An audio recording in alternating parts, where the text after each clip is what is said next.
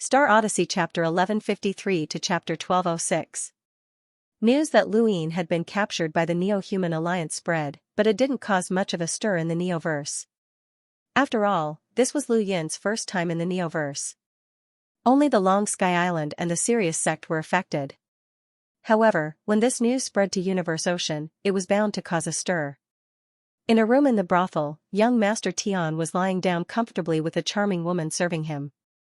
As he listened to Huan Yan's report, Tian Shao suppressed his anger, but then, he suddenly thought of something.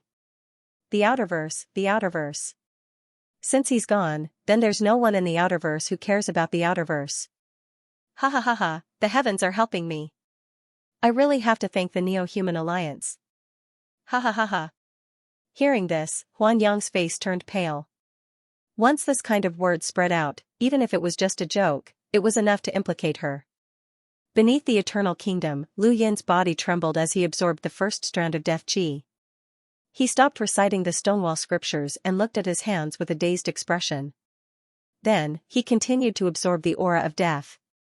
Not long after, he stopped again. His eyes were still blank, but there was a strange and expectant look in them. As if to verify something, he continued to absorb the aura of death. In the distance, the Corpse King roared as its white eyes stared at Luine. It was getting closer and closer to Luine, and even though it was far away, Luine could hear its rapid breathing. Luine opened his eyes and looked over, meeting Bai Yunfei's gaze. The white eyes came from a Corpse King. No, it could be someone who absorbed death energy, or someone who transformed into a Corpse King after absorbing death energy. In any case, it wasn't strange for anything to appear here. Lu Yin's gaze caused the pair of white eyes to retreat. They could sense how terrifying Luine was, and they didn't dare to approach him. Luine could also sense that the owner of those eyes was at least a hunter. For a hunter to be able to reach this place meant that he or she had been successfully transformed by the death energy and then transformed by a Corpse King. He or she was one of the more successful experimental subjects that Silver had mentioned, and only such experimental subjects could reach this place. The white eyes disappeared into the distance. Luine continued to absorb the aura of death. Every once in a while, he would open his eyes. His gaze changed from the initial confusion to anticipation, and then to apprehension and uneasiness. The complex emotions were vividly reflected in his eyes. This uneasiness didn't stop until a new member joined. Silver arrived with a new experimental subject, which was a man who had reached the hunter realm. The man had come willingly, and he excitedly looked at the aura of death. Luine had overheard their conversation, and he knew that the man had come from the Cosmic Sea and was a member of a battle group. He had been abandoned by that battle group, and he had unintentionally encountered the Neo-Human Alliance. The man had willingly joined the Neo-Human Alliance in an attempt to obtain great power to take revenge on that battle group. Death Qi seemed to be a shortcut for the man to increase his strength. He could not wait to absorb the Death Qi. Silver looked at Luine and smiled. Captain, there's no need to stall for time. Nobody can save you. With that, he left. Luine narrowed his eyes and looked at the man who was absorbing the death energy. The man absorbed the aura of death very quickly, without stopping for even a moment. In just half a day, his entire person changed. He became crazy, filled with the desire to vent and fight. His hands clawed at his skin, and his pupils turned from normal to half-white. He roared and screamed as if he had gone mad.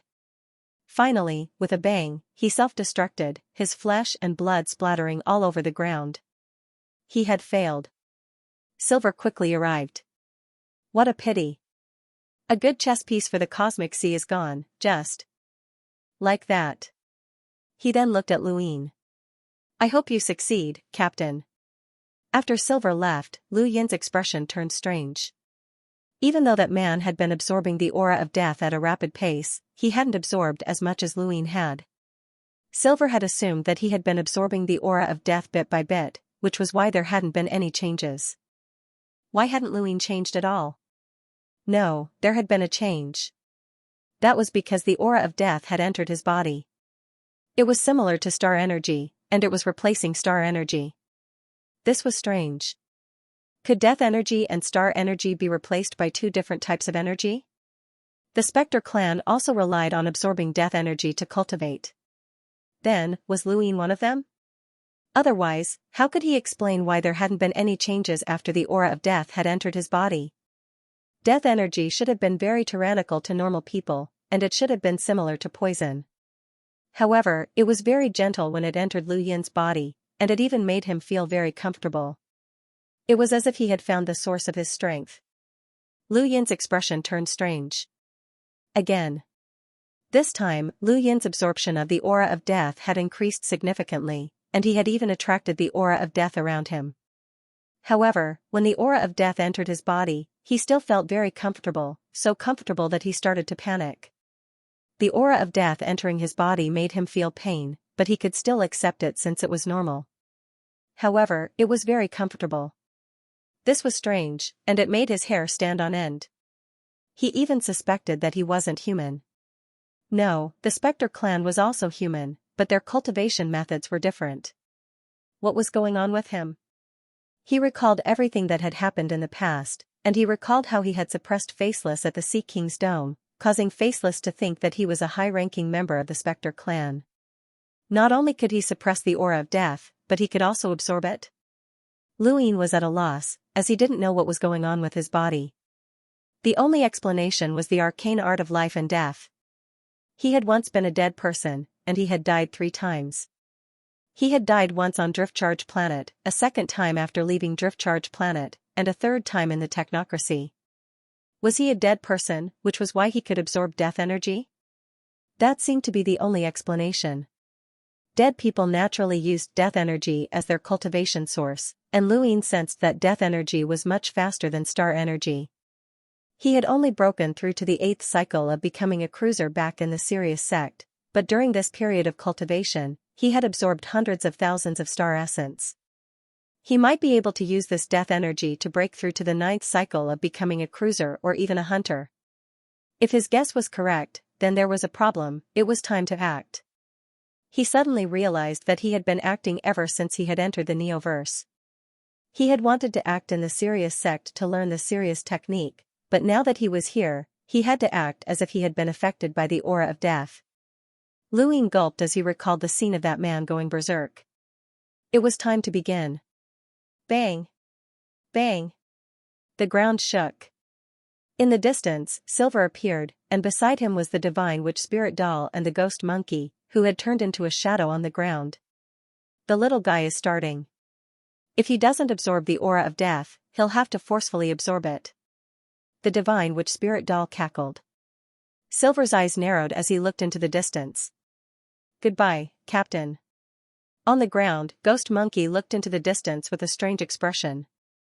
If there was anyone who understood Luyin the most, it would not be Ming Yen, Wendy Yushan, or even Big Sis. Ghost Monkey had interacted with Luyin for 10 years, and he understood Luyin's actions all too well. He was absolutely certain that Luyin was putting on an act. 7th bro, your acting is too bad. The monkey panicked, and he was afraid that Luyin's act would be discovered. He hurriedly said, My lord, this lowly one would like to pay his respects to the great eternal kingdom and your supreme inheritance, the Dark Tower. The shaman spirit child looked at the monkey and was quite satisfied with his words. The words great and supreme were exactly what he meant. All right, go ahead. My lord, this lowly one would like to request that my lord bestow power upon me. The monkey spoke up again, attracting the attention of the Divine Witch Spirit and Silver. The Divine Witch Spirit doll replied, You need to absorb blood to increase your strength. You're just a mere explorer, yet you can absorb the blood of a progenitor. How mysterious. Let's go and let this god study you. The monkey was horrified, and he looked at Luyin helplessly. 7th bro, this is all I can do to help you. Let's just go our separate ways. Mighty, Supreme Witch Spirit God, you are the symbol of the gods. This lowly one wishes to crawl at your feet and be a shadow so that I can always pay my respects to your glory. Almighty, Supreme. Silver watched the Witch Spirit God leave and then looked back at Luyin. His lips curled up, and he turned to leave as well. The Eternal Kingdom's underground was always dark. Luyin silently calculated the time. He had been here for a month, and during this time, he had absorbed a boundless amount of death energy. His mind had not been affected, and acting had been rather tiring. However, the most troublesome part was that his eyes could not change. Absorbing death energy would cause one's eyes to change. That man had only absorbed a little bit of death energy before his eyes turned half white. This was the unique pupil of the Spectre clan. Luin had absorbed so much death energy, but his eyes had not changed at all. This was not something that could be faked, but he could not fake it. The Spectre clan's pupils turning white could affect their opponent's mind. He had experienced it before, and it could not be faked. Then what should he do? Luin was vexed, and he had even slowed down his absorption of death energy, causing Silver to come again. He had no choice but to continue absorbing death energy. This absorbed death energy replaced the star energy in his body as it circulated through his body. Above the explorer realm, one absorbed star energy for cultivation and to increase one's strength, but also to prevent exhaustion. He did not know if the death energy could prevent him from exhaustion, but it should be able to. Right now, he was treating himself like a dead person. Soon, another month passed. Luin absorbed a large amount of death energy every day, and one day, he could no longer control it and broke through. He was helpless, as he did not want to break through. However, with Silver around, and with him pretending to have gone crazy from the death energy, he had to absorb even more of it. This allowed him to break through to become a 9-cycle cruiser. He really did not want to break through, but the effects of death energy on his cultivation were much, much better than star energy. They were not of the same quality, and he was able to break through after just 2 months of absorbing death energy. Furthermore, he did not feel uncomfortable at all, as the death energy was like air to him. Sometimes, he wondered if Silver and the other Spectre clan members would be angered to death if they found out about this. He was sure that his absorption of death energy was much faster than theirs, or else Silver would have reached a higher cultivation realm long ago instead of just breaking through to become an enlighter. It was a little infuriating if the Spectre clan members found out. Could he be a Spectre clan member? Luin was most worried that this guess would be true, as he had lost his memories. Even if he was a Spectre clan member, he was still their ancestor. Although breaking through to become a 9-cycle cruiser did not cause much of a commotion, it still shook the entire Eternal Kingdom. Most people would first have to undergo a transformation after absorbing death energy, which would take a long time before they could adapt to the death energy. Nobody had broken through in just 2 months like Luin had. Luin was panting heavily, and his eyes were filled with a black deathly aura as he growled uneasily. In front of him, Silver frowned and looked at him strangely. The sorcerer god was there as well. "How is it? Have you figured out the reason?" the sorcerer god asked. Silver shook his head. "Should we invite the clan leader out?" The sorcerer god replied, "No need. They have more important research to do. This brat should have succeeded, right?" Silver sized up Luin, who suddenly looked up and roared at him. Silver's eyes flashed, and he raised a hand to press down on Luin's shoulder. Luin quieted down. Silver frowned, as he had suppressed Luin with the deathly aura. The result was expected, but he still felt that something was off. Luin did not have the same sense of control that he had when he had suppressed the other specters, but he had definitely suppressed Luin. He could sense that the deathly aura within Luin's body had gone dormant. Silver did not believe that Luin could control the deathly aura on his own, as even the specters would not be able to do so quickly. But what was this strange feeling? Silver then stared at Luin's eyes, which had not turned white. This was the most puzzling thing to him. When a normal person absorbed deathly aura, regardless of whether they succeeded or not, their eyes would change color. But what was going on? Luin's eyes were emitting deathly aura, but they had not turned white. This was strange. How is it? Can he undergo the second stage of body modification? The sorcerer god asked. Silver respectfully replied, "His eyes have not changed. It's best not to undergo the Corpse King transformation, or there might be irreversible consequences." The sorcerer god was dissatisfied. "Your Spectre clan's deathly aura has never been wrong." Silver said, "My lord, you want to obtain the most perfect weapon. This person is not perfect yet, so we can only wait for his eyes to change color. Even if they turn white, he can undergo the Corpse King transformation." The sorcerer god snorted. "Then show me the results." Silver nodded and snapped his fingers. In the distance, a figure that had been crouching on the ground stood up. Lu Ying pretended to be crazy, but his eyes were filled with deathly aura. He saw the figure through the aura, and it was the ghoul that had fought against Yu Hua and Mavis in the mountain and sea realm. It could display the third transformation and was invincible for a time. Even Xianxia had almost been captured by it, and even though she had failed, she had still been injured by its claw. To the current of the Fifth Mainland's younger generation, this ghoul was truly invincible. He was strong enough to compete with Patriarch Qin. Attack! Silver's voice was ice-cold, and his curled lips looked chilling. The ghoul growled, and its scarlet eyes suddenly turned gray. This was the first Corpse King transformation, and it charged towards Lu Ying with a claw. Lu Ying didn't even move, allowing the zombie's claw to land on his shoulder and smash him into the ground. He endured the pain and growled as he leapt to his feet, death energy surging from his body as he charged towards the zombie. He raised a hand and swatted out with his claw, sending the zombie flying back 100 meters before crashing into the ground. Lu Ying was unwilling to give up, and he charged at the ghoul once more. Black death chi wrapped around his skin as he stomped down. Corpse Ghost's eyes turned green as it reached its second transformation. It punched out and collided with Lu Yin's right foot, sending him flying. It then leapt up and punched out again. Lu Ying absorbed all of the black deathly aura into his body and punched out as well. Bang! The intense collision caused the ground to tremble as the death energy and Corpse King transformation clashed, causing many of the Corpse Kings to roar. Corpse Ghost had not transformed into a Corpse King, so its physical strength could not compare to Lu Yin's. It had been able to stand shoulder to shoulder with Lu Ying after its gray eyes transformation, but now that it was green, Lu Ying would not be able to withstand it even if he used his 9-lined battle force. This was the power of death energy. However, when Corpse Ghost's third transformation appeared, Lu Ying was sent flying with a single punch. He spat out a mouthful of blood and crashed into the ground. Corpse Ghost wanted to continue attacking, but it was stopped by Silver. Silver looked at the divine shaman spirit. The spirit was satisfied. Not bad. With a normal body and death energy, he can resist a second transformation Corpse King, and an enlighter at that. He truly deserves to be called a perfect weapon. Even the Mavis family's Treeheart's descendant wouldn't be much stronger after being transformed by death energy. Silver smiled. The descendant of the Mavis family's Treeheart is an enlighter. I believe that once Lu Ying becomes a hunter, he'll definitely be able to resist Corpse Ghost with his death energy. He'll surpass the Mavis family's descendant and even surpass the Prime Clear lineage. The spirit let out a strange laugh and left the ground.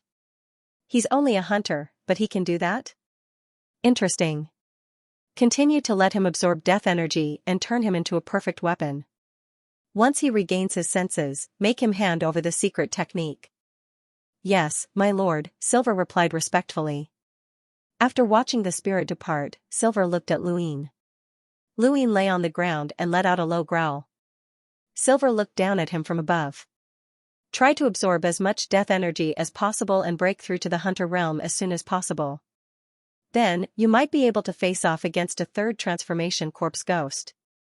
I'll also have another weapon, and I'll be more confident in my expedition to Progenitor Chen's tomb. Captain, you have to work hard. He then left with Corpse Ghost, but before he left, he had Corpse Ghost throw Lu Ying to the side of the pit where death energy was surging out.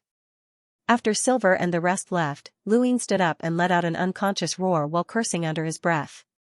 It was too painful. Corpse Ghost's attacks were terrifying, and he had been forced to face them head-on. Fortunately, he had become a cruiser who had gone through his 9th cycle and had the support of death energy. Otherwise, a second transformation Corpse Ghost would have beaten him to a pulp, let alone a third transformation Corpse Ghost, which would have been enough to cripple him. His surroundings were pitch black and filled with dense death energy. Lu Ying took a deep breath. Silver had mentioned something about Progenitor Chen's tomb. Wasn't that guarded by the 7 courts? Could he go there as well? Right, before coming to the Neoverse, Ku Wei had told Lu Ying to accompany him to his family after the Star Tower contest and enter Progenitor Chen's tomb together. Did that mean that Progenitor Chen's tomb was about to open? Only the descendants of the 7 courts could enter, and if the Neo-Human Alliance could, it meant that they had some tricks up their sleeves. Lu Yin's eyes lit up. he could go there as well. Only by leaving the Eternal Kingdom would he have any hope of escaping, and Progenitor Chen's tomb was his only hope. Lu Yin's breathing quickened as he looked at the death energy all around him. If he could follow Silver to Progenitor Chen's tomb, then he would have a chance of escaping. That also meant that he would not be able to come into contact with death energy in the future. Lu Yin was rather reluctant to lose this comfortable power. Since that was the case, he decided to take advantage of this opportunity to absorb as much death energy as he could. While Lu Yin was madly absorbing death energy in the Eternal Kingdom to increase his strength, in the outside world, the Outerverse finally received news that he had been captured by the Neo-Human Alliance. The Great Eastern Alliance was in chaos, and the Great Yu Empire was grieving. Everyone gathered in front of Lu Yin's statue to pay their respects. Being captured by the Neo-Human Alliance meant that even if he did not die, he would become a corpse king. This meant that Lu Yin was completely gone. Countless people were stunned by this news. Before anyone could react, another piece of news arrived. The Hall of Honor had ordered that the Great Eastern Alliance return the Astral River Arc to connect the Innerverse and Outerverse. At the same time, the Great Eastern Alliance would be temporarily overseen by Bulao to stabilize the Outerverse. In the Outerverse, on Xinyu Star in the Great Yu Empire, the Imperial Cabinet, the Lu Ministry of Staff, the Lu Ministry of Defense, and Wei Rong were all gathered together in an intense discussion. The Hall of Honor is sending someone to take over the royal regent right after he was captured. This is too much. With the royal regent's abilities, it's not impossible for him to return. Let's contact the Hall of Honor's upper echelons and request that they wait for the royal regent. Contact Yi Crafty first. He's an enlighter that the royal regent left behind to protect Xinyu Star. Only he has the ability to contact the Hall of Honor's upper echelons. There's also the Lan family. Didn't Lanxi participate in the Star Tower contest? Ask him to speak up. The 10 arbiters can also directly contact the Hall of Honor's upper echelons. Lu Yin's capture sent the entire Outerverse into chaos. In Grand Top Weave, Tianming was apprehensive. He had only been able to control the 9-stack sect because of Lu Yin's support. Now that Lu Yin was gone, what right did he have to control the 9-stack sect? When news of Lu Yin being captured by the Neo-Human Alliance spread, Tianming could clearly sense that some of the 9-stack sect's experts were looking at him differently. In Lars Weave, the Six-Fingered Tribe's leader, Bok Shamus, felt conflicted. He had originally joined the Great Eastern Alliance to deal with the Wei family, but now that the Wei family had joined the Great Eastern Alliance, their relationship as old enemies had disappeared. Now, even if the Great Eastern Alliance was divided, the Wei family did not have the ability to resist them. Bok Shamus did not know what he was thinking. Did he want Lu Yin to return? Or did he not want Lu Yin to return? No, he definitely would not return. Since he could not return, the Six-Fingered Tribe did not need to listen to anyone else's orders. It was impossible for the Hall of Honor to order them around. Bok Shamus was not the only one who thought this way. The various powers that had joined the Great Eastern Alliance, including Green Peak Gorge, the Vast Earth Sect, Even Ground Palace, Taima Palace, the Dark Phoenix Tribe, and so on, were all unwilling to be supervised by a stranger. Lu Yin had unified the Outerverse because the Innerverse and Outerverse had been separated and because he had used various methods. What right did the others have? This result was within the Hall of Honor's expectations. Now that the Innerverse and Outerverse were connected, the Innerverse did not wish for the Outerverse to be unified. Even if the Hall of Honor wanted to, they would not be able to do so. A unified Outerverse would not benefit the Innerverse. The Hall of Honor was naturally aware of this situation, which was why news of Bulao's identity quickly spread. He was one of the 9 directors of the Hall of Honor. On the surface, the 9 directors had the highest authority in the Hall of Honor, and they had the power to judge and make decisions. Although the 9 directors were not very powerful, they had great authority, and they could even influence powerful organizations like the Interstellar Arbitration Center and the Lockbreaker Society to a certain extent. As one of the 9 directors, Bulao's status could be considered to be at the peak of the human domain. Such a person wanted to supervise the Great Eastern Alliance, which made the Outerverse powers that had originally planned to withdraw tremble. All of them wanted to withdraw, but not a single one dared to show themselves. News of Bulao's identity had spread at this time, and it was obvious that the Hall of Honor had issued a warning. Any power that dared to show themselves would most likely be destroyed in the next moment. At this moment, even the Innerverse did not dare to play any tricks. As for the competition between the 5 prodigies of the stars, it had long since faded away following the Neoverse transformation. The mountain and sea realm was no more, and there would no longer be any 5 prodigies of the stars in the future. On Everlasting Sky Island, Xianxia's gadget beeped rapidly. He sighed and accepted the call. A screen appeared in front of him, and on the screen was Xianxia. "Senior brother, what's wrong with little Ian? Why didn't you protect him well?" Xianxia roared, his eyes bloodshot. Xianxia was helpless. "I'm sorry, junior brother. Everything happened too suddenly, and no one knew that the Neo-Human Alliance's 7 sky gods would act." Xianxia roared angrily, "Then why are those geniuses of the Hall of Honor unharmed? Why are the others fine? Only little Ian was captured?" Xianxia shook his head. "I don't know. The only person the Neo-Human Alliance managed to capture was little Ian, and it was the witch spirit god who personally took action. Under those circumstances, even Master might not have been able to save him." Ryan panted heavily as he ascended. He held his tyrant blade tightly, and his emotions were unstable. After a while, Xianxia said in a low voice, "I believe that little Ian will return. His destiny is very high, and it won't end just like this." Xianxia opened his mouth, wanting to say something, but no words came out. "Old Mambu wants to take over little Ian? Impossible. Senior. Apprentice brother, Everlasting Sky Island cannot remain silent on this matter," said Xianxia sternly. Xianxia nodded. "Don't worry, Master will personally oversee this matter. Nothing will happen to little Yin's Great U Empire, and he won't be monitored by anyone." "What about the Great Eastern Alliance?" "Junior brother, you should be clear that since the Outerverse has been unified, the meaning behind it has changed. Little Ian isn't around, so someone has to unify the Great Eastern Alliance. Otherwise, if the Outerverse splits again, it will never be unified again. That's all thanks to little Ian. We know, and so does Master. Besides, little Ian still has Master Yuan behind him.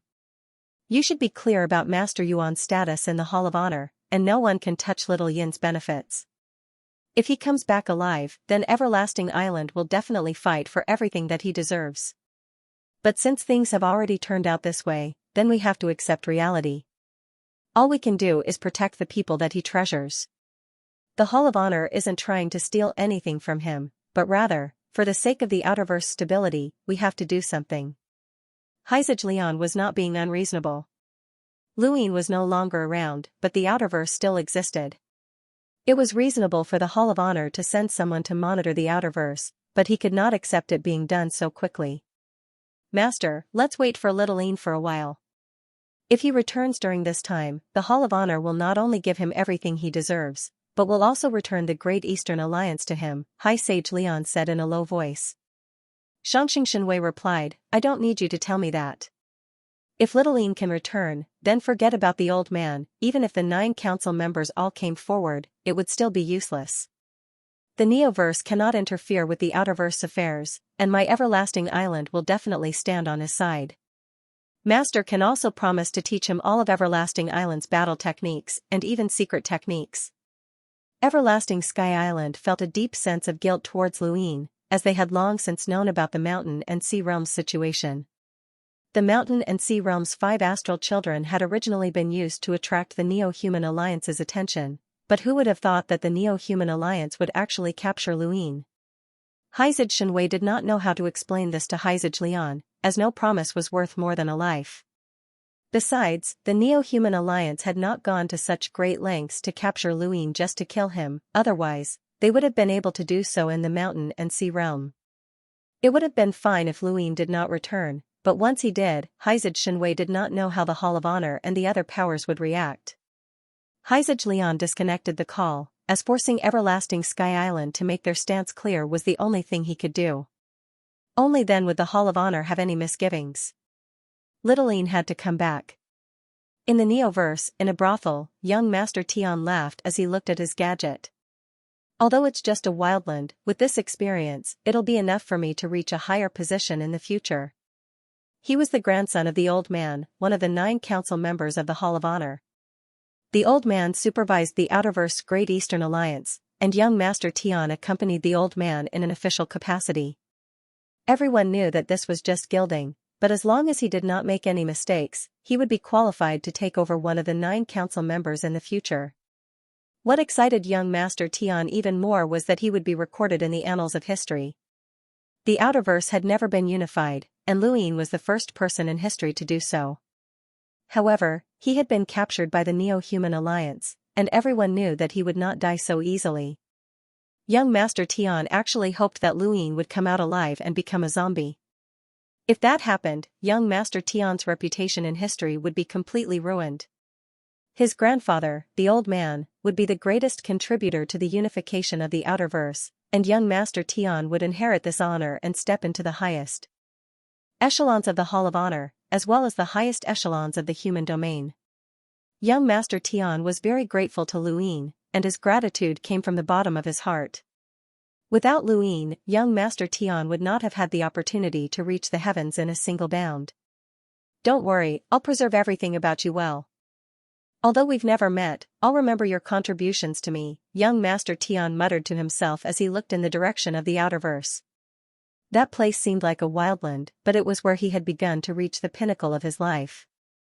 The Hui ancestor had schemed for eternity, and he had arranged to protect the 5th mainland. The Outerverse and Innerverse had been connected due to the interference of the Hall of Honor, and a calamity had befallen the 6th mainland. A series of major events had occurred in such a short period of time, and no one knew exactly how they would affect the human race. Even the Starsabil sect did not have the ability to divine the Hui ancestors' plans. Amidst this grand era, a small episode had occurred on Earth. Earth was where Luin had first embarked on the path of cultivation. More than 10 years had passed since the apocalypse, and it should have been expropriated by the Great Yu Empire and reduced to an ordinary planet. However, because of Luin, Earth's fate had changed, and it had become one of the most famous planets in the Outerverse. The major cities on Earth had changed greatly as well, and it was as if thousands of years had passed in an instant. Technology and cultivation were equally important. Jinlin was one of the largest cities on Earth, and it was also where Luin had stayed for a long time. Although it had changed greatly, many of the ancient buildings still remained. Compared to the span of the universe's history, Jinlin was not even as old as a single cultivator. However, to the countless people on Earth, the fact that it had been preserved was already a cause for celebration.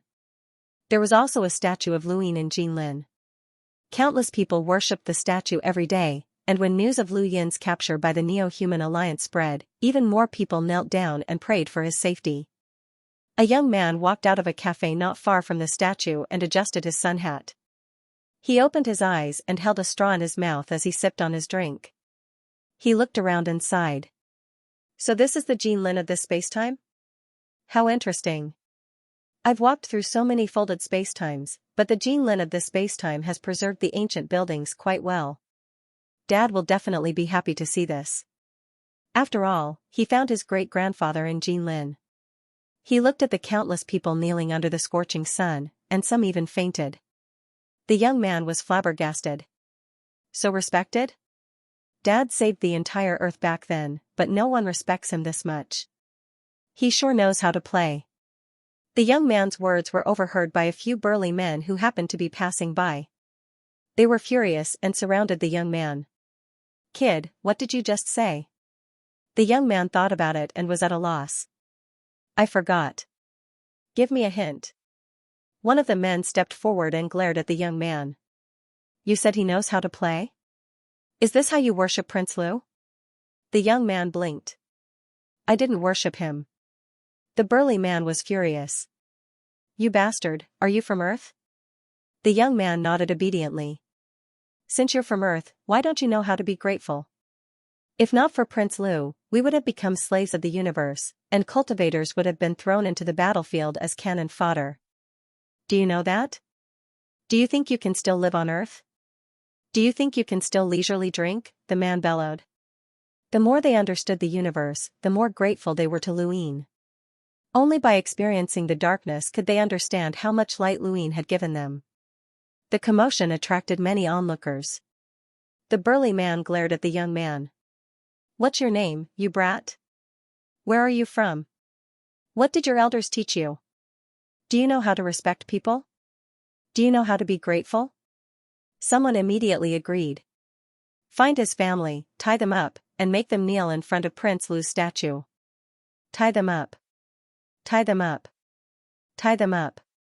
The young man saw that the people around him were getting closer, and all of them were glaring at him fiercely. He laughed dryly, took a deep breath, and finished his drink. He raised his hand and waved goodbye. Sorry, I don't know much about the history of your spacetime. I'm just chasing a rabbit that can make lightning. Sorry. After saying that, he disappeared, leaving behind an empty drink bottle that fell to the ground with a soft sound. The onlookers looked on in confusion, but they couldn't find any trace of the young man. They were all very unwilling, but there was nothing they could do about it. Beneath the Eternal Kingdom, next to the deepest pit filled with death energy, Lu Yin absorbed a large amount of it. Every once in a while, he would stop to sense it, but he found that it didn't affect him much. He even had some hope of breaking through to the hunter realm. But one day, perhaps because he had absorbed too much death energy, Lu Yin finally felt that something wasn't right. Scenes of slaughter flashed through his mind, and he saw Puyu, Feng Yamo, and Knight King Jinwu. He saw his former enemies being killed one by one, and his heart was filled with boundless joy.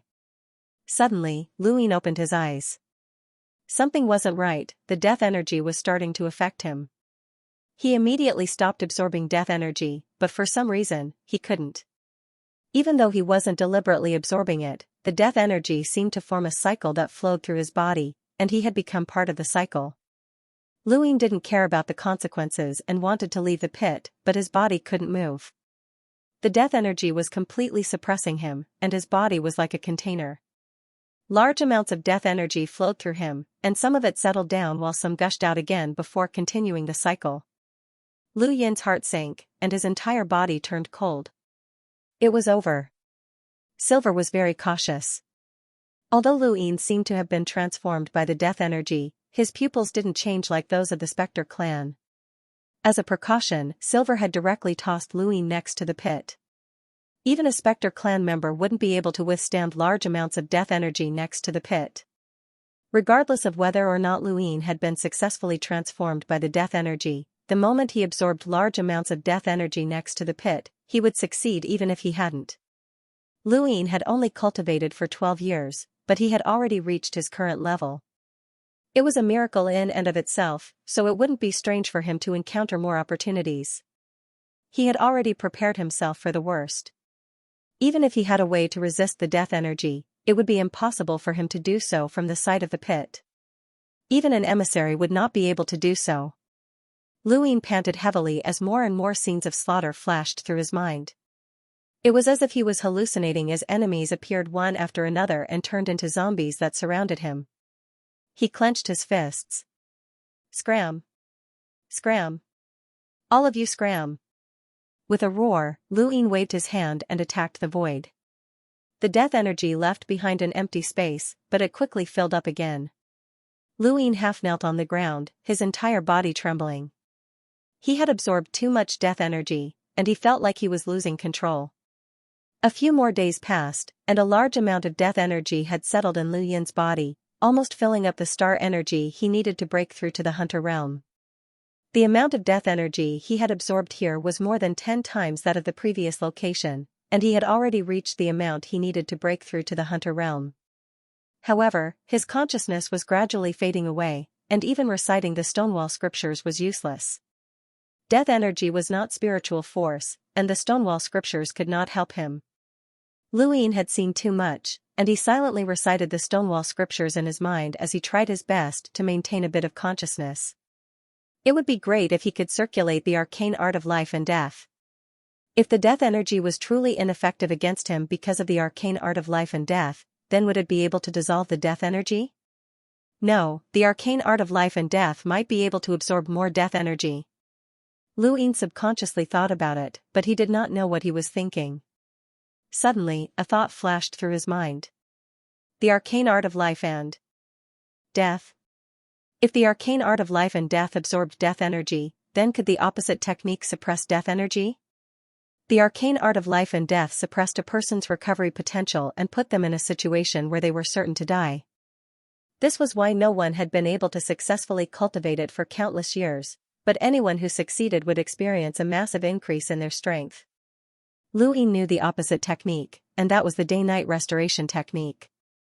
The day-night restoration technique increased a person's potential and limitlessly increased their recovery abilities. The first time he had encountered Xianlong Day-Night's day-night restoration technique on Shenwu continent, he had felt suppressed because the two techniques were complete opposites. The day-night restoration technique was a powerful technique from the day-night clan, and it had instilled fear in its name. It was famous throughout the universe, and although it was suppressed by the arcane art of life and death energy. Coincidentally, when Lu Ying had stolen Night King Zhenwu's inheritance stone, he had learned the day-night restoration technique after entering the inheritance corridor. At that time, he had thought that if he cultivated the mystic art of life and death and then cultivated the day-night restoration technique, it would be equivalent to eating poison. Now, it was time to eat poison. If his guess was correct, then the death chi was beneficial to him because of the mysterious art of life and death. In that case, the white night restoration art might have the effect of resisting the death chi. If he allowed the death aura to transform him, then he really would become a weapon of the Neo-Human Alliance. When that happened, he wouldn't be able to escape from progenitor Chen's tomb. Of course, cultivating the white night restoration technique could also make him miserable, but since he had already reached this step, he could only choose to cultivate. The day-night restoration technique was not easy to cultivate, or else Xianlong Day-Night would not have been the only one who had learned it. As a member of the Day-Night clan, Xianlong Day-Night had been able to suppress Night Queen Yanqing just because he had learned the technique. Lu Ying took a deep breath.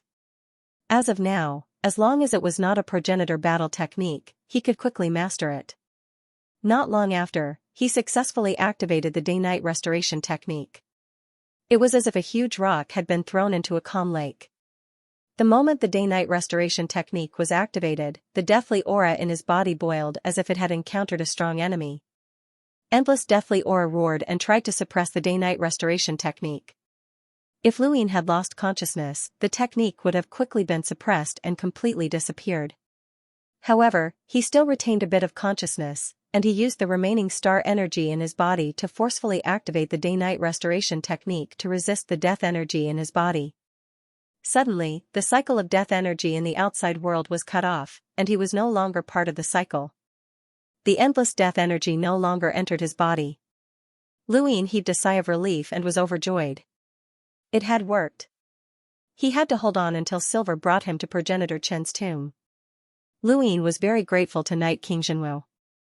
If not for his inheritance stone, he would not have been able to learn the day-night restoration technique, and he might have been reduced to a weapon of the Neo-Human Alliance. Lu Ying did not know how the monkey was doing, as it had actually been born from progenitor Wusheng's shadow. It was no wonder why it could absorb progenitor blood. It had broken through to the hunter realm right after absorbing progenitor blood.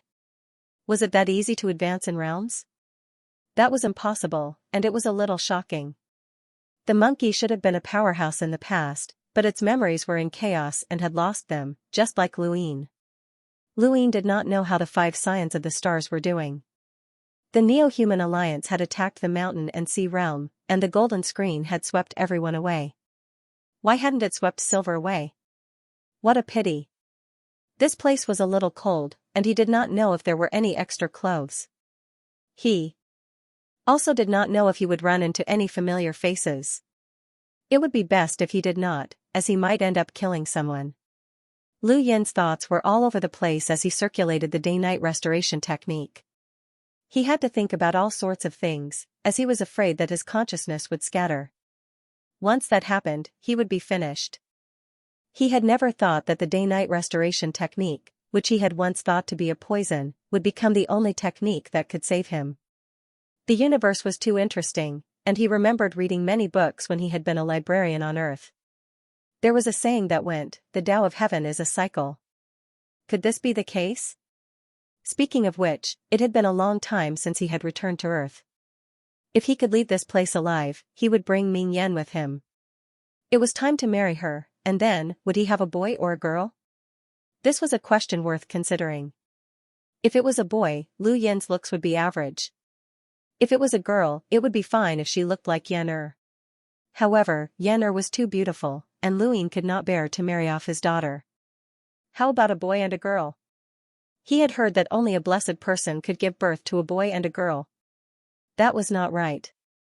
Lu Yin had such a long lifespan that he could even give birth to 10 boys and 10 girls, let alone 1 boy and 1 girl. That was not right either.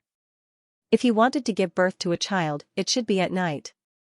The one who would appear at night was the white-haired Yan, and that Yan would not be easy to deal with. Would she bite? Lu Yin did not know what he was thinking, but it was very strange. His consciousness was not scattered, but he could not control it either. As for the day-night restoration technique, it was constantly circulating to resist the death qi. His half-scattered consciousness had caused him to lose track of time, and he did not know how much time had passed when he heard footsteps behind him. He suddenly woke up and subconsciously pretended to be unconscious as he let out a low growl. Silver appeared beside him and patted him on the shoulder. Lu Yin immediately suppressed the death qi in his body. Silver slowly walked in front of Lu Yin and looked into his eyes. A single glance caused Lu Yin's heart to go cold. Lu Yin's eyes had turned pitch black, as if they were black holes that could absorb light. Silver frowned, as he had never seen such pupils before. How could this be? Lu Yin's consciousness was clear at the moment, and he controlled the death qi to condense in his eyes. However, he did not know that his pupils had already changed, and they had become something that even Silver could not understand. Silver carefully observed Lu Yin, and a butterfly appeared in his right hand. A blade slashed across Lu Yin's arm, leaving behind a scar. Aside from bloodstains, there was also death qi surging out. This was a sign that Lu Yin had absorbed too much death qi. Silver found it strange. After absorbing so much death qi, Lu Yin's pupils had actually become like this. He could not understand it at all. Captain, you've become so strange that even I don't recognize you anymore. My Spectre clan has never had pupils like yours. Perhaps you've really succeeded in your transformation, or perhaps you're just faking it. But no matter what, I'll take you to Progenitor Chen's tomb and fight for what I want there. If you're just faking it, then I'll admit that you've got some skill, Silver said with a smile. He then moved his fingers and walked towards the surface. Lu Yin followed behind him like a zombie, pretending to be a zombie while also being shocked by the scene in his body. At this moment, a strange thing had appeared in his heart. It was like a fog, but also like a hazy black and white starry sky. He did not know what it was or how it had appeared. Was it related to the arcane art of life and death or the day-night restoration technique? However, he did not have time to think too much about it. He had used his Fate Zen to block that strange thing. He had 3 pieces of Fate Zen. They were located in his heart, his left arm, and his right leg. He had also absorbed Hong Ying's Fate Zen in the past. It was still a little small. If possible, he would absorb more Fate Zen in the future. He would be able to block this thing better. He did not know who had Fate Zen, but no one had used it. In the mountain and sea realm. Had it been useless? Or had they not been able to use it in time? Progenitor Chen's tomb was located in the southern border, which was the darkest place in the Neoverse. The 7 courts were gathered there, along with many restless powerhouses from the Neoverse. There was also the burial garden and a large number of Neo-Human Alliance strongholds. There was a saying in the Neoverse, whoever could survive in the southern border would be able to survive in the Neoverse. The southern border was the most chaotic place with many powerhouses. The 7 quartz branches were circular in shape, surrounding Progenitor Chen's tomb in the center. No one could bypass the 7 quartz and enter the tomb. The 7 quartz had been formed because of Progenitor Chen's tomb.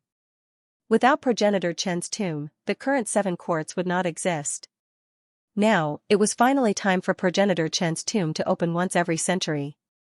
The successors of the 7 quartz had been preparing for this day for a long time. There was a river in the southern border called the Great Underworld River. The raging waves of the Underworld River could corrode anything. The 7 quartz Yu family lived in the center of the Great Underworld River. The spacecraft landed outside the Great Underworld River. The Yu family's successor, Yu Qin, and elder Yu Ren arrived at the banks of the Great Underworld River and calmly waited. The Yu family's disciples were standing guard outside the Great Underworld River. In truth, there was no need for them to stand guard, as the great underworld river itself was a defense. A small boat slowly sailed through the great underworld river. The boatman was an old man, and he slowly rowed the boat while singing an unknown tune. When the boat arrived, Yuqin and Yuren both bowed. "Come on up, children." The boatman kindly smiled as he looked at Yuqin and Yuren. Yuqin was the Yu family's successor and the most powerful expert of the younger generation. She could be called a child, but Yuren had lived for many years and was an envoy-level powerhouse. It was strange for him to be called a child. But whether it was Yuqin or Yuren, they both acted as if it was natural. In front of this old boatman, they were all children. The strange tune drifted off into the distance until it disappeared from the great underworld river. Daughter Yuqin greets the patriarch. In front of Yuqin was a tall woman wearing black gauze clothes. She faced the great underworld river. "You've worked hard." The woman's voice was graceful, and she exuded a mature beauty. However, her face was covered by a veil. She was the patriarch of the Yu family, Yu Kursen. Yuqin bowed but didn't say anything. "What are your thoughts on this trip to the mountain and sea realm?"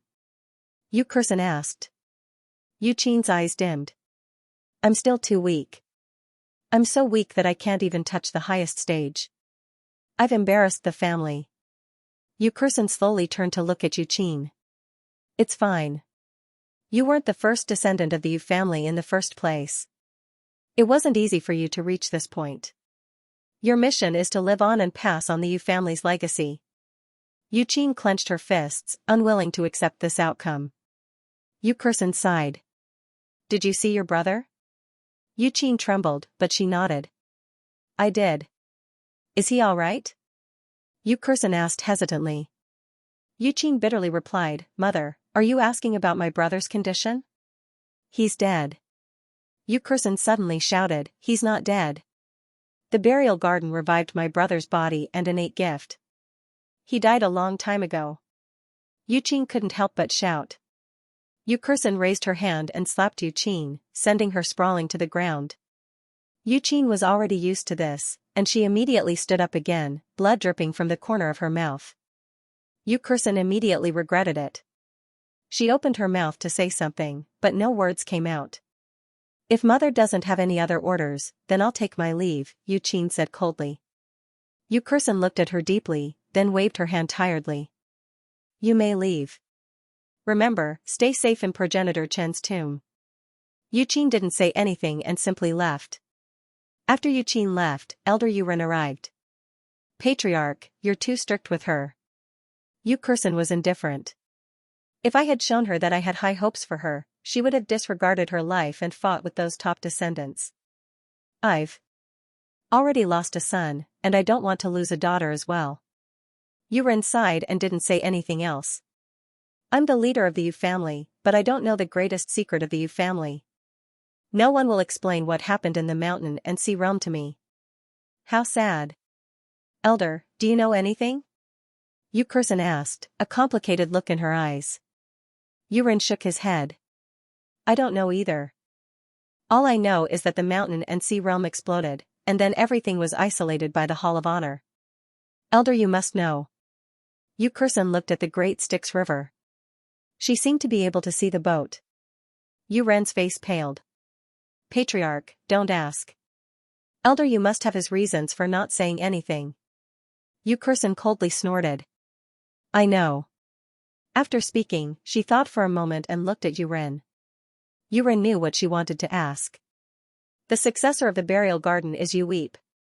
He was originally supposed to be one of the 5 astral children, but he was defeated by Luin, who came from the outer verse. However, he was rescued by the Hall of Honor in the end. Rest assured, family head." "Luin?" Yu Kursen's gaze turned cold. Yuren replied, "Yes, Luin.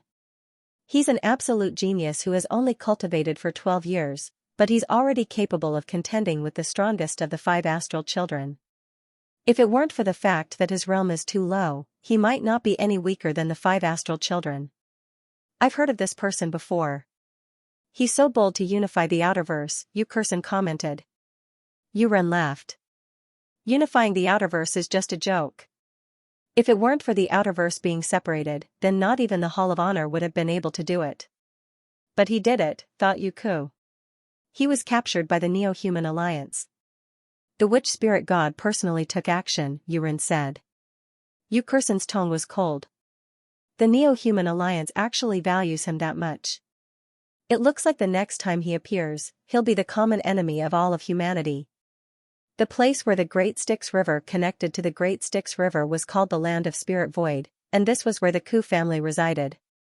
Ku Lei returned from the mountain and sea realm and stood in front of Ku Pu, the patriarch of the Ku family. Father, I can't accept this.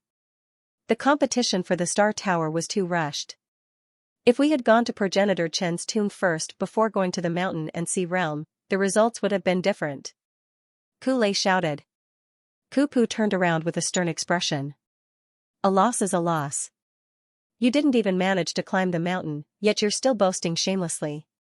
Ku Lei defended himself. In the past, the competition for the Star Tower was held after Progenitor Chen's tomb opened, but this time, it was held before the tomb opened. This is unfair to us. The Hall of Honor obtained the inheritance long ago, but what about us? If I had gone to Progenitor Chen's tomb first, my strength would have increased by another level, and I would have definitely been able to compete with the Prime Clear lineage. Ku Pu snorted. It's useless even if you increased your strength by 2 levels. The ancestral chi of the 3 suns is invincible. Calm down for a bit. Progenitor Chen's tomb is about to open, so do your best to break through to the Enlighter realm. Otherwise, you won't have any hope of entering that list. Ku Lei was unwilling, but he did not say anything else and simply turned to leave. Ku Pu was helpless. Not too far away from the Land of Spirit Void was a strange region of space that resembled a chessboard. The planets were like chess pieces, and if one could see the entire region, they would be able to see a complete chess game. This was the Astral Sift region, where the Su family resided. Sujio stared at the chessboard in front of him with a grave expression. He had held a chess piece in his hand for more than 20 hours, but he did not know where to place it. Across from him, the Su family's strategy elder Yan was not in a hurry, and he leisurely sipped his tea. Finally, Sujio made up his mind and placed his piece. Strategy elder Yan shook his head in disappointment. You're still too impatient. Sujio pursed his lips.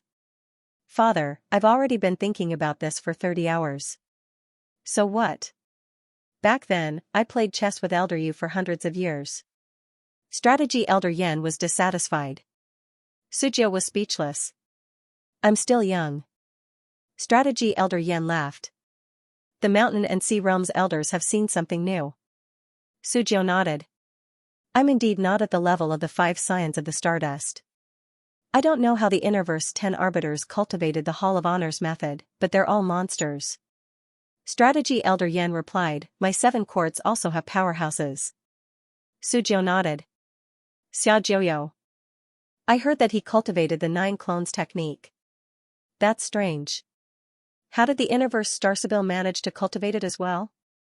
Strategy elder Yan replied, there are some things that you don't need to know too much about. Knowing too much is not good for you. All you need to know is that during this trip to Progenitor Chen's tomb, you need to increase your strength as much as possible. However, staying alive is more important. Sujio replied, I understand. Strategy elder Yan looked at the chessboard. I heard that the kid called Luin not only knows the Yu secret art, but also our Su family's planned secret art. Sujio replied, I was just about to report this to father. That's right, I don't know where Luin learned our family's secret technique. Father, should we send someone to the Outerverse to investigate?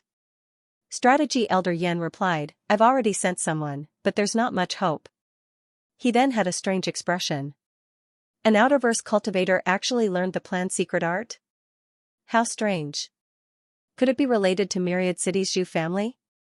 Sujio suddenly asked. Strategy elder Yan shook his head. Even the Zhu family doesn't know the planned secret art. Moreover, to learn it, one must observe their ancestors' chessboard.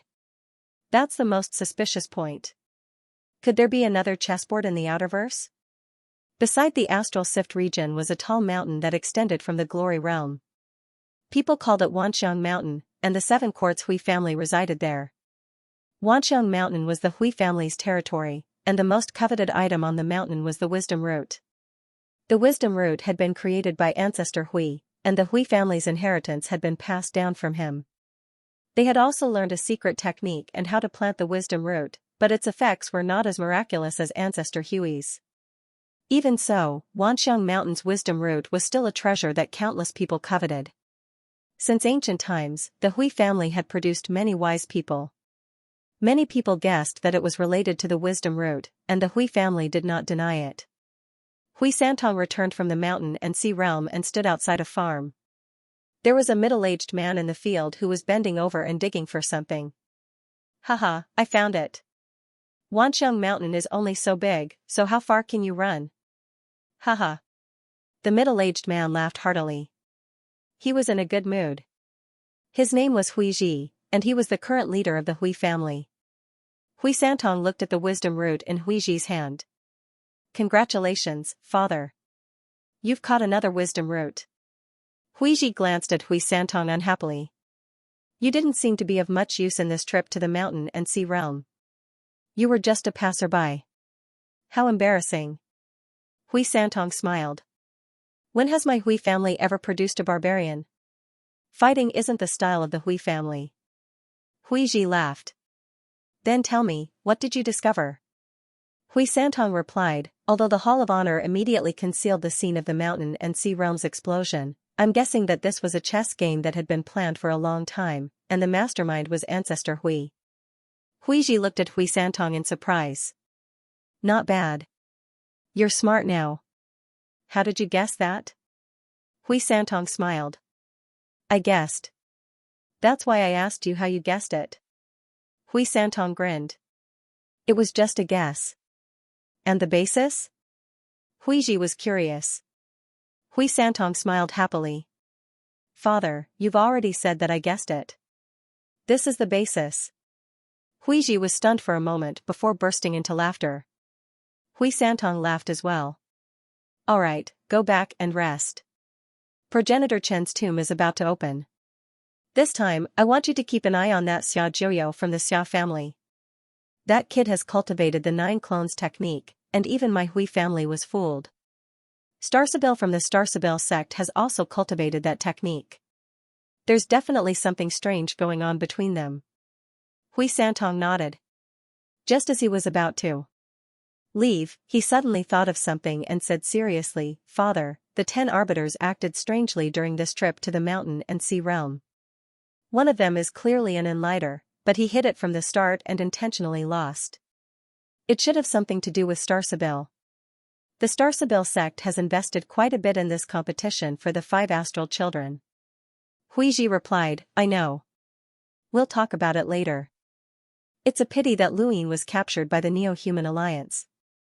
Beside Wanxiang Mountain, there was a piece of land that did not extend from the Glory Realm. Instead, it stood alone in space and was connected to the soil that permeated the heavens. If one looked at it from a distance, they would discover that this piece of land was completely shaped like a blade. It was rumored that progenitor Chen had cultivated the 9 clones technique, and one of his clones had used a blade as a weapon. The Xia family had been progenitor Chen's descendants, and they had lived on weapons. Unfortunately, countless years had passed, and even though that blade had turned into land, no one from the Xia family had been able to use it. In the end, it had become the ancestral land of the Xia family. Thank you for your support, brothers. I'll update at 3 p.m. Thank you. The Xiao clan's ancestral teaching stated that any descendant who could cause the blade to tremble could become the head of the Xia clan and inherit everything. In this expedition to the mountain and sea realm, besides the Prime Clear's 3 young ancestral chi, Xiaojiu was the one who had been in the limelight the most. The 9 clones technique had been rumored since ancient times, but even the Xia clan had never cultivated it. Progenitor Chen's 9 clones technique had been unrivaled in the universe. Xiaojiu had cultivated it, and the Xia clan viewed him as progenitor Chen's successor. The Xia clan's patriarch, Xia Yi, calmly looked at the stars and the glory realm. Even I didn't know that you cultivated the 9 clones technique. In the entire Xia clan, only Elder Meng knew. No wonder Elder Meng insisted on coming with you. She was worried that something might happen to you. Xiaojiu looked at Xia Yi indifferently. He wasn't Xia Yi's only son. Xia Yi had more than 10 sons, which meant that he had more than 10 successors. He had stood out and become the sole successor of the Xia clan. As for Xia Kong, he had created him with the 9 clones technique, and elder Xia Meng had helped him hide it. Are you blaming me for what I did? Xia Yi looked at Xia Jiuyo, as if he could see through his thoughts. Xia Jiuyo shrugged. No, Patriarch, you didn't do anything wrong. The Xia clan is the head of the 7 courts. Even if you let your own sons kill each other to decide on the most outstanding one, it's not wrong. Xia Yi stared at Xia Jiuyo. You have to understand me. In the future, you will also be the Xia clan's patriarch. Our positions are different, so our choices will be different. Xia Jiuyo nodded. Xia Yi sighed. It was one thing to say, but actually doing something like this was as difficult as ascending to the heavens. More than 10 sons plotting against each other and killing each other until Xia Jiuyo was chosen was truly cruel. At the same time, he thought of Xia Meng. If it weren't for her, Xia Jiuyo would have become a weapon that only listened to orders, instead of a schemer who dared to hide and create clones.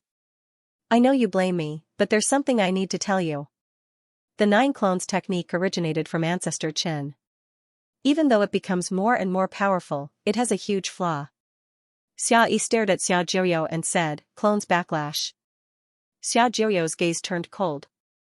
Of his 9 clones, he had already absorbed the strongest, Xia Tian, and Xia Kong, which had directly broken through to the Enlighter realm. He had originally planned to absorb Xia Luo as well, but he had not succeeded.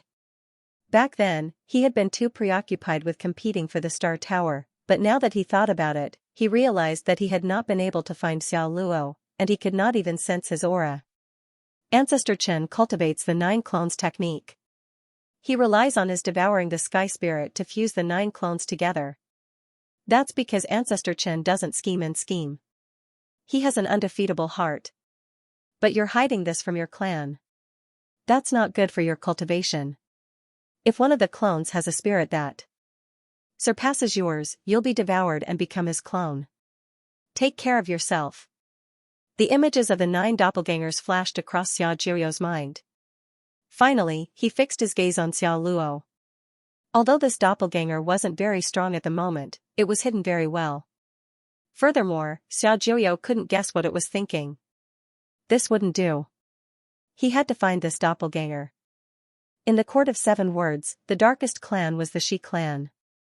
The Bone Plains was the name of the region where the Shi clan resided. It was called that because there were too many skeletons in this region, both human and beast. This had something to do with the Shi clan's cultivation technique.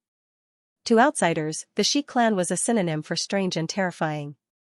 The Shi clan's patriarch's name was Xia Hua. It was a very strange name. It was simple, but it made him stand out from the rest. The Spectre race has come out to cause trouble again? Xia Hua asked Xia Xiaoxian. The 2 girls were dressed very skimpily. One was youthful and beautiful, while the other was enchanting. Xia Xiaoxian stood in front of Xia Hua and said, That's right. He's really powerful. He can control a 3rd Transformation Corpse King and beat up the Mavis clan. Even the people from the Sirius sect don't dare to get close to him. Xia Hua's eyes were cold. I'll kill him the next time I see him. You'll have to be able to beat him first, Xia Xiaoxian muttered. After a while, Xia Hua said, I'm a little disappointed that you didn't get any inheritances this time. Xia Xiaoxian was helpless. You can't blame me. It wasn't easy for me to sneak up a mountain, but it's actually related to star energy control. I'm not a lockbreaker, so I can't even understand it. That Luin got lucky. Xia Hua was very interested. Luin? That young man who unified the Outerverse and fought against the Mavis family's tree heart as a cruiser? Xia Xiaoxian nodded. Yes, that's him. You don't know how infuriating that guy is. He almost got me killed. Is he that powerful? Xia Hua asked. Xia Xiaoxian nodded and replied seriously, very powerful, very powerful. He's only a cruiser. If he were a hunter, he might be able to fight against those top heirs. You're also a top heir, but I haven't seen you fight back. Xia Hua reprimanded. Xia Xiaoxian was helpless. I can't beat him, so what can I do? Why don't you find me some powerful bones? Xianxia snorted. Go look for them in Progenitor Chen's tomb. If you can find Progenitor Chen's bones, then you'll be invincible. Xianxian pouted. The 7 courts, the Xia, Yu, Su, Ku, Hui, and Xia families, had joined forces to surround Progenitor Chen's tomb. The Yu family had disappeared for various reasons, and even then, the area where the Yu family had once been was still guarded by the other 6 families. No one was allowed to approach Progenitor Chen's tomb. On this day, at the center of the 7 courts, a crack appeared in what should have been an ordinary area of space, and it sucked in quite a bit of the soil that had been connected to space. This was Progenitor Chen's tomb. Outside the crack, figures descended one after another as if they had all agreed on this beforehand. The various family heads of the 7 courts all appeared, and they led their heirs towards the crack. They only needed to wait a few more days before they could enter. Kulei was excited, as he had been waiting for this day for a very long time. Progenitor Chen's tomb had been explored many times, and they were very clear about the situation inside. The Ku family's seniors had even drawn up a map of the interior, and Kulei only needed to follow the map to find what he wanted. It wasn't just the Ku family, the other families of the 7 courts had also done the same. After all, after countless years of exploration, while there were still some places that they could not explore, they had many more choices. For example, the Hui family specialized in searching for wisdom roots. While the wisdom roots were planted by Progenitor Hui, Progenitor Chen had also obtained some. Their ages were similar, and they had met each other before. It wasn't strange that Progenitor Chen had obtained something from Progenitor Hui. If Progenitor Hui hadn't given Progenitor Chen the wisdom roots, even the Hui family's heirs might not have been able to imitate and plant it. The Shi family specialized in searching for Progenitor Chen's bones. It was rumored that one of Progenitor Chen's 9 clones had merged with the giant's bloodline, and his body had become extremely huge. The Shi family had already found it, but they couldn't take it out. Once the Shi family could take out a bit of Progenitor Chen's bones, their strength would definitely change drastically. Besides these, Progenitor Chen's tomb also contained many ancient battle skills and cultivation techniques that Progenitor Chen had collected. It was rumored that there might even be secret arts created by the most ancient Progenitor realm martial artists. These were extremely tempting to the 7 courts. It wasn't just the 7 courts, the entire universe was staring at Progenitor Chen's tomb. Unfortunately, the 7 courts had a very strong foundation, and almost all of them had been passed down by Progenitor realm experts. They all had secret arts, strange treasures, and powerful experts. With the 7 courts working together, even the Hall of Honor didn't dare to act rashly. As a result, Progenitor Chen's tomb had remained in the 7 courts' hands for countless years. Only the family heads of the various clans brought their heirs to Progenitor Chen's tomb. The Ku family head, Ku Pu, looked at the Hui family head, Hui Ji. Brother Hui, what exactly happened in the mountain and sea realm? Can you tell us? The other family heads all looked at Hui Ji. Hui Ji smiled. If Brother Ku doesn't know, how would I know? Ku Pu sneered. Who doesn't know that the Hui family's legacy originated from the ancient progenitor Hui? How could the Hui family not be prepared for such a huge upheaval in the universe? The Su family head, Strategy Elder Yan, said, Hui Ji, you're just jealous. Does being smart mean that he should know everything? Even if he did, why should he tell you? You're stupid, yet you blame others for being smart. Interesting. Ku Pu was furious. Strategy Elder Yan, don't be so sarcastic. Don't you want to know what happened? Strategy Elder Yan laughed. If he wants to tell you, he'll tell you. If he doesn't, are you going to force him to tell you? Hui Ji smiled. Although Strategy Elder Yan seemed to be speaking up for him, he was actually forcing him. Not too far away, the Yu family head, Yu Kursin, calmly said, you'll know when the time comes. You don't know now because you don't have the right to know. Her words offended the two of them, but neither Ku Pu nor Strategy Elder Yan were angered. They understood Yu Kursin too well. Ever since her son had died, her temperament had changed drastically. Sometimes, she would speak without thinking. Hee hee, I see you guys arguing every time we gather. Back then, when we gathered outside the tomb with our family heads, you guys were also so lively. How nostalgic, Xiahua said with a smile. Kupu's eyes flashed. Back then, we weren't the only ones who gathered outside Progenitor Chen's tomb. He then looked at Xia Yi, who had been silent all this time, and asked, Brother Xia, will anyone come to the burial garden? What's so strange about people coming to burial garden? Even with the 7 courts guarding it, they can still easily enter. They've been here many times over the years, and none of the 4 captains of the undead regiment are able to completely guard against them, Strategy Elder Yen said. Xia Yi said, no one will come to burial garden this time. If they do, they will at least give us a heads up. The others sighed in relief. On the surface, Progenitor Chen's tomb belonged to the 7 courts, but there were always exceptions, and burial garden was one such exception. Everyone in burial garden could become invisible, and the stronger they were, the harder it was for them to be seen. The 4 captains of the undead regiment were all peak experts. Even if they charged into the Hall of Honor, no one would be able to see them, let alone pass through the 7 courts blockade. Burial garden was like an exception to the universe. Ku Lei and Ku Wei stood behind Ku Pu, and when they heard their seniors' conversation, Ku Wei shrank back.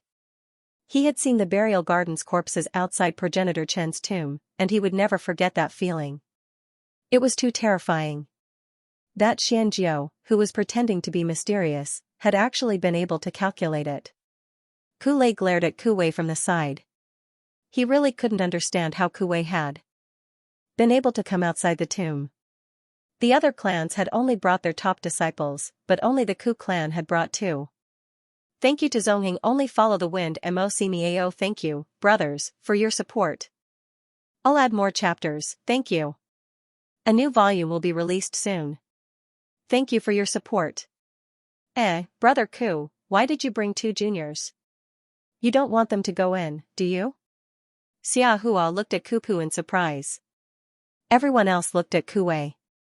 The pressure on Ku Wei suddenly increased, and he subconsciously smiled in fear. Ku Pu replied, speak for yourself.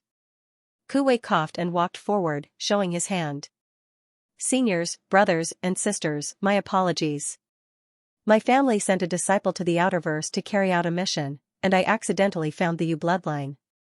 An elder from the Yu family gave me a spot to enter Progenitor Chen's tomb, so, cough cough, my apologies.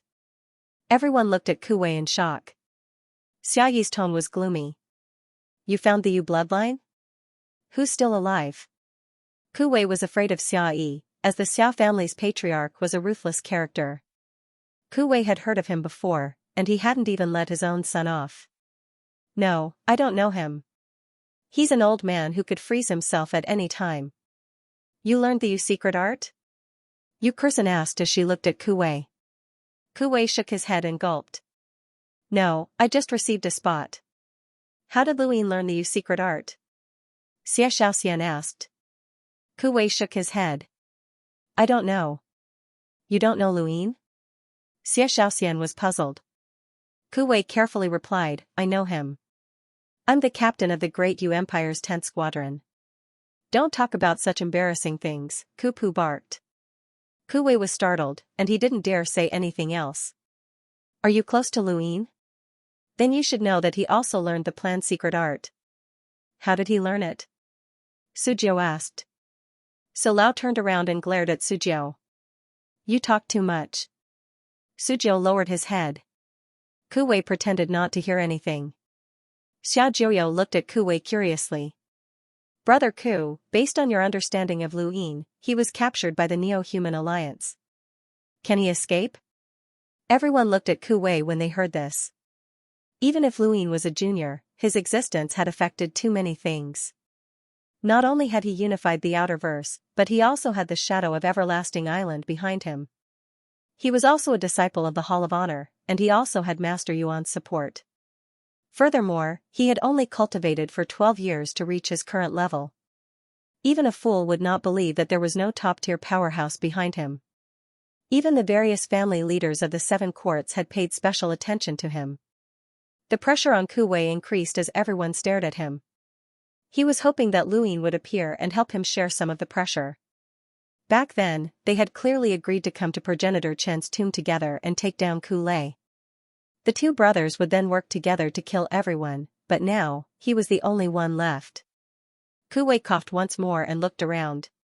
He saw Ku Lei's disdain, Yu Qin's disregard, Xie Xiaxin's teasing, and Xiao Jiuyo's arrogance, and he felt quite annoyed. His courage suddenly exploded, and he straightened his face. Nonsense, of course I can escape. Xiao Jiuyo raised his eyebrows and looked at Ku Wei with an unfriendly gaze. This person's words were asking for a beating. The rest of the people were surprised. How could a cowardly guy dare to speak like this? Ku Wei regretted it as soon as he finished speaking. He had offended Xiao Jiuyo, but who told this guy to be so arrogant? Did he really think that he was invincible just because he had cultivated the 9 clones technique? Furthermore, he could not stand the women's disregard, nor could he stand Ku Lei's gaze. He, Ku Wei, had relied on his own ability to obtain the opportunity to enter progenitor Chen's tomb. Ku Pu looked at Ku Wei in astonishment. He had originally looked down on this disciple, but at this moment, he somewhat admired him. At the very least, he had the courage to speak so loudly, which was quite good. Alright, I've asked what I wanted to ask. Come back, Ku Pu said. Ku Wei returned to Ku Pu's side, somewhat excited. He had seen the family head's encouraging gaze. After so many years, the family head had never looked at him with such a gaze. The family head only had Ku Lei in his eyes, and even Ku Wei, who was second only to Ku Lei, was useless. But now, Ku Wei had seen some sort of hope, and he suddenly felt as if he had been unshackled. Ku Lei's tone was gloomy as he said, "Once we enter progenitor Chen's tomb, if anyone dares to hinder me, help me stall them. I won't mistreat you in the future. Go play somewhere else." Brother Wei wants to obtain the greatest inheritance, Ku Wei subconsciously replied. Ku Lei was furious, and he glared at Ku Wei. How dare you speak to me like that? Ku Wei pursed his lips, feeling a little flustered.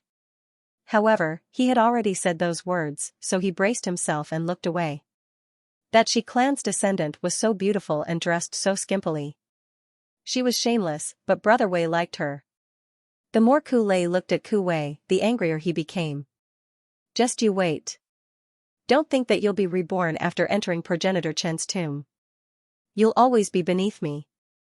Ku Wei was unhappy when he heard that. Brother Wei likes women. Go play somewhere else. Ku Wei clenched his fists and snorted. Ku Wei had already said those words twice, and he was no longer afraid of Ku Lei. He turned around and sneered, angering Ku Lei so much that he almost attacked him. Although no one will come to the burial garden this time, the Hall of Honor will, Xia Yi said from afar, his tone still gloomy. Xia Yi's words shocked Ku Wei and the other juniors. The Hall of Honor could actually send people into progenitor Chen's tomb? Why? The 7 courts had joined forces to resist the Hall of Honor. Now, they were actually allowing the Hall of Honor to enter. This was strange. However, the various family heads were not surprised. There's no other way. We need that spot, Huiji said. Yu Kursen looked at Huiji. Is it worth it? Huiji answered seriously, it's worth it. Tell me more, Ku Pu said. Huiji smiled. I can't say. Ku Pu was unhappy. This was the same situation again. The family heads did not know about the mountain and sea realm, and they also did not know what the Hall of Honor spot was for. They only knew that there was a spot for observation, and the oldest powerhouse of the family had ordered that someone be placed on the list. However, they did not know what this list was for. So Lao was helpless. Huiji was still so tight-lipped. Although I can't say much, there is one thing I can tell you. Huiji looked around and said solemnly, those who are not on the list have almost 0 chances of reaching the progenitor realm. Those who are on the list have more than a 1% chance of reaching the progenitor realm. Xia Hua was shocked. So we have a chance? The 6th mainland sky has changed, so we all have a chance. Ku Pu was unhappy. Huiji smiled. That's why I said the chances are almost 0. If the 6th mainland sky is still here, then none of us will have a chance of reaching the progenitor realm. However, those who are on the list still have a 1% chance of reaching the progenitor realm. Xia Yi and the others were shocked.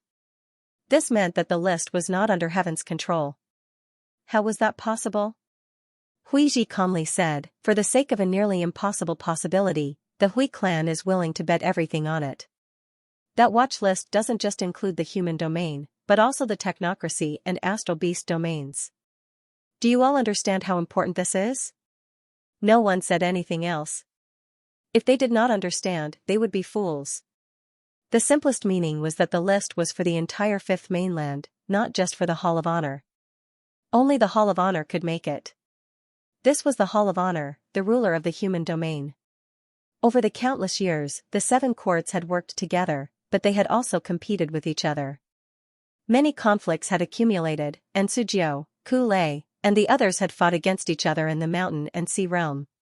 During the few days that Progenitor Chen's tomb had been opened, the various clan leaders had been mocking each other, making oblique accusations. Ku Wei and the others were stunned, as they had never thought that the usually serious clan leaders would have such a side to them. Only when the Hall of Honor's representatives arrived did they stop.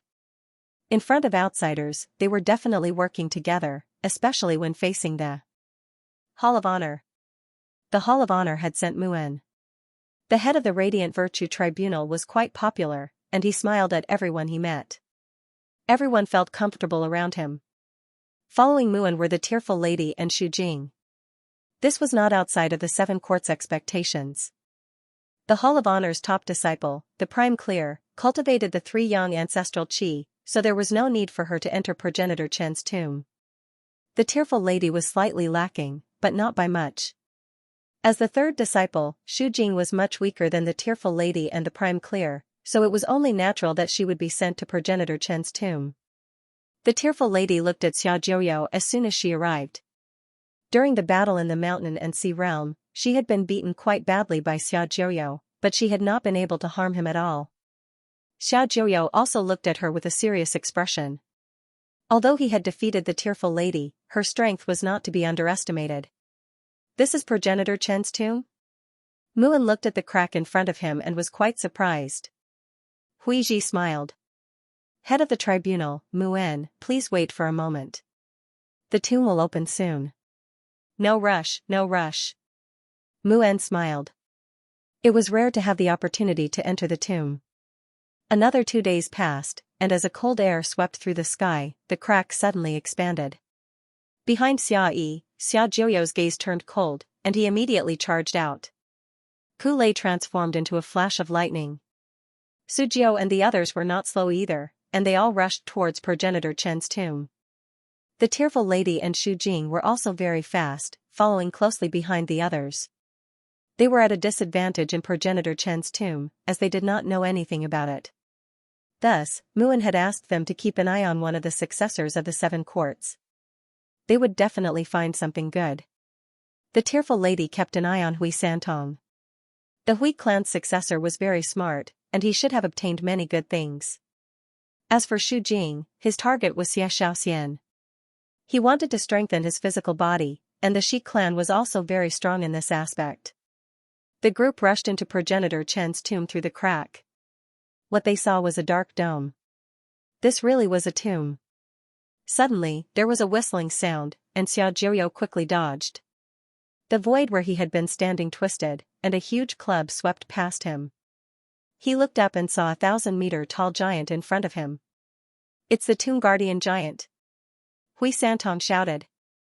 Above his head, the club smashed down, and his gaze turned cold. A golden meteor appeared under his feet and sent him flying. The club did not only attack once. The Tomb Guardian Giant roared and wildly swung the club to attack. Yuqi was the first to be hit, and she spat out a mouthful of blood. Ku Wei and Xiaoxian did not escape, including Xu Jing. He flew in a straight line and was too easy to hit. The club almost knocked him out. Ku Lei transformed into a flash of lightning and easily dodged it. Sujiu used the secret word and disappeared. Tearing Lady used the club's strength to chase after Hui Santong, but he was extremely fast, and Tearing Lady did not want to be shaken off. The Guardian Giant roared, and everyone scattered. No one dared to face the Guardian Giant head-on, as this was the experience passed down by the elders of the Seven Courts.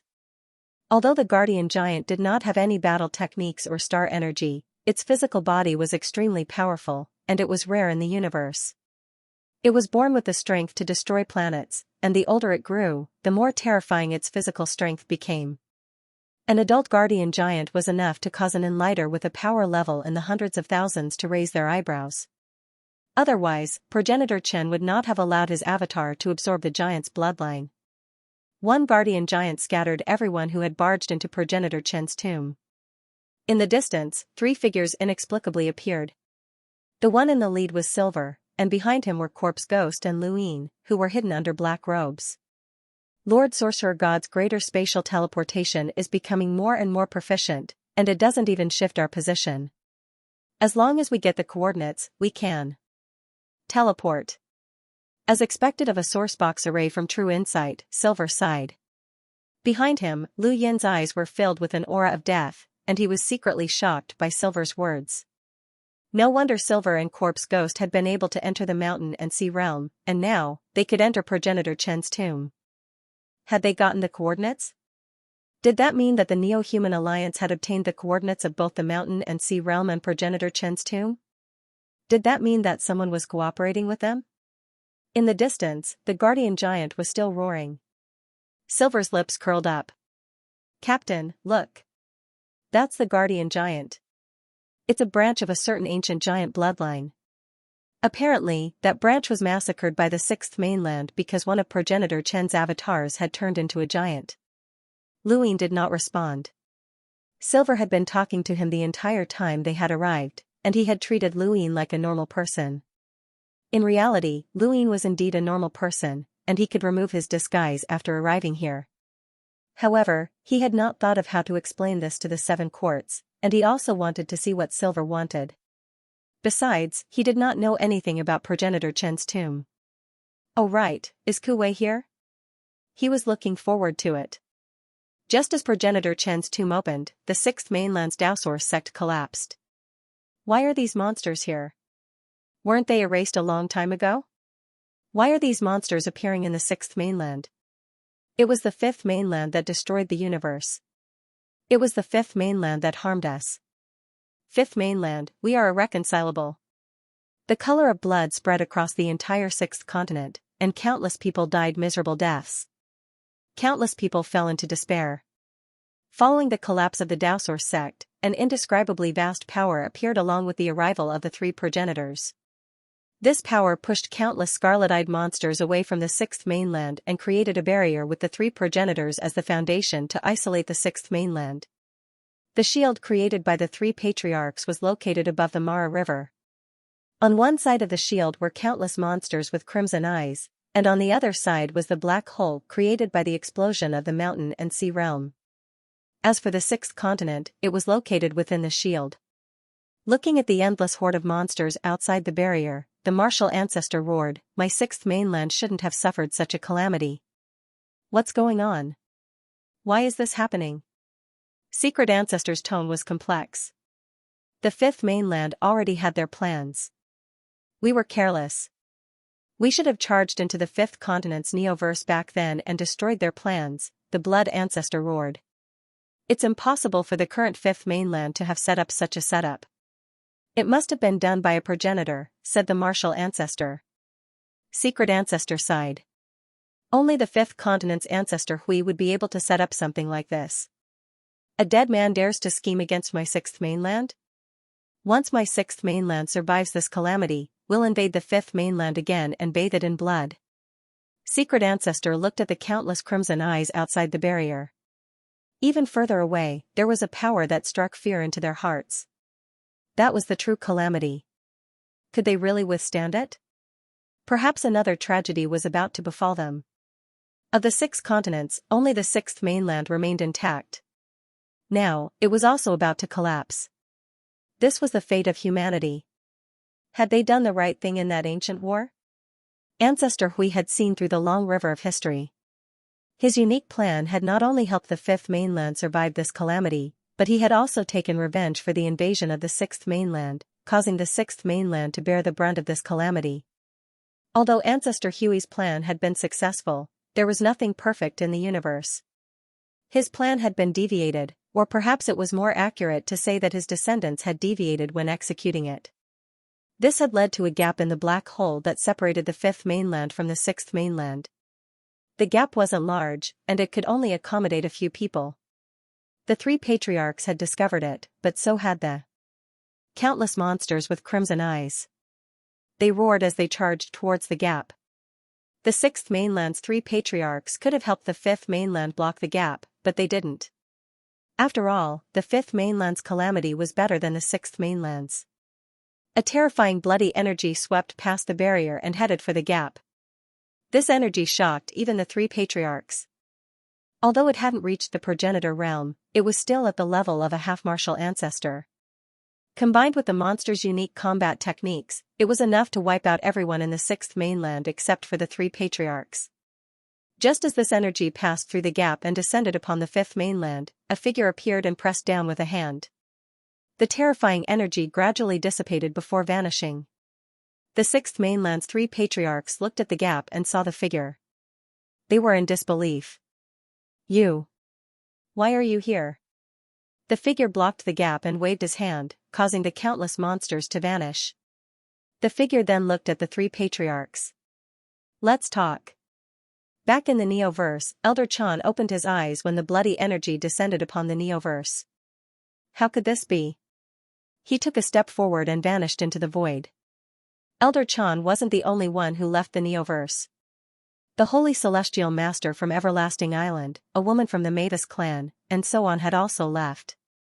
There was a total of 7 people, and they all headed towards the Mara River, which was the entrance to the Starfall Sea. The gap was there. When Elder Chan and the others arrived, they discovered that the black hole had been blocked by the barrier created by the sixth mainland's three patriarchs. They also met up with the three patriarchs. Ancestral patriarchs represented time, cultivation realms, and an end point. They were also a type of faith. The fifth mainland didn't have any progenitors, so when the sixth mainland invaded, a single martial ancestor had caused the entire fifth mainland to despair. Only a martial ancestor could resist a martial ancestor. The difference between a half-martial ancestor and a half-martial ancestor was like the difference between heaven and earth. Elder Chan and the others stood quietly within the gap and looked towards the sixth mainland. They saw the sixth mainland's three patriarchs through space, and the sixth mainland's three patriarchs also saw them. "We greet the progenitors." Elder Chan and the others slowly bowed.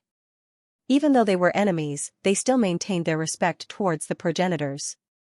On the other side of the gap, the martial ancestor was shocked. The fifth mainland actually has 7 half-martial ancestors, surpassing the sixth mainland.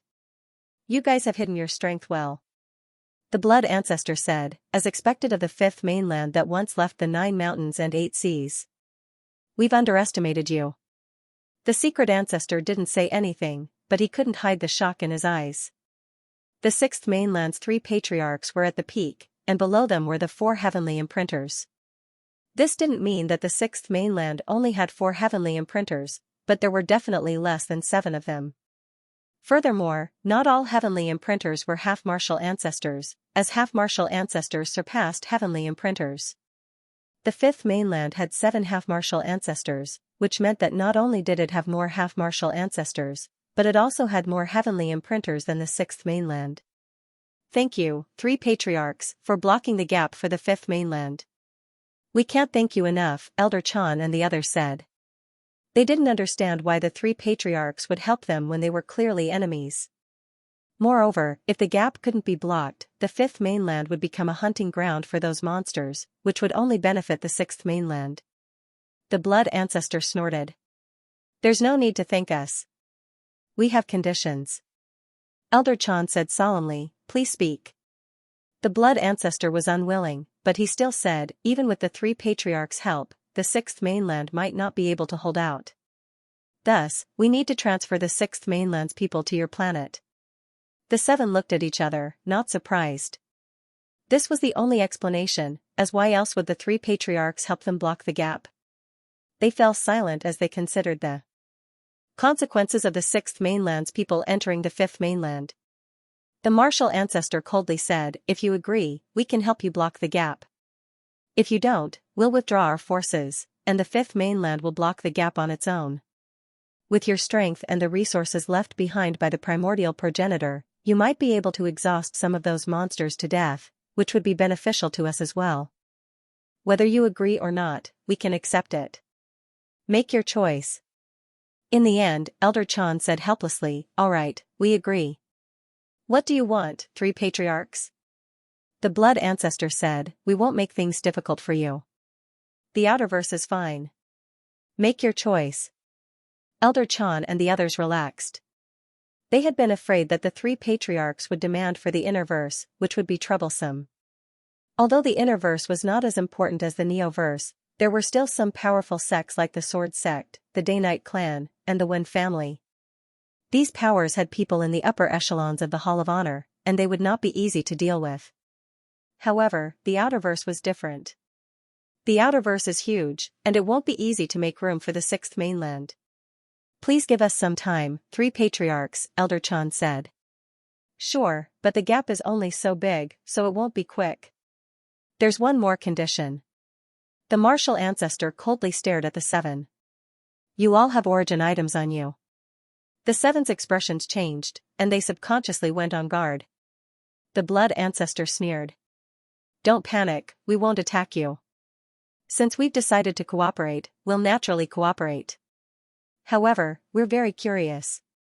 If you all have one origin item on you, we can explain that it was left behind from ancient times, but there's more than one.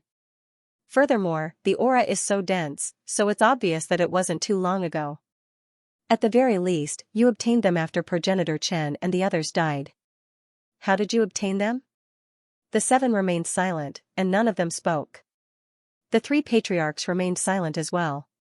Not long after, Elder Chan and the others helplessly made up their minds and told the 3 patriarchs a few things. The fate of the 5th mainland was now in the 3 patriarchs' hands, and if they were to let go, the entire 5th mainland would be plunged into a catastrophe. The 3 patriarchs were the ones who held the initiative, not them. After listening to Elder Chan's explanation, the blood ancestor sighed. "No wonder you allowed the skies to change. No wonder so many half-progenitors appeared. It seems like we have to thank that brat who shattered the upper 3 gates. Without him, we wouldn't have known that you had such a secret. It has nothing to do with him. Even if the 6th mainland invaded, they didn't actually enter the neoverse." The blood ancestor asked, "How many spots?" Elder Chan and the others looked at each other and helplessly replied, 10. The blood ancestor nodded. "All right, the 6th mainland wants 5. Elder Chan immediately refused. "Of the 10, the technocracy will have 2, the astral beast domain will have 3, and the human domain will have 5.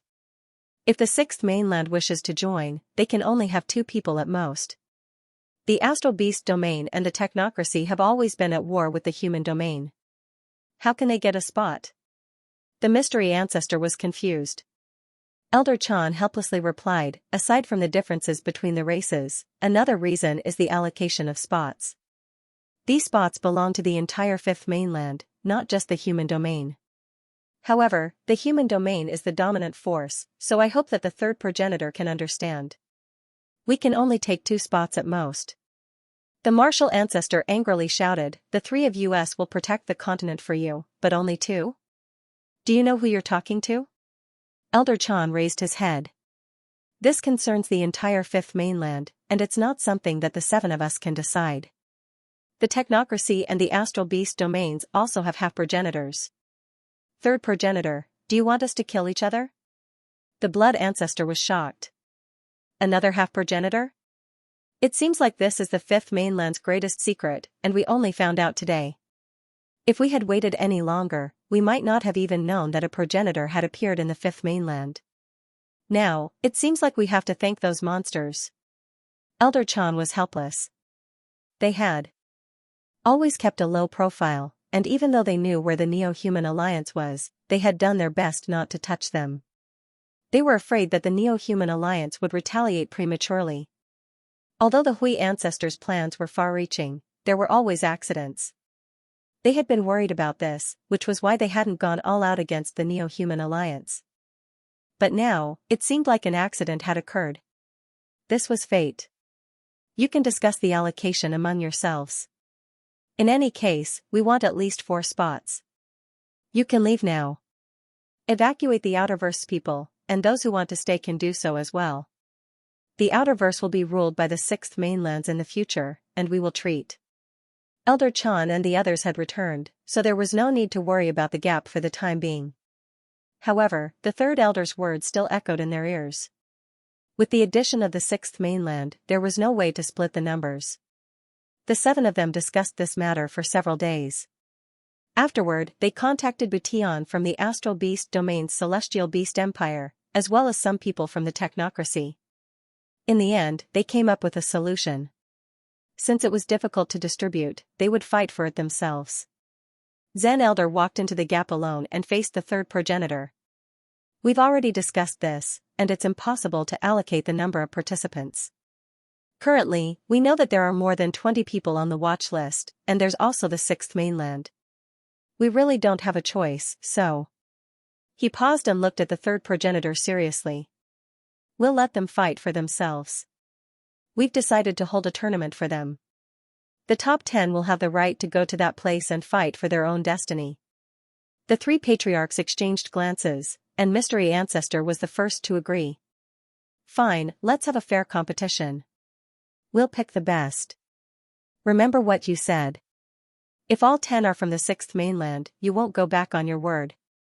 I won't go back on my word, Elder Chan said loudly.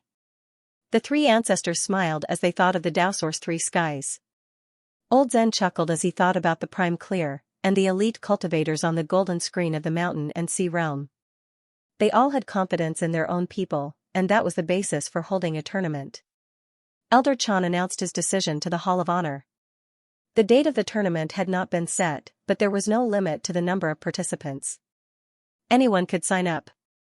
The 9 directors of the Hall of Honor, along with all of the higher-ups, decided that this tournament would be a grand event to unify the human domain and boost everyone's morale. When the time came, the entire universe would be shown to everyone, including the 6th mainland, so that everyone would know what the apex was like. It was called the Astral Supreme Tournament. The universe was too scattered. The human domain, the Astral Beast Domain, the Technocracy, the 6th mainland, and the Outerverse, the Innerverse, the Cosmic Sea, the Neoverse, and so on were all bound to face the invasion of those monsters in the future. Only by uniting all of their powers could they resist. This was only the first step, and not the last. They had to get everyone used to working together. The human domain and the Astral Beast Domain had once held a tournament of the strongest, but that tournament was nothing more than child's play to many. This Astral Supreme Tournament was the true pinnacle of the younger generation. At the same time, it was also a life-and-death battle for the opportunity to reach the progenitor realm. Organizing a tournament that spanned across the 5th mainland and the 6th mainland would not be easy. At the very least, the network would have to cover the entire Astral Beast Domain. The Astral Beast Domain and the human domain were at war all year round. Even if Skymender and the Celestial Beast Empire agreed, it would not be easy to cover the entire network. It would take time, and it would also take time to relocate the various regions of the Outerverse.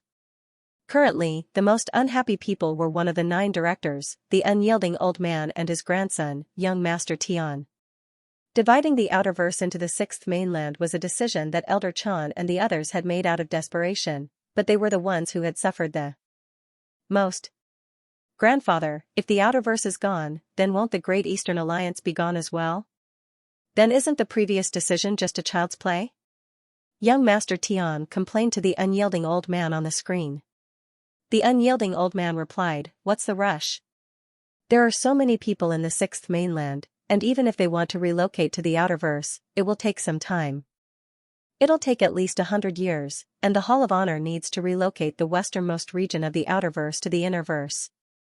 It'll take a long time, but that should be enough for you." Young Master Tian heaved a sigh of relief.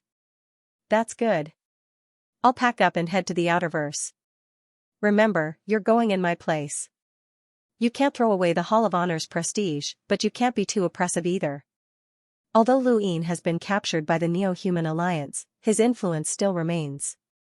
He also has the support of Master Yuan and Everlasting Island.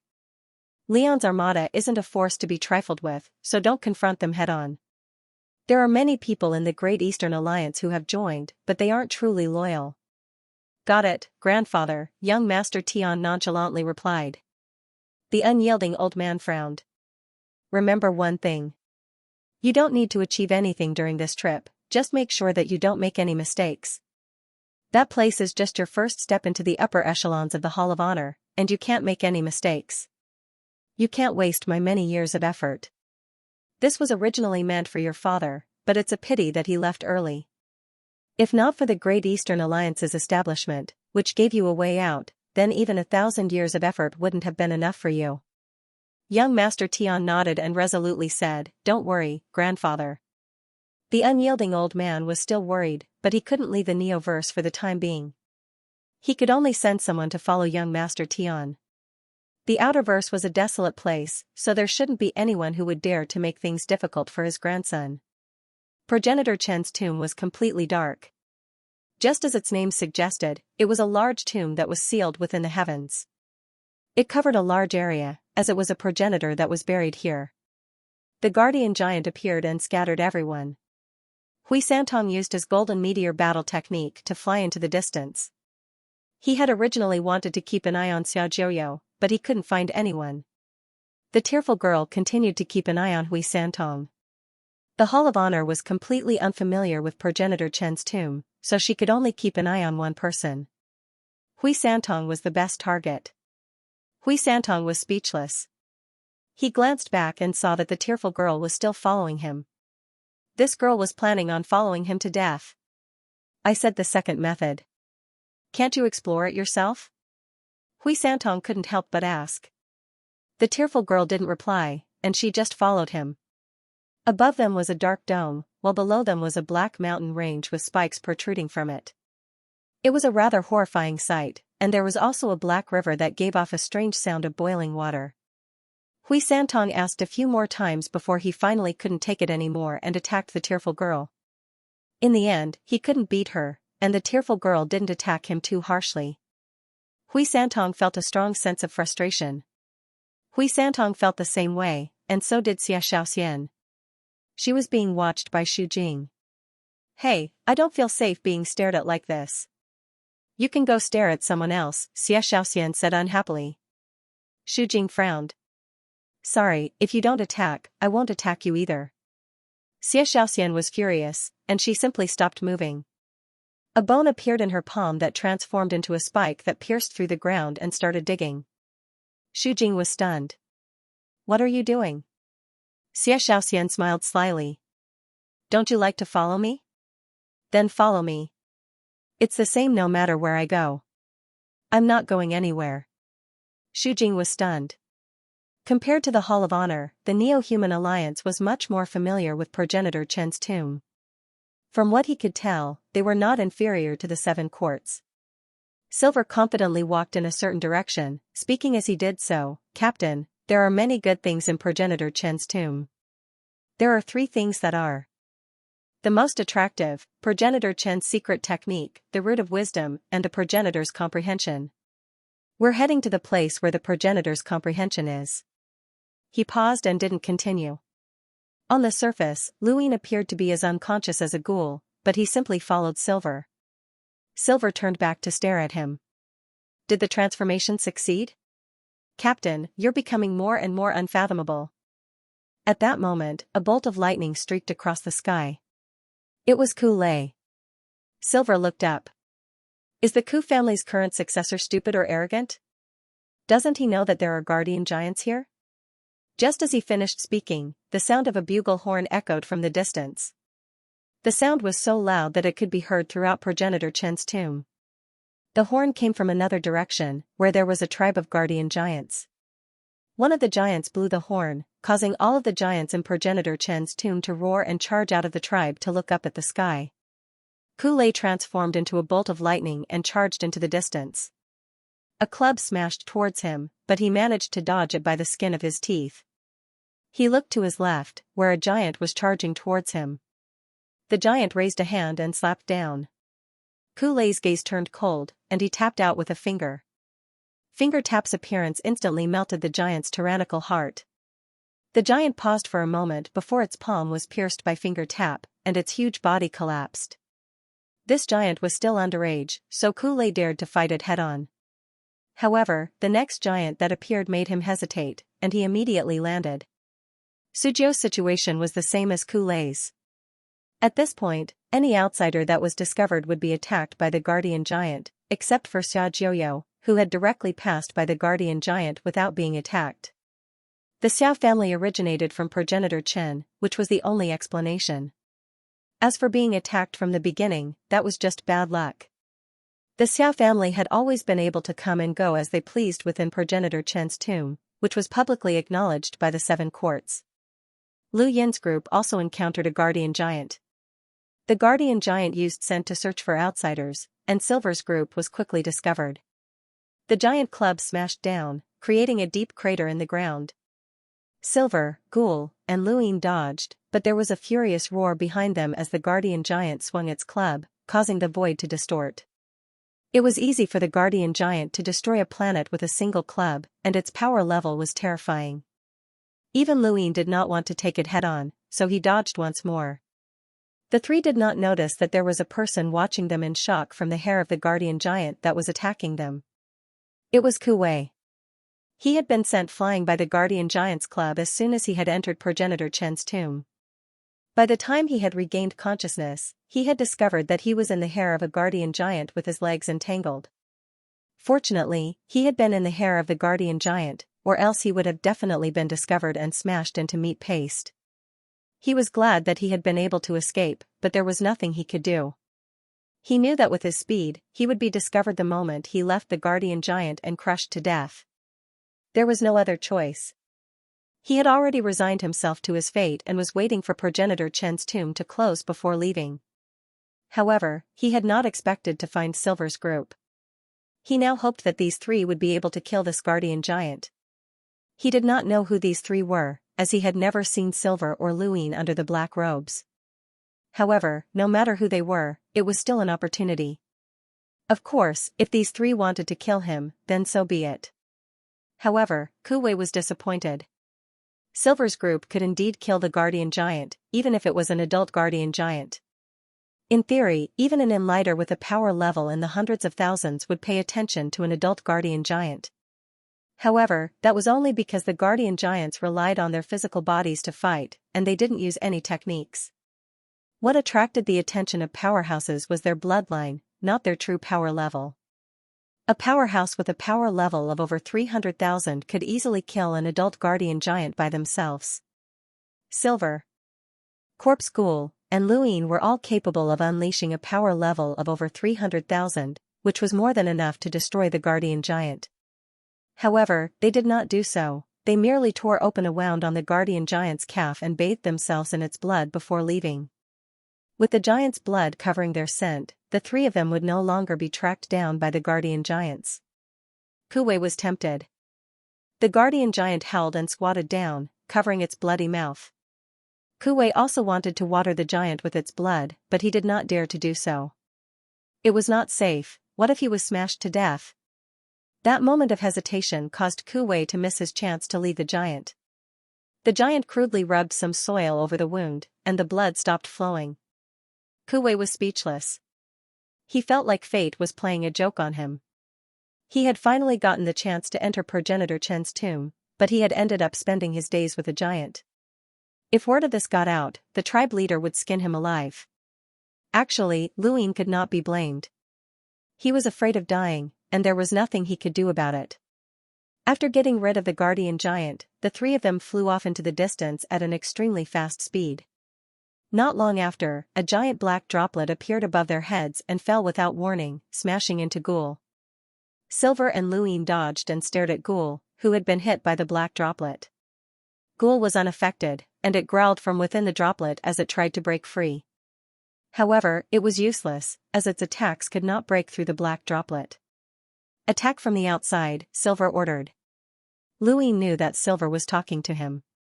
He raised a hand, and a sickle formed from death chi appeared in his palm. The sickle cut through the droplet, but no water flowed out. It looked like a droplet, but at the same time, it did not seem to be water. Silver waved his hand, and there was a flash of light. The sickle cut through the droplet as well, but it was useless. At that moment, black droplet after black droplet fell from above and smashed into the ground. Silver and Luine continuously dodged, afraid that they would be hit like Ghoul. In the distance, Yuqing dodged several droplets, but she was finally hit by a droplet and sank into the droplet. Ku Lei, Sujiu, Hui Santong, and the others were all attacked by the droplets. Even Xiaoxian and Xu Jing, who were closest to the entrance, were attacked. Strange, when did Progenitor Chen's tomb have such an attack? Xiaoxian was puzzled. The seven courts had explored Progenitor Chen's tomb for countless years, and they had brought back many good things, such as battle techniques, cultivation techniques, and power vessels. This was a large tomb filled with all sorts of traps and guardian giants, but there had never been a single droplet that fell from above. Progenitor Chen's tomb seemed to have changed. The black droplets fell for almost 10 days, and during this time, everyone was avoiding them. They avoided the droplets, but the guardian giants did not care. To them, these were just droplets that had no effect on them and would not cause them any harm. 10 days later, the droplets above their heads gradually disappeared. Ghoul had used the power of a second transformation corpse king to break free of the droplets. These droplets were useless aside from trapping people, as they were not fast enough. With their strength, as long as they were not careless, they would not be trapped. Yuqing also broke free with the help of the Yu family's battle techniques. The black droplets disappeared, and what appeared next were incomparably large arrows that shot out from both sides. These arrows were large enough to kill the guardian giants. To Luine and the others, these weren't just arrows, they were massive weapons that could crush them to smithereens. The arrows were quite powerful, and the only way to avoid being hit was to land on the ground. Luine was puzzled, as these arrows did not seem like they were meant to deal with them, but rather the guardian giants. Could it be that these giants were not guarding Progenitor Chen's tomb? Were they trying to obtain something from Progenitor Chen's tomb? Then who had designed these arrows? A tomb was a tomb, and it was full of traps. After the arrows, there would be strange winds and loud noises. The seven courts had long since prepared for this, but this was the first time Luine, Lei Nu, Xu Jing, and the others had encountered something like this. Lu Yin's first thought was the ghost monkey. That damned monkey had explored countless tombs and was very experienced. When he thought of the monkey, Luine felt a little reluctant. After all, they had lived together for almost 10 years, and he did not know how the monkey was doing. Far away in the Eternal Kingdom, within the Witch Spirit God's dark tower, the monkey was very carefree. He was not human, and he did not hate the Neo-Human Alliance. He was just a shadow, and it did not matter who he followed. Following Luine would often lead him into danger, and now, he was following the Witch Spirit God, one of the 7 sky gods. It was normal for such a powerhouse to go into seclusion and not care about him at all. He had decided to serve the Witch Spirit God and obtain a higher position in the Neo-Human Alliance. He would then lead the Neo-Human Alliance's army into the Astral Beast domain and take back his harem, the Celestial Ice Phoenix clan. When he thought of this, the monkey grew excited. He could see the light of hope, and he felt that a beautiful future was beckoning to him. As for Luine, forget it. He was just an old friend, and Luine would just let him go when they met again. As long as Luine called him Lord Ghost Monkey, no, Brother Ho, then. Who told him to always force Luine to call him 7th bro? That bastard. Just thinking about it made Luine angry. 7th bro? Bah. Luine would definitely force him to call him Brother Ho next time. A few more days passed, and the group passed through all sorts of traps and gradually approached the place they wanted to go. However, a tall wall blocked their path. Xiaojiu was the first to see the wall, and he was standing quite a distance away from it. Above his head were sharp spikes protruding from the underground mountains. As far as the eye could see, the front of the wall was filled with these protruding spikes that were mottled with blood. This was a place where civilizations had collided. There were no records of a giant civilization in Progenitor Chen's tomb. The guardian giants here had always existed as tribes and did not possess much intelligence. But now, they had actually built a wall? Furthermore, there were giants guarding the wall. Could a giant emperor have appeared? Next, Xiaojiu saw Sujiu on the wall. His speed was not slow, and he was able to avoid the guardian giants. The moment he saw the wall, Sujio felt as if all common sense had been toppled. This was Progenitor Chen's tomb, and the existence of guardian giants was already very mysterious. But after so many years, the guardian giants had actually developed a civilization. Xiao Jiuyo discovered Sujio, and the two did not conceal themselves. Against such a tall wall, it was impossible for a single person to cross it. Not long after, Hui Santong arrived with Tearful Maiden. Ku Lei and Yu Qin were the last to arrive, especially Yu Qin, who cut a sorry figure. She was the weakest of the current heirs of the 7 courts. "Where's Xie Xiaoxian?" Yu Qin was puzzled. Sujio replied, "There's a tail following us. I don't think she'll come. As long as the heirs of the Shi family enter the tomb, there could be treasures everywhere. It's normal for her not to come," Hui Santong said. He then glanced at Tearful Maiden and then at the wall. He suddenly felt a sense of relief that this woman had followed them. When facing a wall of giants, the more experts there were, the higher their chances of crossing it. Tearful Maiden looked at the tall wall with surprise hidden beneath her mask. Even in the records of the Hall of Honor, there were very few records of a savage giant civilization. This was a sign that a giant emperor had appeared, and now, a giant emperor had appeared. The giants in the universe can be divided into 2 groups. One is the savage giants, who use their bodies as weapons and are brutal killers. The other is the intelligent giants, who are more inclined towards creation and technology. The intelligent giants once had a powerful civilization that could overturn the universe, and they created countless large technological weapons. However, for some unknown reason, they eventually declined. Whenever a civilization appears among the savage giants, it's a sign that a giant emperor has appeared, Hui Santong said slowly. Everyone listened in silence. Not only is a giant emperor's intelligence not inferior to a human's, it's actually higher than most. Once a giant emperor appears, the giant's power level is unpredictable, and they can easily control these giants, Hui Santong continued. Cut the crap. Who doesn't know that? Now, let's talk about how to get past the wall. Ku Lei was annoyed. Hui Santong continued, there's only one way to get past the wall, and that's to hide your scent.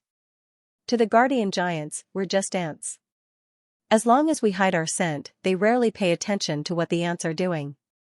Would you care what the ants on the ground are doing? Everyone looked at the wall, as Hui Santong's intentions were clear. He wanted them to capture the giants and use their blood to cover their scent. On the other side, Silver and the other 2 had also arrived. They looked at the giant wall in the distance, and Silver was shocked. There's actually a giant civilization in Progenitor Chen's tomb. It looks like a giant emperor has appeared. Interesting. Luin was also shocked. He still remembered what he had seen in the trial on the giant planet in the umbral butterfly weave. The giants on the giant planet liked to cover their backs with mud as a form of defense, but those giants were very weak. Compared to the guardian giants here, the difference was like heaven and earth. The giants on the giant planet were probably just a branch of the giants. The giant emperor was very intelligent and could play around with many people. It also knew how to hide its strength. If a giant emperor had appeared among the guardian giants here, then its intelligence would not be low. In that case, it probably already knew about Lu Yin's group. The heirs of the 7 courts are thinking of a way to get past the wall. Let's wait for them to attract the guardian giant's attention, then we'll sneak in from behind. What do you think, Captain? Silver beamed at Luin. Lu Yin's eyes were filled with an aura of death, and he stared blankly at the wall without saying a word. Silver smiled as he looked in another direction. Xiao Jiuyo and the others were there. Not long after, several guardian giants jumped down from the wall and smashed into the ground, bending the spikes and causing the ground to shake and crack. They could smell Xiao Jiuyo and the others. Hide! Hui Santong barked. Everyone concealed their auras and spread out. A total of 3 guardian giants walked out, twitching their noses as they moved in 3 different directions. As they walked, they used their clubs to smash holes in the ground.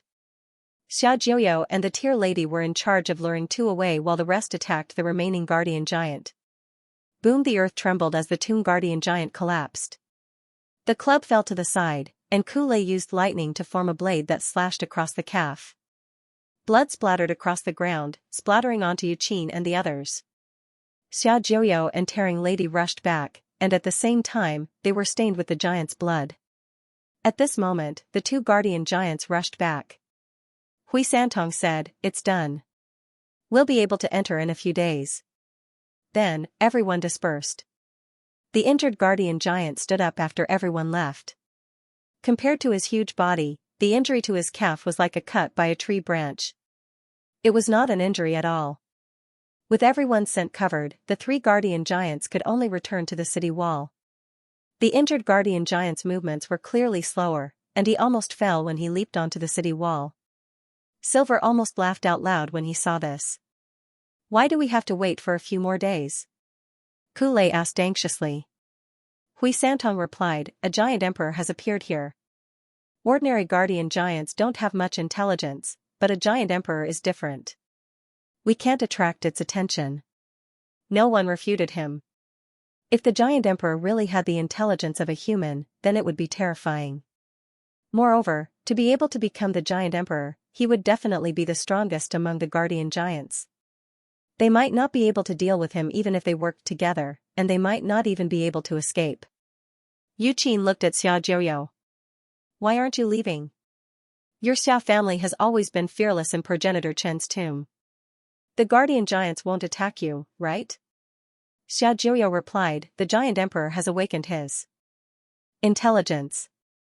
No one can guess his actions. Ordinary guardian giants attack based on scent. The Xiao family lives on the Xiao blade, and it's said that the Xiao blade was once a weapon used by progenitor Chen's clone. The scent is the same, so it won't be attacked. The giant emperor is different," Hui Santong explained. Xiaojiao glanced at Hui Santong. Although he was explaining for him, he was actually telling everyone that the Xiao blade was indeed a weapon used by progenitor Chen's clone. The Hui family knew too much. 2 days later, Xie Xiaoxian and Xu Jing arrived. "We thought you wouldn't come." Hui Santong looked at Xie Xiaoxian in surprise. Xie Xiaoxian's expression was sullen as she glared at Xu Jing. She had thought that he wouldn't be able to take it and would leave. Who knew that he would stay at the entrance for an entire month? Xu Jing was very calm. His goal was to strengthen his physical body, and the 7 Quartz Shi family was very good at this. Since Xie Xiaoxian had entered progenitor Chen's tomb, there was no reason for her to return empty-handed. He didn't know much about progenitor Chen's tomb anyway, so he just stared at Xie Xiaoxian until she went crazy. "Oh? You got some giant blood? Is there more?" "Give me some," said Xie Xiaoxian. Sujiao smiled and pointed at the ground. Xie Xiaoxian looked over and saw a pool of giant blood on the ground. It had been spilled by the injured giant. She pursed her lips. "What do you mean? You should know what it means to have a wall here. We can only lure the giants here once. If we do it again, we might attract the giant emperor's attention," Hui Santong said. Xie Xiaoxian rolled her eyes. "Forget it. The giant emperor will know as soon as we come in. Besides, didn't he hear the loud sound of the horn a while ago? The giant emperor might think that the giants are rebelling. He might not be sure that it's us," Sujiao said. Xie Xiaoxian pouted. "I can't be bothered to argue with you." She then walked over to the pool of blood on the ground and was about to make a move, but Xu Jing acted before she could. Not long after, the two of them were also stained with the giant's blood. Hui Santong looked up at the dark dome. "Let's wait for 3 more days. We'll cross the wall in 3 days." On the other side, Silver looked into the distance. They shouldn't be waiting for much longer. We'll follow them in. "Captain, if you're still conscious, run if you can. Don't stab me in the back. I didn't do anything wrong." Luin stood in place, not moving as he continued to stare at the wall. There were no rune lines in progenitor Chen's tomb, so he couldn't see anything. However, he could sense a terrifying power lurking on the other side of the wall. He kept reminding himself that the guardian giants in front of him were completely different from the giants he had seen before. The giants on the giant planet could only destroy planets at their strongest, but the guardians here had the power to do so. Suddenly, Luin recalled the giant's right arm that he had obtained from the border warehouse. That size wasn't for a normal human, but it was still too small for a true giant. 3 days passed in the blink of an eye. During these 3 days, there was nothing unusual about the guardians. Everyone used the giant's blood to mask their scent, and the guardians outside the wall returned to their tribes one by one. The guardians on the wall were very calm. "Let's go!" Xianxia shouted. Even though he wasn't the strongest, it was common knowledge in the Neoverse that the Hui family should be the main force in a battle. This was common knowledge that the Hui family had established over countless years, and even the head of the 7 courts, the Xia family, acknowledged it. Although the wall was tall, it was nothing more than a single step for the group. They easily crossed it and rushed past under the noses of many guardians to see the other side of the wall. Everyone was shocked. Even though they had already guessed that this was a civilization, it was still unbelievable when they actually saw it. On the other side of the wall, there were huge houses built for the giants to live in. They were arranged neatly, and even though each house looked like it had been casually piled up with stones and was filled with a sense of desolation, it was still a style. The streets were also very clean, a stark contrast to the outside of the wall. A civilization had really appeared here. The group crossed the wall and was first shocked by the giant civilization. Then, everyone looked into the distance, where there was a huge pool of blood in the center of the houses built by the giants. Blood chi filled the surroundings, and just one look was enough to make everyone's minds rumble. It was as if they were looking at a giant standing in the starry sky. It was so huge that it could crush planets and destroy space with a casual pinch. Everyone felt their chests tighten, and they all fell to the ground. They subconsciously hid in a corner and panted heavily. Xiaojiu clutched his chest in shock. What had just happened? How could there be such a giant? Compared to that giant, the guardians here were like ants. Did such a giant exist in the universe? That kind of pressure, that kind of overflowing aura? Could it be Progenitor Chen's clone? It wasn't just Xiaojiu, everyone else had the same thought. There was blood at the corner of Xianxia's mouth. It was no wonder why a civilization had appeared here and why a giant emperor had appeared. One of the giants must have accidentally dug up Progenitor Chen's clone's blood and gained intelligence. No, that wasn't all. If that was really the case, then the giant emperor's strength and potential were extremely terrifying. It was possible that it had inherited a portion of Progenitor Chen's clone's strength. Xianxia looked excitedly in the direction of the blood pool, as the blood was definitely from Progenitor Chen's clone. Since there was blood here, it also meant that there was a high possibility that there were bones. She wanted bones, and as long as she could obtain Progenitor Chen's bones, her power would increase by leaps and bounds. She would be on a completely different level from her current strength, and she would be able to break through to the Enlighter realm. So what if they had the 9 clones technique or the 3 Yang's ancestral qi? She didn't believe that those people were invincible. However, the prerequisite was that they had to obtain Progenitor Chen's bones. Lei Nu and Xu Jing exchanged glances, both of them secretly shocked. Progenitor Chen's blood had actually appeared here. Progenitor Chen's tomb had changed, and the value of this place was even higher than what the Hall of Honor had estimated. It was possible that Progenitor Chen's clone's corpse really existed here. No one said anything, as they all had their own thoughts, but no one said anything. Everyone was silent for a while, and Kulei was the most impatient. Now that we're past the city walls, let's split up. Xianxia glanced at him but didn't say anything. Kulei snorted and was the first to leave. Soon after, Xiaoxian left, but Xu Jing still followed her. Xiaoxian wondered if this guy had fallen for her, but she was also a little flustered. Although she wore very little, that was only for the sake of displaying her battle techniques. In reality, she was very conservative, and it wasn't good for a man to follow her around like this. Seeing Xu Jing follow Xiaoxian, Xianxia subconsciously looked at Terawei. Terawei looked back at him. Xianxia sighed inwardly. There was no need to guess, that gaze was definitely following him. Xiaojiu, Sujiu, and Yuqin left as well. Everyone's goal was the blood pool, but they all left as well. Even Xianxia couldn't bring himself to join forces. After all, the blood pool was huge, and everyone would have to rely on their own abilities to obtain Progenitor Chen's blood. But was the entire pool filled with progenitor Chen's blood? Not necessarily, as the blood of a progenitor wasn't that easy to collect. On the other side, Silver and the other two had also crossed the city walls and seen the giant civilization. At the same time, they also saw the blood pool. Silver was excited, and he licked his lips. Progenitor Chen's blood. Lu Yin's gaze trembled. Progenitor Chen's blood had actually appeared here. If the monkey was here, he would definitely be screaming crazily. Could that incomparably huge giant that could crush a planet with one hand be Progenitor Chen's clone? That would be too huge. Silver looked at Lu Yin and grinned. Captain, there's no need for you to disguise yourself here. Lu Yin didn't move, maintaining his ghoulish state. Silver shrugged. You're not really going to stab me in the back, are you? We're not enemies. Lu Yin still didn't move. Silver smiled. Let's go. The blood pool was located at the center of the giant's buildings.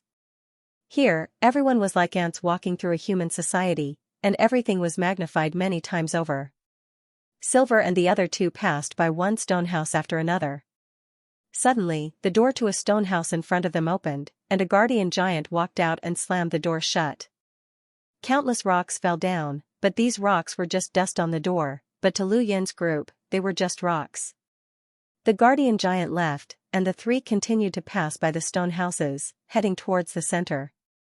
The others were in the same situation, approaching the blood pool from all directions. At this moment, Kulei was the unluckiest of all.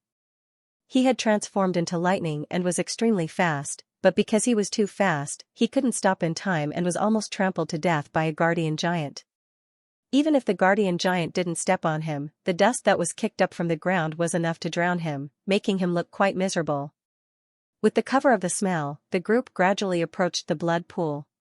The closer they got, the more they could feel the pressure. This supreme might didn't originate from one's combat prowess but rather, it originated from one's heart, from one's instincts. This was the pressure of an ancestor. Even though Ancestor Chen has been dead for countless years, his existence was something that couldn't be recorded in history. But this pressure still existed. The blood pool was separated by a giant fence, which was used to keep the guardian giants away. To Lu Yin and the others, it was like a stone pillar that rose into the sky. They easily passed through the stone pillars and saw the gigantic blood pool 1,000 meters away. Everyone had already passed the stone pillars and looked at the blood pool from all directions. Just as Kulei was about to rush into the blood pool, the soaring bugle horn sounded. Kulei jumped in fright and almost fell down. Everyone else immediately went into hiding as well. Silver and the other two hid under a stone pillar and looked into the distance. Could it be that another stranger had entered? This time, the bugle horn didn't come from outside, but from within the city walls. As the bugle horn sounded, one guardian after another walked out of the stone houses and numbly walked towards the blood pool. Everyone felt their scalps go numb as they stared in shock at the seemingly endless number of guardians surrounding the blood pool. At this moment, the pressure on everyone's hearts was immense.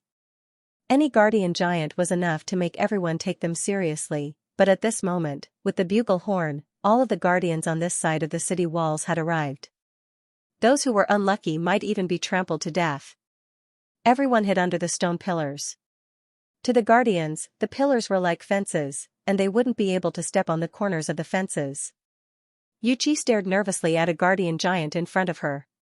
It was the closest to her, and if its foot moved slightly, it might step on her. At that moment, she smelled a foul stench that caused her face to pale. The source of the stench was the guardian giant's foot. She almost vomited, this giant's feet stank. In the distance, Sujio just happened to see Yuqin. When he saw her holding her breath and looking at the guardian giant's foot in disgust, he inexplicably wanted to laugh. When had the top successor of the 7 courts ever encountered such a thing? At that moment, he also smelled a foul stench. A guardian giant was approaching him, and the stench from its feet almost made him want to run away. He could understand Yuqin's feelings.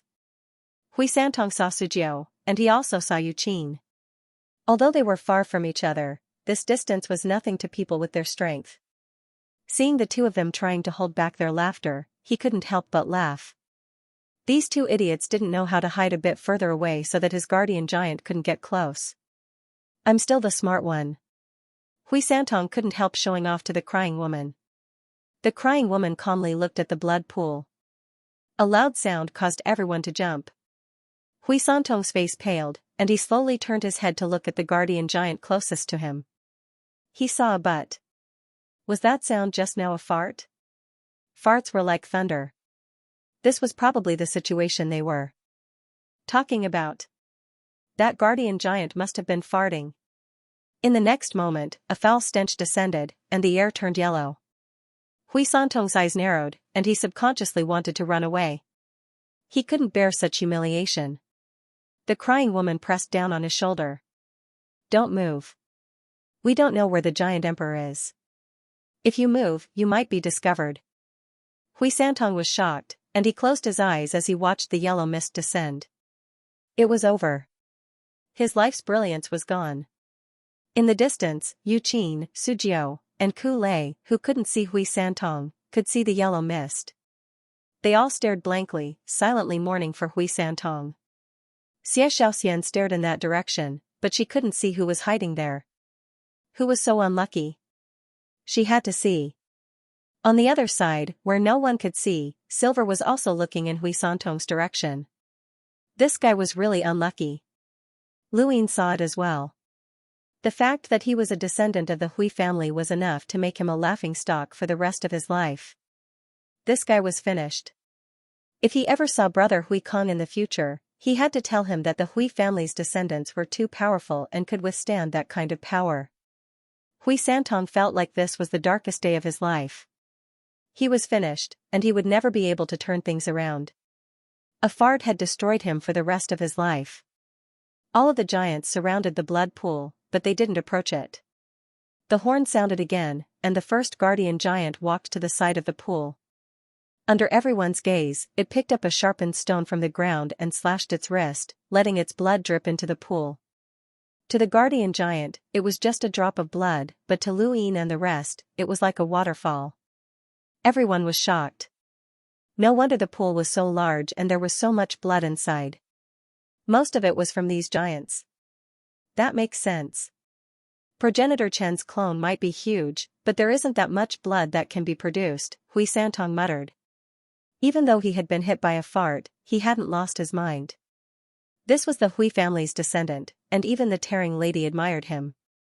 Hui Santong now admired the Tearing Lady even more. It was amazing that a woman could face such a scene so calmly. Xie Xiaoxian was disappointed. So it wasn't all Progenitor Chen's blood. This meant that this might not be the first location where Progenitor Chen's blood had appeared, and there wouldn't be many chances for Progenitor Chen's bones to appear either. What a pity. One guardian giant after another dripped their own blood into the pool. Every guardian giant only dripped a small amount of blood, and it didn't affect them much. However, when the blood gathered together, it formed a huge river of blood. The guardians took 2 days to finish, and then they all returned to their stone houses. Everyone held their breaths. The giant emperor was about to appear. Everyone had thought that the giant emperor would appear soon, but nothing happened even after several days. Ku Lei couldn't take it anymore, and he quickly approached the blood pool. Everyone else looked at him. Ku Lei leaped to the top of the blood pool and looked down. To the guardians, the blood pool was just a small pond, but to him, it was a huge lake. A blood-colored lake. Ku Lei stared at the blood pool and released waves of pressure. It was as if he could see Progenitor Chen standing in the sky, roaring with excitement. There was definitely progenitor blood here. He stared at the bottom of the pool, trying to see through it. Suddenly, his hair stood on end. A pair of huge eyes looked at him from the bottom of the blood pool. The eyes were full of contempt, mockery, and brutality. Ku Lei's pupils shrank as he subconsciously took a step back. Right where he was standing, a huge palm reached out from the blood pool and slammed onto the stone wall, creating a hole in it. A strong gust of wind swept out, and Ku Lei was blown back 1,000 meters before crashing into the stone fence. Everyone was shocked. A giant guardian walked out of the blood pool. He looked smaller than many of the other giants, but what was different from the other giants was that this giant's eyes were intelligent. He had intelligence. He was the giant emperor. No one expected that the giant emperor had been hiding in the blood pool all this time. Kulei was pushed back by the giant emperor's wind and slammed into the stone fence. Fortunately, he wasn't seriously injured, but he still grimaced in pain. He gritted his teeth and looked at the giant emperor. The giant emperor stared at Kulei. He raised his hand and flicked his finger. His finger was as big as 3 people. To the giant emperor, what he flicked out was merely a gust of wind. However, to Kulei, it was an enormous wind pressure attack. He hurriedly dodged, and the gust of wind shattered a stone fence. The giant emperor's eyes showed a hint of mockery. He pressed his thumb against 4 fingers, and then flicked them out. 4-finger winds whistled past, distorting the void. Kulei's face changed. He turned into a thunderbolt and dodged at an extremely fast speed. He avoided all of the finger winds, and when he looked up again, the giant emperor's palm fell, and an even stronger wind pressure slammed him into the stone fence again. Kulei coughed and gritted his teeth. The corner of his mouth was full of blood as he stared at the giant emperor. The giant emperor was completely different from the other guardians. He showed a hint of mockery and interest as he reached out to grab Kulei. Kulei activated the Ku secret character and leaped into the void. The giant emperor's hand grabbed nothing but air. Then, he took advantage of the momentum and pressed in another direction. That was where Sujio was. He had already discovered Sujio and slammed his palm into the ground. However, he also missed as Sujio dodged. In the distance, Sujio breathed a sigh of relief as he looked at the giant emperor in shock. He hadn't taken the initiative to come out, nor had he revealed his aura. Yet, the giant emperor had actually discovered him. If that was the case, then the others should have been exposed as well. Attack together. We've all been exposed. Hui Santong roared. He raised his hand, and numerous golden meteors fell from the dark dome towards the giant emperor. The giant emperor casually waved his hand, and the golden meteors, which were enough to cause even enlighters to feel apprehensive, were all scattered. The giant emperor was not surprised by Hui Santong's presence, but just as he was about to attack, the tearful lady brushed past him. Wuxin, sorrowful autumn. The giant emperor's body froze. It was obvious that he had been hit. Even though the tearful lady had lost to Xia Jiuyo, her heartless sorrow of autumn battle technique had never failed before. Xia Jiuyo and Luyin had both withstood the attack, and now, even the giant emperor was unable to avoid it. Yu Qin and Xu Jing followed closely behind Tearing Woman. Yu Qin's spirit chain rend landed directly on the giant emperor's knee, while Xu Jing's straight-line attack landed on the giant emperor's other knee. They wanted to force the giant emperor to kneel on the ground. However, their attacks were unable to break through the giant emperor's defense. They were still lacking by a bit. The giant emperor lowered his gaze and looked at Yu Qin and Xu Jing. He reached out to grab them, but the 2 of them dodged at the same time. The giant emperor frowned. He sped up, but he still couldn't catch the 2 of them. Whether it was the giant emperor's attack or defense, it was far superior to everyone else's. However, everyone else wasn't weak either. At the very least, they were able to dodge its attacks. Xia Jiuyo appeared beside the giant emperor. The dark light in his palm turned into a blade, and he slashed out with the 3-style blade will. The first saber intent landed on the giant sovereign's neck, but it did not break through his defense. Following that was the second saber intent. The giant sovereign seemed to be afraid. He blocked the second saber intent with his left hand and clenched it tightly. He punched at Xia Jiuyo, forcing Xia Jiuyo to hold back his third saber intent. In the distance, Lu Yin's heart skipped a beat. He had watched Xia Jiuyo's numerous battles, and he had only successfully unleashed the third blade of the 3 forms of blade intent a few times. Even he felt anxious for Xia Jiuyo. Everyone took turns to attack. So far, they had not hurt the giant emperor, but they had successfully angered it. With a furious roar, the giant emperor's fists collided. Violent shockwaves swept out in all directions, forcing everyone to retreat. The only ones who weren't affected were Xia Jiuyo and Tearing Lady. The giant emperor suddenly attacked the tearful lady. He reached out to grab her, but his speed was much faster than before. The tearful lady was unable to react in time, and she was caught in the giant emperor's palm. The giant sovereign's lips curled up. He exerted strength in his right palm, causing the woman in tears to spit out a mouthful of blood. His eyes were ice cold. It was unknown what she had done, but the giant sovereign suddenly let go, as if he had suffered some sort of injury. The tearful lady fell to the ground and panted heavily. She raised her hand and pointed it at the giant emperor. Secret technique, banish. In the next moment, just as the giant emperor was about to continue attacking, his body inexplicably took a few steps back.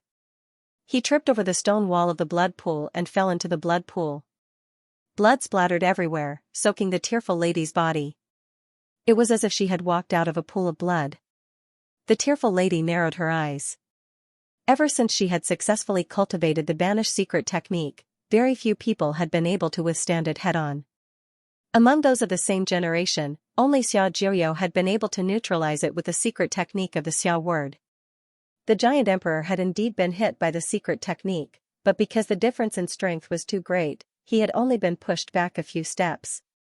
The others were apprehensive. The giant emperor was much more powerful than they had imagined. At the same time, they were also worried that the other guardian giants would appear. If that happened, they would not be facing just one giant emperor, but the entire giant civilization. Fortunately, the battle in the blood pool did not alert the other guardian giants. It was also possible that they had been affected by the blood loss earlier, so they did not notice the battle here. The giant emperor walked out of the blood pool and faced everyone's attacks head-on. With a furious roar, the giant emperor was enraged. He raised his hand and slapped everyone with his palm. Not only was their combined attack dispelled, but the strong wind pressure also sent everyone flying. This time even Xiaojiao and the tearful lady were no exception. Only Sujiao managed to dodge the attack with the secret technique of the Su word. However, he did not have it easy either. The giant emperor looked at him and waved his hand.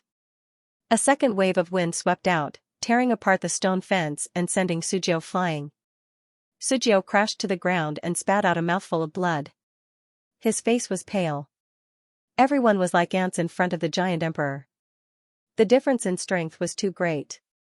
Fortunately, the giant emperor did not cultivate any battle techniques.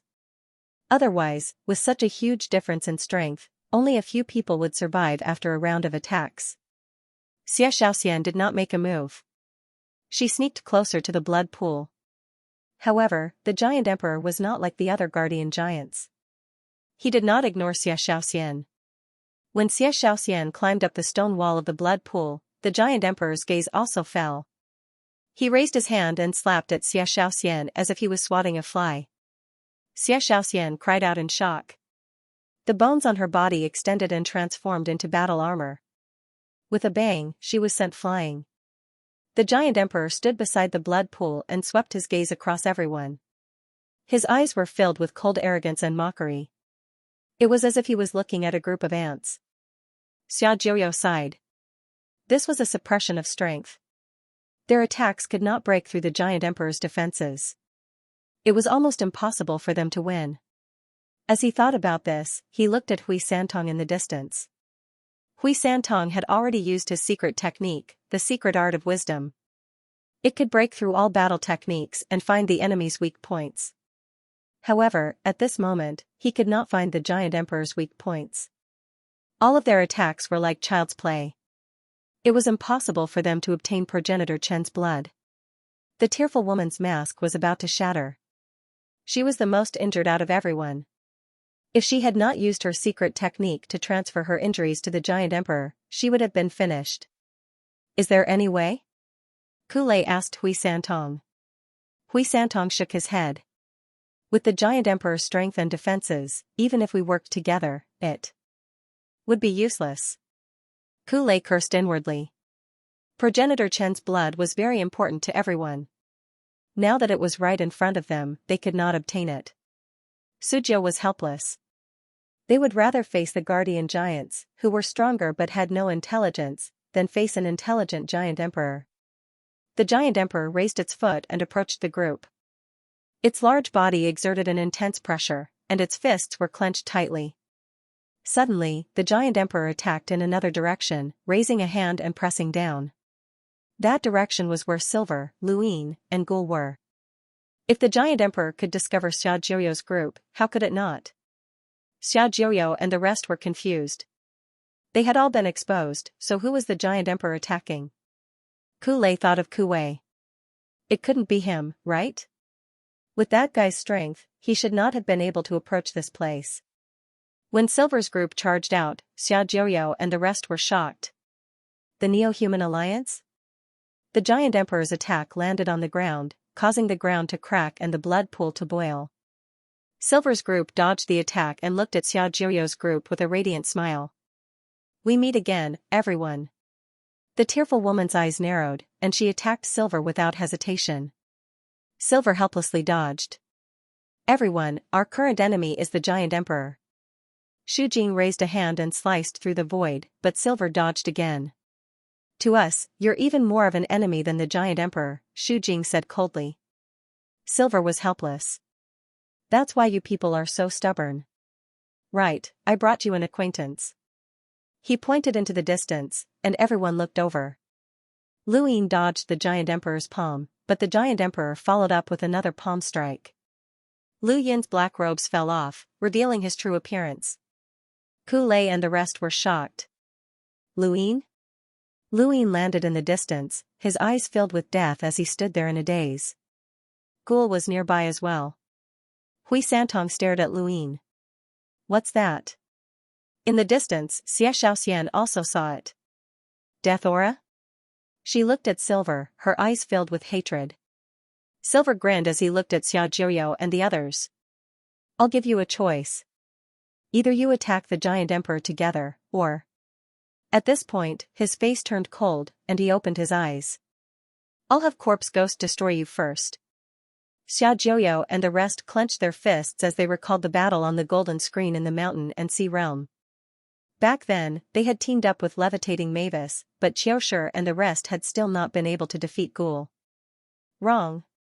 We have a third choice, which is to join forces with the giant emperor and destroy you. Hui Santong barked. Attack. The next moment, everyone charged at Ghoul. Their actions attracted the giant emperor's attention, and he stopped staring at Lu Yin. Instead, he raised a hand and swatted at everyone. Silver's eyes were cold as he watched everyone's actions. When the giant emperor's palm landed, everyone scattered and dodged before closing in on Ghoul once more. Ghoul immediately activated the third transformation of the Corpse King transformation, and her red eyes were shocking. Even the giant emperor was shocked by her terrifying physical strength, and he subconsciously swatted her away, smashing her into the ground and creating a deep crater. Silver raised his brows and looked at the giant emperor solemnly. He had underestimated this fellow, as Ghoul's physical strength was far more terrifying than what he had initially shown. Was this the power of absorbing progenitor Chen's blood? Even Ghoul, who was at the third transformation of the Corpse King transformation, was no match for the giant emperor. Lu Yin's heart skipped a beat. The giant emperor reached out for Ghoul. Silver raised his hand. Silver light flashed from his blade as it flickered on the giant emperor's body. The giant emperor did not seem to care at all, and he reached into the ground with one hand. Just as he was about to grab Ghoul, Ghoul suddenly opened her eyes and charged out, punching at the giant emperor's face. Caught off guard, the giant emperor was struck in the nose, and he was forced back several steps as blood flowed from his nose. Everyone was shocked. Aside from Tear Lady's unblockable battle technique, Heartless Sorrow of Autumn, and Secret Technique, Ghoul was the only one who had managed to injure the giant emperor in a head-on clash. The giant emperor was enraged by Ghoul's punch, and he roared as he swatted out with his palm. This slap was much faster than before, but fortunately, Ghoul had been prepared for it. Otherwise, she would have been struck. A black aura of death spread out from Silver's body and surged into Ghoul's body. Back on the golden stage, Ghoul had single-handedly fought against Ascendant Mavis, Wen Sansi, Quiet Weep, and several other top experts. She had absorbed the aura of death and reached the third transformation of the Corpse King transformation, causing everyone to feel suffocated. Now, that power had reappeared. Thank you for your support. The next volume is about to begin. At that moment, Sujio appeared beside Silver, his force field transforming into a giant ruler. Silver casually waved his hand, shattering the force field and forcing Sujio back. The next moment, Xiaojiu's first blade intent descended. Silver's figure flickered as he regrouped with Luyin. "Captain, I'll leave them to you." Luyin continued to pretend to be under Xiaojiu's control, but when faced with Xiaojiu's three-blade intents, death aura spread from his body and transformed into a scythe that slashed out. After becoming a cruiser, Lu Yin's power had risen once again, and he had absorbed a large amount of death aura. This single strike was enough to break Xiaojiu's first blade intent. Xiaojiu was shocked, and the second blade intent descended. Lu Yin raised his scythe and slashed out again, but suddenly, a bolt of lightning descended from above. It was Ku Lei. Xiaojiu had attacked Lu Yin. Death aura surged from Lu Yin's body, and not only did he block the lightning, but he also clashed head-on with the second blade intent. Xiaojiu didn't wait for the second blade intent to finish before he turned around and used the third. The third blade intent was the strongest of the Xia family's three blade intents, and it was several times stronger than the first. Back in the mountain and sea realm, Lei Nu had been apprehensive of this technique, as it had even severed the sky palace of the spirit palace. Although Lu Yin had absorbed death aura and his power had increased greatly, he was still no match for Corpse Ghoul's third transformation. Xiaojiu's third blade intent posed a threat to him, and his physical defenses couldn't reach Corpse Ghoul's level. Disguise was one thing, but now that he was in Progenitor Chen's tomb, there wasn't much of a need for disguise. As the third blade intent descended, the death aura in Lu Yin's eyes dissipated, and the scattered star chessboard appeared beneath his feet. He instantly disappeared. Silver had been staring at Lu Yin the entire time, and his eyes widened when Xiaojiu's third blade intent descended.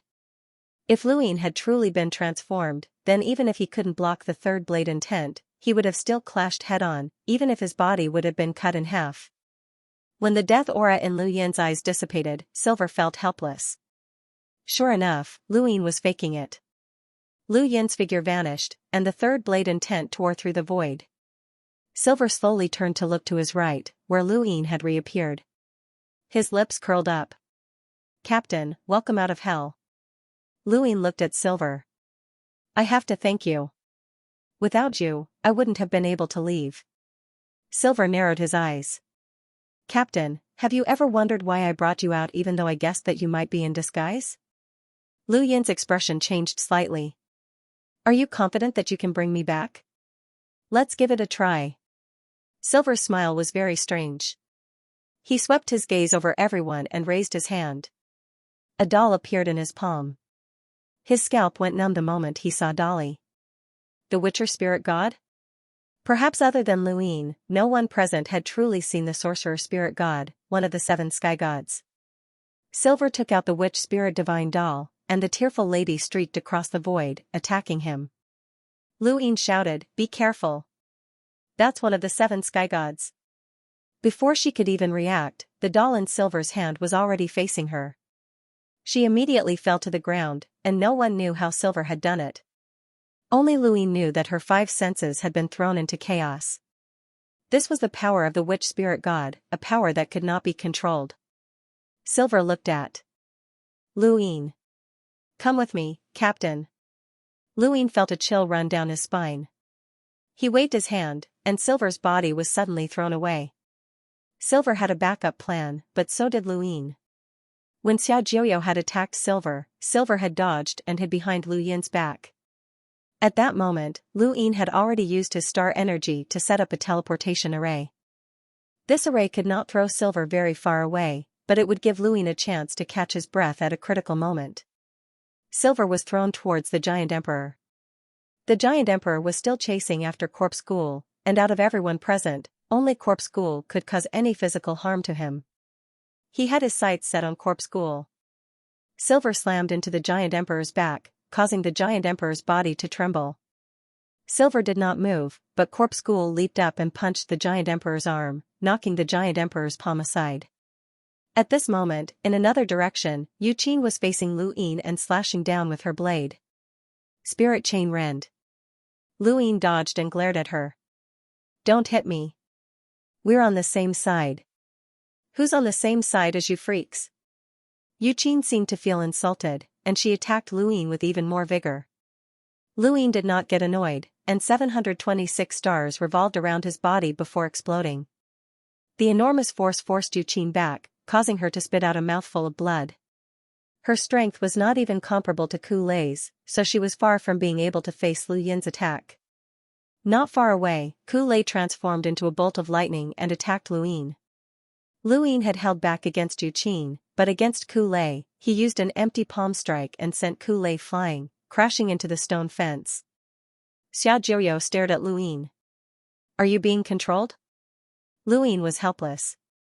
"Do I look like I am?" Xiaojiu was not sure, as no one had ever been captured by the 7 sky gods and remained unscathed. At this moment, the tearful lady returned to normal on the ground. She panted heavily and looked around before finally fixing her gaze on Lu Yin. Her eyes flickered. This person had just warned her. What was going on? In the distance, a black shadow whizzed over and smashed towards Lu Yin. It was Corpse Ghoul, who had been slapped by the Giant Emperor. Despite being hit by the Giant Emperor's attack, Corpse Ghoul did not suffer any serious injuries. It turned around and punched at Lu Yin. Lu Yin waved his left hand and activated the Yu secret art. He diverted the wind from his fist and used an empty palm strike on Corpse Ghoul's body. The empty palm strike was a great threat to others, but it could not harm Corpse Ghoul at all. At most, it paused for a moment before attacking Lu Yin again. Lu Yin did not want to fight against Corpse Ghoul. At this moment, the Giant Emperor leaped into the sky and slammed down, sending a punch in Corpse Ghoul's direction. Lu Yin, Xiaojiu, the tearful lady, Ku Lei, and the rest were shocked. Given the Giant Emperor's size, this punch was enough to cover them all. Everyone hurriedly dodged, and the star chessboard appeared beneath Lu Yin's feet to escape. However, he suddenly noticed that Suzhou had not used the planned secret art to escape. His heart sank. Boom! There was a loud explosion as the Giant Emperor's fist slammed into the ground. The wind from the punch swept out in all directions. Lu Yin had used the planned secret art to turn everyone into chess pieces, including the Giant Emperor. However, the secret art was not invincible, and the Giant Emperor's strength surpassed that of a chess piece. Lu Yin wanted to move, but the entire star chessboard was destroyed by the Giant Emperor's punch. Everyone else had used their speed to escape, but Lu Yin had tried to use the planned secret art to escape. However, the planned secret art had been destroyed by the Giant Emperor's brute force, making him the closest person to the Giant Emperor. The Giant Emperor's eyes widened in anger as the wind from the punch tore through the void, shattering it into black cracks that spread out in all directions. Lu Yin felt his chest tighten, and he could not help but spit out a mouthful of blood. His entire body was sent flying by the wind, and he landed in the blood pool with a plop. No matter how intense the battle was, the Giant Emperor's eyes never left the blood pool. He would not give anyone the chance to get close to it. However, when the Giant Emperor's fist had landed, Silver had also attacked from afar. Silver had been worried that the Giant Emperor's punch would destroy the ghoul, so he had used the Shaman Spirit Doll to confuse the Giant Emperor's 5 senses. That was the power of the Shaman Spirit Doll, which was equivalent to a power vessel. The Giant Emperor could not block it no matter what he did. After the punch, his 5 senses were in chaos, and he slowly fell to the ground. The timing was just right before Lu Yin fell into the blood pool, so the Giant Emperor did not realize that Lu Yin had fallen. Everyone else had been sent flying by the Giant Emperor's punch, and similarly, they did not notice that Lu Yin had fallen into the blood pool. Only one person, Silver, had not neglected Lu Yin. In his eyes, Lu Yin was far more important than the ghoul, and he had seen Lu Yin fall into the blood pool. There was an earth-shattering explosion as dust filled the air. Lu Yin had fallen into the blood pool, while everyone else had been injured. Silver leapt towards the blood pool, intending to pull Lu Yin out. However, the Giant Emperor regained consciousness in the next moment. Silver was in disbelief. How could Lu Yin have gotten rid of his 5 senses so quickly?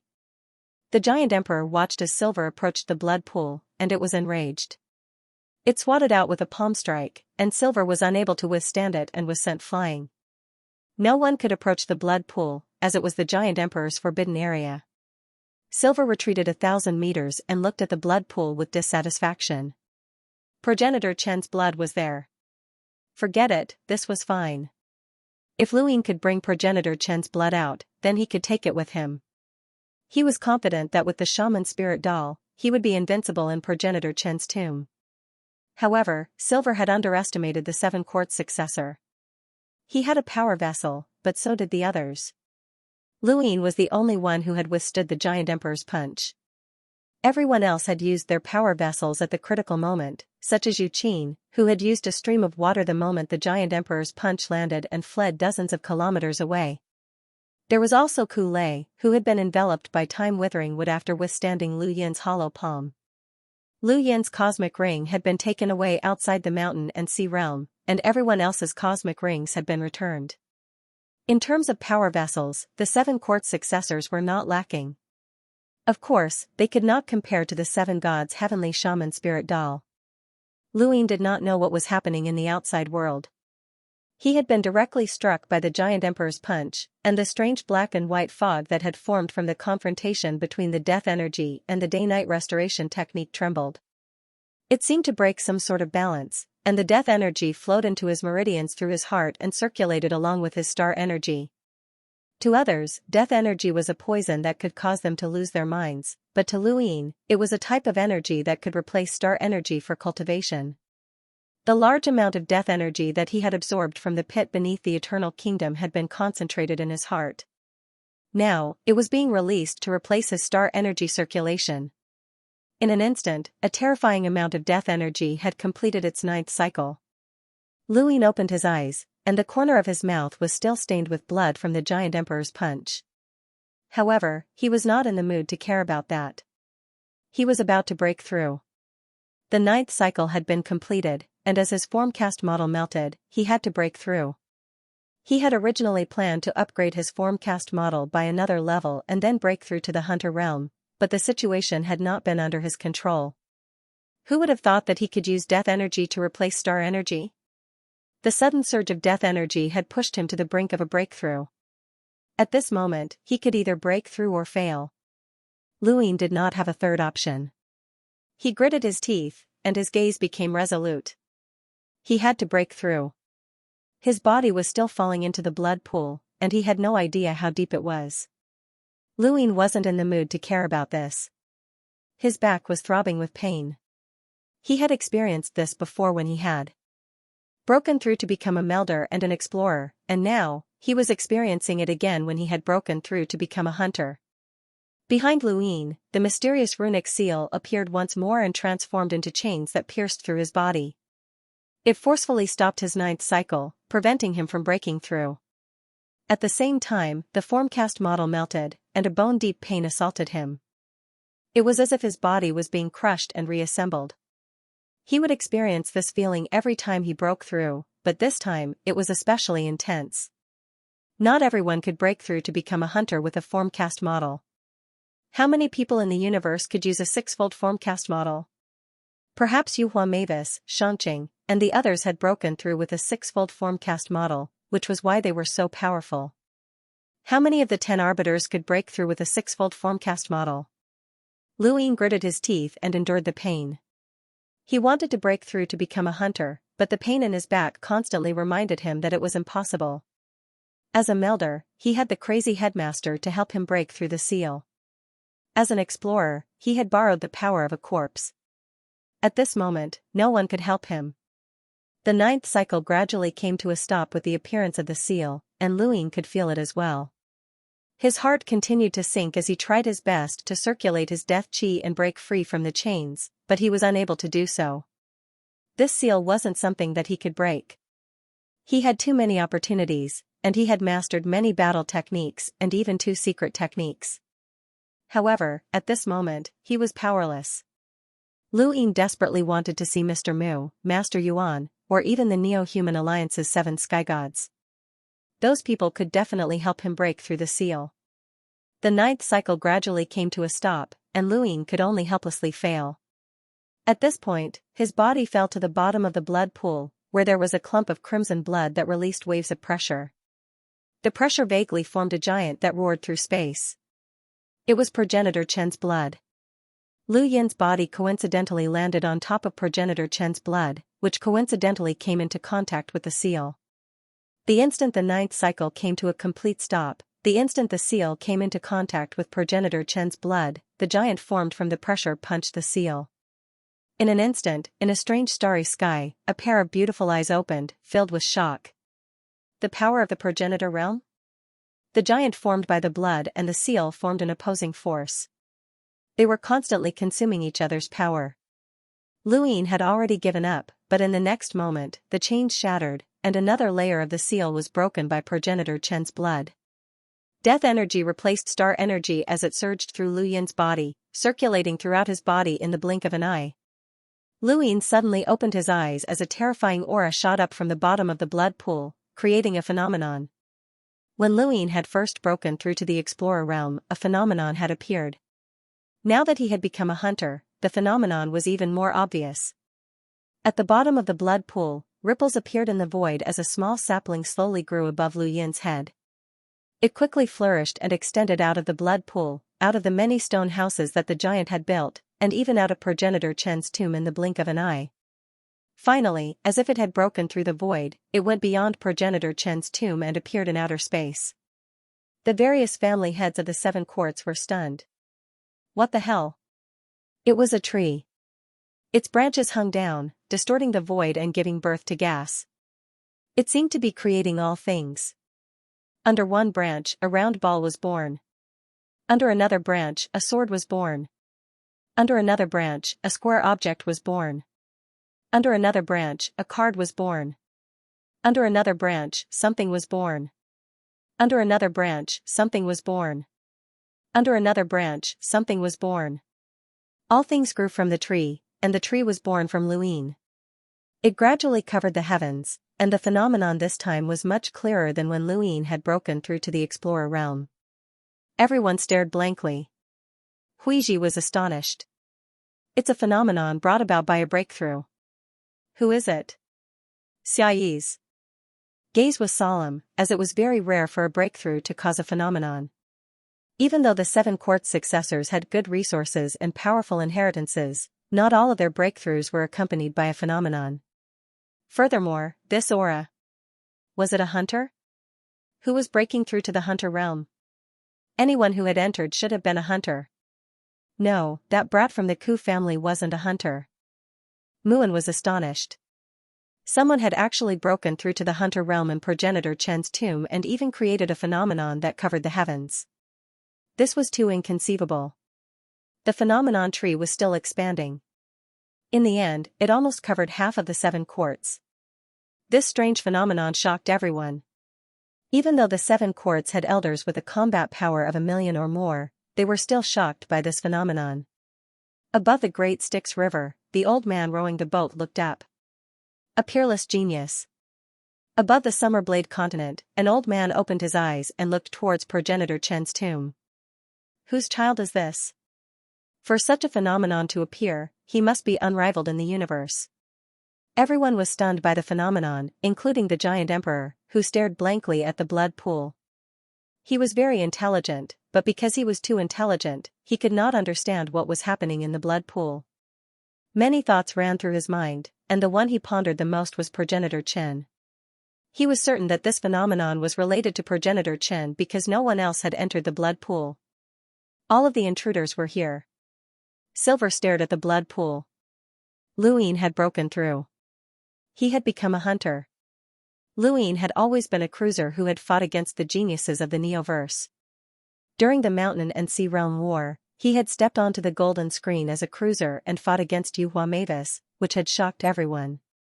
At that time, he had only been a cruiser. Now, he had become a hunter. At this moment, even Silver did not know how strong Lu Yin was. He was excited, and he licked his lips.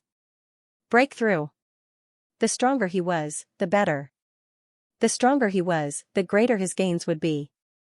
This was the most perfect weapon in the entire universe.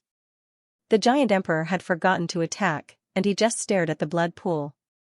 The others did not provoke him, as they were all waiting for the results. At the bottom of the blood pool, Lu Yin's body glowed. He had broken through to the hunter realm, and at this moment, his strength had increased infinitely.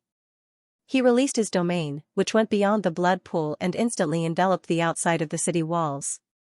It continued to expand, and he did not know how far it would extend. Suddenly, Lu Yin felt like he was in control of everything. The deathly aura circulated through his body, and even with such an enormous amount, it did not affect Luin.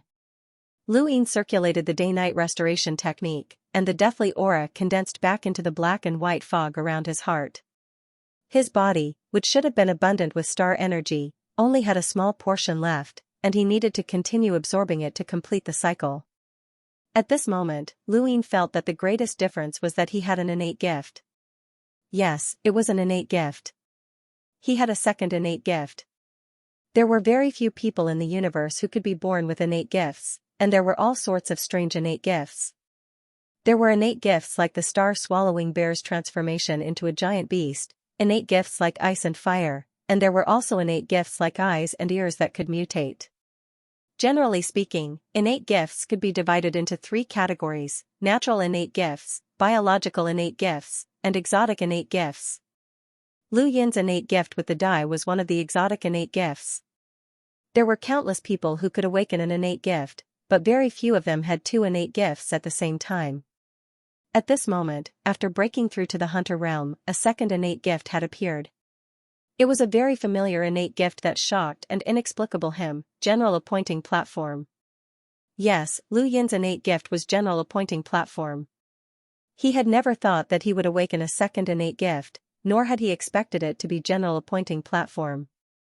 When the 6th mainland had invaded, the Hall of Honor had brought out a General Appointing Platform to encourage the 5th mainland's younger generation to fight to the death.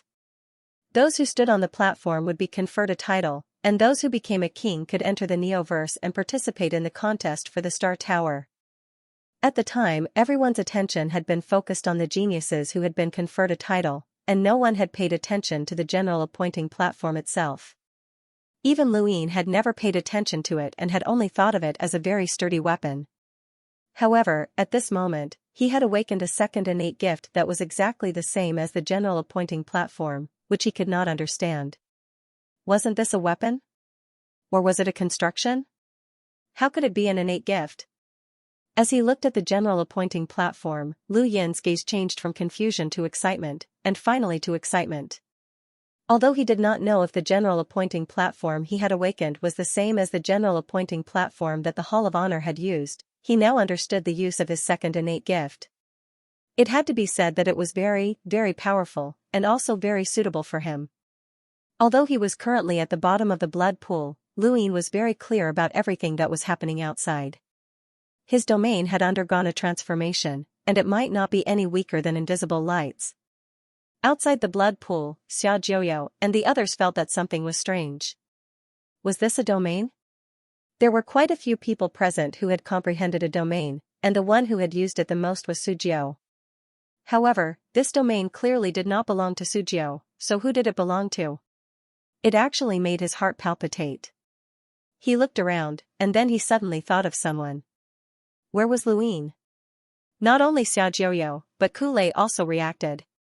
Where was Luin? He looked around, but he could not find him. Everyone present was an expert, and they could clearly see everything as they looked around, but they could not find Luin. In the end, everyone's gazes landed on the blood pool. No way.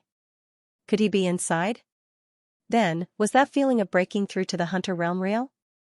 Had Luin broken through to the Hunter realm in the blood pool? The giant emperor continued to stare blankly at the blood pool. He had been born in progenitor Chen's tomb, and he did not understand any battle techniques or cultivation techniques.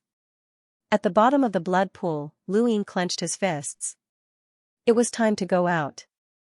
He did not know how strong he was now, but perhaps he could fight against the zombie. He stood up and leaped out of the blood pool.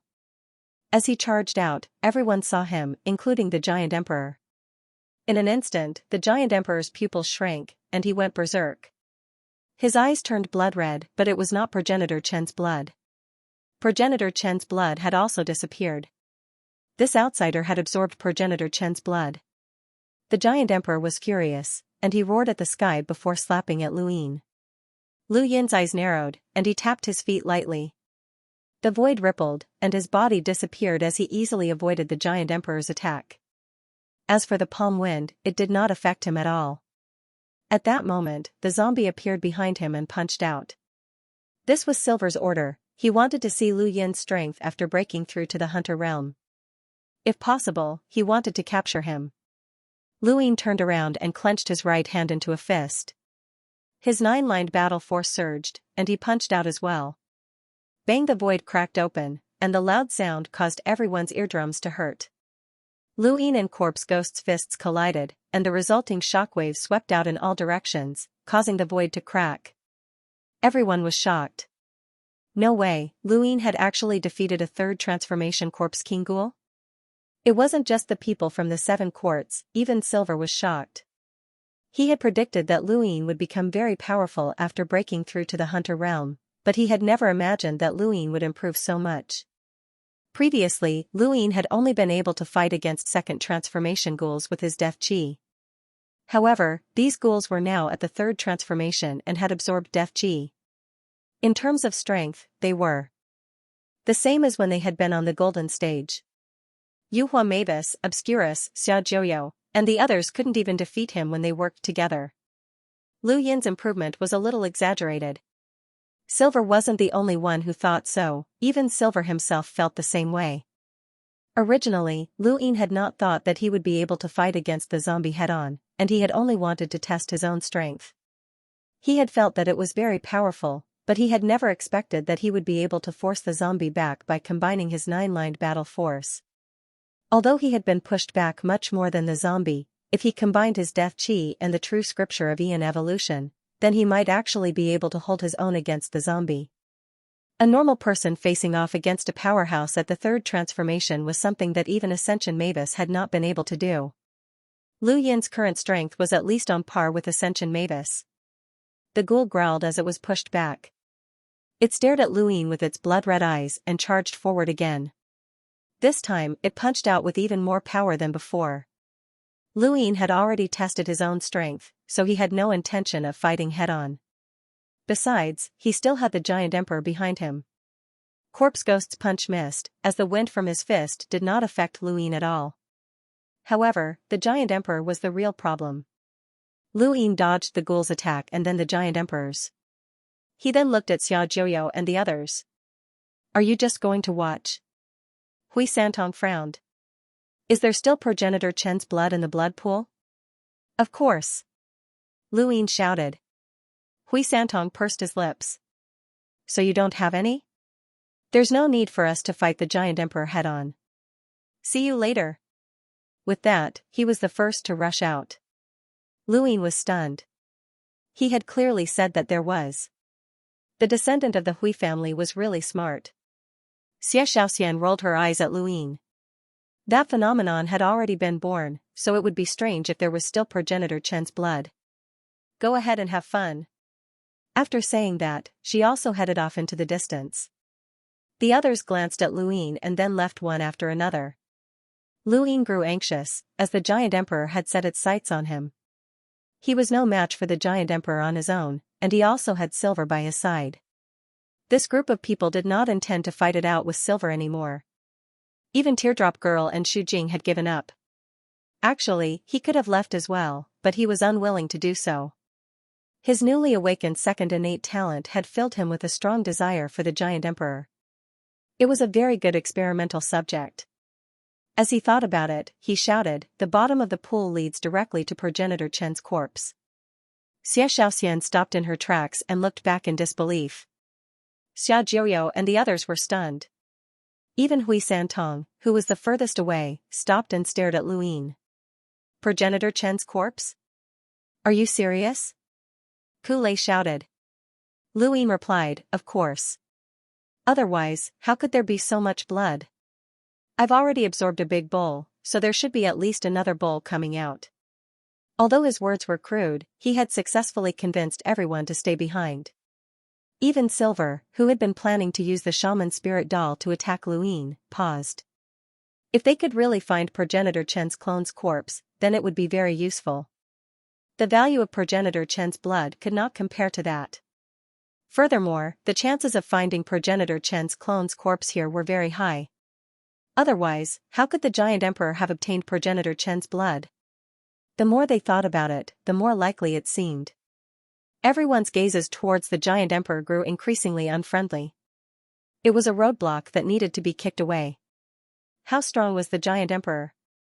Up until now, aside from Teardrop Girl's heartless morning autumn battle technique and Retribution secret technique, only Ghoul had been able to force it back. An adult guardian giant could threaten an enlighter with a power level of 400,000, and the giant emperor was definitely far stronger than an ordinary adult guardian giant. Of course, that was only true in the outside world. The guardian giants within Progenitor. Chen's tomb had never come into contact with any battle techniques, and their fighting style was barbaric and crude. Their threat level was greatly reduced, but even so, the giant emperor's physical strength was not something that these juniors could break through. However, this was not the mountain and sea realm, where external items could be used. Or rather, at the final juncture, it was all about external items. However, the giant emperor was not their only enemy. There was also Silver and Ghoul, and their threat level was no less than the giant emperor's. Luin was still dodging the giant emperor's attacks. It would not be difficult for him to leave, but why? The commander appointing platform's innate gift had filled him with a desire for the giant emperor. Ghoul attacked Luin once again. Silver understood Luin very well, so he did not believe that Progenitor Chen's clone's corpse was at the bottom of the blood pool. Right now, the most important thing was to capture Luin. Silver raised the shaman spirit doll. Luin was no longer someone that Ghoul could capture, so he had to act as well.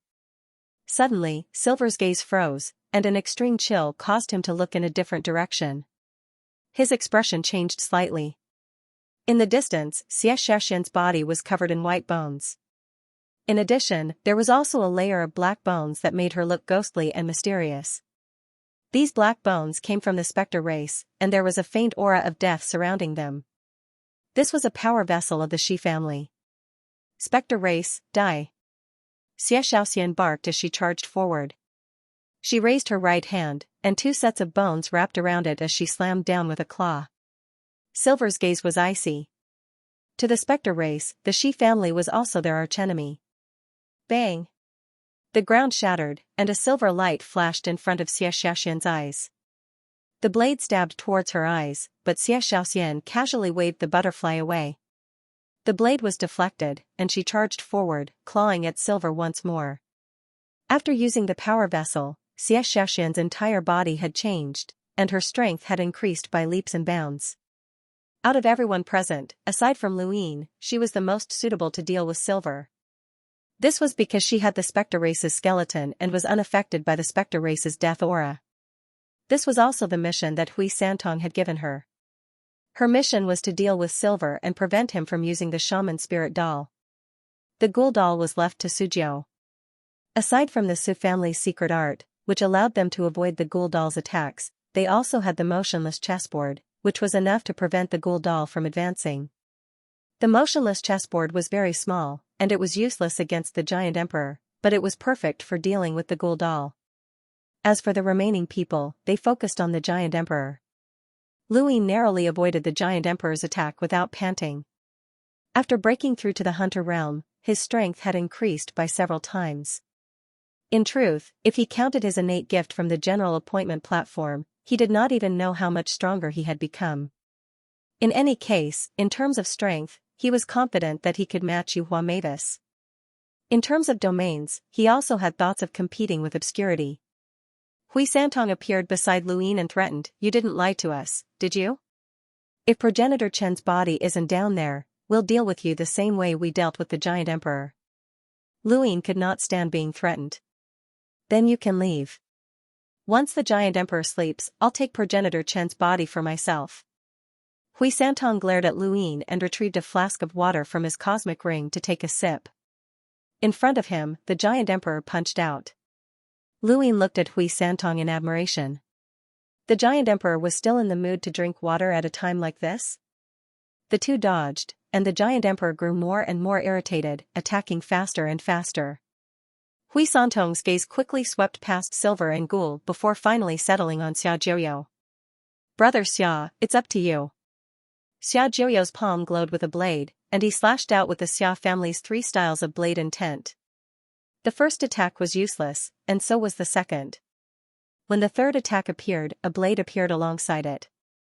It did not look solid, but it contained an unparalleled sharpness. When the blade appeared, the giant emperor paused and looked over in shock. Hui Santong shouted, "Brother Liu, beat him senseless." Lu Yin had just received Hui Santong's message, and he blinked in front of the giant emperor's face. He raised his hand and struck out with an empty palm. At this moment, the might of emptiness palm was completely different from before. Lu Yin's strength had increased by leaps and bounds, and the emptiness palm's power had naturally increased as well. The giant emperor's nose was struck once more, and he was forced back 2 steps as blood flowed out. Just like Gul's attack, Lu Yin could also use his physical strength to injure the giant emperor. The giant emperor was forced back 2 steps by the emptiness palm, and it seemed to have been struck senseless. Xia Jiuyo took the opportunity to strike out with his third attack. The blade fused into the third style of blade intent, and Lu Yin felt a chill run down his spine. The blade flashed past and left a gaping wound on the giant emperor's thigh, causing blood to flow out like a waterfall. "Kulei!" Hui Santong shouted. In the distance, lightning flashed as Kulei appeared and charged towards the giant emperor's wound. The moment he entered the wound, he hid within a piece of withered wood. This was the Ku family's power vessel, the Withering Time Wood. When Lu Yin had been ambushed, Ku Wei had hidden within the Withering Time Wood, and Lu Yin had found its defenses unbelievable. Now, Ku Lei was similarly hiding within the Withering Time Wood, and he stuck it firmly in the giant emperor's wound. Lightning suddenly erupted and spread throughout the giant emperor's body. Ku Lei had attacked the giant emperor with lightning before, but the giant emperor hadn't cared at all. However, things were different now. Ku Lei's lightning directly struck the giant emperor's wound, causing it to howl in pain. The giant emperor slapped at the wound on its thigh, but Ku Lei didn't care. The Withering Time would guarantee his safety. There was a thump as the giant emperor slapped at the wound. Lightning flashed once more, connecting the heavens and the earth. The giant emperor was in so much pain that its movement slowed down. On the other side, a chessboard was trapped beneath Sujiu and Gul's feet. Gul roared, causing the chessboard to become unstable. Gul looked up and punched out, but a river appeared beneath Sujiu's feet and swept him away. Then, just as Gul was about to attack Lu Yin again, another chessboard appeared beneath his feet. Sujiu couldn't trap Gul on his own, so Yuqin assisted him from the side.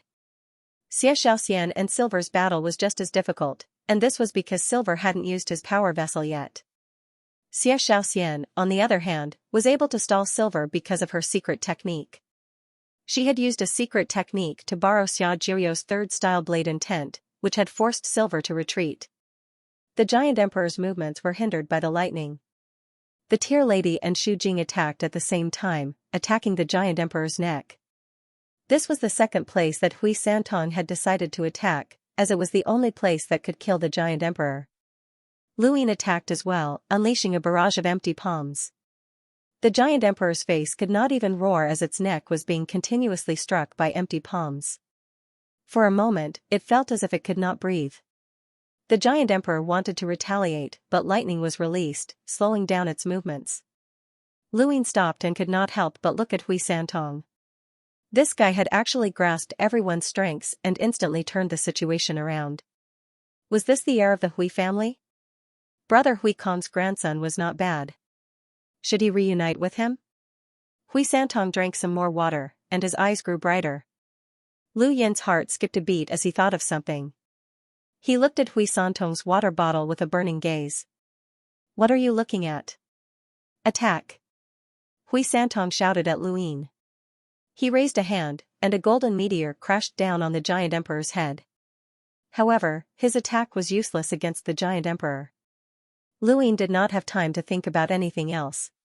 He raised a hand and struck out with empty palms. The wind from his palms swept past Lei Nu and viciously struck the giant emperor's neck. Lei Nu was startled. Even though she had not touched the wind, she could still feel the terrifying attack power as it brushed past her. She could not help but look at Lu Yin. This person had become a hunter, and his strength had undergone an earth-shattering change. It was no wonder why the prime clear lineage valued him. His defeat of Netherweep in the mountain and sea realm had not been a fluke. The giant emperor had initially been suppressing everyone, but now, it was being suppressed. Even though everyone had used their power vessels, the winner was king while the loser was in the wrong. Finally, Xiaojiu unleashed his third blade intent, which left a gaping wound on the giant emperor's neck. Everyone's attacks landed, and the giant emperor finally could not hold on any longer. It half knelt on the ground, and its large eyes unwillingly scanned the crowd. It did not know how to speak, but everyone could see its unwillingness. Lightning flashed once more. Luyin looked at the giant emperor's thigh. Kool-Aid was like poison. If not for Luyin, that injury would not have affected the giant emperor at all. It was precisely because of Luyin that the giant emperor had been unable to withstand everyone's attacks. The giant emperor suddenly stood up and let out an earth-shattering roar. A bugle horn sounded from afar. Hui Santong's expression changed. Not good, it's summoning other giants. Attack and kill the giant emperor. As soon as he finished speaking, everyone attacked. Nine-lined battle force surged from Lu Yin's body, and he slowly clenched his fists. He then raised both palms and fiercely struck out. The giant emperor wanted to escape and shift his body to the side. However, the lightning flashed and paralyzed his entire body. The tearful lady even used her retribution mystic technique, causing the giant emperor to vomit blood for the first time. The giant emperor roared and resisted the attacks. He stood up and wanted to move. Secret technique, banish, the tearful woman shouted. The giant emperor was pushed back several steps, and with a wave of his hand, he sent Xu Jing flying with a bang. Lu Yin set up a greater teleportation array, but the giant emperor still wanted to move. It was teleported several steps by Lu Yin's array, and it returned to its original position. In the distance, many guardian giants walked out of their stone houses and headed towards the blood pool. The giant emperor let out a furious roar. Many of the guardian giants roared and sped up. Lu Yin turned around and retracted his domain. It then transformed into a force field that transformed into a towering tree that enveloped the surroundings. Numerous guardian giants bombarded the aura field. Xia Jiuyo's eyes were stern. He solemnly took out a blade and slashed out with the third style of saber intent. At the same time, Xianxia activated the evil secret word, using the third style of saber intent to attack Yin. The giant emperor and Silver simultaneously faced the threat of the third style of saber intent. Silver avoided it, as he had not truly fought with anyone yet. Even on the mountain and sea realm's golden stage, he had seemed to be playing around. The giant emperor was not so lucky. The lightning flashed and paralyzed his body, and the wound on his neck forcefully endured the third style of saber intent. The blade light penetrated his bones and severed half of his head. Lu Yin took advantage of this opportunity to raise a hand and tap out. Seventh Brother's Finger. Seventh Brother's Finger was still Lu Yin's strongest attack. Outside, the giant tree formed by the force field dissipated. The overlaying stacks at the tip of Lu Yin's finger combined with his explosive strength after breaking through to the hunter realm allowed the finger to pierce through the giant emperor's neck. Dark blood flowed out, a different color than the blood that flowed out of the giant emperor's body. The dark blood splattered into the blood pool, but it did not fuse with the pool. Instead, it floated there. The giant emperor's eyes went blank, and he slowly fell to his knees, causing the ground to rumble. Everyone looked over and saw that the giant emperor was completely dead. He could not even escape. Lu Yin's figure flickered as he appeared on the giant emperor's shoulder. With his back to the crowd, he took out a general appointment platform. In my name, I appoint a general. As soon as he spoke, a gust of wind blew past, and the giant emperor's brand appeared on the platform. It was so vivid that it looked like the real giant. Emperor. Lu Yin was excited. At this moment, many guardian giants angrily charged in from all directions and attacked the group. Hui Santong looked at the blood pool and leaped down. The rest of the group also charged in. Lu Yin pursed his lips, glanced at Silver and Ghoul, and then turned to leave. It was too late for Silver to take out the divine shaman spirit doll, as there were many guardian giants blocking the way. He could only helplessly say, "Captain, good luck." With that, he left. The guardian giants roared angrily, as the giant emperor's death was a huge blow to them. Lu Yin looked back and was inwardly speechless. At the same time, he felt a little tempted. If all of these guardian giants joined the Great Yu Empire, then he would be able to wage war against all of the Innerverse powers. Right, this was progenitor Chen's tomb. Did that mean that these guardian giants belonged to the seven courts? Luin looked around as he distanced himself from the blood pool, but he was lost. To be honest, he had no understanding of progenitor Chen's tomb at all. Silver had been leading the way, and this place was so huge that he might not be able to find anything good. There was a time limit to the opening of progenitor Chen's tomb, and Luin did not want to come here for nothing. As he thought about it, Luin recalled the scene of Hui Santong drinking water, and he was tempted. That water must have been brewed by Hui Santong, and he wanted to drink it as well. He decided to stay and wait for Hui Santong. Not long after, Xia Jiuyou and the rest charged out of the blood pool, their expressions ugly. This was especially true for Kulei. Don't let me find Luin, or I'll skin him alive. Xia Xiaoxian rolled her eyes. You can't beat him. Kulei glared at her and snorted, but he did not say anything. Around them, many guardian giants noticed the group and raised their clubs to smash them down. The group dispersed and left. In the distance, Lu Yan's eyes lit up. He saw lightning flickering and heading into the distance. It was definitely Kulei. He also saw Sujiu, as the motionless chessboard beneath his feet was rather eye-catching. He saw the river carrying Yuqin away. The treasures of the heirs of these great powers were very tempting. Finally, he saw Hui Santong. The golden meteor beneath his feet was rather eye-catching. The one behind Hui Santong was the crying lady? Hui Santong felt helpless and turned around. Why are you still following me? The crying lady did not say a word and simply followed him. He felt rather sullen, as the crying lady was using him as a guiding light. He could not just leave her alone, so how could he get rid of her? He could not help but take a sip of water. Sorry, I'm thirsty. Can I have some water? A voice called out from nearby. Hui Santong's eyes trembled, and he looked over.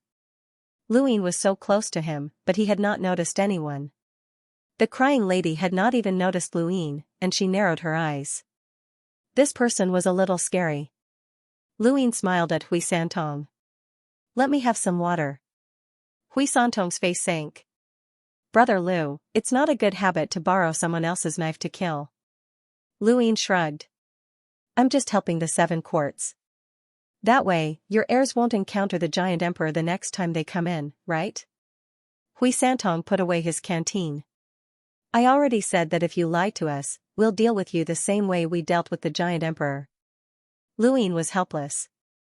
Brother Hui, you and I are actually closer than anyone else. In fact, you even have to call me ancestor. Hui Santong was furious. Luin, you're too insulting. This is progenitor Chen's tomb, and the seven courts are outside. My Hui family's experts are all here. Luin hurriedly explained, listen to me, Brother Hui. During the 6th Mainland's invasion, Knight King Zhenwu almost killed me. At that time, I went to the technocracy and met someone. We almost became sworn brothers. That person was called Hui Kong. Hui Santong's eyes narrowed, and he could not help but cry out, who are you talking about? Hui Kong. Luin smiled. Hui Santong stared at Luin. Luin, I'm not joking with you. Are you sure you're telling the truth? If you lie to me, I swear that my Hui family will hunt you down. Luin seriously replied, it's true. Hui Kong told me to call him elder brother.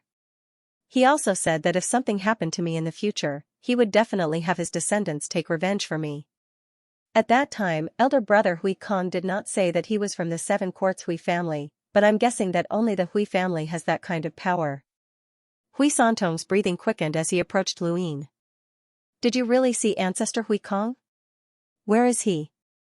He said that he's in the technocracy. Why is he there? How long has he been there? He said that he's looking for the truth.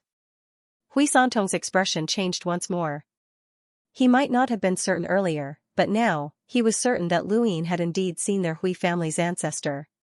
Behind them, tearful lady looked at Luin in astonishment. Was this person lying or was he telling the truth? He had been able to use the huge temptation of progenitor Chen's clone's corpse to force everyone to fight the giant emperor with him, and now, he had convinced Hui Santong. This was Hui Santong, a member of the Hui family. He had lured a descendant of the Hui family twice in a row, which meant that he was no ordinary person. Even if he was lying, he had to be right. It was no wonder why he had been able to unify the Outerverse. Luin did not say anything. He looked around, especially in the direction of the blood pool. Without the giant emperor, all of the guardian giants were in chaos. These giants looked like humans, but they were many times larger. However, these barbaric giants were more like giant beasts, and Luin could not forget the scene he had seen on the giant planet. These giants would even eat humans. He had not held back when he had killed the giant emperor, but even if he had not, the giant emperor would have killed him. Now that the giant emperor was dead, all of the guardian giants were in chaos. In that case, the city walls were meaningless. Just as he thought about this, a loud sound came from the distance. A corner of the city wall had collapsed, and a giant had smashed through it. Luin did not know whether the giants outside had broken in or the ones inside. Luin did not care. Thank you to the distant building. The final curtain. I can't sleep. This is a reward from the brothers of the Cool Breeze Mountain. Thank you for your support. Thank you for your help. Thank you. What else did he say to you? Hui Santong asked in a low voice as he stared into Lu Yin's eyes. Luin retracted his gaze from the distance and looked at Hui Santong. We talked a lot. I was the one talking most of the time. He's very curious about the outside world and wants to come out, but he's very stubborn and won't come out until he finds out the truth. Hui Santong lowered his head with a complicated expression. Compared to the other heirs of the 7 courts, Hui Santong knew much more. Not only did he know about the Hui family, but he also knew a lot about the other families as well. The more he knew, the more he thought about things. I won't pursue the matter of the giant emperor any further. Draw down the location where you met ancestor Hui Kong, Hui Santong said. Luin replied, sorry, I don't know anything about the technocracy, so I can't draw it. Hui Santong sighed and suddenly thought of something. He looked at Luin seriously. Are you under the Neo-Human Alliance's control? Luin had thought of this as well. If I say that I'm not under their control, does the 7 courts have a way to test it? Hui Santong shook his head. Regardless, only the Hall of Honor can truly acknowledge you. Otherwise, even if we acknowledge you, you'll still be hunted down by the entire universe. You won't be able to survive like before. Luin also thought of this, and he looked at Crying Lady. Her tone was indifferent. Presiding Judge Myun is outside the Great Tomb. When the time comes, he can take you to the Glory Realm for a test. If you're really not under their control, then you'll be fine. Luin nodded and looked relieved, but he was actually very worried. Who knew what that black and white fog in his heart was? If they found out that he was being controlled, then no one would be able to explain themselves. However, he had to be tested. Even Master Yuan and Everlasting Island would not be able to protect him. This was a matter of principle. Ever since he had gone to the Eternal Kingdom, Luin understood why the Hall of Honor had issued a kill order for the Neo-Human Alliance. If it had been him, he would have issued a kill order as well. However, the test was one thing, he could not put his life in the hands of others. He had to think of a way to find someone, he did not want to be wrongly accused. Of the 9 directors of the Hall of Honor, one of them was from the Day-Night clan, and there were others who were biased towards the Day-Night clan. Luin did not believe that those people had wrongly accused him. As for Ancestor Hui Kong, once we leave the Great Tomb, the head of the Hui family will naturally talk to you about it, Hui Santong said. He believed that Luin had met Hui Kong, but he did not believe that the two were brothers. After all, the difference in age was too great. He thought for a moment and then added, I hope that you haven't been controlled by the Neo-Human Alliance. Hui Santong flew off into the distance. Because of the giant emperor, all the guardian giants had been attracted to the blood pool. There would not be any guardian giants along the way. Moreover, they had the giant's blood on them to cover their smell. Everyone flew off into the distance. Hui Santong left, followed by the tearful girl. Then, Luin also followed. Hui Santong noticed and turned to look at Luin strangely. Why are you following me? After saying that, he seemed to have thought of something, and his expression turned ugly. What do you mean? Luin laughed dryly. I'm lost. Lead the way. Hui Santong's eyes widened. You want to follow me too? Louis nodded and looked at the tear girl, who looked back at him. Hui Santong was speechless. Why did everyone want to follow him? What do you want? The root of wisdom. Louis did not hide his desire for the root of wisdom. Hui Santong frowned. We might not be able to find it, and it belongs to the Hui family. It belongs to the ancestor. Don't say that. Ancestor Hui is also the ancestor of all humans. Whether or not we can find it will depend on luck. Louis smiled. He really wanted to obtain the root of wisdom and then deduce the overlaying stacks path. With his current physical strength, he could definitely deduce the overlaying stacks path to a higher level.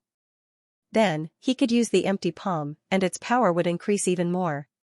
One palm strike would definitely be enough to make someone like Xianxia, who had just broken through to the Enlighter realm, tremble.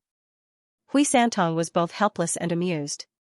There had never been two people following him in history. It was almost impossible for outsiders to enter Progenitor Chen's great tomb, and only Burial Garden could. However, Burial Garden's understanding of Progenitor Chen's great tomb was no less than Hui Santong's, so they had never led the way before. Go ahead. You can't give up everything just because of the two of us, right? Louis asked. He was still a little worried. Hui Santong looked at Louis and then at Crying Lady. I'm not looking for the root of wisdom.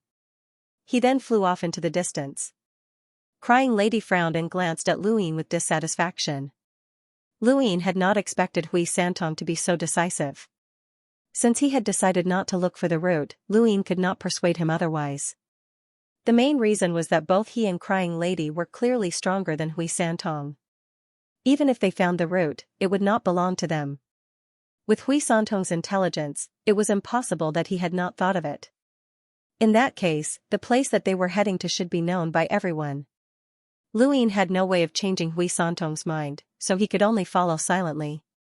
Progenitor Chen's great tomb was indeed huge. After an hour, Hui Santong looked back and saw that Crying Lady and Louis were still following him. He asked, I heard that you were captured by one of the 7 sky gods, the witch spirit god. Where did they take you? The Eternal Kingdom, Louis replied. Hui Santong paused and looked at Louis in shock. You were taken to the Eternal Kingdom? Crying Lady looked at Louis in surprise as well, carefully sizing him up. Louis said, looks like you know. That's right, it's the Eternal Kingdom. Where is it? Crying Lady asked. Louis shook his head. I don't know. I only know that it's a folded space with 7 dark inheritance towers that represent the 7 sky gods. To be honest, I don't believe that you were able to escape from the Eternal Kingdom, Louis. Louis replied, that's why I had to do a test. No one would believe me. What about the Eternal Kingdom? I heard that it's a paradise created by the Neo-Human Alliance, and they're researching how to make people immortal. Lu Yin's face sank. That's hell, a place that should be destroyed if it's known. Crying Lady did not say anything else, and neither did Hui Santong as they continued walking into the distance. Not long after, waves of star energy rippled in front of them, and the 3 of them saw a black creature that looked like an enlarged earthworm rise up from the ground. It was at least a few thousand meters long, and there wasn't just one. There were dozens of these creatures rising up from the ground. High up in the sky were Xianxia and Xu Jing.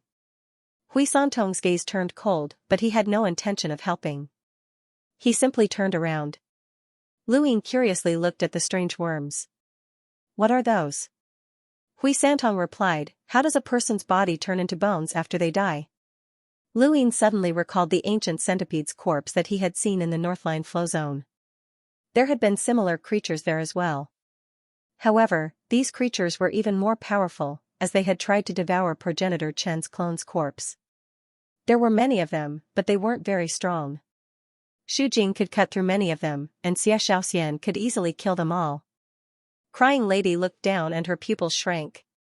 She saw that the ground was filled with these worms, and they looked rather disgusting. To Progenitor Chen's clone, these worms were just parasites that could be found in a normal person's hair. However, they were too big for them. Since these worms have appeared, does that mean that we can reach Progenitor Chen's clone's corpse? Luin asked. Hui Santong replied, it's useless. These worms have no effect on progenitor Chen's body. How can they turn it into bones? They're just parasites, and they can be considered a rare source of meat for the guardian giants. That's meat? Luin was surprised. Hui Santong replied, you can try it. It said that it tastes pretty good. Luin was disgusted. Have any of you tried it? Hui Santong didn't say anything and instead sped up. Xie Xiaoxian and Xu Jing saw the three of them, especially Luin. They raised their brows at this despicable bastard. Don't go. Xie Xiaoxian shouted as she quickly chased after them. Everyone who had entered progenitor Chen's tomb left the blood pool and headed further away, except for one person, Ku Wei. Everyone seemed to have forgotten about him, and even he had forgotten about himself. He was now focused on hiding in the guardian giant's hair so that he wouldn't be discovered. Ku Wei blinked as he crossed the broken city wall. No way, a civilization of giants had formed here? He was clearly slower than everyone else, and if not for the guardian giant entering the city, he might not have known what was going on here. The guardian giant was more like a beast than a human. It had no intelligence, and all of its actions were based on instinct. This guardian giant had been attracted to the blood pool and had slowly approached it. There were many other guardians in the area, and they all circled around the blood pool before leaving. For some reason, this guardian giant lowered its head and then buried its head into the blood pool. To it, this was just washing its face, but to Ku Wei, this was basically throwing him into the blood pool. Ku Wei was caught off guard and fell into the blood pool. The moment he left the giant's hair, the guardian giant's eyes stared straight at him. Even though the guardian giant relied on scent to find outsiders, they still had vision, and as long as they weren't too far away, they would be able to see. At this moment, Ku Wei and the guardian giant were staring at each other. The guardian giant pressed one hand into the blood pool and grabbed at Ku Wei. It was as if Mount Tai was pressing down on him. Ku Wei was startled, and he tapped out with a finger. The giant's palm was too large, and Ku Wei was only able to break one of its fingers. However, the palm still managed to grab him, and the giant's strength almost crushed him to death. He couldn't help but open his mouth and spit out a mouthful of blood. After that, even more blood entered his body. This was the giant's blood, and there was also the giant emperor's dark blood mixed in with a trace of progenitor Chen's blood. Progenitor Chen's blood was at the bottom of the blood pool, and it was being absorbed by Luin. However, progenitor Chen's blood had been in the blood pool for a long time, and there was a trace of it that had melted. Ordinary people would not be able to detect it, and that trace of progenitor Chen's blood did not exist. However, at this moment, Ku Wei had opened his mouth and drank a lot of the giant's blood, so he had naturally absorbed some of it as well. The guardian giant scooped Ku Wei up from the blood pool and looked at him. It squeezed him a little more, and with a cruel gaze, it threw him out. With a bang, Ku Wei crashed into the stone fence and coughed up another mouthful of blood. His vision became blurry, and when he tried to move his fingers, he could no longer feel them. In front of him, the ground trembled and dust flew into the air. A tomb guardian giant walked over and raised its foot before stomping down. Ku Wei did not want to die. He gritted his teeth and growled, "Move. Move. Move. You must move." The giant's foot landed, and just as it was about to step on Ku Wei's body suddenly expanded. 1 time, 2 times, 10 times, 100 times. In the end, his body became as big as the guardian giant. The guardian giant's foot was blocked by Ku Wei, and it could not help but take a few steps back. In the surroundings, many guardian giants looked at Ku Wei, their eyes filled with doubt and confusion, but they did not attack. Even the guardian giant that had attacked him at the beginning did not attack again and looked at Ku Wei in confusion. Ku Wei blinked and lowered his head. What was going on? Why did these guardian giants become smaller? No, he looked at the blood pool in front of him in shock. It was him who had become bigger. Looking at his hands, Ku Wei stood up in a daze. He had really become as big as these guardian giants. What was going on? Looking around, the scenery had completely changed. The guardian giants around him were as big as him, and the stone houses around him were like ordinary houses. This was the height of the giants. Ku Wei was completely stunned. He had actually become a guardian giant.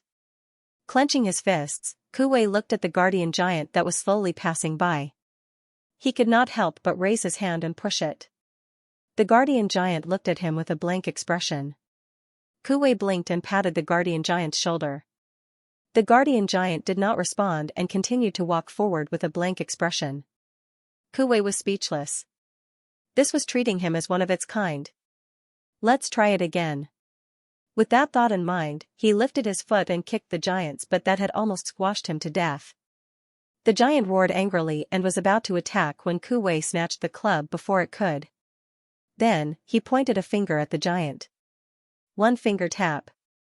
Kuwei had never been able to use finger Diana with the body of the guardian giant.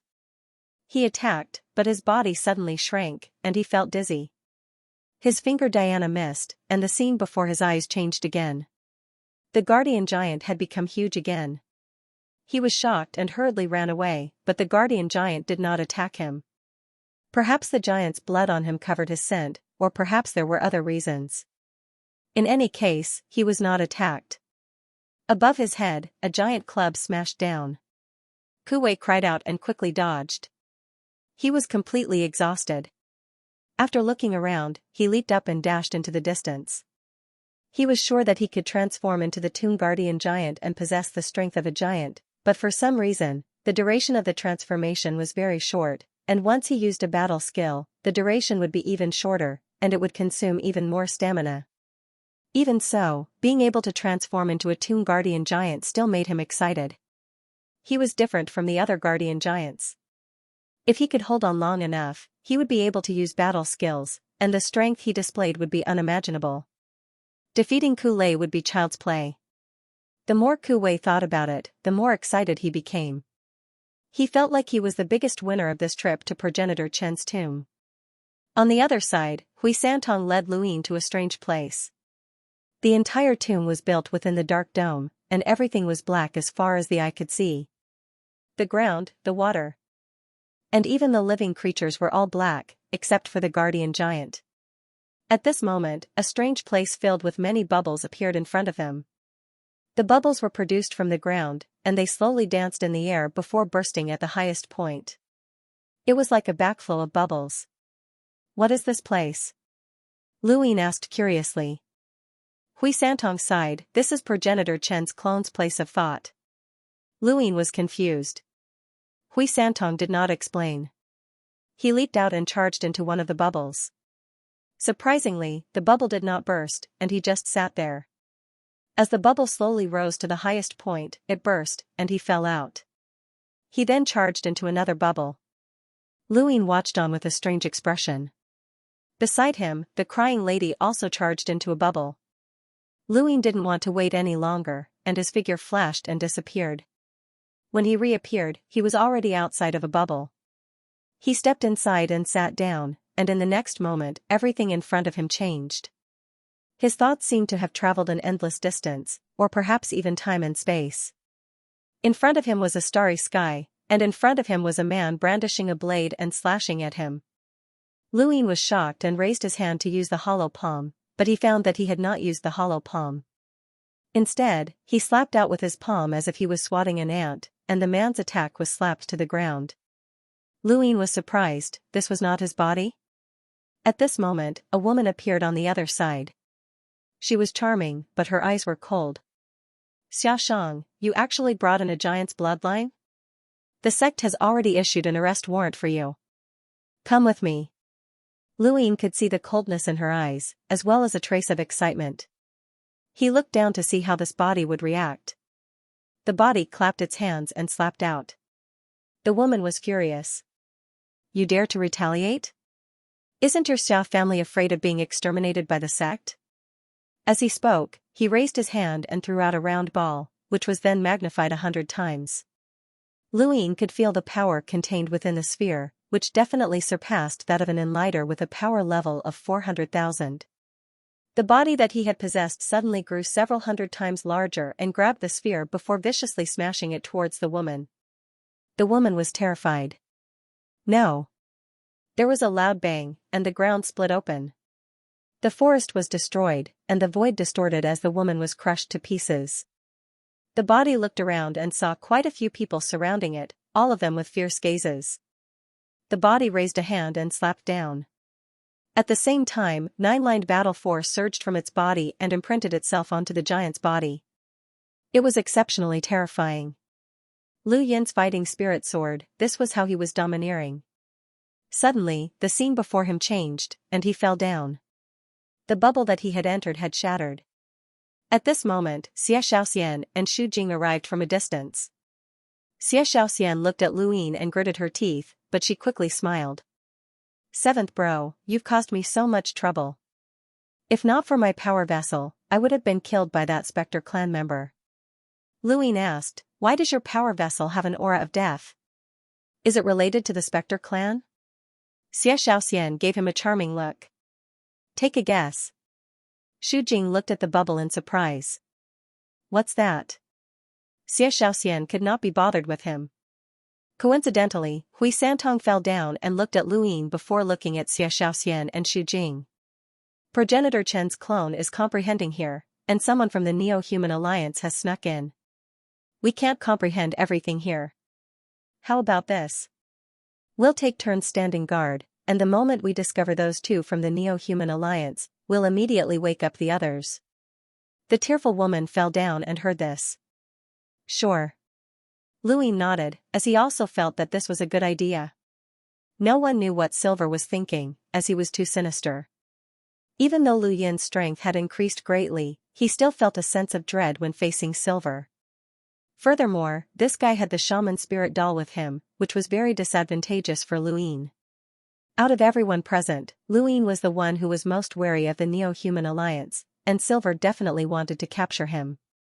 Xianxia and Xu Jing felt the same way.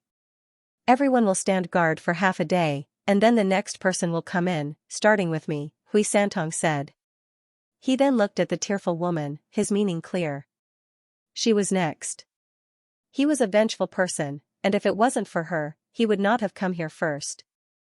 Although Progenitor Chen's clone was comprehending here, the chances of obtaining any useful insights were too low. This place contained a lifetime's worth of memories from Progenitor Chen's clone, and most of them would definitely be ineffective. The tearful woman agreed. Hui Santong looked at Lu Yin. Lu Yin nodded. Alright, I'll be third. Xianxia looked at Xu Jing. Be a gentleman. Sure, Xu Jing said. Since it was decided, Hui Santong said, time is limited. You guys can go in. Everyone then rushed towards the bubbles. There were big and small bubbles, and although there was no concrete proof that one's size was related to one's comprehension, everyone still fought over the bigger one, even if it was more comfortable to sit in. Xu Jing turned into a straight line and rushed towards the biggest bubble, but Lu Yin beat him to it. Xu Jing's speed could not compare to Lu Yin's. Xu Jing had no choice but to head towards another bubble. Lu Yin stepped into the bubble, and the scene before him changed. He was once again in Progenitor Chen's clone's perspective, and in front of him, there was a person viciously rushing towards the clone. Progenitor Chen's clone raised a hand to meet the person's strength. Lu Yin felt that something was amiss, and he looked elsewhere. He saw the ground, mountains, and rivers, and was shocked. This perspective belonged to a giant, and the one in front of him was a guardian giant. Progenitor Chen's clone had also transformed into a guardian giant. No wonder he felt that something was amiss, as these two giants were competing in strength. Progenitor Chen's clone did not use any battle techniques, and he simply knocked the guardian giant over with an elbow strike. He roared and looked at the other guardians. Another guardian giant walked out and leapt up, raising a fist and smashing it down. Progenitor Chen's clone took half a step back with his left foot, spun around, and kicked out with his right leg, sending the guardian giant flying. He then raised both his fists and roared. Many of the guardians around them were terrified. Then, another guardian giant walked out and clenched his fists. Layers of battle force were imprinted on his body. This was 9-lined battle force. With 9-lined battle force imprinted on his entire body, the guardian giant seemed to grow even taller as he slammed a palm towards Progenitor Chen's clone. Progenitor Chen's clone had yet to grasp 9-lined battle force at this stage and was only at 8-lined battle force. His huge body was flattened by the palm, and he was sent flying back 10,000 meters, tearing a huge gully in the ground. In front of him, the guardian giant kicked out and sent Progenitor Chen's clone flying. Progenitor Chen's clone spat out a mouthful of blood, and when he looked up again, he saw that the guardian giant was pressing down on him. Progenitor Chen's clone roared, and his 8-lined battle force suddenly erupted, breaking through to 9-lined battle force. He fiercely collided with the guardian giant, causing the sky to crack. Luin suddenly opened his eyes. He had fallen down again, and he had not seen the outcome of the battle. What a pity. However, this was the path that Progenitor Chen's clone would take to grow. As he thought about it, he looked into the distance where Hui Santong was standing quietly. Luin looked around the land of remembrance, found a large bubble, and charged into it. The scene in front of him changed into a starry sky, and in front of him, a planet was actually being held in a hand. Luin was stunned. How was this possible? How large was this person's body to be able to hold a planet in his hand? Progenitor Chen's clone grabbed the planet and smashed it into the distance. There was an old man in a brocade robe there, and when he saw the planet smash towards him, his expression changed as well. Xiaxia, do you really not care about the sex trial? How many years has it been? Is that all you have? Humans have never been conservative in their cultivation. Your Daosor sect prides itself on being orthodox, and yet you found someone from the same generation who can defeat me? I, Xiaxia, am invincible among my peers, and in the future, I will be invincible throughout the universe and throughout the river of time. I will become a progenitor and look down upon the primordial ancestors. The planet was destroyed by the old man, who shouted, "How arrogant! How can it be so easy to reach the progenitor realm? You want to look down upon the primordial ancestors? Humans have long since been unable to reach their level." That's you. Progenitor Chen's clone roared. He clenched his fist and punched the old man. Bang! A deafening explosion shook the heavens and the earth, and it tore through the universe's starry sky and overturned countless planets. Luin suddenly opened his eyes and fell down. This time everything had happened so quickly. As he stood there, he recalled the scene that he had just seen. Progenitor Chen was called Xiaxia. Had he been rejected by the Daosor sect when he had absorbed the giant's bloodline? That Daosor sect should have been the fifth mainland's Daosor sect. Progenitor Chen's clone's words were full of disdain for the Daosor sect. Being invincible in the river of time and looking down upon the primordial ancestors was Progenitor Chen's boldness. However, what was a primordial ancestor? If Luin remembered correctly, the fifth mainland had 9 mountains and 8 seas, and Progenitor Chen had been one of them. However, there had to have been others who had reached the progenitor realm before him. Even so, that old man had said that it was impossible for current humans to reach the primordial ancestors' achievements. Could the so-called primordial ancestors be powerhouses who were at an even higher level than progenitors? This place contains Progenitor Chen's clone's lifetime of experiences. Brother Luin, there are some of them that you shouldn't overanalyze. You won't be able to understand them if your realm is not high enough, Hui Santong. Luin nodded. That's right. His realm wasn't high enough, and there were some things that he couldn't understand at all. However, there was one thing that was shocking. The size of Progenitor Chen's clone was so big that it could casually pick up a planet and smash it like a rock. How did it cultivate with that kind of size? He glanced at the entire tomb of Progenitor Chen. If the size of the tomb was real, then the entire tomb might have been built on the corpse of Progenitor Chen's clone. Right now, they were all standing on the corpse of Progenitor Chen's clone, including the guardian giants. Time was limited, so he rushed into another bubble. Progenitor Chen's clone's path of growth had been a dance of battle and slaughter. He had absorbed the giant's bloodline, which seemed to have gone against the fifth mainland's Daosor sect's principles, which had led to him being judged by the Daosor sect. Even though he had reached an extremely high level, he had still been judged. After half a day of Hui Santong's time, it was Crying Girl's turn. Over the course of a day, Luin entered quite a few bubbles, and 90% of them were scenes of battle. Progenitor Chen's clone was constantly fighting and killing. He had been the most dazzling person of his generation, someone who had disobeyed the Daosor sect and climbed to the top step by step. Luin truly admired Progenitor Chen. Not everyone had his courage, his innate talent, and his determination. Compared to progenitor Chen, Lu Yin's life had been much easier. However, this did not mean that progenitor Chen's path was absolutely correct. It could only be said that progenitor Chen had chosen the most difficult path, while Lu Yin knew how to choose a more comfortable path. The end of each path was the same, the progenitor realm. Lu Yin could not help but make some guesses. When had progenitor Chen successfully cultivated the 9 clones technique? Or had this clone been a clone from the very beginning? If it had been a clone, then progenitor Chen's innate talent had exceeded Lu Yin's expectations. No one could have created such an earth-shattering technique at such a young age. Right, perhaps it had not been created by progenitor Chen? Lu Yin thought about many things, and the more he looked at progenitor Chen's experiences, the more he admired him. This time, he saw progenitor Chen's clone drinking and chatting merrily with a group of friends, and he even got drunk. This was the first time that Lu Yin had seen progenitor Chen with friends, and it was also the first time that he had seen him get drunk. If the Daosor sect really wanted to deal with him, they could have done so long ago.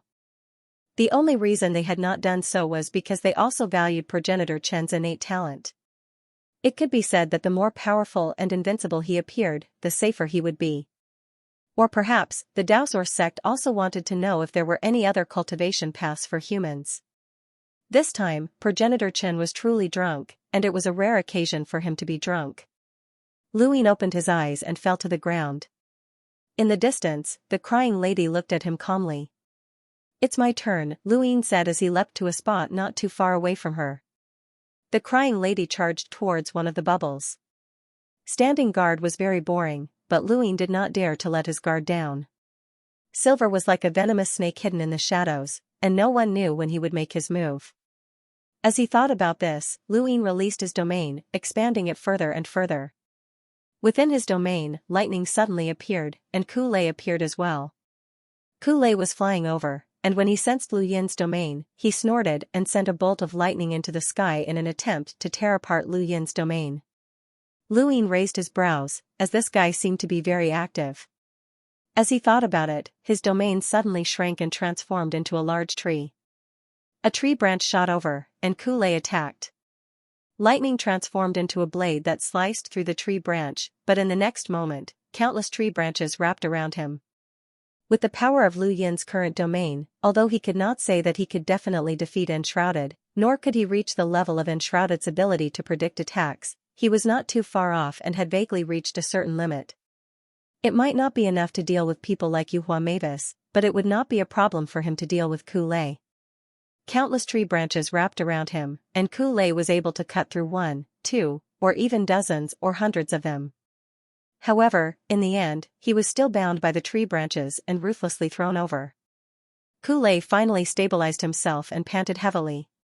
Not too far away, Lu Yin smiled at him. "We meet again." Kulei stared at Lu Yin fearfully, feeling rather stifled. When he had first met Lu Yin in the mountain and sea realm, he had still been able to put up a fight. Now, this person was able to crush him without even moving. This guy's rate of improvement was too terrifying. After returning to the Ku family from the mountain and sea realm, Kulei had done some research on Lu Yin's past. He had not believed that Lu Yin could reach his current level in just 12 years, but now, he was convinced that Lu Yin was not human.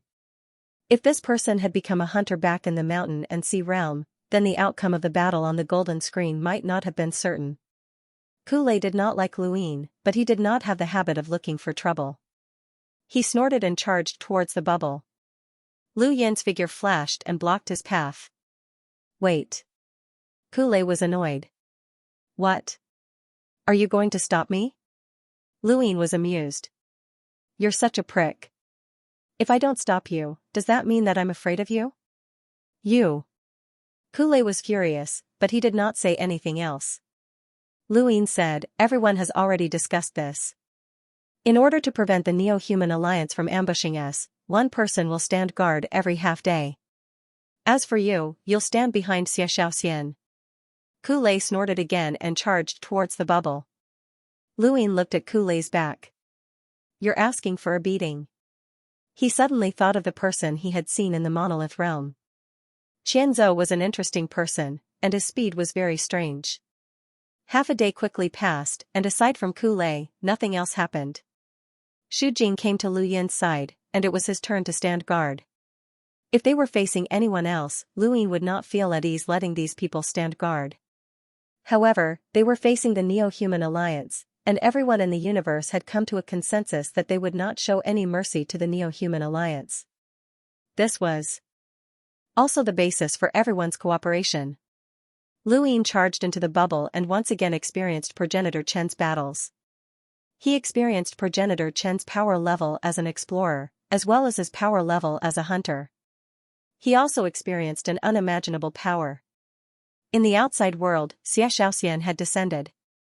Half a day had passed, and she was supposed to stand guard in Xu Jing's place. Xu Jing stared at her blankly. "You're not standing guard?" Xianxia chuckled. "I want to go somewhere else to play." "You have fun on your own." She then chuckled and left. Xu Jing was speechless.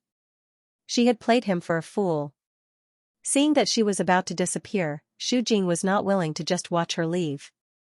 In fact, he really wanted to stay here for a while longer. Progenitor Chen's growth was too tempting, and there might even be memories of him cultivating the 9 clones technique. However, compared to Xianxia, he decided to give up on this place for now since he already knew the location. As he thought about it, he raised a hand and broke Kulei's bubble with a straight line. Kulei immediately fell out and looked at Xu Jing in shock. "It's your turn." He then chased after Xianxia. Kulei wanted to say something, but he could only grit his teeth. He did not even know who to curse. The memory fragments that he had just seen from Progenitor Chen were very important, and they just so happened to contain the battle experiences of Progenitor Chen's clone when he was a hunter. At that moment, a figure quickly approached from the distance. Kulei frowned and looked over cautiously. It was Kuwei, and he had finally arrived. Although he had not been obstructed by the guardian giants along the way, he had encountered those bugs and had only arrived after a series of battles. Kulei was shocked when he saw Kuwei, as this guy had actually managed to reach this place. He clenched his fists, as he had long since been displeased with Kuwei. It was not only because this guy had entered Progenitor Chen's tomb, but also because in the entire Ku family, only Kuwei could catch up to him. Kulei had always wanted to look down on his peers, but even though Kuwei was much weaker than him, there was still hope for him to catch up. This made Kulei very unhappy. Back in the Ku family, Kulei had often attacked Kuwei. It was a pity that this guy had left for the Outerverse. Now that he had returned, he had actually obtained a spot for the Yu family. What Kulei was particularly concerned about was whether this guy had obtained the Yu secret art or not. The more he thought about it, the more unhappy Kulei became. Thus, he attacked, and a bolt of lightning streaked across the sky towards Kuwei. Kuwei was startled and hurriedly dodged, but the difference in strength between him and Kulei was too obvious. He had just broken through to the cruiser realm, while Kulei was still a hunter. Even Lu Yin, who had just broken through to the cruiser realm, would find it difficult to fight against Kulei, let alone Kuwei. Although the lightning bolt did not directly hit him, the aftershock still injured him, and half of his body became numb. Kuwei's face paled as he glared at Kulei. "You want to kill me?" Kulei's gaze was cold. "Ant, speak. Did you learn the Yu secret art?" Kuwei cursed his bad luck. He could have run into anyone, but he just had to run into Kulei. "No. Do you think I'll believe you? You obtained the Yu family's quota to enter Progenitor Chen's tomb, so how could you not have obtained the Yu secret art?" Kulei barked. He raised his hand, and lightning shot out once more. In the mountain and sea realm, Kulei's strength wasn't very high, and his lightning wasn't very useful.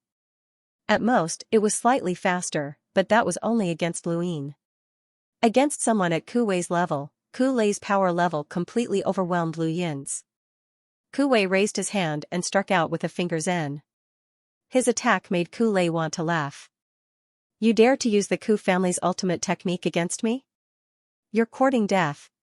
He then raised his hand and struck out with a finger's end as well. Kuwei was startled and hurriedly dodged. He panted heavily as he looked at Kulei in shock. At that moment, Hui Santong descended and frowned when he saw the two fighting. "The Neo-Human Alliance is nearby.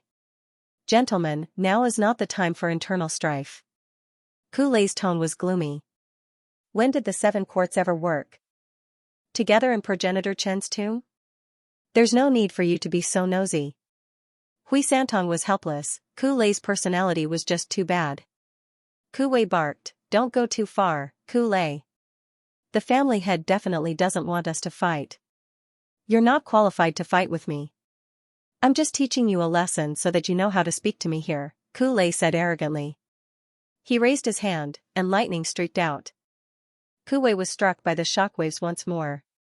He clenched his fists and glared at Ku Lei as he analyzed the situation in his mind. He wondered if he should transform into a guardian giant. If he didn't, then he might be killed by Ku Lei. If he transformed into a guardian giant, then he might not be able to defeat Ku Lei. After all, once he left Progenitor Chen's tomb, he might be dissected and studied by his family. Moreover, transforming into a guardian giant might not necessarily be Ku Lei's opponent. He didn't have the ability to use battle techniques while transforming into a guardian giant, and a brute force giant would be at a great disadvantage against Ku Lei. Suddenly, Ku Lei's father. Ku Lei snorted and raised his hand, causing lightning to flash. "I taught you how to talk to me when you were young. Kneel." Ku Wei pursed his lips. "Apart from being a disciple of the Ku family, I also have another identity." Ku Lei frowned and stared at him. Hui Santong also looked at him curiously. Ku Wei raised his head. "I, Ku Wei, am the captain of the Great Yu Empire's 10th Imperial Squadron, and I am loyal to the Great Yu Empire's royal regent, Luin." Hui Santong was shocked and subconsciously looked at Luin. Ku Lei's gaze turned cold. "Are you threatening me?" Ku Wei smiled and pointed behind Ku Lei. "You can think of it that way." At that moment, Lu Yin's bubble reached its peak, burst, and fell. As soon as he landed on the ground, before he could even look around, a familiar voice wailed in his ears. Your Highness, Alliance Leader, 7th Bro, your cute little Wei has been bullied." Ku Wei was filled with grief and despair, as if he had been greatly wronged. Luin stared blankly at Ku Wei. In the distance, Ku Wei's face was filled with grief and indignation as he pointed at Ku Lei and held, "Your Highness, little Wei sensed your aura and traveled thousands of miles just to ensure your Highness' safety and to give the Great Yu Empire and the Great Eastern Alliance an explanation. This person." He glared at Ku Lei.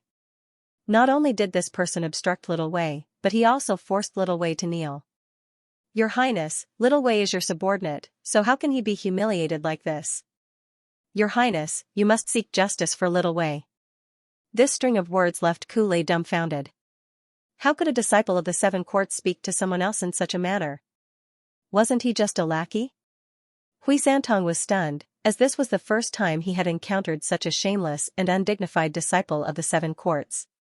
It was simply too embarrassing. Ku Wei did not care about his dignity, or else he would not have gone to the Outerverse in the first place.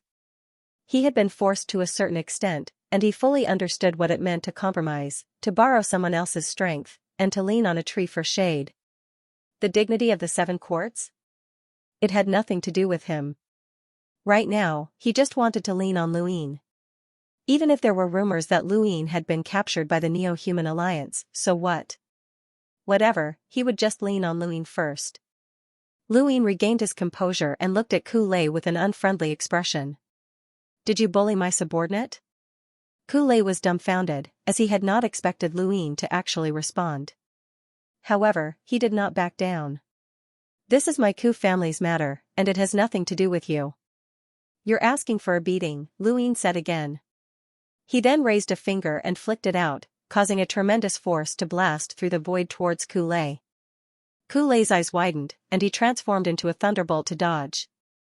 However, no matter how fast he was, he could not outrun Lu Yin's finger wind.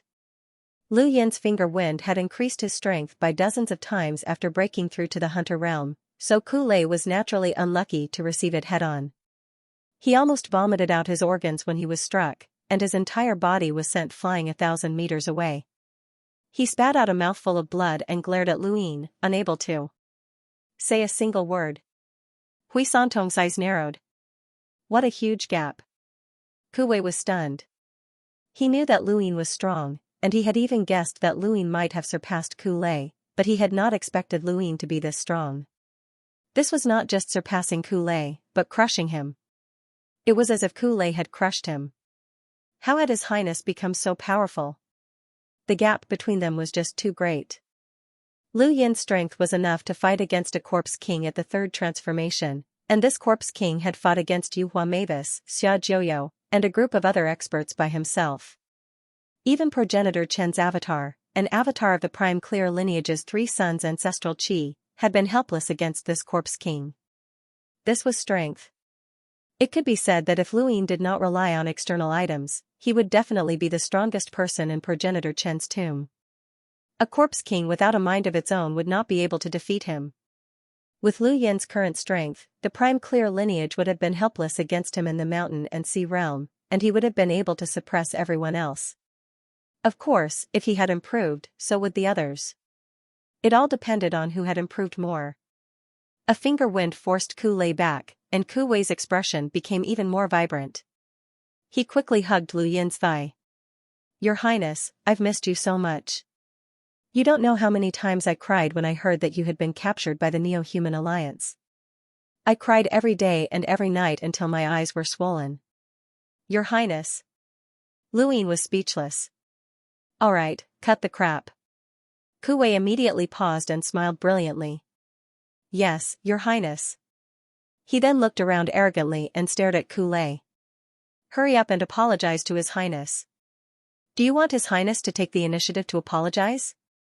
Ku Lei was enraged, and he could not help but spit out another mouthful of blood as he glared at Ku Wei. Ku Wei was pleased with himself, but then he looked at Hui Santong in annoyance. "Brat, His Highness is here. Hurry up and bow. Then use your best wisdom root to welcome him. How can you be so blind as to call yourself a descendant of the Hui family?" Hui Santong raised his brows. "Damn lackey." Luin looked at Hui Santong. Ku Wei's words made sense. Did the Hui family use wisdom roots to welcome others? When he saw that Luin seemed to agree with Ku Wei's words, Hui Santong hurriedly said, "Brother Lu, we agreed on a half-day shift. There's not much time left, and progenitor Chen's tomb is even closer to opening. It's up to His Highness to decide," Ku Wei replied with a disdainful attitude that made Hui Santong want to beat him up. He was too unreasonable. Ku Wei had just finished speaking to Hui Santong when he looked at Luin with a fawning smile. "Your Highness, this descendant of the Hui family is right. Time is limited, so you should hurry up and find your opportunity. Don't waste your time with trash like him." He then pointed at Ku Lei. Ku Lei was furious. Luin realized that as long as Ku Wei was around, he did not need to speak at all. Soon, he stepped into the bubble. As for Ku Wei, he also stepped into the bubble to give face to Luin. As for standing guard, Hui Santong didn't even want to speak to Ku Wei. Besides, with Ku Wei's strength, he wouldn't even be able to shout at the Neo-Human Alliance's experts.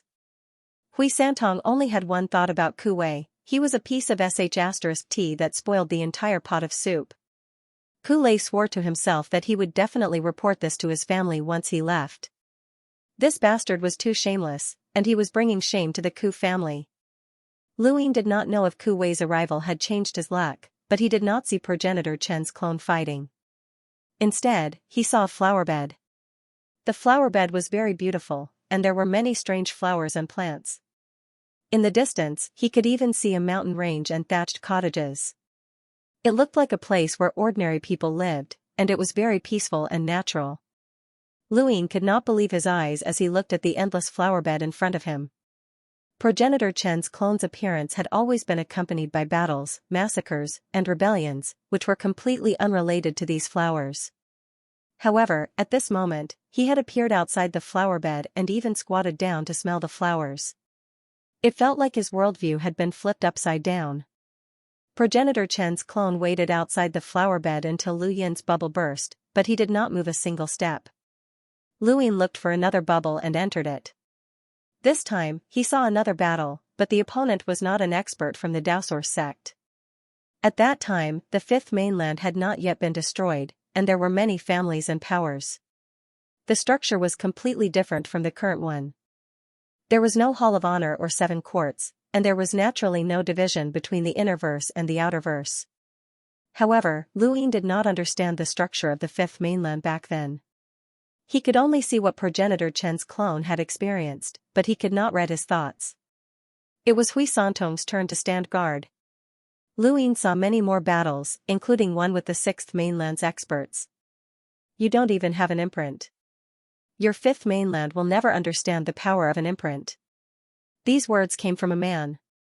Whether it was his clothing, temperament, or weapon, everything was extraordinary, and there was even a power vessel floating behind him. Progenitor Chen's clone only had one sentence: idiot. The man was enraged, and he immediately attacked. The imprint behind him seemed sacred and inviolable, and the power vessel released a powerful might that seemed capable of suppressing the heavens. However, such a powerful attack was shattered by a single slap from progenitor Chen's clone. Whether it was the man himself, his weapon, or his power vessel, everything was instantly shattered. It was just that domineering. Luin watched on excitedly. At this moment, progenitor Chen was only an enlighter, and his opponent had used a foreign object. Together, they could threaten a powerhouse with a power level of 400,000, but they were still shattered by a single slap from progenitor Chen's clone. All along, the human domain had a common understanding that there had never been a generation where so many experts had appeared in the younger generation.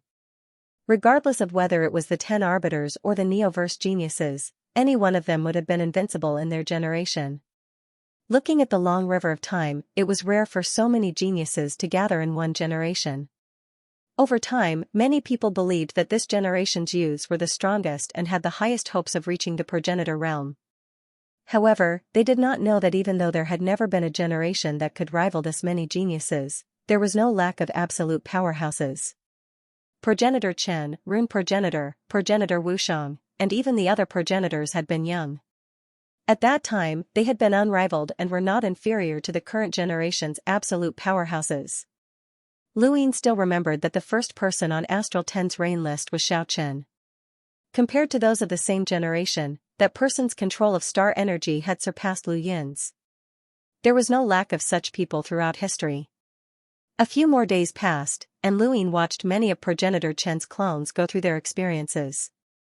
Most of them were battles, with occasional breaks. When Luin stepped into the bubble, he saw the crying lady standing guard outside. This time, Luin saw a strange scene. Standing in front of progenitor Chen was himself. No, that wasn't right. There was someone who looked exactly like one of progenitor Chen's clones. This person should be one of the 9 clones. It was very strange for two identical people to look at each other. It was like looking into a mirror, but the person in the mirror was moving. After a while, the stars on progenitor Chen's body began to revolve. Lu Yin's eyes widened. Was this the serious technique? Before he could take a closer look, the bubble burst and fell out. Luin was annoyed, as he had seen progenitor Chen personally use the serious technique, but he had not been able to watch the entire battle. It had been a battle between progenitor Chen's clones, which was a pity. However, even if he had not watched the entire battle, he had seen at least a few thousand stars in that instant. A conservative estimate was that there were no less than 5,000 stars. This discovery shocked Luin, as progenitor Chen had only been an enlighter at that moment. In other words, he was around the same level as Xiaoshi, who had just become an enlighter. Xiaoshi could only use 1,000 stars at most, but when progenitor Chen had been in the same generation as her, the number of stars he had surpassed her by nearly 5 times. What kind of concept was this?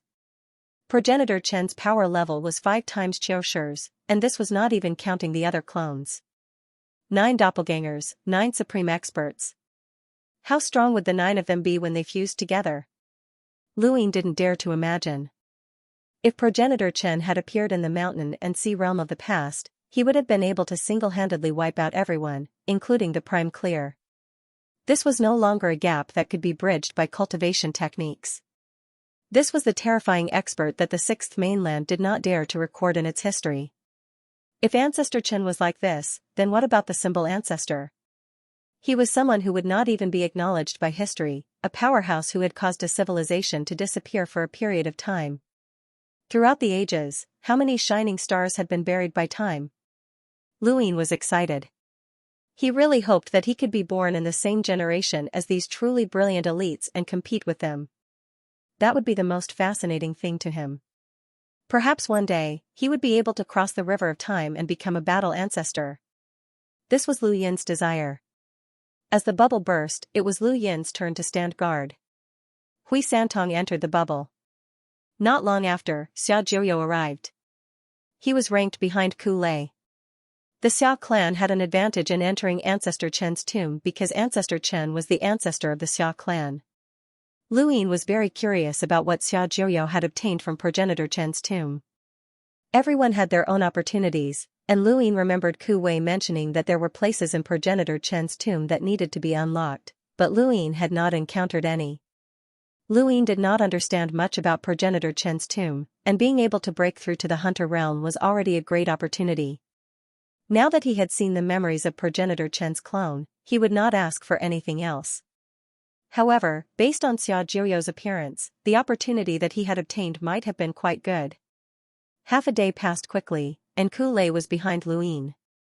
Ku Lei looked at Lu Yin with anger and fear, but he did not dare to make a move. As Lu Yin stepped into the bubble, Ku Lei snorted. After half a day, Hui Santong fell out and stepped into the bubble as well. Ku Lei calculated the time, and it was almost Xia Jiuyou's turn. Suddenly, his vision went dark, and he could not see anything. He opened his mouth, but no sound came out. His hands smelled a disgusting odor, and his 5 senses were thrown into chaos. Crap, it's the Neo-Human Alliance. Although he hated Lu Yin and wanted to kill him personally, he instinctively unleashed his lightning when facing the Neo-Human Alliance. His chaotic 5 senses made it impossible for him to wake the others up, so he could only randomly unleash his lightning in hopes that he would be lucky enough to wake them up. Ku Lei was unlucky, as his lightning did not alert the others. Or rather, the ghoul had already acted and intercepted all of his lightning bolts. Silver, on the other hand, had approached Lu Yin's bubble. However, Silver's luck was also bad, as Xia Jiuyou had come out. The moment he appeared, he saw Silver and the ghoul. He raised his hand and used a nether refining palm, which flickered with a dark light as he swatted at the ghoul. Then, with the help of his innate gift of echo, he swatted at Lu Yin. Xia Jiuyou's nether refining palm did not affect the ghoul at all, and Ku Lei was sent flying by the ghoul's kick. Lu Yin's bubble was shattered by the nether refining palm, and he suddenly opened his eyes. The star chessboard appeared beneath his feet and moved. The next moment, butterfly. The blade pierced through the void, leaving behind a trail of silver light that cut through the sky. Lu Yin dodged the attack and retreated 100 meters away. You really came. Silver beamed at Lu Yin, his tone somewhat helpless. Bad luck, almost. Then, the spirit doll appeared. Lu Yin's eyes narrowed. Not good. He waved his hand, intending to move the doll. The spirit doll was moved, but its 5 senses were also in chaos. Its nose saw darkness, and its eyes smelled something. The ghoul crossed the void and punched at Lu Yin. Lu Yin instinctively activated the art of Sirius, causing 726 stars to explode. Not only did it delay the ghoul for a second, but it also woke everyone up. With a thump, the ghoul's punch sent Lu Yin crashing into the ground.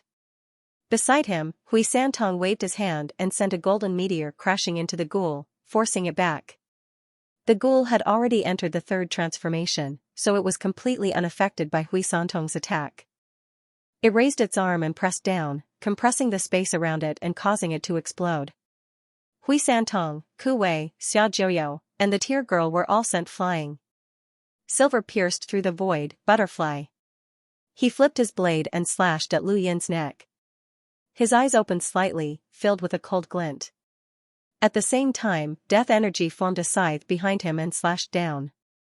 Lu Yin's 5 senses were in chaos for only a moment, but he recovered the moment Silver attacked. He raised his hand and unleashed an emptiness palm.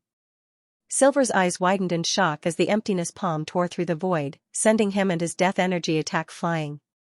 He spat out a mouthful of blood in midair. The ghoul roared and pressed down viciously. Lu Yin clenched his fist, his 9-lined battle force surging into the sky as he unleashed his limit, emptiness palm. Boom! Space split horizontally and spread out for a long distance. The huge collision pressed Luin into the ground while the ghoul was sent flying back. Up until now, Luin was the only one who could face the ghoul head-on. The shockwaves from the collision spread out, and even Hui Santong and Kulei couldn't withstand it. They spat out mouthfuls of blood as their organs were crushed. Kuwei was directly blown away. He didn't even have the ability to resist. Only Xiao Jiuyo was able to stand firmly in place. He raised his blade and slashed down. The ghoul's head was hit, but it was unharmed. Xiao Jiuyo slashed down a second time. The ghoul still didn't dodge. For the third slash, Xiao Jiuyo took out a blade. At the same time, the tearful lady raised her hand and aimed it at Silver, assuming an attacking stance. Silver suddenly looked at Xiao Jiuyo and took out the divine shaman spirit doll. Luin waved his hand and used the secret art to transfer the doll away. Silver seemed to have expected this, and he turned to smile at Luin. "Captain, we'll meet again." With that, he left. The ghoul left as well. Xiao Jiuyo's third slash should have been unavoidable, but Silver and the ghoul still managed to avoid it. Xiao Jiuyo's gaze turned solemn. Compared to the ghoul, he actually valued Silver more. This person had terrifying strength, but he had been suppressing it and hadn't made a move yet. He was probably waiting for something. Luin sighed, as he had also felt it. Even though he had broken through to the hunter realm and was confident in defeating anyone, he still couldn't see through Silver. He was like a fox, and no one knew what this guy was thinking. Perhaps only Xiao Luo could wrestle with him. When he thought of Xiao Luo, Luin was reminded of Progenitor Chen's clone. Progenitor Chen's clones all looked the same, but Xiao Luo, Xiao Jiuyo, and even Xiao Jiuyo's other clones looked different. This was the difference between Xiao Jiuyo and Progenitor Chen. Luin didn't know if it was a problem with the 9 clones technique or if it was their own will. If it was their own will, then Xiao Jiuyo's boldness was far inferior to Progenitor Chen's. Progenitor Chen had not feared anyone and had taken a different path. He had even dared to go against the Daosor sect, which was a supreme power. Xiao Jiuyo, on the other hand, could not have done the same. Luin suddenly felt that Xiao Luo's boldness would definitely surpass Xiao Jiuyo's. Silver left, and the doll fell not too far away. Luin walked over and picked it up. He looked at the doll's strange face and felt a chill run down his spine. Soon, the doll dissipated. The witch spirit was one of the 7 sky gods, and it was one of the top powerhouses in the universe. Even though it had not reached the progenitor realm, it was probably at least at the imprint realm. The Neo-Human Alliance had 7 such existences, and Lu Yin's heart sank when he thought of this number. The Neo-Human Alliance really thinks highly of you. Don't pretend, Kulei mocked Luin as he endured the pain in his body. Luin looked at him. Do you believe that I can knock all your teeth out? Brother Lu, why did that person call you captain? Do you know each other? Hui Santong asked a crucial question, and everyone looked at Luin. Luin nodded. His name is Silver, and he entered Astral 10 with me from the Outerverse. We went to the Erudite Flowzone's border warfront to train together, and he called me captain back then. Didn't any of you realize that he was from the Spectre clan back then? The tearful lady asked. Luin shook his head. Even the Astral 10 mentors didn't notice. Impossible.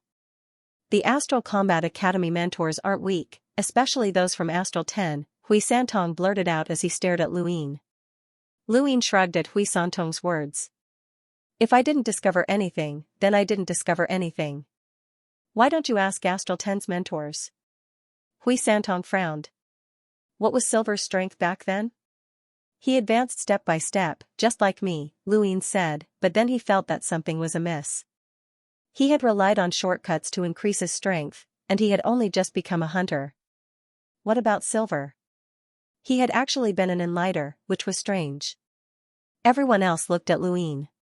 Kulei sneered. You don't even have a script when you lie. Progenitor Chen's tomb is about to end, and then you'll be finished. The teary-eyed girl stared at Luin, as she was also suspicious. Luin was helpless, as he did not know how to explain himself. Silver had indeed been like him back then, but now, even he felt that it was strange. It was normal for others to think that he was lying, as it was impossible for someone to increase their realms so quickly. Luin had relied on shortcuts and the time-stop space to increase his realm, but what about silver?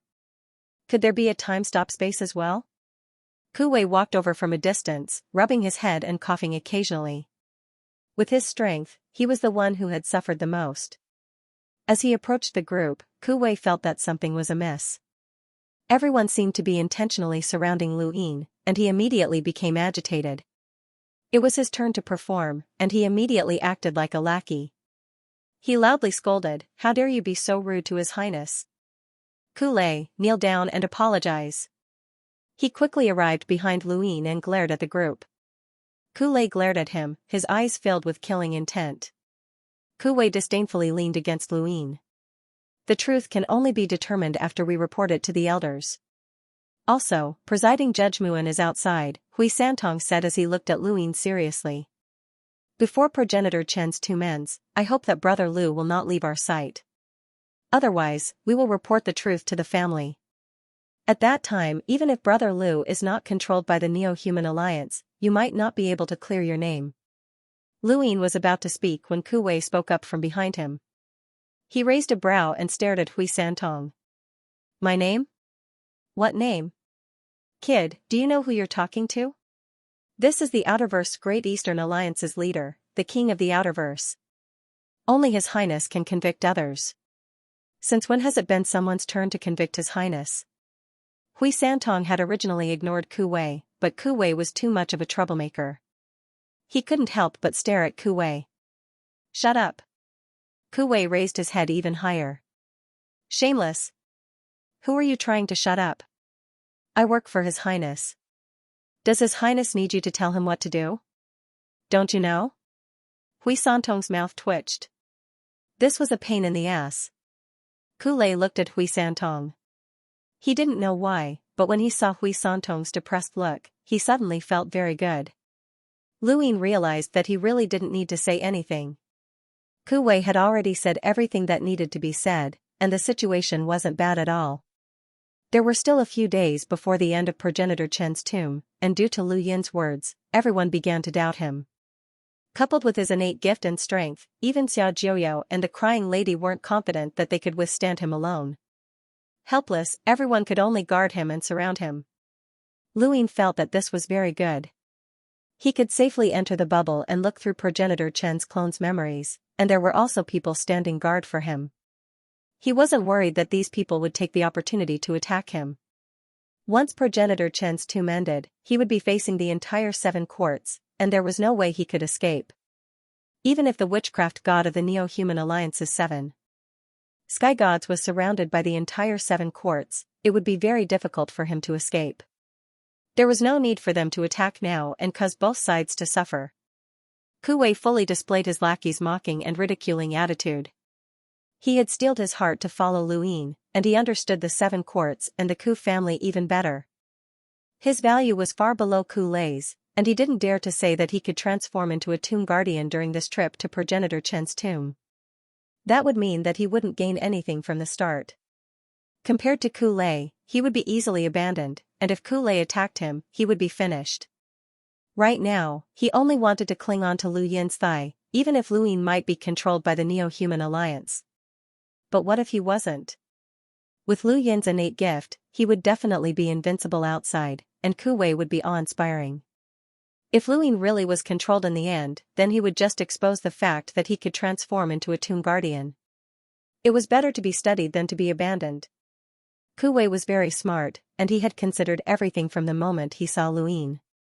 He was also certain that there was a super powerhouse supporting Luin. It wasn't Master Yuan, but rather a hidden super powerhouse. That was the true backing. During this trip to Progenitor Chen's tomb, the unluckiest person was Hui Santong, as he hadn't been able to find any opportunities. Xianxia was also unlucky, as no one knew how she was doing. Everyone else had been searching for their own opportunities, but the results were unknown.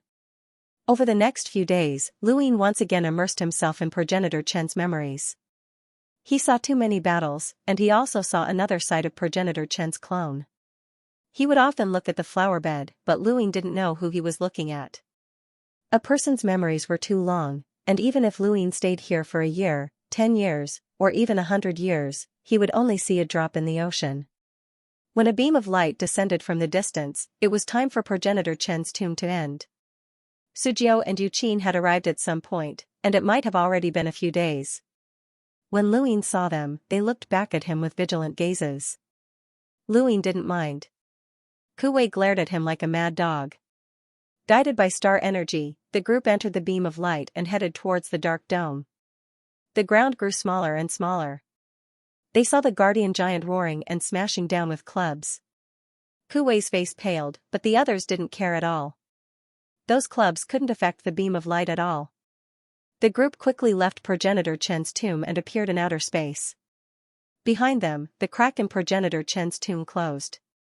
The outside world didn't know what had happened in progenitor Chen's tomb, so when they saw Luyin, the family heads of the 7 courts were stunned. Luyin? Why are you in progenitor Chen's tomb? Kupu was the first to speak. Kulei immediately reported everything that had happened in progenitor Chen's tomb, especially the matter regarding silver. The family heads of the 7 courts looked at Luyin with wary gazes. Muin looked at Luyin in shock. You followed the Neo-Human Alliance into the tomb? Luyin nodded and respectfully said, Seniors, this junior is Luyin, and he was captured by the Neo-Human Alliance.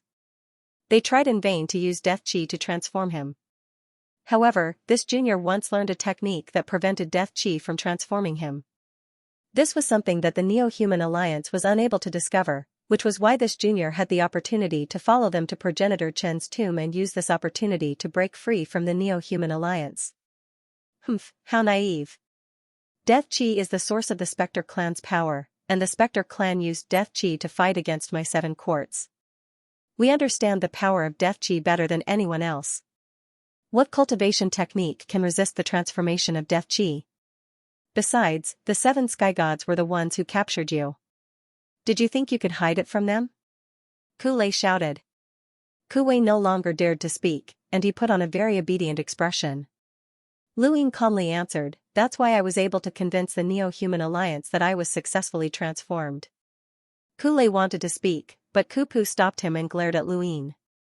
Let's not talk about whether you were successfully transformed by death energy. Let me ask you this, how did the Neo-Human Alliance enter progenitor Chen's tomb? Everyone looked at Luyin curiously. Progenitor Chen's tomb was protected by the 7 courts. If the Neo-Human Alliance could enter so easily, then what was the point of their protection? No one from the Neo-Human Alliance had ever entered progenitor Chen's tomb before. Luyin replied, by using a sourcebox array. Impossible. Yu Kursen was the first to reject this claim. No matter how mystical a sourcebox array is, it can't just teleport someone into progenitor Chen's tomb. Someone must have located them beforehand. Luyin replied, I'm not sure about that. The one who set up the sourcebox array was the witch spirit god. After entering progenitor Chen's tomb, Silver also said that they had used this array to teleport people more than once. The sourcebox array is called spatial teleportation, and it originates from true insight. Yu Kursen was shocked, and she exchanged glances with the others. The various family heads of the 7 courts all had complicated expressions. If Lu Yin's words were true, then one of them had colluded with the Neo-Human Alliance. Shut up. This must be the Neo-Human Alliance's goal. They wanted you to disrupt the 7 courts alliance, and they even told the Hall of Honor's presiding judge. Xiayi shouted. Muin looked around, but no one knew what he was thinking. Huiji said, That's possible. Su Elder Yen said, Indeed, trying to incite internal strife in the 7 courts is a little despicable. Xia Hua smiled. Our 7 courts have been united for so many years, and it won't be destroyed by a few words.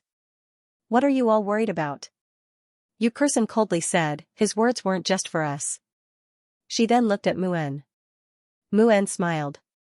The Hall of Honor won't suspect someone just because of a few words from a junior. There's no need to think too much about it. Although that was what he said, everyone knew the Hall of Honor's attitude towards the Neo-Human Alliance. They would rather kill the wrong person than let the wrong person go. Even if they were wary of the 7 courts' strength, they would still secretly investigate the matter. Xia Yi stared at Luyin coldly. Junior, you must be responsible for your words. You might not be able to bear the consequences. Luin looked at Xiaoyi and met his gaze. I'm only responsible for conveying what I hear. As for whether it's true or not, that has nothing to do with me. Then you're deliberately inciting us. Xiaoyi shouted angrily. The space around him became unstable, and he looked like he was about to attack. Luin remained fearless. Senior, are you unable to make your own judgment? Or do you admit that there might be people who are working with the Neo-Human Alliance? Xiaoyi's eyes widened, and he struck out with a palm. Mu'en appeared and blocked in front of Luin, easily dispersing Xiaoyi's attack. His expression was solemn. Family head Xia, please be merciful. Xiaoyi angrily replied, Presiding Judge Mu'en, this person has appeared in Progenitor Chen's tomb. This is my 7 courts territory, and we have the final say on how to deal with him. Mu'en replied, this junior is an unnamed disciple of Everlasting Island, and he was once a true disciple of the Sirius sect. He's also a master of the Outerverse. Does family head Xia really want to cause irreparable damage because of a few words from this junior? A new volume has been opened. Thank you for your continued support. Xiaoyi's tone was icy. My 7 courts isn't afraid of Eternal Sky Island. There's no need for that. Besides, whether or not this child is being controlled by the Neo-Human Alliance needs to be tested in the Glory Realm. If he isn't, then with this child's innate ability, he'll definitely become one of the 5th mainland's greatest protectors. My 7 courts doesn't need his protection. A mere junior dares to speak to me like this? He might become an enemy in the future, not a friend. He's just a child. Why bother, Xia family head? It's fine if you don't kill him, but teach him a lesson as a warning to others. Xiaoyi's attitude was firm. Luin frowned and clenched his fists as he looked at Xia Jiuyo. Xia Jiuyo's expression was calm, as if all of this was a common occurrence. This was the Xia family head, someone who wouldn't even let his own son off. Brother Xia, there's no need to make things difficult for a junior. This child's words weren't directed at you. He might have been provoked by the Neo-Human Alliance, Huiji spoke up to stop Xiaoyi. Xiaoyi looked at Huiji, not understanding why he was speaking up for Luin. Luin looked at Huiji as well. Huiji also looked at him with Hui Santong standing behind him. Luin knew that Hui Santong must have revealed Hui Kong's matter. Mu'en spoke up. This child is a 5-star perceptive intermediate lockbreaker from the Lockbreaker Society. Even if Xia family head doesn't care about the others, you still have to consider Jeffrey's reputation. He's very protective, and this child is the master of the Outerverse and has helped the Outerverse Lockbreaker Society before. Jeffrey is indebted to him. Xiaoyi's eyes narrowed. Both Eternal Sky Island and the Lockbreaker Society were famous for their protective nature. Xiaoyi could still tolerate Eternal Sky Island, but if the Lockbreaker Society was added to the mix, things would be different. Those crazy lockbreakers were capable of anything. Yu Kursun looked at Luin in shock. You're a 5-star perceptive intermediate lockbreaker? Luin nodded. Yes. Yu Kursun's expression changed. Since that's the case, Brother Xia, let him off for now. Don't bother with him. Xiaoyi was speechless. Yu Kursun was a lockbreaker, and she had learned from Jeffrey in the past. Her protectiveness was too quick. Mu'en was also surprised, but he was already used to it.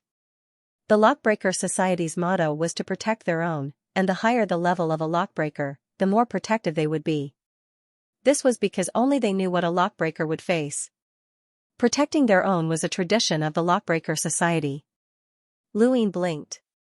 He knew that the Lockbreaker Society was protective of its members, but he hadn't expected it to be to this extent. Joining the Lockbreaker Society had been the right move, as the Lockbreaker Society had helped him a lot throughout his cultivation journey. Xiaoyi stared at Luin, Jr., be careful what you say in the future. Luin met Xiaoyi's gaze without fear. Mu'en looked at Luin, why aren't you apologizing to the Xia family head? He's an elder, so you should know what you're doing. Luin was helpless, as he knew that Mu'en was trying to help him. Xia family head, I spoke too rashly. Xiaoyi snorted and clasped his hands behind his back. As the head of the 7 courts and the Xia family head, he had to consider many more things than the other family heads. Maintaining the stability of the 7 courts was his top priority, so he naturally paid the most attention to Lu Yin's words. Of course, Lu Yin couldn't think of any other reasons. He could only think of two. The first was his responsibility as the Xia family head, and the second was that the person who had colluded with the Neo-Human Alliance was most likely from the Xia family. Otherwise, Xia Yi would not have reacted so strongly. Regardless of the reason, it wasn't something that Lu Yin could interfere with. Did you absorb progenitor Chen's blood in the Great Tomb? Huiji suddenly asked. Lu Yin nodded. So that means that the phenomenon of breaking through to the hunter realm came from you? Silao asked. Lu Yin was confused. Phenomenon? I'm not sure. It came from him, Sujiu said. They had all seen it. Everyone gasped, and Mu'en exclaimed, if only you weren't controlled by the Neo-Human Alliance. Lu Yin pursed his lips, I'm not being controlled, and I'm willing to be tested. Mu'en smiled, that's good. Senior presiding judge, don't listen to him. Maybe the Neo-Human Alliance has a way to pass the test. Kulei couldn't help but speak up. Lu Yin looked at him like he was an idiot. Kupu slapped Kulei's head, shut up. The Hall of Honor isn't something that you can talk about. Kulei didn't know what he had said wrong. Kuwei stifled a laugh. Mu'en didn't mind. He's just a child. There's no need to be so serious, Patriarch Ku. He then looked at Kulei sternly, my Hall of Honor will always surpass the Neo-Human Alliance. No matter what methods they use, they won't be able to pass the test. These are the words of the Hall of Honor. Kulei knew where he had gone wrong. He had underestimated the Hall of Honor in front of everyone, which had boosted the Neo-Human Alliance's momentum. Everyone had many questions to ask Lu Yin, such as what he had experienced, what had changed after absorbing progenitor Chen's blood, where the Neo-Human Alliance's headquarters were, and so on. However, Mu'en stopped them all, except for Xia Hua's question. You said that Spectre Brat entered Astral 10 from the Outerverse at the same time as you? Was he at the same realm as you? Xia Hua asked. This question was the beginning of everyone's suspicions about Lu Yin. Lu Yin replied, yes. Seniors, if you have any doubts, you can ask Astral 10's mentors. I'm not lying. Xia Hua spoke with a complicated expression, that's possible. That silver isn't simple at all. The Spectre race is about to rise from the ashes again. Lu Yin was curious. Many of the juniors looked at Xia Hua. Even Yu Kursen and Silao were puzzled. In terms of understanding of the Spectre race, no one could compare to the Shi family. Xia Hua explained, the Spectre race is like a reincarnation cycle. Every time they cultivate to a new realm, they can shed their bones and place them in death chi to cultivate. Their physical body will continue to grow. To put it bluntly, it's similar to the 9 clones technique, but it's also completely different. The reason why the Shi family opposes the Spectre race is because their bones are the best material for the Shi family to cultivate. However, normally, the Spectre race can only shed their bones when they reach the Enlighter realm. After a period of time, they can fuse with their bones, and their strength will multiply. Since Silver was able to shed his bones at such a young age, he might be even more powerful than you think. Lu Yin wasn't surprised, as he didn't even know how powerful Silver was. He had never seen Silver use his full strength before, and he was always using his butterfly blade. Silver had an indifferent expression, but the more Lu Yin thought about it, the more terrified he became. Xiao Luo was the exact opposite of Silver. He was gentle to everyone and acted as if everything was under his control. Similarly, no one knew what he was thinking. Silver and Xiao Luo had both come from Earth. One cultivated the Spectre race's technique, which allowed him to transform his bones, while the other cultivated the 9 clones technique. Lu Yin felt strange, as these two were like opposites to each other. Speaking of which, those who had come from Earth were not simple: Lulu Mavis, Lu Yin, Silver, Xiao Luo, Zhang Dingtian, Bai Shui, and Lu Xiaoge, who had gone missing from Jupiter. Earth had produced a group of strange geniuses. Although the 7 Quartz was one of the 3 dark hands, that was only because of progenitor Chen's tomb. When it came to dealing with the Neo-Human Alliance, the Hall of Honor had always been the ruler of the human domain. The 7 Quartz had many questions for Lu Yin, but in the end, Lu Yin was still taken away by Mu'en. He had to undergo a test, and if he failed, he would be directly erased by the Hall of Honor. Kuwei wanted to follow, but Ku Lei had already reported to Ku Pu, who did not even give Kuwei a chance to speak.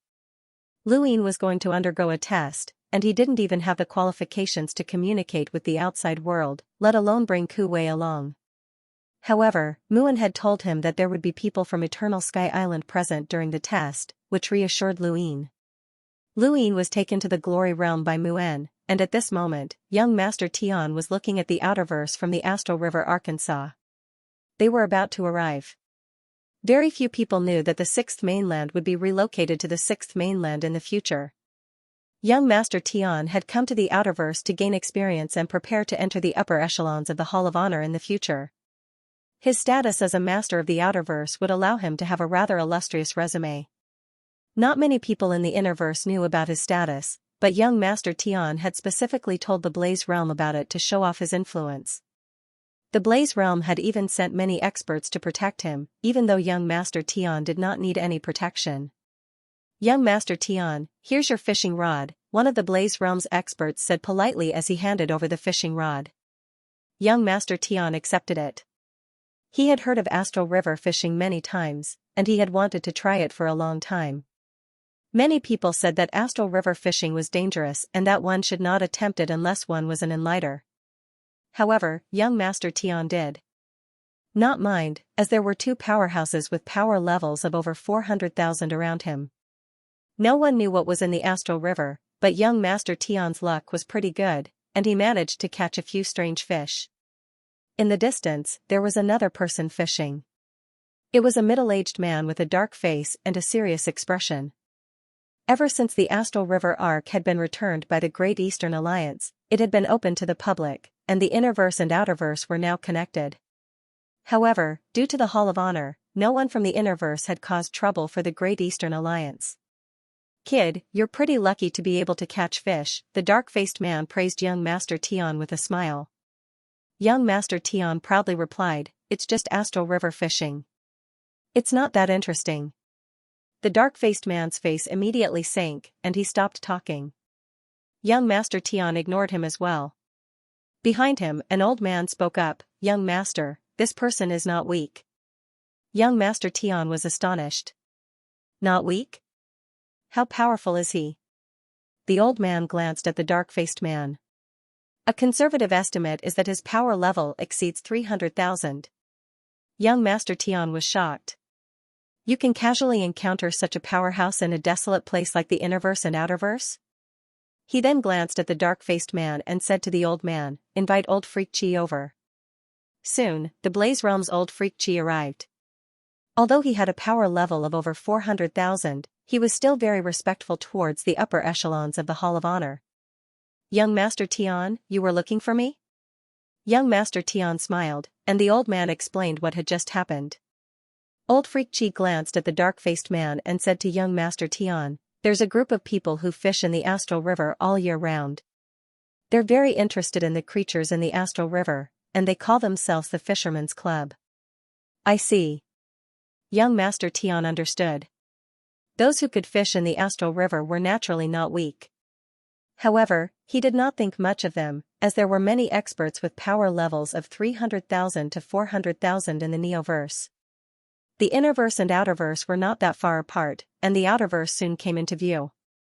Young Master Tian was excited. From this moment onward, he was no longer a useless young master. Instead, he was going to use the outerverse platform to enter the upper echelons of the Hall of Honor. This path would be difficult, but his grandfather was one of the 9 directors, and he had already paved the way for young Master Tian. He had only lacked an opportunity, and now, his opportunity had arrived. Old Monster Chi looked at the outerverse with a complicated expression.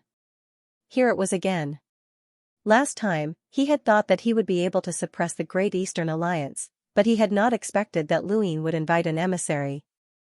Not only had they been captured, but the Astral River Arc had also been sealed. If Luin had not been captured by the Neo-Human Alliance, Old Monster Chi would still be imprisoned. The only reason he had been able to return to the Blaze Realm was because of the Hall of Honor's words, which had forced the Great Eastern Alliance to return the Astral River Arkansas. Thus, he had agreed to protect young Master Tian. Not only was he returning the favor, but he also wanted to personally see the Great Eastern Alliance that Luin had built up get snatched away. At this moment, there was a cry of surprise. Young Master Tian and the others turned around to see the dark-faced man laughing excitedly. He had caught a fruit fish. Fruit fish were very precious. The taste of the most delicious fruit one had ever tasted filled one's mouth. Every bite was addictive. It was one of the fish that anglers hoped to catch the most. Generally speaking, it was very difficult to catch it. Many people even went deep into the galaxy to catch it. The dark-faced man had not expected his luck to be so good as to catch a fruit fish. Young Master Tian looked at the fruit fish in shock. It's actually a fruit fish. I haven't had one in a long time. Go, buy it. The old man respectfully acknowledged the order and walked towards the dark-faced man. The dark-faced man excitedly put away the fruit fish, but when he saw the old man walk over, his face turned cold, and he turned to leave. The old man's figure flashed and blocked the dark-faced man's path. How much for the fruit fish? The dark-faced man stiffly replied, I'm not selling. The old man asked again, how much for the fruit fish? The dark-faced man frowned. I said I'm not selling. The old man looked up. Kid, think carefully before you answer. A terrifying pressure descended upon the dark-faced man. It was only limited to a radius of a few meters, and it enveloped the dark-faced man. The dark-faced man was a powerhouse with a power level of over 300,000, but he felt a chill run down his spine when he faced this old man. This old man's power level was definitely above 400,000. In the distance, old Monster Chi's eyes were filled with apprehension. This was the top figure of the new universe. Even a protector was so powerful. The dark-skinned man's expression turned ugly. To these Astral River fishermen, the fruit fish was not just food, but also a way to show off their abilities. He had accepted the Day-Night clan's invitation to bring the fruit fish to Night King Planet because he was certain that no one would be able to eat it from his hands. When the time came, not only would he be able to eat it, but he would also be able to receive corresponding compensation from the Day-Night clan. Unfortunately, it was eaten by a junior in the end. This was his regret. Now that he was lucky enough to catch another fruit fish, he actually encountered such a thing. I have a great use for this fruit fish. If you want it, I can continue fishing here, said the dark-faced man. The old man raised his hand and placed it on the dark-skinned man's shoulder. I'll ask you one last time. How much for the fruit fish? The black-faced man gritted his teeth. Feeling the old man's terrifying pressure, he sighed helplessly. Not long after, the old man returned behind young Master Tian. Young Master Tian was displeased. So slow? My apologies, young Master Tian, the old man replied respectfully. Young Master Tian snorted and glanced at the dark-skinned man, who just so happened to be looking back at him. Young Master Tian sneered, and his lips curled up into a disdainful smile. He did not care about the innerverse and outerverse cultivation wastelands. The dark-skinned man spat as he watched young Master Tian's group leave, but he did not dare to say anything else. That old man was much stronger than him, and with such a bodyguard, that young master's identity was definitely not simple. Don't fall into my hands in the future, or I'll use you as bait. He then continued to fish gloomily. After disembarking from the Astral River Arc, young Master Tian's expression turned even darker than the dark-skinned man's. No one in the Outerverse had come out to greet him. He had come to take over the Great Eastern Alliance on behalf of the Undying Old Man, which was equivalent to the highest authority in the Outerverse. He could even be considered the master of the Outerverse. He had the same authority as Luin back then, but no one had come out to greet him. Did you not inform the Great Eastern Alliance of my whereabouts? Young Master Tian's tone was gloomy, and there was a bone-chilling coldness on his face. The old man respectfully replied, we did. Young Master Tian clenched his fists and looked towards the dark Outerverse. Pass down the order to convene an alliance conference. Yes, young Master Tian, the old man replied. Old Chi looked at the Outerverse and said, young Master Tian, the Outerverse is in the wilderness, so they probably don't know much about the Neoverse. They might not even have heard of it before, so they don't know what you represent. Perhaps in their hearts, the Innerverse great sects are more honorable than you. Old Chi's words made young Master Tian feel much better. Back when his grandfather had been notified to take over the Great Eastern Alliance, the Great Eastern Alliance had ignored him. His grandfather had even threatened them with the inner verse, which was why the Great Eastern Alliance had remained silent. They had hoped that his grandfather's status as one of the 9 directors of the Hall of Honor would help the Outerverse gain some benefits. Now that the Innerverse's great powers did not dare to act rashly, the Great Eastern Alliance had actually adopted such an attitude. Young Master Tian, no one is responding, the old man indifferently replied, as if this matter had nothing to do with him. Young Master Tian was furious. It must be one of Lu Yin's remnants. Let's go to the Great Yu Empire. The old man took the initiative to dissuade him. Young Master Tian, you cannot go to the Great Yu Empire. Why not? Young Master Tian was dissatisfied. The old man replied, taking over the Great Eastern Alliance has already caused Eternal Sky Island to be dissatisfied with the Hall of Honor. However, they did not interfere because they were concerned about the bigger picture. The conditions were that you were not allowed to interfere with Frostwave Weave or its surrounding weaves, and you also promised to protect everyone related to Lu Yin. If you go to the Great Yu Empire to cause trouble, not only will you be violating the Hall of Honor's promise, but you will also cause Eternal Sky Island's dissatisfaction.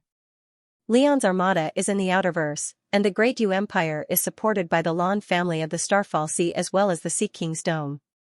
Seeing that young Master Tian was still dissatisfied, the old man added, the Sea King's Dome has an envoy-level powerhouse. Young Master Tian was unhappy. He had only just arrived in the Outerverse, and he had already been sullen. He suddenly felt hatred towards Lu Yin. He had originally been completely unrelated to Lu Yin, and his grandfather had even told him to try his best to befriend Lu Yin whenever he met him. When Lu Yin had been captured by the Neo-Human Alliance, young Master Tian had felt heartfelt gratitude towards Lu Yin for all that he had done to pave the way for him. Now, however, young Master Tian was experiencing just how difficult it was to deal with Lu Yin. Lu Yin was no longer alive, but the strength that Lu Yin had left behind was enough to make young Master Tian and his grandfather apprehensive. If Lu Yin had been alive, he would not have been as simple as an elite of the younger generation. Fortunately, Lu Yin had been captured by the Neo-Human Alliance. Even if he appeared again in the future, he would be completely annihilated. Freakji stood to the side and did not say anything. His mission was to protect young Master Tian on behalf of the Blaze Realm and express the Blaze Realm's attitude. Ever since the Day-Night Flow Zone had almost been overturned by Lu Yin, the Day-Night clan had completely lost any hope of entering the Neoverse. The Blaze Realm had now placed their sights on young Master Tian. As long as they could curry favor with young Master Tian, then they would have a chance at entering the Neoverse. The 9 directors had a lot of authority. After thinking about it for a long time, young Master Tian's face turned gloomy. Spread the news that the Outerverse is about to be taken over by the 6th mainland. The old man was shocked. This is an undisclosed secret. If we spread the news now, won't the directors be dissatisfied? Young Master Tian waved a hand. It's fine. These people will find out sooner or later. Besides, one of my goals in coming here is to relocate the Western Weaves, so there's no way to hide it. The old man nodded. Understood. In Iron Blood Weave, Wang Wen scratched his head and looked out into space helplessly. Chess piece bro, oh chess piece bro. I was just about to cause a ruckus with you, but why is it gone? How troublesome. I've just started my career, and those arrogant sects and clans in the Innerverse haven't even beaten me up yet. If I'd known earlier, I wouldn't have let you go to the Neoverse. It's still too early. Sigh, but you can only blame yourself for showing off too much. The Neo-Human Alliance didn't capture anyone else but you. It's all your fault. At this moment, his gadget rang. Wang Wen looked over, and his expression changed. How is this possible? On Xinyu Star, Wei Rong was similarly shocked.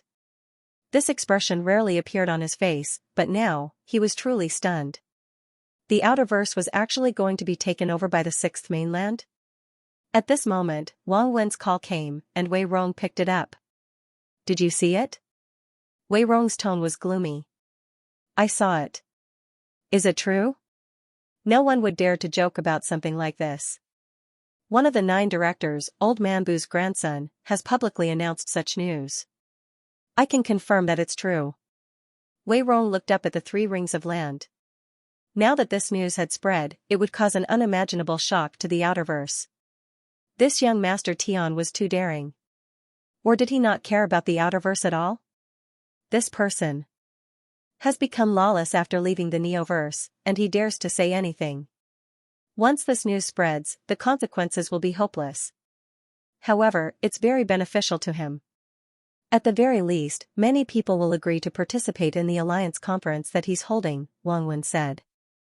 Wei Rong continued, since he's spreading the news and holding the Alliance conference, it means that he's trying to protect some people.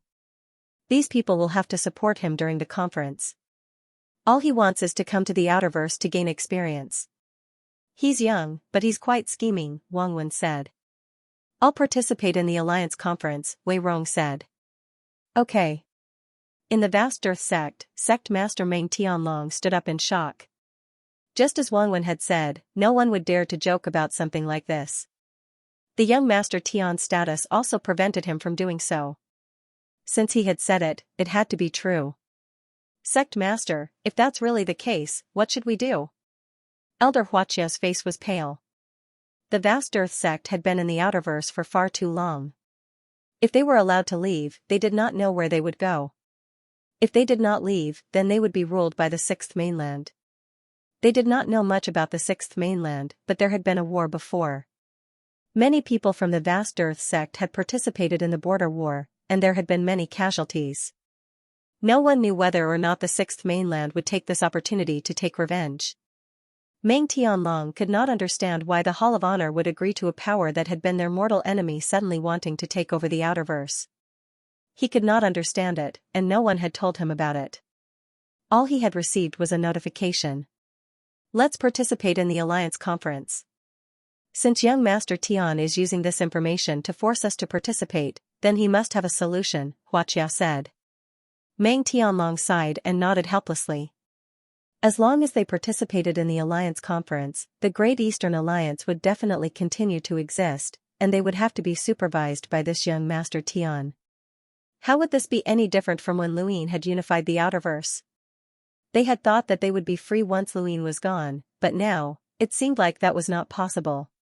In many people's eyes, Lu Yin's unification of the outerverse had ended up benefiting someone else, which was both laughable and lamentable.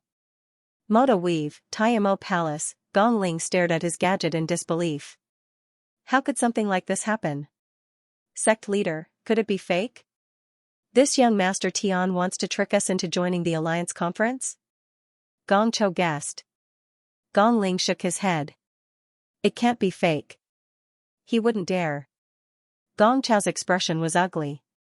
If such a thing really happens, what should our Taiyamo Hall do? There's no place for us in the outerverse, and the innerverse won't easily accept us either. Wherever we go, we'll be ruled and oppressed. Gong Ling calmly replied, let's go participate in the Alliance conference. I want to see how this young Master Tian is going to deal with this by using this information as bait to force us to participate in the Alliance conference. Gong Cho nodded. Yes. Gong Ling looked at the message again, and he thought of Luin. This person had climbed up step by step from the lowest rung of society and had gone through countless trials and tribulations, but he had still been defeated by a single piece of news. It was truly lamentable. This was the power of the Neoverse, and it was the core of the human domain. So what if the Outerverse Master was an Outerverse Master? Lu Yin's matter had filled him with dread towards the Neoverse, as it was not a place where ordinary people could go. Young Master Tian's announcement had shaken the entire Outerverse, and all of the powers were discussing the matter. In the end, they all agreed to participate in the Alliance conference, including Myriad City, the Dark Phoenix clan, and even the Sea King's Dome and the Lan family. The Starfall Sea had yet to fully recover due to the 6th mainland's invasion, which meant that they would have to stay in the Outerverse for a while longer. This was the answer that the Hall of Honor had given them. In reality, they did not know that the Starfall Sea was essentially gone. The horizontal black hole spanned across the Neoverse, the Cosmic Sea, and the Innerverse, and it had separated the Starfall Sea from the Innerverse. Otherwise, it would not have been connected to the 6th mainland. they were destined to remain in the Outerverse. Young Master Tian's lips curled up when he saw the replies from the Outerverse's various powers. Since you refuse a toast only to be forced to drink a forfeit, then that's fine too. Just give me a random promise, and I'll be able to live peacefully. What does the life and death of these natives have to do with me? Once I've settled down, I'll take over the brothel. Haha, it's time for me to have a taste of the top courtesan. Behind Luin, eccentric Qi had a respectful expression on his face. The power and information that young Master Tian possessed were not something that the Innerverse and Outerverse could compare to. Nobody in the Innerverse knew that the Outerverse had been gifted to the sixth mainland. This was the disparity between them. However, the Innerverse would soon find out, and the shock would be no less than that of the Outerverse. The Blaze Realm had to think of a way out as soon as possible. Otherwise, once the Outerverse was taken over by the sixth mainland, the Blaze Realm would become the power closest to the sixth mainland. When he thought back to the border war between the Outerverse and the sixth mainland, as well as the sixth mainland's invasion of the Innerverse, he felt a chill run down his spine. Compared to the sixth mainland, the Blaze Realm was nothing more than an ant that could be easily annihilated. I must think of a way. Hugging young Master Tian's thigh is a shortcut. On the other side, Mu En led Lei Nu, Xu Jing, and Lu Yin away from the Seven Courts' southern border and entered the Glory Realm. This was his first time in the Neoverse, and he was filled with curiosity about the Glory Realm. How could such a large continent appear in the universe? It covered a small portion of the Neoverse, and this was only a fragment of the shattered fifth mainland. It was a relatively intact fragment. Lu Yin could imagine how large the Glory Realm was. Sitting in a cosmic great aurora, Lu Yin watched the stars on both sides fly past him. He couldn't even see the stars, all he could see was a scene. As the light in front of him illuminated the universe, the spacecraft trembled, and they arrived at the Glory Realm. Lu Yin couldn't describe what he was feeling at that moment, he only knew how insignificant he was. The Glory Realm was a piece of land with no end in sight. The moment he stepped onto the Glory Realm, Lu Yin's body sank. The gravity here was much stronger than the outside world, and the space was different as well. He raised a hand and unleashed an attack with a power level of over 200,000 in an attempt to tear through the void, but he couldn't. Xu Jing saw Lu Yin's actions and said, "The Glory Realm is the most intact continent in the fifth mainland, and it also retains the fifth mainland's original stability of space. Most people would find it difficult to tear through the void unless they unleash an attack with a power level of over 300,000. Lu Yin understood. Many places had stabilized their own space in order to prevent enemies from tearing through the void. If the Glory Realm required a power level of 300,000 to tear through the void, then Lu Yin believed that if the Hall of Honor wanted to tear through the void, they would have to surpass an emissary or use some special method. Lu Yin inexplicably felt a chill run through his body. He was being observed by a powerhouse, and he walked over to the window and looked out. Powerful rune lines soared into the sky without any concealment, intimidating the surroundings. This was a portal, and Lu Yin could imagine that there were powerhouses overseeing the Glory Realm in all directions. The area that a super powerhouse could protect was usually quite large. Lu Yin had thought that the Glory Realm would be very prosperous, or at least that there would be a lot of people. However, when he arrived here, all he saw was land. It was desolate, and he didn't know how far it stretched. Above him was a boundless dark sky, and from time to time, giant creatures would fly past, bringing with them gusts of wind. Lu Yin could see all sorts of rune lines appearing, not just from humans, but from other creatures as well. There was a deep roar as Mu En disembarked from his spacecraft. Lu Yin, the Tear Girl, and Xu Jing followed closely behind. In the distance, an incomparably huge creature that was 10,000 meters tall and tens of thousands of meters long was walking over. Every step it took caused the ground to tremble, and it felt like the world was collapsing. Lu Yin was astonished. This creature looked like a cow, but it was covered in a thick layer of fur. The two curved horns on its sides formed a heart shape, and it looked very docile. However, there were quite a few rune lines, which were equivalent to 300,000 enlighters. This was a bit exaggerated, as any random beast could be so powerful. However, given its size, it was normal for it to have such a high number of rune lines. This is the ancient Shishou, and it's also the Glory Realm's transportation tool. The space here is too stable, and unpredictable weather changes often occur. Spacecraft are no longer suitable for travel, and accidents happen very easily.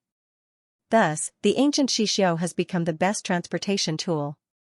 It's fast, has decent defenses, and can even warn of danger. Although it seems powerful, it can't attack and can only defend, Xu Jing explained. Luin watched as the ancient Xianxia walked over step by step. This thing can run fast? Muan glanced at Luin. Let's go to the Hall of Honor. Luin nodded and took a deep breath. He was finally going to reach the highest point in the human domain. That was where the strongest powerhouses of the human domain resided, as well as the most ruthless enforcers and lockbreaker organizations. That was the core of the human domain. The ancient Xianxia was very docile, and it allowed Muan and the others to board. Its back was very wide, as it was tens of thousands of meters long. There was even a house built on its back, which was very luxurious. The four of them entered the house, and the ancient Xianxia let out a low roar. It changed direction and took a step forward, and Luin suddenly felt the scenery change as they left their original location. He was stunned, as this speed was too fast. Tall mountains appeared on both sides of them, and then they disappeared to be replaced by a boundless ocean. The ancient Xianxia let out a low roar, and the ocean disappeared as well. It had crossed the ocean with 1 foot. Muan smiled at Luin. So, this is the Glory Realm. This is your first time here, right? Luin nodded. It's different from what I expected. Muan was curious. How is it different? Luin replied, I thought that there would be many people living here, and that there would be many cities or even floating planets. But this is really just a piece of land, and it's very desolate. Muan smiled. Desolate? That's because this land is too big.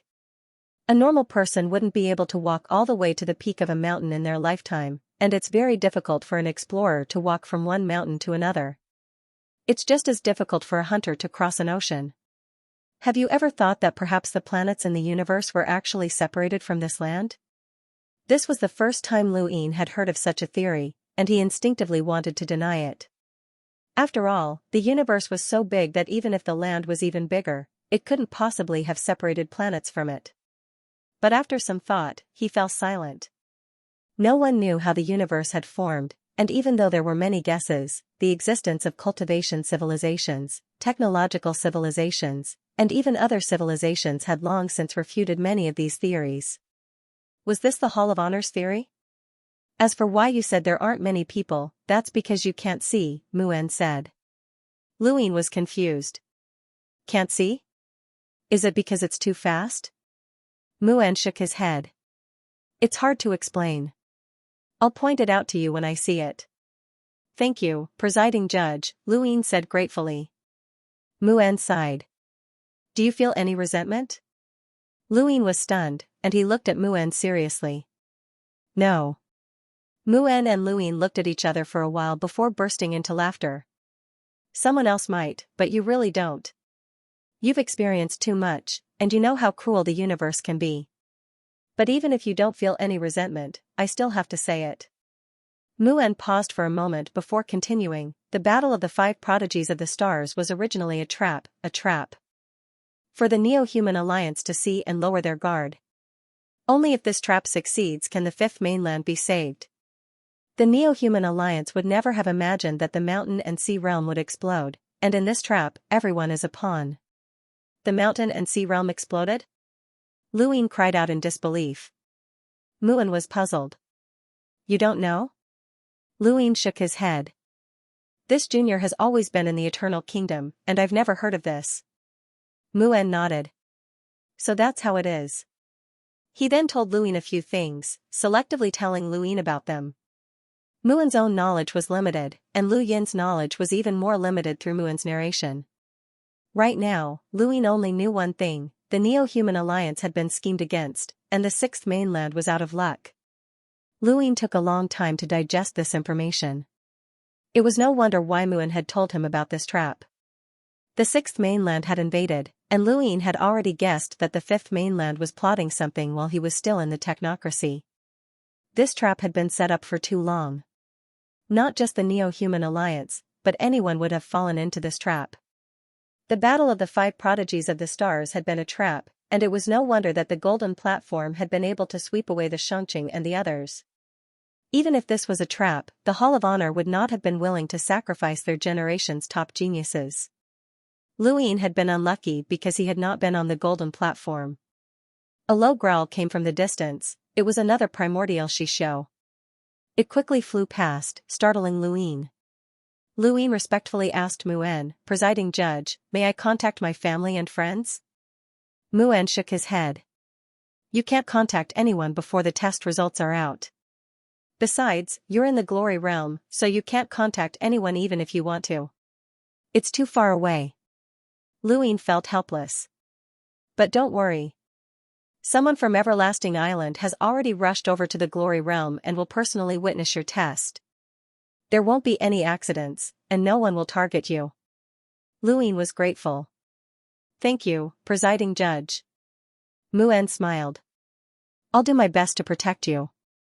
After all, I have a good relationship with the Sea King, and you're his prospective son-in-law." Luin laughed dryly. Son-in-law? He had forgotten about that. Right, when Fozzie's position had been taken away, an elder from the Sea King's dome had contacted Mu'en and spoken up for him. From the looks of it, Mu'en could be considered one of Lu Yin's own people, and he was also Lu Yin's helper in the interstellar arbitration. The glory realm seemed barren, but according to Mu'en, that was because it was too big, and the people here lived in different environments. Luin did not understand this. The primordial Xianxia was rather frequent in the glory realm, and Luin had already encountered several of them in such a large area. Those who could ride the primordial Xianxia were not ordinary people. They either had illustrious backgrounds or were powerful enough. After all, the primordial Xianxia belonged to the Hall of Honor, and one had to pay to ride one. The primordial Xianxia was the highest form of transportation, and there were other forms of transportation below it, including flying, burrowing, and so on. Luin saw an enormous bird-like creature fly past, and its size was comparable to the centipede he had seen in the Northline flow zone. "That's a country," Mu'en said. He was very patient with Luin. Luin was surprised. "A country?" "That's right. It's a country that lives on the back of a creature. That bird is called Never Falling. It will never fall. It will always fly in the glory realm, from east to west, from south to north. It has been going back and forth for many, many years. That country is called the Never Falling Nation," Mu'en said. Unfalling country sounds powerful," Luin muttered. Mu'en smiled and said, "That's just what it sounds like. A truly powerful force wouldn't be exposed like this, as it would be very easy for them to be attacked." Luin nodded, though he did not fully understand. After coming to the Neoverse, rune lines were no longer as useful. After all, this was the home of the gods, and everyone in the Neoverse knew the methods of the home of the gods. The home of the gods would also prevent rune lines from spying on them. Thus, Luin could not always rely on rune lines to determine a person's strength. A shocking battle could be heard in the distance, and when Luin looked over, he could tell that it was a battle between 300,000 to 400,000 enlighters. However, the battle disappeared in an instant, as the primordial Xianxia was simply too fast. Not long after, Mu'en stopped the primordial Xianxia and pointed at a giant abandoned machine in the distance. "There's a world over there." Luin was surprised and stared at the abandoned machine. The abandoned machine was huge, even larger than the primordial Xianxia, and that was just the parts that were above ground. If the parts that were buried underground were included, the machine's size would probably exceed any large spacecraft that Luin had ever seen. "World?" Mu'en smiled, and the star energy at his fingertips turned into a beam of light that he pointed at a certain spot. Luin followed the star energy beam and saw a sphere embedded in the machine. If one did not look closely, they would not have noticed it at all. It was just a component. "That's the world," Mu'en said as he pointed his star energy at the sphere. Space rippled, and his star energy disappeared. A moment later, a man wearing strange clothes appeared in front of the sphere, and the man bowed towards Mu'en. "Greetings, presiding judge." Mu'en nodded. Luin was astonished, as it really was a world. "Is this a folded space?" Mu'en shook his head. This hides the entire world. Luin was stunned. A world? Hides it? That's right.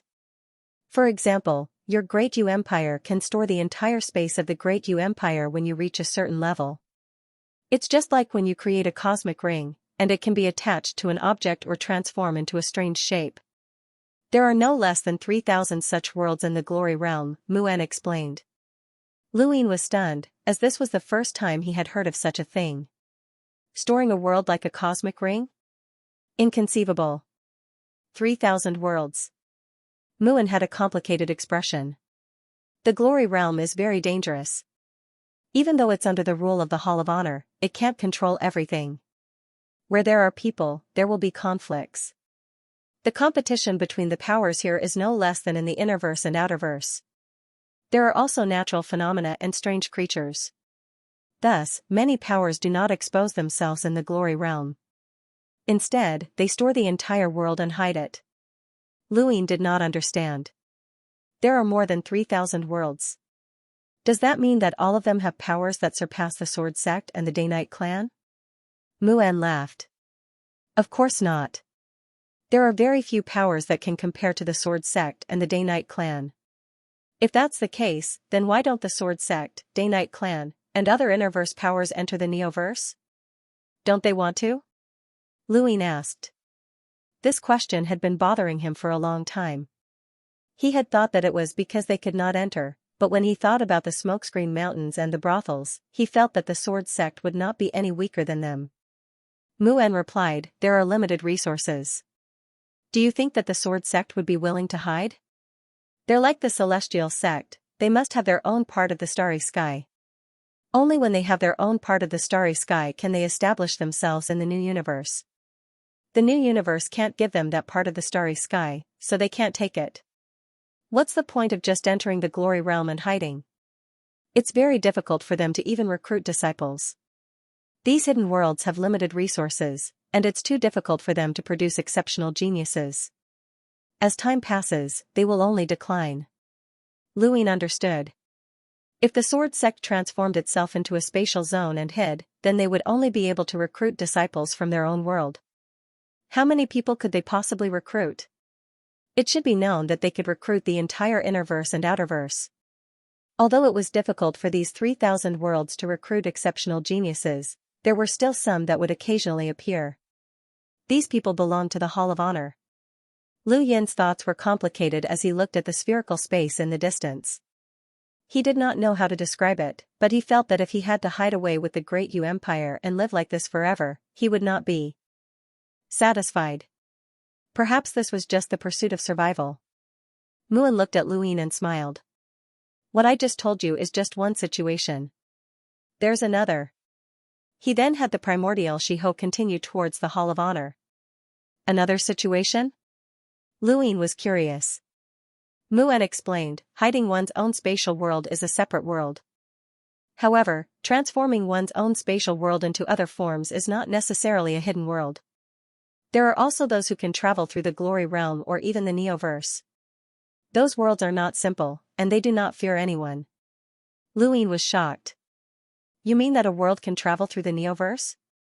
Mu'en nodded, and his gaze traversed the boundless space. He suddenly had the primordial Shiho stop again, and he tapped lightly with a finger. The void rippled and rippled, filling the entire world. Within these ripples, a ball of light was fixed in place, and a voice was heard. Presiding Judge Mu'en? Why are you stopping us? Luin looked at the ball of light in surprise. It was the ball of light that was speaking. Mu'en's tone was not as casual as when he had spoken to the spherical space. He was rather solemn. I'm just bringing a junior to broaden his horizons. Junior? That child? Luin felt like he was being watched, and he felt a chill run down his spine. He stared at the ball of light, and the next moment, his gaze traversed through space to see a strange world. This world was completely made of light, and every ray of light had many people living in it. There were also cities, mountains, plains, and even planets. This was not light, but rather a universe of stars. Finally, he saw a pair of eyes that were filled with dignity. Luin woke up in an instant, and beads of sweat dripped down his forehead. Mu'en placed a hand on Lu Yin's shoulder. Not bad at all. Your Hall of Honor really knows how to find talents. This child is definitely not any weaker than your methods. In fact, he might even be stronger. Aside from the Xianxia, no one else is his match. Mu'en smiled. He is my Hall of Honor's method. How troublesome. I thought that you'd be generous and open up the competition for the slots instead of secretly observing us. You were even willing to hold the Supreme Tournament, but it seems like we're not fated with it. I thought that we would have a chance, but it's a pity. Mu'en continued, the tournament is open to the entire universe, and your Child of Light can participate as well. You'll have to rely on your own strength to obtain a slot. Try to nurture him as much as you can since there's still some time. That kid beside you is way ahead of the Child of Light. How are we supposed to compete with him? I'm leaving. Lu Ying watched the ball of light disappear and looked at Mu'en in confusion. Mu'en explained, this is also a world of its own, and it's different from the spherical space. He runs around in search of resources, and his strength is naturally on a completely different level from the spherical space.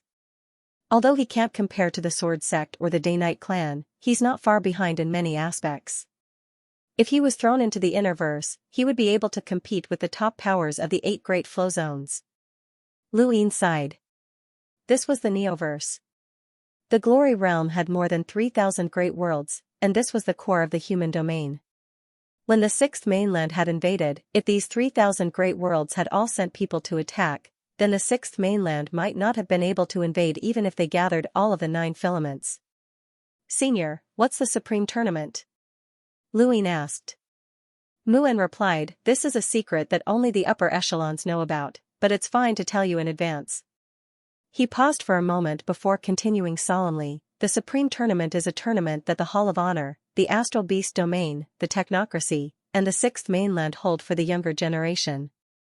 The goal is to boost the morale of the human race and unearth elite geniuses. It's also to determine the 10 strongest youths so that they can obtain supreme opportunities. Lu Ying blinked. Why did this sound so familiar? Right, the competition between the 5 children of the stars. Wait, the 6th mainland? The 6th mainland? Lu Ying exclaimed. Mu'en had expected Lu Yin's surprise. You don't need to know the details.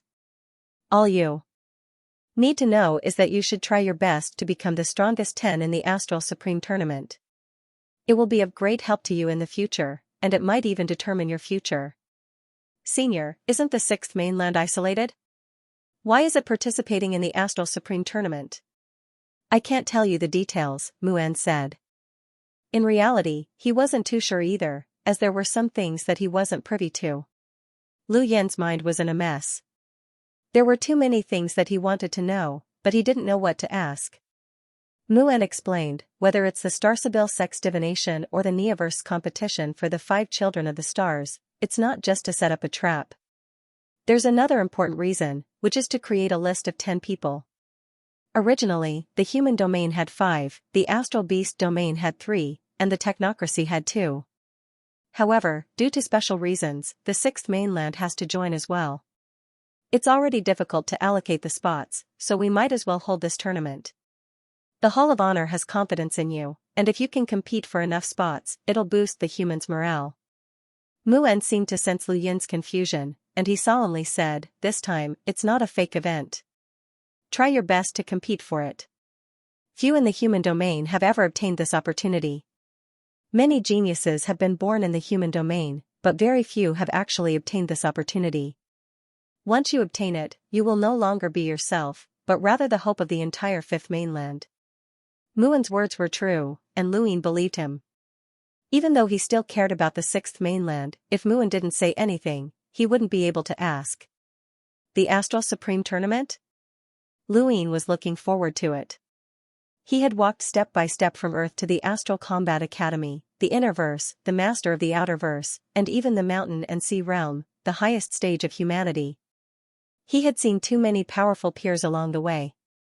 The 10 Arbiters, the 5 Children of the Stars, the Realmlings, the Dowsor's 3 Skies, the Astral Beast Domain, and Skymender's List experts. The Technocracy would definitely have their own as well. These powerful peers would compete on the same stage, and just thinking about it made him excited. In the past, he might not have been confident, but now, his eyes were bright. Not far away, Lei Nu and Xu Jing also heard Muin's words. They already knew that the Starry Sky Supreme competition was very stressful. This trip to Progenitor Chen's tomb was also a preparation for the Starry Sky Supreme competition. As Fatsi, they were supposed to be the pinnacle of the younger generation in the human domain. However, they felt immense pressure. Disregarding everything else, Luin was not easy to deal with, as he was basically a monster. The 10 arbiters were the same, and there was also the 6th mainland's Dowsource 3 skies. There were simply too many powerful peers. Fortunately, there was still some time before the Starry Sky Supreme competition, which was enough time for them to improve again. With that thought in mind, they turned around and returned to their rooms to continue cultivating. The black storm connected the sky and the earth, isolating the space that could be seen. The primordial Shishou had no choice but to stop and wait for the storm to pass. According to Mu'en, this was the celestial phenomenon of the glory realm. Even with the ancient Shishou's defense, it was very likely that it would be swept away. Luin was curious as to why Mu'en didn't take action to bring them across, but he didn't say anything. The black storm wreaked havoc for 2 days. 2 days later, a streak of light illuminated the area ahead. The weather changed again, becoming extremely hot. The ancient Shishou activated and continued towards the Hall of Honor. Luin sat on the ancient Shishou's back when he suddenly saw a card fly through the void. He reached out to grab it, but Mu'en stopped him in midair. Mu'en's expression turned serious as he looked at Luin. "Did you forget what I told you? Don't touch anything here." Luin was puzzled. "That card?" Mu'en solemnly replied, "That's a world." "A world?" Luin was stunned. Mu'en solemnly said, "If I hadn't stopped you, your hand would have been gone." Luin felt a lingering fear, as he had actually wanted to grab a world. "That card is the same as that ball of light?" Mu'en nodded. "The Glory Realm has more than 3,000 great worlds, and these are just the ones recorded. There are also a few ancient powerhouses that have awakened from deep slumber. These powerhouses were born in ancient times, and they might have been sealed in ice or lock broken. They can add a great world to the Glory Realm at any time. That card just now was an unrecorded great world. Is it very powerful?" Luin was curious. Mu'en shook his head. "I don't know, but it gave me a very strong intuition that I shouldn't provoke it." Luin was truly shocked. Although that ball of light was respected by Mu'en, it wasn't at the level that he shouldn't provoke it. Was that card really that powerful? Mu'en looked in the direction that the card world had disappeared with a solemn expression. An unrecorded great world like this was an uncertain factor, and it was a pity that the Crimson Bell had been taken away by the Inquisitor. Otherwise, Mu'en would have definitely stopped it and seen what kind of great world it was. The appearance of the card world made Mu'en fall silent. The Glory Realm was large, but it wasn't as large as the Outerverse. With the Glory Realm's strength, it should be able to completely monitor it, but with so many great worlds appearing, it was impossible to monitor them. Some great worlds had been born from other great worlds, and just as Mu'en had said, some ancient powerhouses had awakened, and they might even be able to create their own great worlds. Luin suddenly felt that although the Hall of Honor was tyrannical and sometimes selfish, it was precisely because of their existence that the human domain could develop peacefully. Otherwise, if these 3,000 great worlds were to leave the Neoverse or engage in an all-out war, the consequences would be unimaginable. The Hall of Honor was like a mountain that suppressed all unstable factors. It might be unfair to some, but this was the best outcome, as it could at least protect the interests of ordinary people. If the entire human domain was a continent of war, where various great powers were constantly in conflict, then the Hall of Honor would be an empire that unified the entire continent. It sacrificed some people's interests to protect the lives of the majority. Actually, the Great Eastern Alliance was the same. Back then, the media had praised the Great Eastern Alliance for ending the various Weave wars in the Outerverse.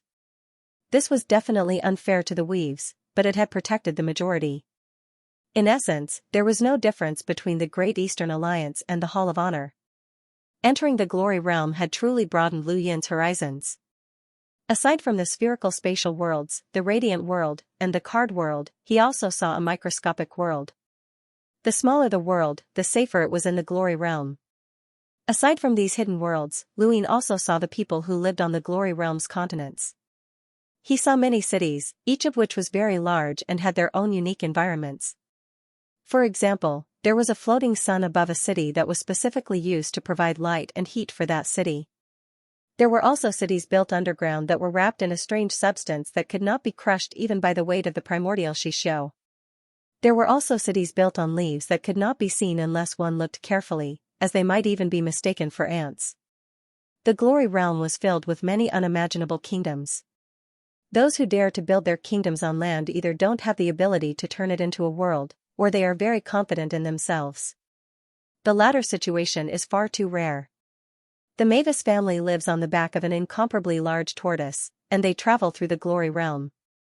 The Smoke-Eater Mountains originally belonged to the glory realm, and there are also brothels, Sirius Sect, and Everlasting Island, Mu'en said. Luin asked, did the 7 courts have one in the past as well? Mu'en nodded. Luin understood. The behemoths of the Neoverse that he had heard of probably all had the confidence to live on the glory realm's continents. Later on, they had left for various reasons, and this continent had all belonged to the Hall of Honor. The Hall of Honor was located at the center of the glory realm, and they were not far from it. After passing through a boundless forest and seeing many powerful beasts, Mu'en suddenly stopped the primordial Xianxia and frowned as if searching for something. He then looked at the ground and fixed his gaze on a drop of water. Luin looked over and found it strange. A drop of water?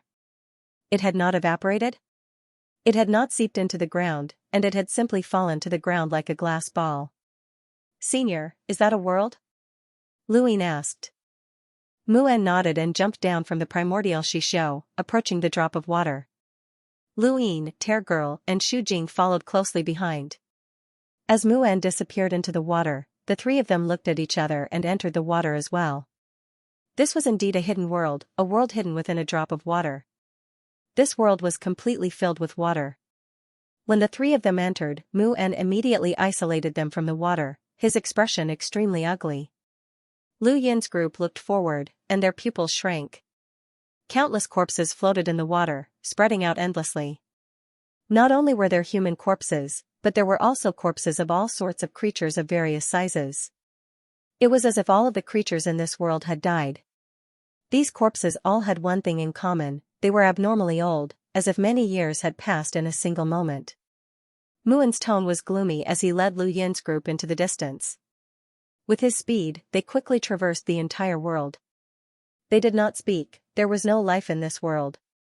Regardless of whether it was humans, animals, or plants, they were all dead. The deathly stillness was chilling. They'd been poisoned, Girl muttered. Luin looked at the corpses around him and suddenly thought of something. It's a life poison, death. Mu'en suddenly stared at Luin. You know about it? Girl and Shujing stared at Luin warily. Luin replied, I'm not sure, but someone in the Outerverse was poisoned with similar symptoms.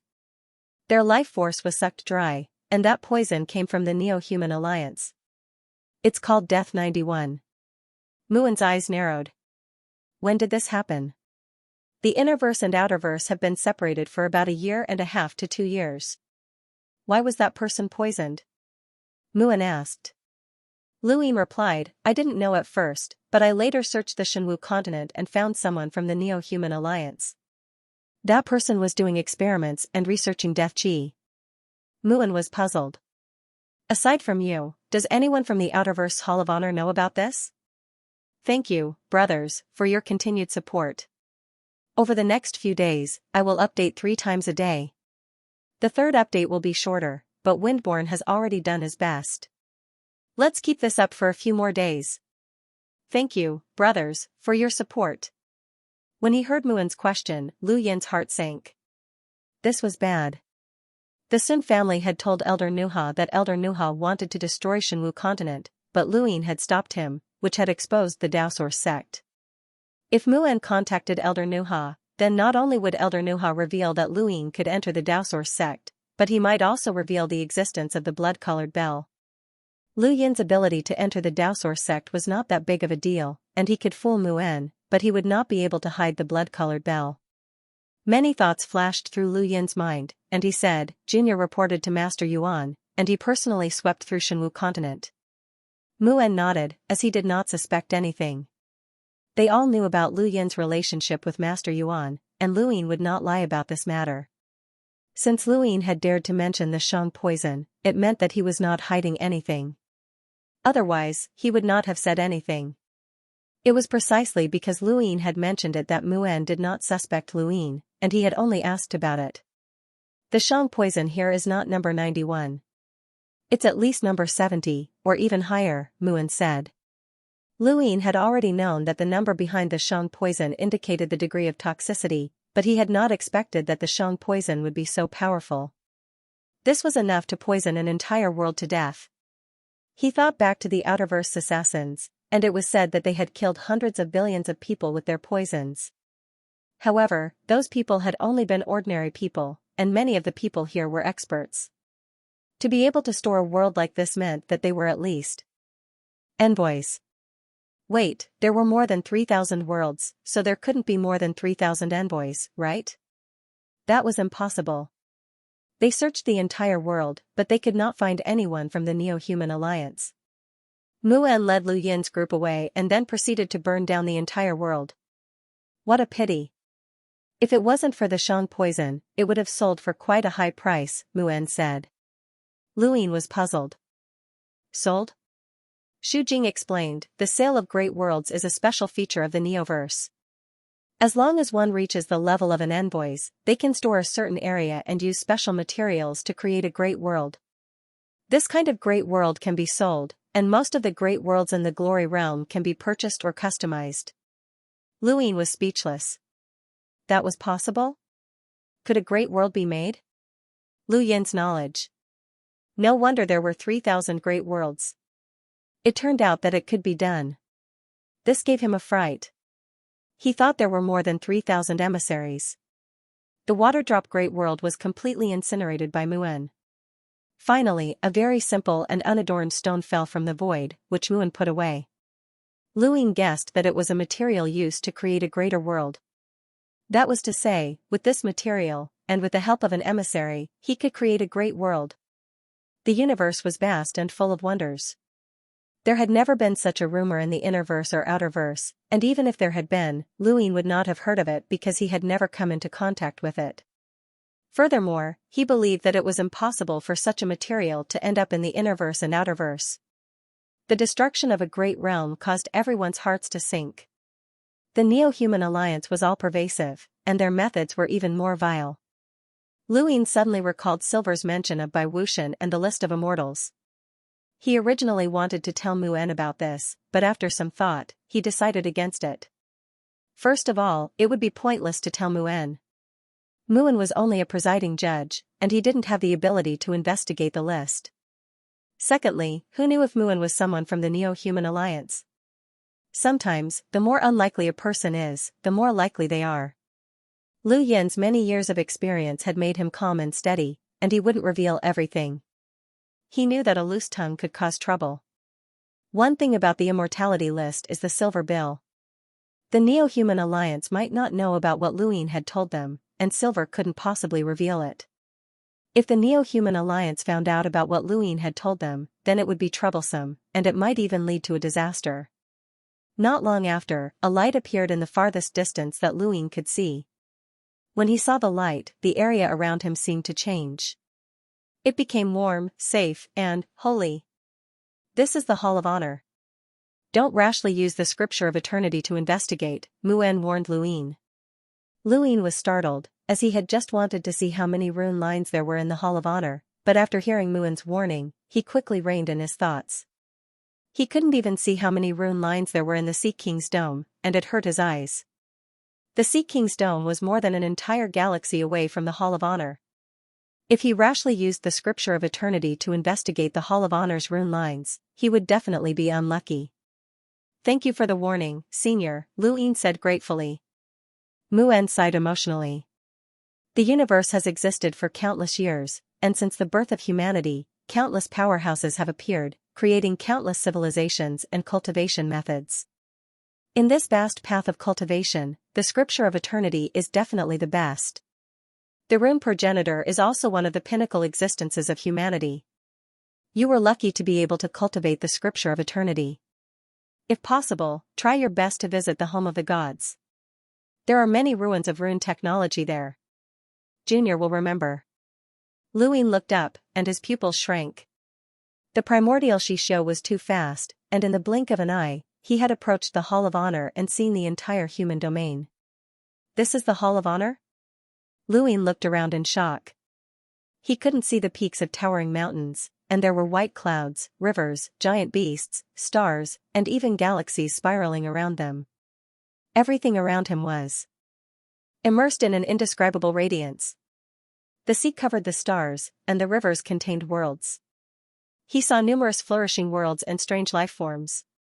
There weren't just humans here, there were all sorts of life forms as well.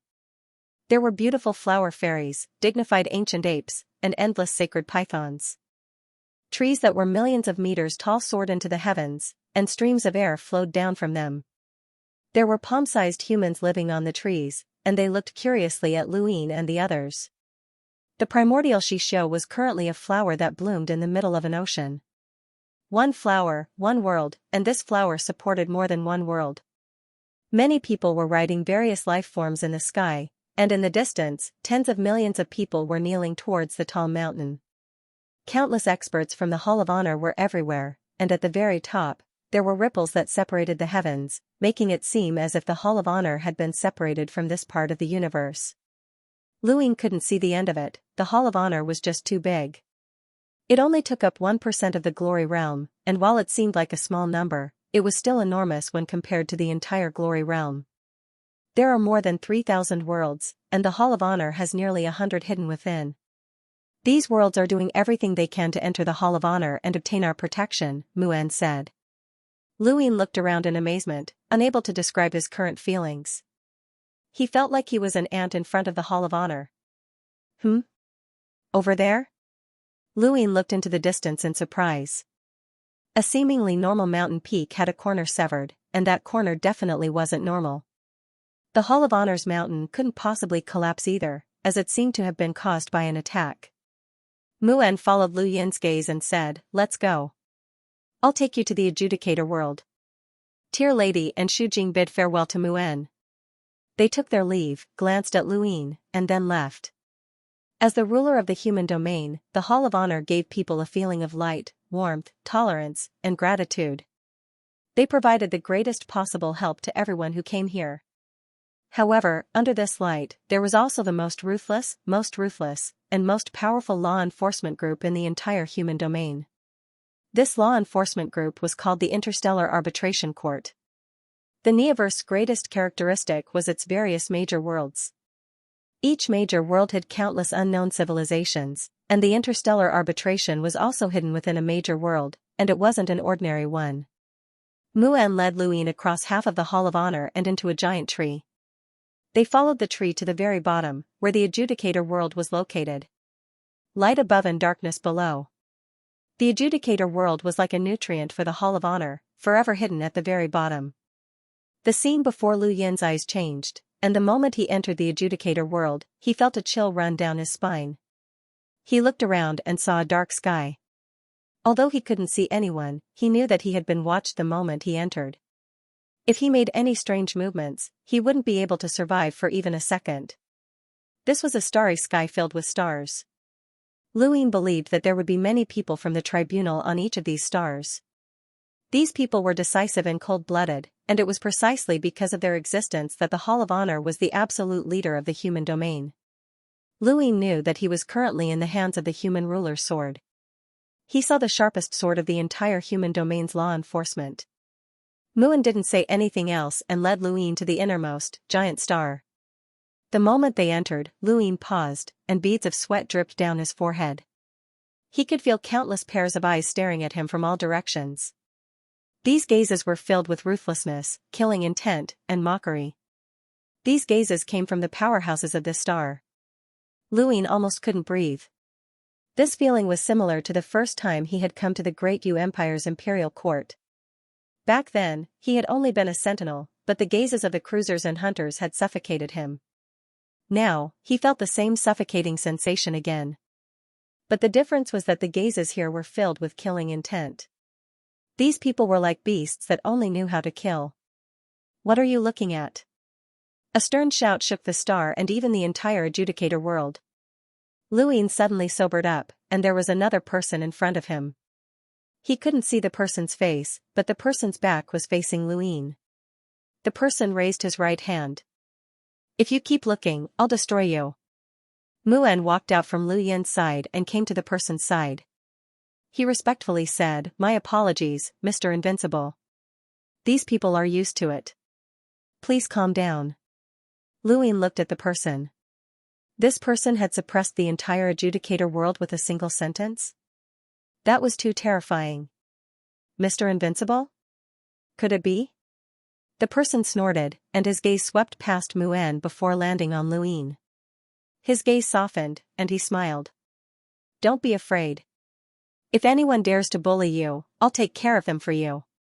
Lu Yin's eyes lit up, and he immediately bowed. Honorary disciple Lu Yin greets senior brother. This man was Eversky Island's senior brother, Hyzage Invincible. He was a terrifying powerhouse whose power level exceeded 1,000,000, and a single sentence from him was enough to suppress the entire adjudicator world. Thank you, brothers, for your continued support. For the next few days, there will be 3 updates every day.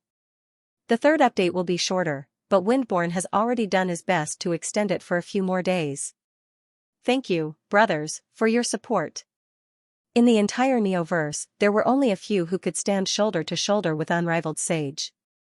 In the Arbiter realm, there was only one person who could suppress Unrivaled Sage, and that was the Arbiter. Lu Yin had heard Hyzage Shenwei mention Unrivaled Sage before. Although he had only mentioned his name and didn't know the specifics, Lu Yin felt that Unrivaled Sage's strength was on par with Master Yuan's. Unrivaled Sage smiled and nodded, patting Lu Yin's shoulder. Come, I'll take you to the Arbiter. I believe that you aren't controlled by the Neo-Human Alliance, but the outcome will be decided by the Arbiter. Lu Yin nodded and followed behind Unrivaled Sage. With Unrivaled Sage around, Lu Yin felt more at ease. He had an enemy in the Hall of Honor, which was one of the 9 Great Counselors, the Day-Night Clan. However, the 9 Great Counselors only dealt with worldly matters, and they were not the ones who truly controlled the Hall of Honor. The Arbiter was an existence that the 9 Great Counselors could not influence.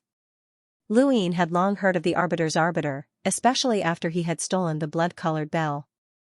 He had dreamt of the Arbiter chasing after him many times, and that fear was still unforgettable. When he thought about meeting the Arbiter, he panicked, extremely panicked. His theft of the blood-colored bell hadn't been exposed, right? Definitely not. Lu Yin stood on the scale in amazement, as this was the first time he had seen someone being judged stand on a scale. There were 2 sides to the scale, life and death. The Arbiter's judgment would decide which side the scale would favor. Not everyone had the right to be judged in such a manner. There were many planets in the Interstellar Arbiter Court, but there were only a few scales. Only those who had reached a certain level were qualified to be judged by the scale. Most people would be judged with a single sentence, and they would not be brought here. Lu Yin was from the younger generation, and logically speaking, he did not have the right to be judged by the Arbiter himself. However, he had Master Yuan and Everlasting Island behind him, and he was also a master of the Outerverse. Just being a master of the Outerverse was enough to invite the Arbiter. The Outerverse was a very large territory that made up the human domain, and only the Arbiter had the right to judge a master of the Outerverse. Besides Unrivaled Sage and Mu'en, there were 2 other Arbiters, Mu of Despair and Death's Shadow. Lu Yin curiously looked at Despairing Mu, a solemn middle-aged man who looked a little old. This was the presiding judge who had helped the Day-Night Clan. Lu Yin had heard of this presiding judge who brought despair to others. Many people spoke of him with fear and hatred. As for Death's Shadow, Lu Yin had seen him before.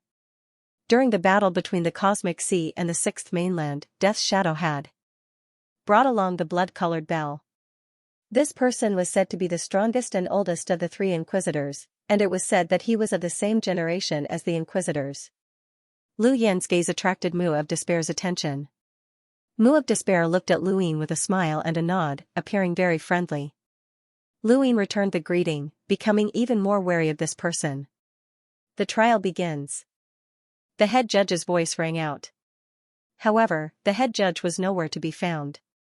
The three chief inquisitors were already used to the fact that the head inquisitor did not show up easily. Invincible Sage wasn't surprised either.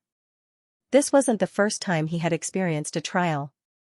He was certain that he hadn't been controlled by the death chi, but he was also certain that he had used it to cultivate.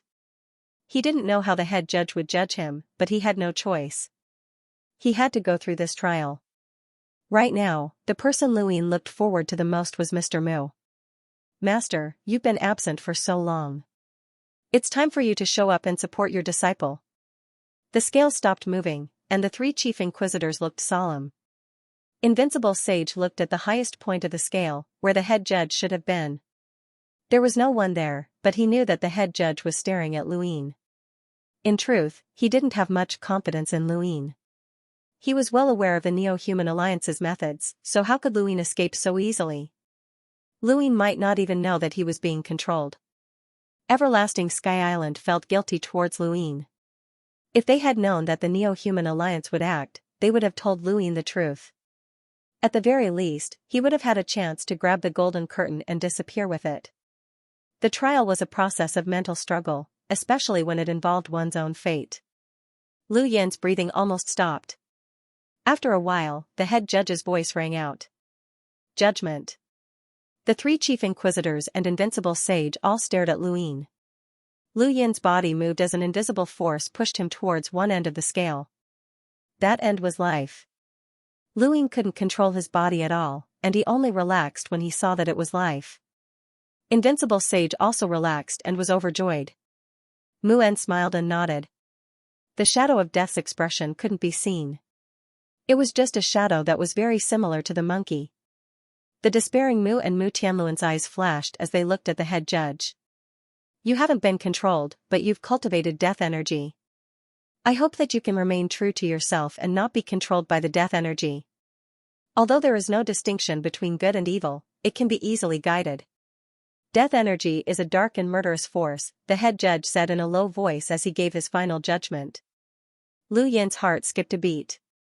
He had indeed been found to have cultivated death energy. His strength was transparent in front of the head judge, but fortunately, the head judge was open-minded and didn't make a fuss about it. Luin quickly bowed. Thank you for the reminder, Lord Judge. Invincible Sage looked at Luin in shock. He had cultivated death energy? Even he hadn't been able to tell. Wasn't death energy a cultivation method unique to the Spectre clan? How could a normal person cultivate it? Muen also looked at Luin in confusion. Mu Tianluan then said, Lord Head Judge, Death Chi is a cultivation method used by the Spectre clan. Anyone who cultivates Death Chi will be suppressed by a higher level of Death Chi once they encounter a Spectre clan member. Since this child has cultivated Death Chi, it's very likely that he will be manipulated by the Spectre clan in the future. Lu Yan's gaze turned cold as he stared at Mu Tianluan. Mu Tianluan still smiled faintly, and he even glanced at Luin. Luin clenched his fists. This was the kind of person who could kill without spilling blood. Mu Tianluan, the head judge has already made his judgment. Do you want to change it? Invincible Sage barked as he stared at Mu Tianluan. Mu Tianluan smiled. I wouldn't dare. Mr. Invincible understands death energy, so you should know whether I'm telling the truth or not. Death energy is easy to suppress, and it's even easier to control. That doesn't mean that it won't be controlled in the future. Invincible Sage wanted to retort, but he couldn't. Death energy was indeed like that. The difference between superior and inferior was too obvious. Once suppressed, the death energy within one's body would be controlled, and it would be useless even if one's mind remained intact. He looked at Luin helplessly. Luin was just thinking about how to explain that he couldn't be suppressed by death energy when the head judge spoke up. This child's death energy cannot be suppressed or controlled. Mu Tianluan was stunned, as he hadn't expected the head judge to say such a thing. Third update, thank you, brothers, for your continued support. Third update, fewer words, but it will be updated for a few more days. Freewind has done his best, thank you. Lord Inquisitor, even if the death energy in this child's body cannot be controlled, it can still be guided. Furthermore, this child is one of the human domain's top geniuses and one of the Hall of Honor's methods. If news of him cultivating death energy spreads, it will be detrimental to the Hall of Honor, Mu Tianluan continued. There are thousands of paths to cultivation. Back then, Progenitor Chen went against the Daosaur sect's orders and merged his clone with the giant's bloodline to walk the path of invincibility. The Daosaur sect was magnanimous, so why can't we follow suit? The head inquisitor asked. Mu Tianluan frowned and looked at the empty seat with a strange expression. Mu En and Death's Shadow also looked over curiously. The head inquisitor had never spoken so much, and he was clearly protecting Luin, which was not right. With the head inquisitor's personality, this protectiveness was too obvious. Even if Luin had Master Yuan and Eversky Island's backing, the head inquisitor would not be so protective of Luin, as he was one of the Hall of Honor's true rulers. Even Wudi could tell that the head inquisitor was protecting Luin, and he looked at Luin strangely. Was this child related to the head inquisitor? Luin did not feel anything, as he did not understand the head inquisitor. He only thought that the head inquisitor was just and fair, so he smiled. Thank you, Lord Inquisitor.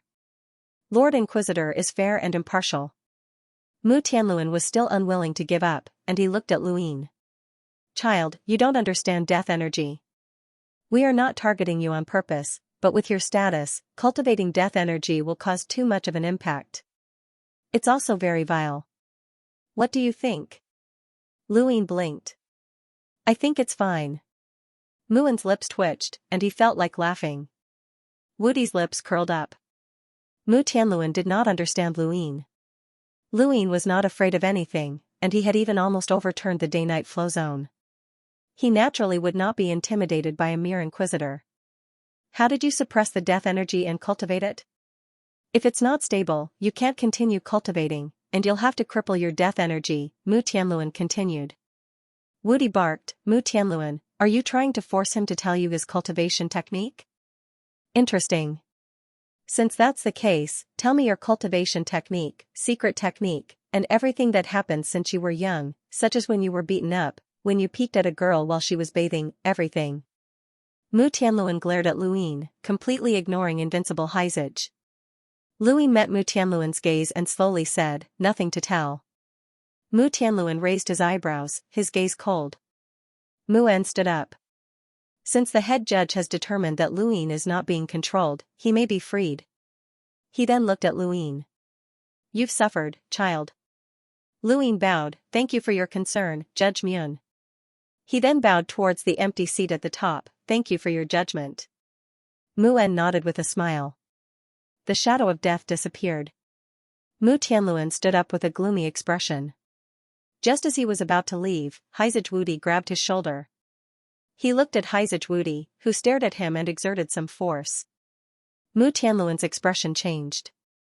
Mr. Wudi, what are you trying to do? It's nothing. I just want to say that my everlasting Sky Island isn't a place that's easy to bully. His right hand exerted force, crushing Mu Tianluan's shoulder. Mu Tianluan didn't even make a sound. Xianxia Wudi loosened his grip and coldly harumphed. Mu Tianluan continued to walk forward and left. Mu En sighed. Luin put down the scale, and Heizage Wudi asked, since Littlein is free, he should be able to regain his identity as Fatsi. Mu En nodded. Don't worry, the head judge just instructed me to make a request to the 9 directors. Heizage Wudi was puzzled, and he asked in a low voice, what's Little Yin's relationship with the head judge? Mu En was puzzled as well. I don't know. You don't know? How would I know? Heizage asked. The two looked at Luin. Luin was confused, as he was still immersed in the incident with Mu of Despair. He had to admit that it had been too satisfying. This guy had helped the Day-Night clan back then, and now, he had finally gotten his revenge. Right, since Luin is back, the Hall of Honor can remove Bilao from his position as overseer of the Great Eastern Alliance. Luin was shocked. Appointing Bilao to oversee the Great Eastern Alliance? He hadn't known about this. Mu En was troubled. I'm sorry, Mr. Wudi. This matter was decided by the 9 directors, and it has nothing to do with the interstellar arbitration. We have no right to interfere. Don't give me that. The 9 directors are just on the surface, and it's not like I don't know about that. Mu'en smiled bitterly. Even so, as the head judge, I can't order the 9 directors around, right? Haizichwudi thought about it and agreed.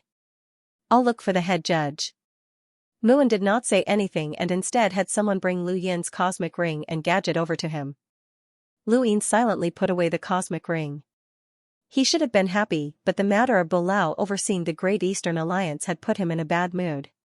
He had only been captured by the Neo-Human Alliance for a short period of time, and now someone from the Hall of Honor was eyeing the Great Eastern Alliance. With the Hall of Honor's prestige, this Bulao might actually be able to smoothly take over the Great Eastern Alliance. Mu'en left, and Haizichwudi brought Lu Yin away from the arbitration realm. Senior brother, who is Bulao? Lu Yin asked. Haizichwudi replied, I know you have many questions. Come, I'll tell you all about it. Lu Yin nodded and followed behind Haizichwudi. There were many trees planted in the Hall of Honor, and they were very tall as well. Streams of air cascaded down from them like waterfalls. Lu Yin and Haizichwudi reached the top of a tree, but they still could not see the peak of a nearby mountain. From this position, however, they could see a rather panoramic view of the scenery. In the distance, they could even see the setting sun, which cast a beautiful reflection on the surface of the sea. Lu Yin had seen countless sceneries in outer space, but none of them could compare to the Hall of Honor. This place was truly like a paradise. Haizichwudi told Lu Yin many things, including how the mountain and sea realm had exploded and formed a horizontal black hole that had been pulled towards the 6th mainland, as well as how the outerverse had been gifted to the 6th mainland. Mu'en's knowledge was limited, or perhaps he was unwilling to speak, but Haizichwudi did not have such concerns. The people of Eternal Sky Island were not good at hiding things from their own people. Lu Yin was shocked, as he had never imagined that so many things would happen after he had been captured by the Neo-Human Alliance. It was no wonder why the 6th mainland had been able to participate in the Supreme Tournament. The races behind the horizontal black hole and the 6th mainland's vengeance had all been set up by progenitor Hui. Lu Yin could not imagine how much intelligence he had to be able to plan for so long. However, this thought only flashed through his mind, and he did not dwell on it. It was too far away from him, and what he cared about the most right now was the outerverse. Is it really confirmed that the outerverse has been gifted to the 6th mainland? Lu Yin asked again, still in disbelief. Haizichwudi helplessly replied, if we don't, then the 6th mainland's 3 progenitors won't help us, and a calamity will befall my 5th mainland. At that time, let alone the outerverse, the entire human domain, the technocracy, and the astral beast domain will be finished. What kind of creature is it that's being blocked? How can a progenitor be helpless against it? Lu Yin asked. Haizichwudi seriously replied, I can't tell you right now. Once you become an emissary, you'll be qualified to know. Lu Yin was melancholy. An emissary? How far away was that? He was just a hunter. The most important thing for you right now is to prepare for the Supreme Tournament. I know that you've improved a lot, but don't underestimate the others. Even during the mountain and sea realms struggle, some people might not have been able to display their full strength. If we can know about that situation, then so can others. Lu Yin's eyes trembled, and he earnestly replied, I understand, senior brother. Haizichwudi sighed. Back then, your eldest apprentice brother failed. You can't fail. If I become one of the 10 strongest people in the Supreme Tournament, what will I get? Lu Yin couldn't help but ask. Haizichwudi didn't answer, and he merely smiled. A great opportunity and a wider world. Lu Yin didn't understand. Haizichwudi didn't explain further. Wait here. I'll help you get Fozzie's position back. If I don't hurry him, who knows how long it'll take. Senior brother, I want to contact the outerverse, Lu Yin said. With his gadget, it was impossible for him to contact the outerverse from the Neoverse glory realm. Haizichwudi said, come, I'll take you somewhere. He then led the way. The Hall of Honor space was the most stable out of all the places Lu Yin had ever seen. Only envoys could tear through the void and move about, which was something he couldn't do. Haizajwudi could do it, but he wouldn't do it out of respect for the Hall of Honor. After so many years, the Hall of Honor had still been the ruler of the human domain. Although it was tyrannical and sacrificed some people's benefits, it still allowed the majority to live a normal life. Even Everlasting Island had to maintain its respect. Luin followed behind Haizajwudi, passing through numerous towering trees that reached into the heavens until they arrived at the foot of the Hall of Honor's main mountain. This mountain bears the weight of the Hall of Honor. In the beginning, the Hall of Honor only had one mountain, and it was named Realm Mountain. Luin stood at the foot of the mountain and looked up.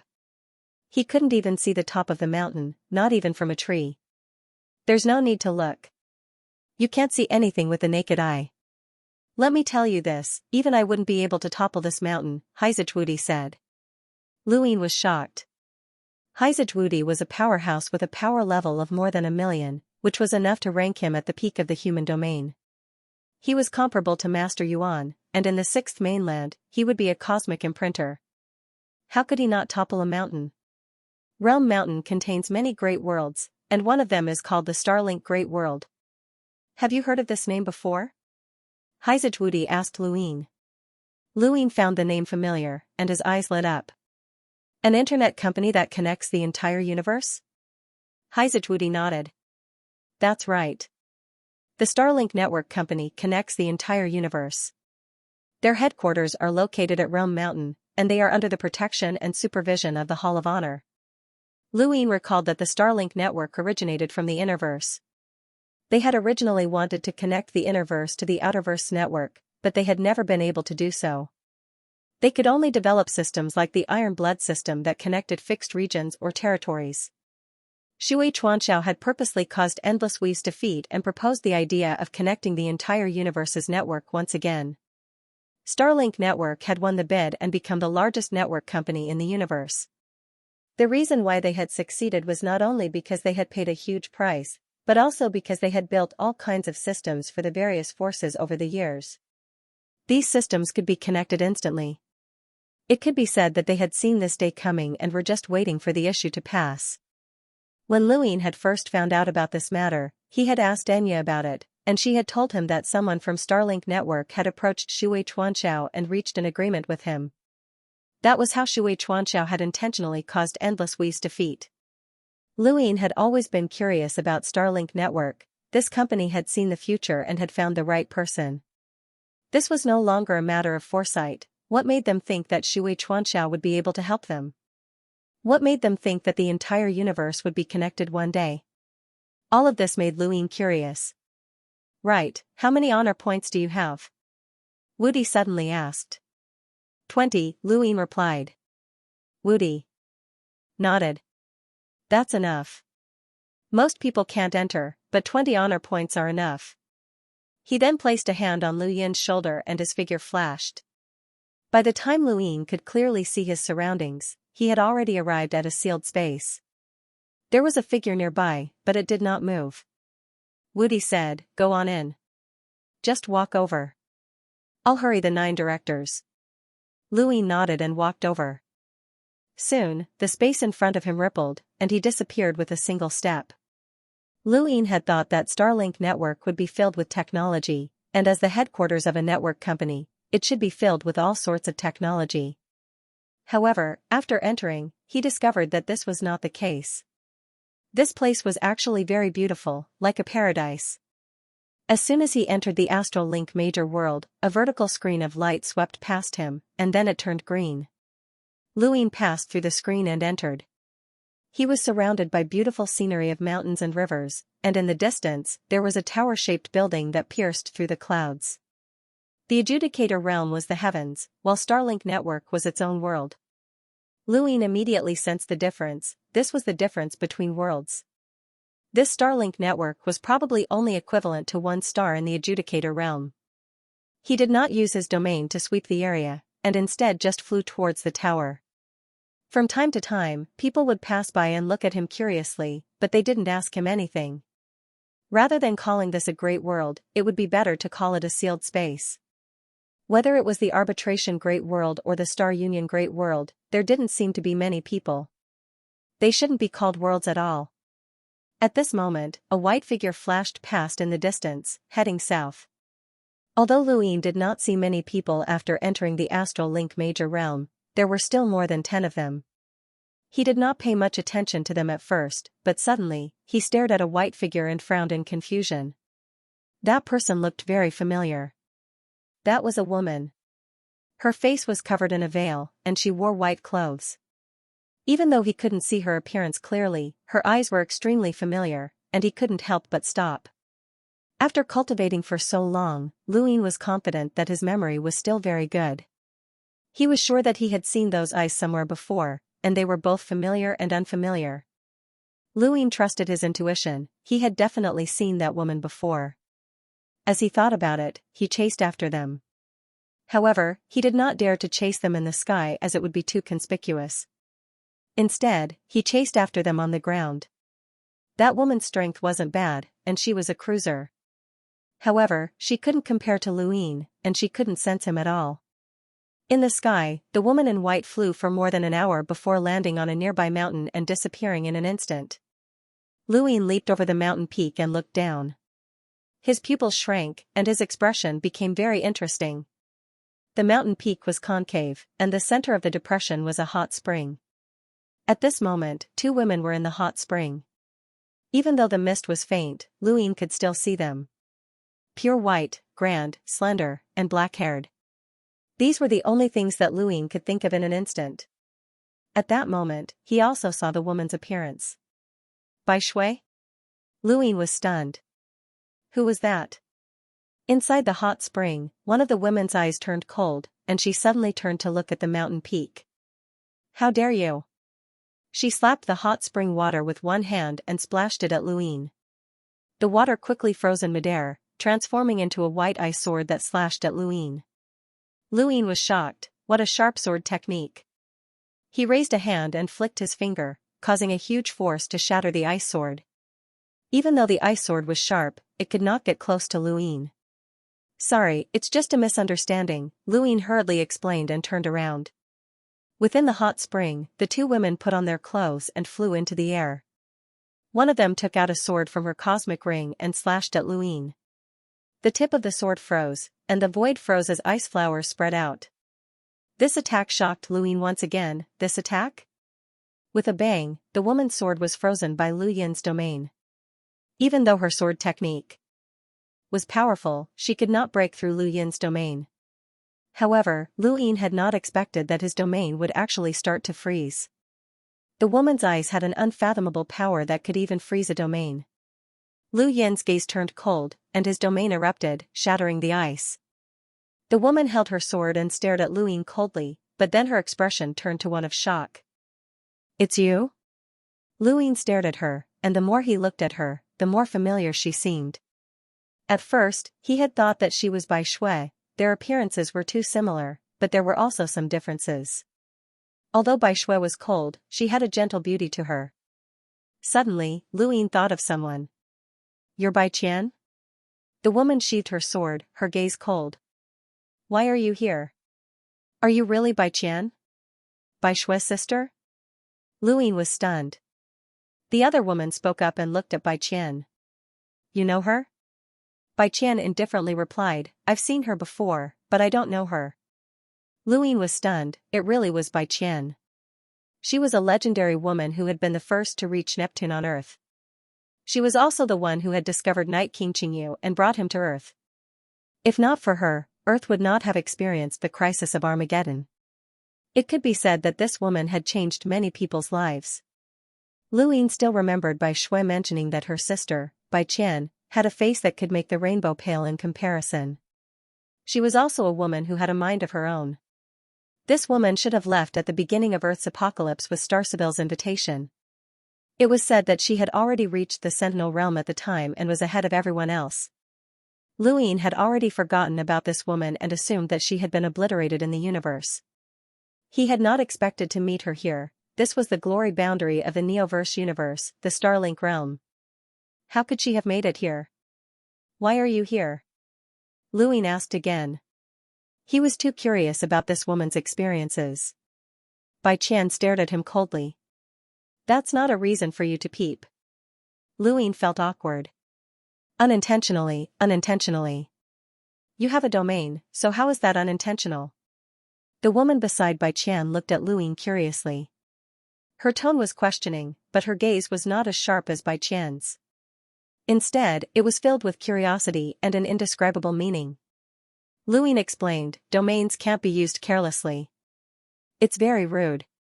So peeping isn't rude? She smiled faintly. Luine pursed his lips. Why are you here? Bai Qian asked coldly as she stared at him. I was captured by the Neo-Human Alliance, but I escaped and was put on trial by the Inquisitor. Now that I'm free, I want to contact the Outerverse through Starlink Corporation. Bai Qian remained calm and did not ask any more questions. Luine, right? I know you, the woman beside Bai Qian said. Luine looked at her curiously. And you are? She smiled. Zijing. You have to remember this name. Why? Luine was stunned. She raised her brows. So that you'll know who you've seen naked. If I can't get married in the future, I'll look for you. Luine laughed dryly. This was not the first time he had experienced something like this. He had fallen into Ming Yan's bathtub and used his domain to look at Wendy, but she had warned him not to use his domain to look at others. He had never thought that something like this would happen again, and he did not know what kind of luck he had. However, he blinked.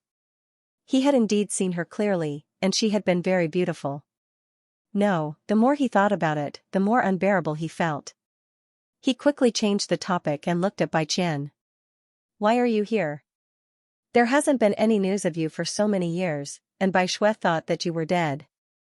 A complicated expression flashed across Bai Qian's face at the mention of Bai Shui, but it quickly disappeared. Is she doing well? Luine shook his head. Not good. She was first controlled by someone else, and then she disappeared. No one knows where she went. Where did she disappear? Bai Qian was puzzled. Luine glanced at Zijing, but he did not say anything. Zijing smiled. Looks like there's a secret. You guys can chat. She then seemed to recall something and looked at Luine. I can read fortunes. Luine was confused. What do you mean? The first thing he thought of was the Starsibyl sect. Zijing smiled. I can tell. That you'll have something to ask of me very soon. Luine was stunned. She smiled and left. Lu Yin's eyes flashed, and he looked at Bai Qian. What's her relationship with Starlink Network? Bai Qian indifferently replied, Boss. Boss? Her? Luine exclaimed. Bai Qian frowned. Where did Bai Shui go missing? Luine casually replied, Jupiter. He then looked in the direction that Zijing had left. She had gone to the tower. Was this woman the boss of Starlink Network? No way, she was so young. How could she have built such a massive organization that even the Hall of Honor could monitor? Perhaps she was not young, but she had maintained her youthful appearance. There were many such people in the universe. Bai Qian stared at Luine. Jupiter? She went to Jupiter? Luine nodded. She was sucked in with Zhongding Tian. I wanted to go in and bring them out, but I couldn't. Bai Qian fell into deep thought. Luine temporarily set aside his suspicions about Zijing's identity and looked at Bai Qian.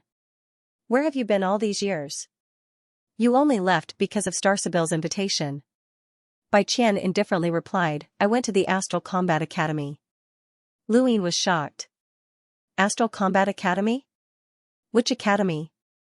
Astral 1, Bai Qian indifferently replied. Luine was puzzled. Why haven't I seen you before?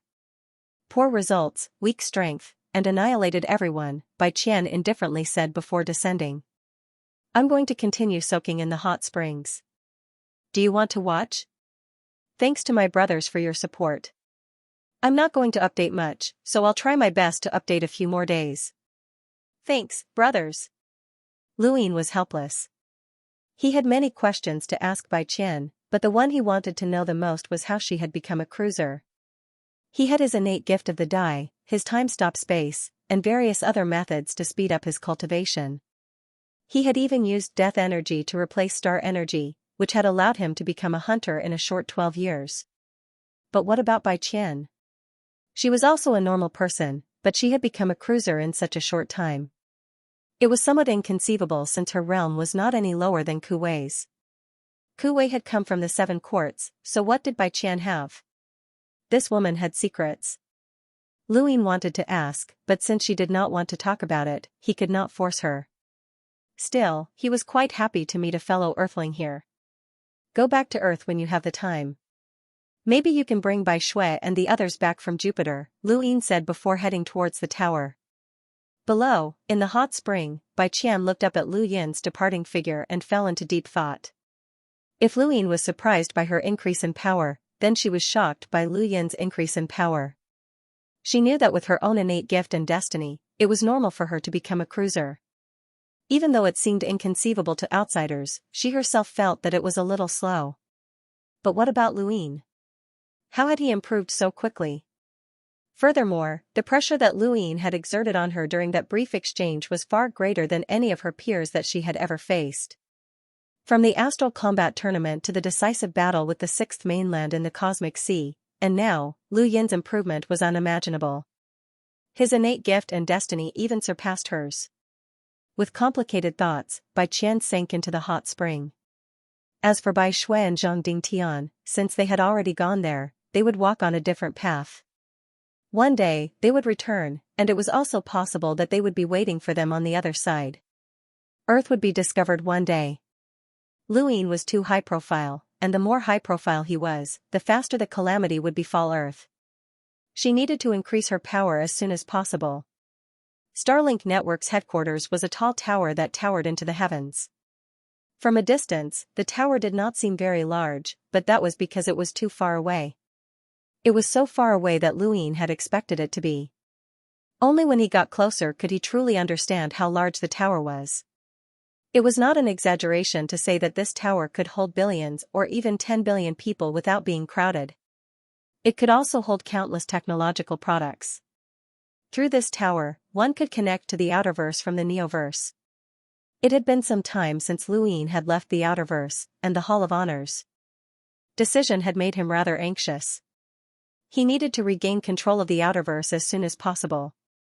There were no obstructions to entering the tower, but Lu Ying found it strange that this place was so open. The first level was very wide, and one couldn't see the end of it. From afar, it looked like a tall tower, but from close up, it looked like it was made up of many pieces of land.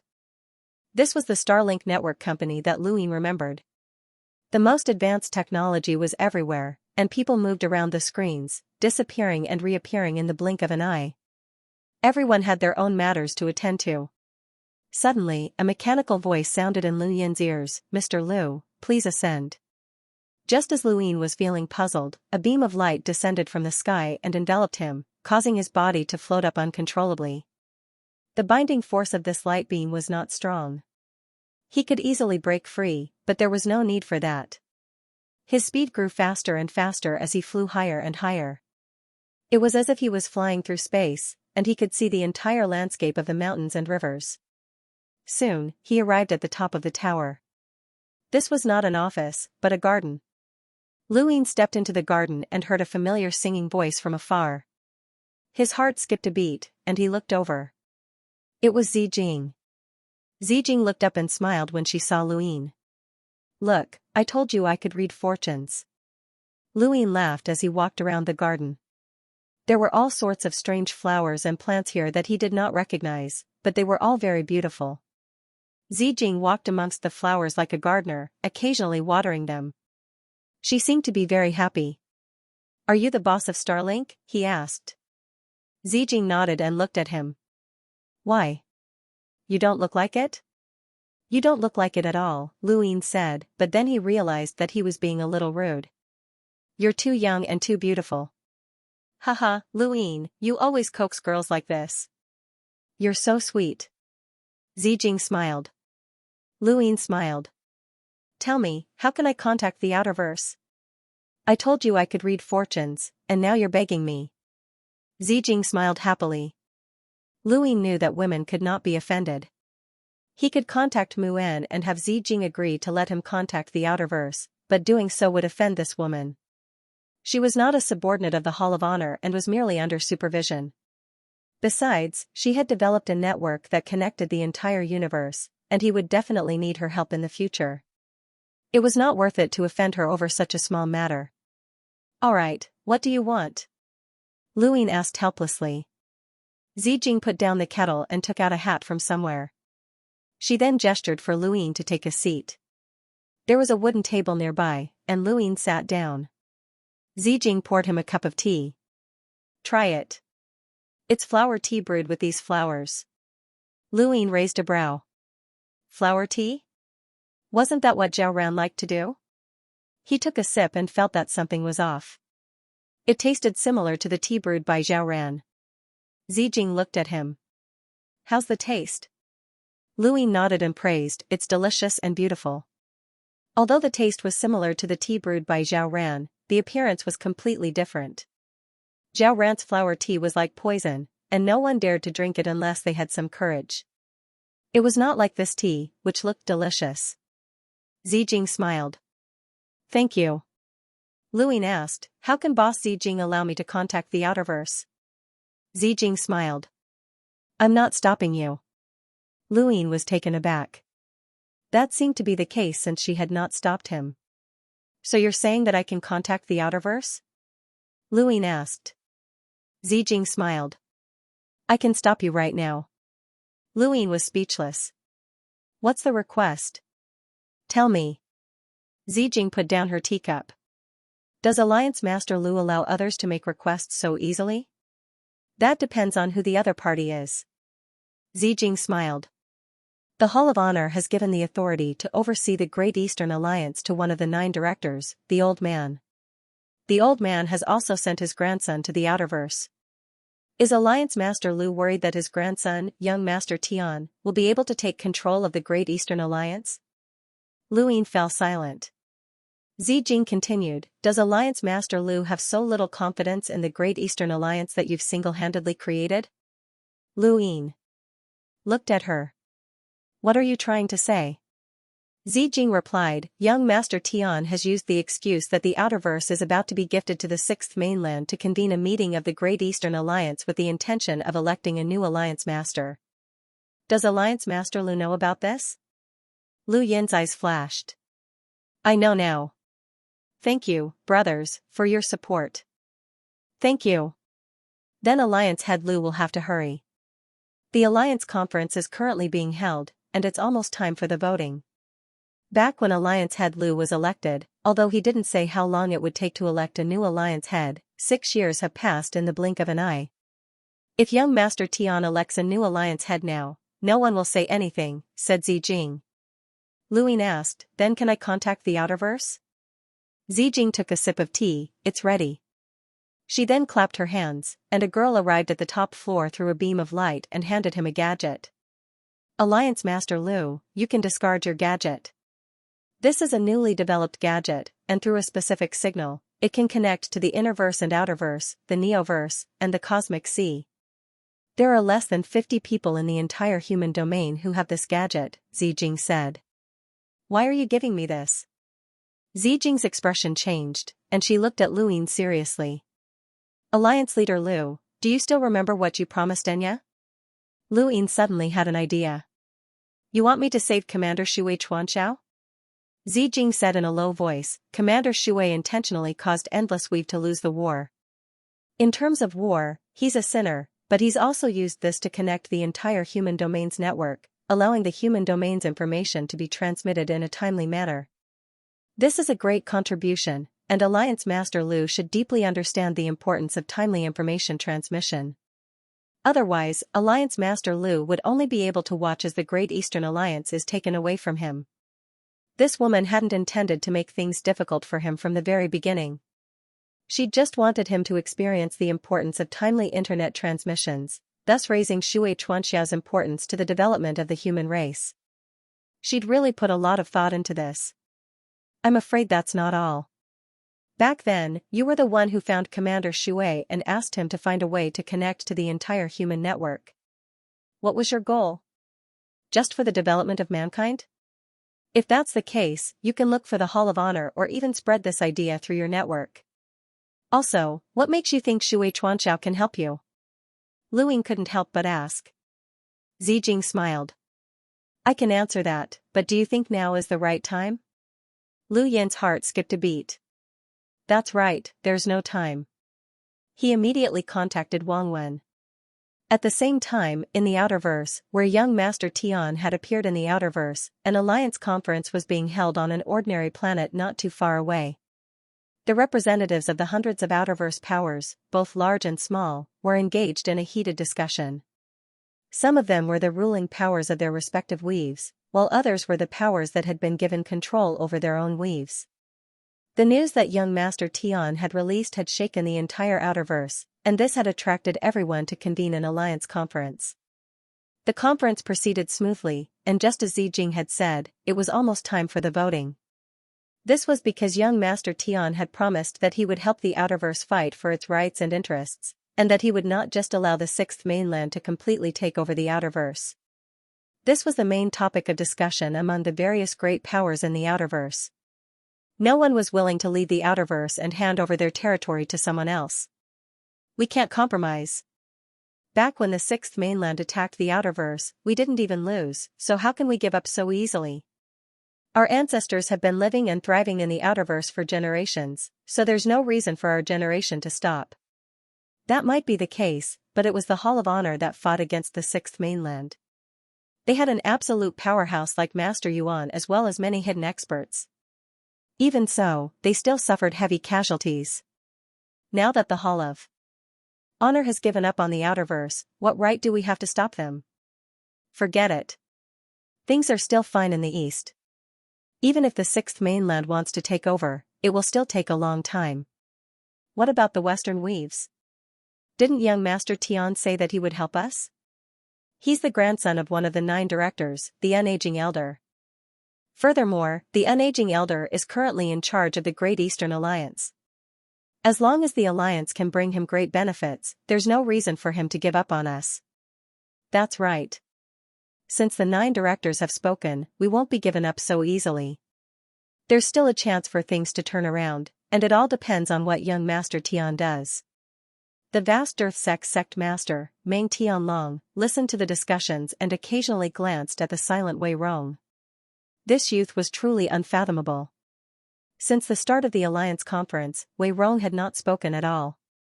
Even when young Master Tian had forced him to express his stance, Wei Rong had only said a few polite words before changing the topic. Meng Tianlong definitely did not believe that Wei Rong was loyal to Lu Ying, but Wei Rong had not expressed his loyalty to young Master Tian. As a smart person, Meng Tianlong knew that such an attitude would not please either side, as it would not be a wise move. Gong Chou from the Taimo Palace also glanced at Wei Rong as he listened to the discussions. When he heard that these people had placed their hopes on young Master Tian, a mocking look appeared in his eyes. The Outerverse did not know much about the Neoverse, and their understanding of the Hall of Honor was even more shallow. Since the news of the Sixth Mainland taking over the Outerverse was true, how could a mere director be able to salvage the situation? Even if all 9 directors acted together, it would still be useless. In the end, the directors were just a layer of face that the Hall of Honor presented to the outside world. The ones who could truly make decisions were not the directors. Perhaps the 9 directors did not even know why the Outerverse was being handed over to the Sixth Mainland. Young Master Tian was just using this as a pretense to force everyone to accept his supervision. Even though he knew this, Gong Chou did not intend to expose young Master Tian. If the Outerverse was truly being handed over to the Sixth Mainland, then the Taimo Palace would have to think of a way to survive. Under such circumstances, it was not worth offending young Master Tian. He glanced at Wei Rong again. What was he thinking? He couldn't be waiting for Lu Ying, right? Lu Ying had been captured by the Neo-Human Alliance, and it was impossible for him to return. What a pity. Doro propped her chin up with one hand and watched the discussions without saying anything. Barred Weave was located in the Eastern Weaves and was very far away from the Sixth Mainland. Even if the Sixth Mainland wanted to take over, it would take a very long time. In truth, although the elders of Even Ground Palace were as anxious as fleas, she was not in a hurry. At worst, she would just go to the Innerverse. After all, she had no plans to become the palace master of Even Ground Palace. As for her master, he was probably even happier. He might even be thinking of ways to contact Lanxi. Angie, Xianxia, Zhu San, Xianxian, Feng, and the people from the Nayland family were all present at the Alliance conference. Only the Lan family and the Sea King's Dome were not present. The Outerverse did not only include the Weave's powers, but also the 4 major corporations. It could be said that this Alliance conference was the true Great Eastern Alliance's Alliance conference, and it was much larger and more formal than the first one that Luyin had held. This was the effect that young Master Tian wanted. He was the true leader of the Great Eastern Alliance, and he would leave a mark in history. As for Luyin, even if he did not die, he would become a zombie. History would not give him a high evaluation, and at most, it would be fair. Young Master Tian's lips curled up as he watched the discussions. The more intense the discussions, the better. The more intense the discussions, the more despair they would feel, and the easier it would be for him to succeed. Young Master Tian's gaze swept across everyone, and then he looked at Wei Rong with a cold gaze. Wei Rong had followed him after being defeated by Luyin, and he was very smart. Young Master Tian had seen Wei Rong's resume and wanted to recruit him for his own use, but he had not expected Wei Rong to fail to appreciate his kindness and ignore him. Young Master Tian then looked at Gong Chou, Lu Fingyi of the Dark Phoenix clan, Xianxia, and Xianxian. These people did not know how to appreciate his kindness, and they all ignored him. They were a bunch of idiots who had not seen the world. But that was fine, and there was no rush. He would let these people understand the Neoverse and the Hall of Honor. Right, there was also the group of people who had escaped from the Starfall Sea to the Outerverse, and they were just as troublesome as Leon's armada. The Outerverse currently had Master Yuan, the group from the Starfall Sea, and Leon's armada, so young Master Tian did not dare to be too impudent. However, that might not be the case in the future. As he looked at Xianxia and Xianxian's beautiful faces, young Master Tian's gaze burned with passion, but he concealed it very well. This was the first time in his life that he was serious about something, and he could not afford to make any mistakes. For this reason, he had already concealed his true nature very well, but he still had to continue. Disguising himself was a compulsory course for him. Cough, cough. Everyone, how did the discussion go? Young Master Tian smiled as he looked at the crowd. Wei Rong glanced at him with a faint smile. His eyes were empty, as if this person did not exist. He recalled Wang Wen's words. Wait, continue to wait. Wait until the final moment. Our value will not disappear with the passage of time. If Luyin really dies or becomes a zombie, then that is fate. Rather than assisting a piece of trash, it is better to live in seclusion. Wei Rong did not agree with Wang Wen's thoughts. Live in seclusion? He was still young, and he did not have the mentality of an old man. However, he agreed with Luyin on one point, which was to wait and continue to wait. After fighting with Luyin for so long, Wei Rong understood this person better than anyone else. A person's destiny was very important, and the chances of escaping after being captured by the Neo-Human Alliance were less than 1 in a billion. Wei Rong did not hold out much hope, but no one knew what the final outcome would be. There was no loss in waiting, and he was confident that his value would not disappear with the passage of time. Those who truly had authority in the Outerverse were all waiting. They were not waiting for Luyin, but rather for the Hall of Honor's decision. As for Luyin, no one held much hope for him. Besides, no one was willing to be oppressed by a ruler. Lu Yin's presence or absence did not make much of a difference to most people. In fact, most people hoped that Luyin would disappear and never appear again. Green Peak Gorge was the most obvious example of this. Out of the various great powers, they had been the first to express their attitude towards young Master Tian, which had allowed them to sit in a position that was second only to young Master Tian. They looked down on everyone else, and when they looked at Wei Rong, their gazes were filled with intense hostility. Green Peak Gorge had always been fearful of the Great Eastern Alliance, and they had always acted cautiously. They had only been able to sit there because they had replaced Darkstar Gorge. Darkstar Gorge's fate had caused Green Peak Gorge to not dare to show any disrespect to the Great Eastern Alliance and Luyin. The more they feared someone, the more arrogant they would be when that person disappeared. Young Master Tian, we have already discussed this. Only the Hall of Honor and the old man can lead us out of the Sixth Mainland's control. We hope that young Master Tian can show us the way. Green Peak Gorge's master, Feng Shu, said respectfully to young Master Tian. Young Master Tian nodded in satisfaction and looked at Feng Shu with admiration. He then looked at everyone else. What does everyone think? Everyone looked at each other, and some agreed while others did not. Feng Shu looked at Wei Rong. Brother Wei, what does the Great Yu Empire think? He had specifically mentioned the Great Yu Empire, and his meaning was clear. In the future, there would only be the Great Yu Empire in the Outerverse, and there would be no leader of the Great Eastern Alliance. Feng Shu's words caused everyone to look at Wei Rong. One was the old master of the Great Eastern Alliance, while the other was the new master. If Wei Rong gave a bad answer, he would be in for a lot of trouble. Wei Rong continued to smile. There's a strange place in the Outerverse called the Carnivorous Forest. It's not a simple place, and there are many delicious creatures that live there. These creatures all wander around the forest like fish swimming in water. The forest is like a river, and these creatures don't have legs, so they can only swim. For some reason, these creatures are especially delicious. Wei Rong spoke a lot, and everyone was stunned. Xianxia smiled faintly. Gong Cho had a strange look in his eyes. Xianxia rolled her eyes. Feng Shu raised an eyebrow. Brother Wei, I'm asking you a question. Don't change the subject. Wei Rong sighed. Young Master Tian stared at him with a solemn expression. Everyone else became serious. Were they going to answer? It's a pity that the edible forest is too far away from the eastern region. I can't eat it. What a pity. According to the book.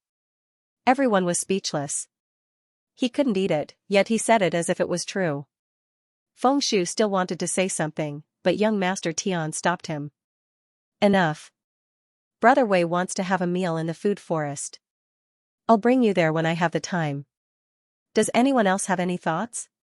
Feng Shu stared at Gong Cho.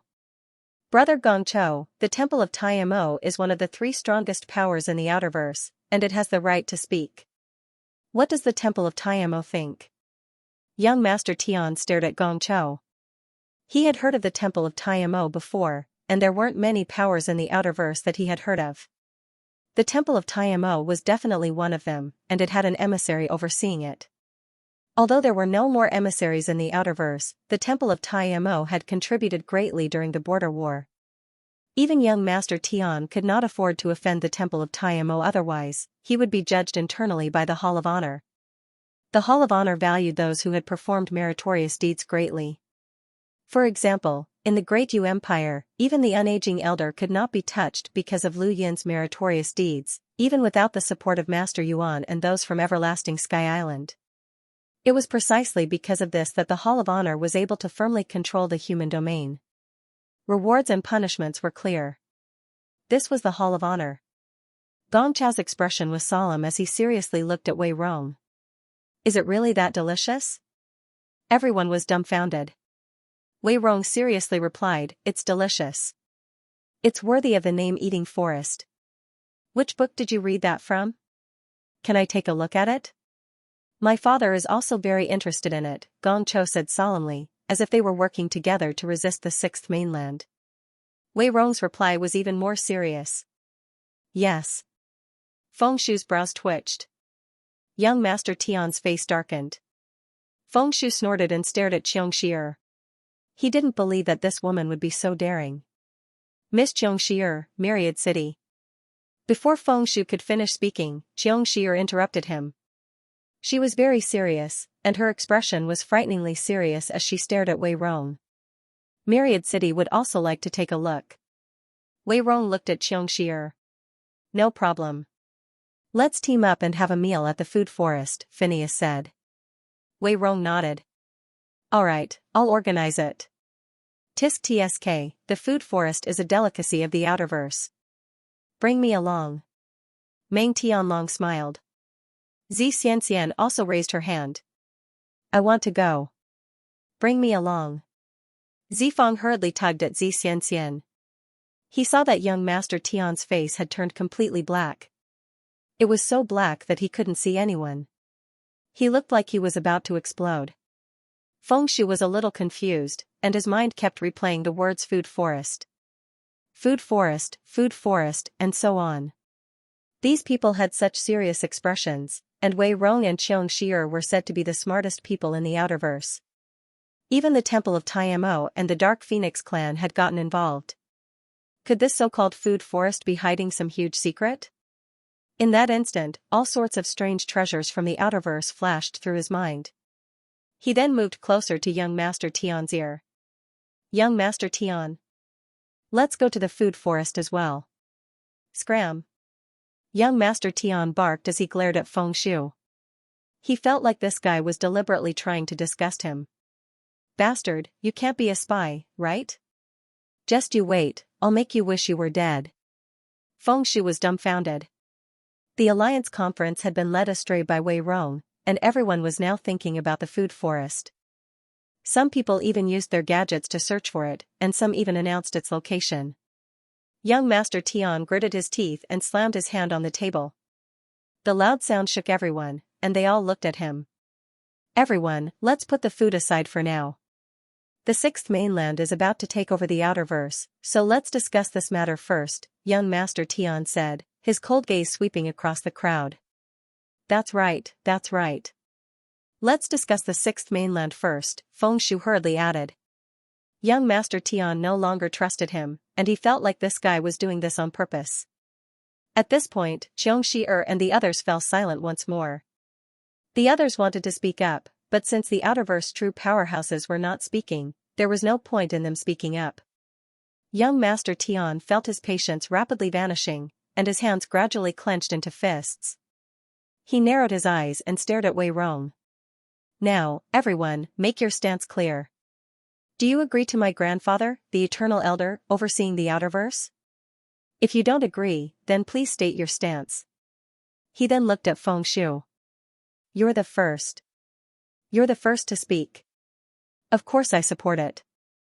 I absolutely support Director Eternal Elder overseeing the Great Eastern Alliance. Young Master Tian snorted and looked at the person seated below him. It was Bok Shamus of the Six-Fingered Tribe. Bok Shamus's eyes flashed, and he nodded. I agree.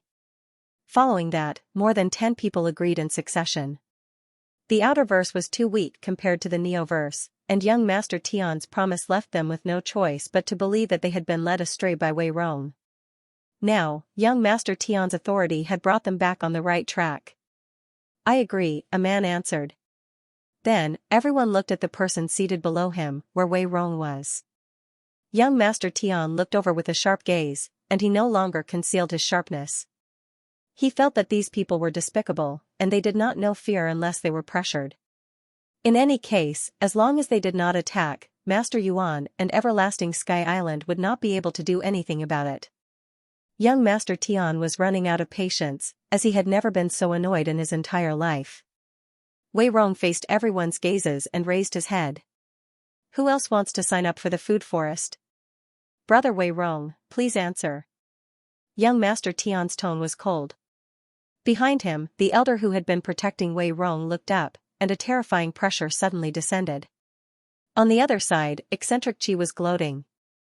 What a bunch of idiots. How can you resist the Neoverse's powerful disciples? Although Wei Rong was not weak, he was not strong either. When faced with the elder's pressure, beads of sweat dripped down his forehead. In the distance, Angie of the Umbral Butterfly tribe had a cold expression. She still had not forgiven Wei Rong. Wei Rong panted heavily and looked at young Master Tian. I'm sorry, young Master Tian. When he said that, the elder's pressure disappeared, and young Master Tian relaxed. This person was not too stupid, and young Master Tian was about to give in. Everyone looked at Wei Rong.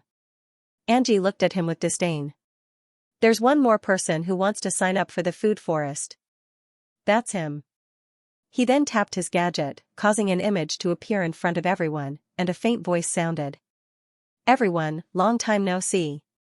There were more than 100 people present, and they represented the entire Outerverse. At this moment, everyone was staring at the image in a daze, unable to believe their eyes. Luin? Xianxia, Gong Chou, Lu Finyas, Xianxian, Anji, Meng Tianlong, and the others. Everyone who had interacted with Lu Yin before was shocked. He had actually returned. Although the rest had not interacted with Lu Yin before, Lu Yin's appearance had been deeply ingrained in their hearts, and they would never forget him even if they died. At this moment, when they saw Lu Yin, it was as if they had seen a ghost. The entire scene fell silent for a full half a minute. Wei Rong's lips curled up, and he looked at young Master Tian as if he was looking at a clown. Waiting was indeed meaningful, as Lu Yin's opportunities were truly unimaginable. Even though he did not understand the Neo-Human Alliance, as an organization that had stubbornly resisted the human domain for countless years, its foundation was unimaginable.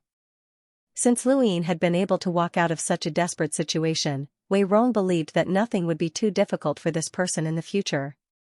At this moment, Wei Rong was convinced. No, he had been convinced the moment Lu Yin had contacted him. Young Master Tian was in disbelief. Since he had come to the Outerverse, he naturally needed to know the history of the Outerverse. The most recent history of the Outerverse was that it had been unified, and he had naturally seen Lu Yin's appearance before. Impossible. How did you escape? This question was in everyone's mind. Even the old man behind young Master Tian, who had been as calm as an ancient well, was shocked. Even Freak Chi felt as if he had seen a ghost. Lu Yin looked at young Master Tian and smiled. You're the undying old man's grandson? Young Master Tian clenched his fists and stared at Lu Yin. Fake, you're a fake. He then glared at Wei Rong.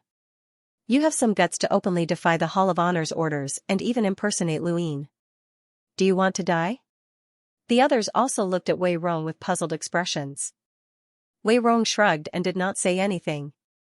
Lu Yin's gaze turned cold. Young Master Tian, where are we? He then made way for young Master Tian.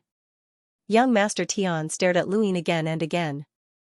He had originally been a little confused, as even though he was from the Hall of Honor, it was impossible for him to have seen every place.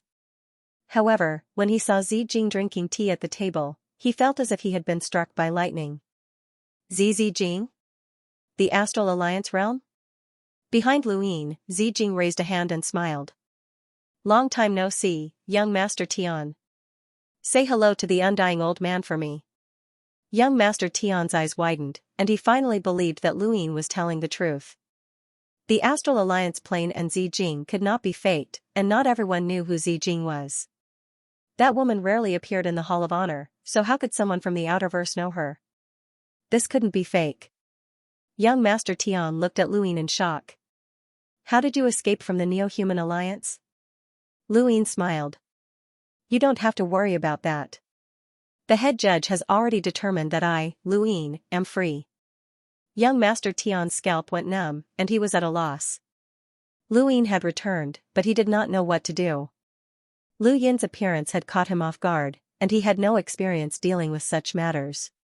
If it had been the undying old man, he definitely would not have panicked, but young Master Tian was different. He was just a hedonistic son, and that was all. Young Master Tian fell silent and stared blankly at Lu Yin. Lu Yin looked at him with disdain. He had never cared about this young Master Tian, but the undying old man was the one he needed to pay attention to. The Hall of Honor had only allowed the undying old man to oversee the Great Eastern Alliance, and it had nothing to do with this young Master Tian. He was just a clown. Behind young Master Tian, the old man whispered something to him. Young Master Tian seemed to wake up from a dream, and he looked at Lu Yin before looking at everyone else. Everyone, I would like to congratulate Brother Lu Yin on his safe return. Everyone looked at him as he continued. Secondly, since Brother Lu Yin is here, then please represent the Great Yu Empire in this alliance conference. Let's continue our previous discussion. He then looked at Wei Rong. Brother Wei Rong, do you agree to my grandfather, the undying old man, being the director of the Great Eastern Alliance? I'll continue to update in the afternoon, and I'll try my best to keep this up to date for a few more days. Thank you, brothers. No one spoke, and they all looked at Lu Yin. Wei Rong did not speak either, as there was no need for him to speak at this moment. Lu Yin looked at young Master Tian in astonishment, and then he looked at the elder behind young Master Tian and laughed. You're young Master Tian, right? Young Master Tian looked at Luin. That's right. My grandfather is one of the 9 directors of the Hall of Honor, the unaging old man. Luin nodded. I know, I've heard of him. Young Master Tian was proud. Luin looked at him and smiled. Do you want to die? Those 3 words caused the scene to fall silent once more. Everyone stared at Luin in shock. What? Even Wei Rong had not expected Luin to be so domineering.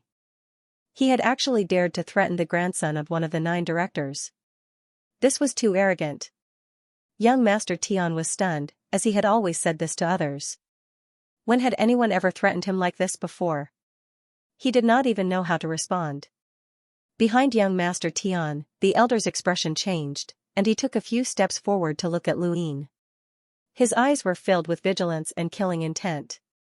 Old Qi's mouth twitched, and he stared at Luin in shock. How bold. If you want to die, I can fulfill your wish, Luin continued, still smiling. It was as if he was not threatening the grandson of one of the 9 directors, but rather an ordinary person who could not be any more ordinary. Young Master Tian had used the excuse of helping the Outerverse break free from the 6th mainland to call for an alliance conference, and he had also requested that everyone accept the unaging old man's supervision. Luin had not been in the Great Eastern Alliance for long, and he did not have enough prestige to make everyone give up everything to follow him. He was not that narcissistic, so he did not plan to compete with young Master Tian in terms of charm or conditions. He wanted to deal with the problem directly from the root. Furthermore, he wanted to use this matter to let everyone know that no one else could touch the Outerverse.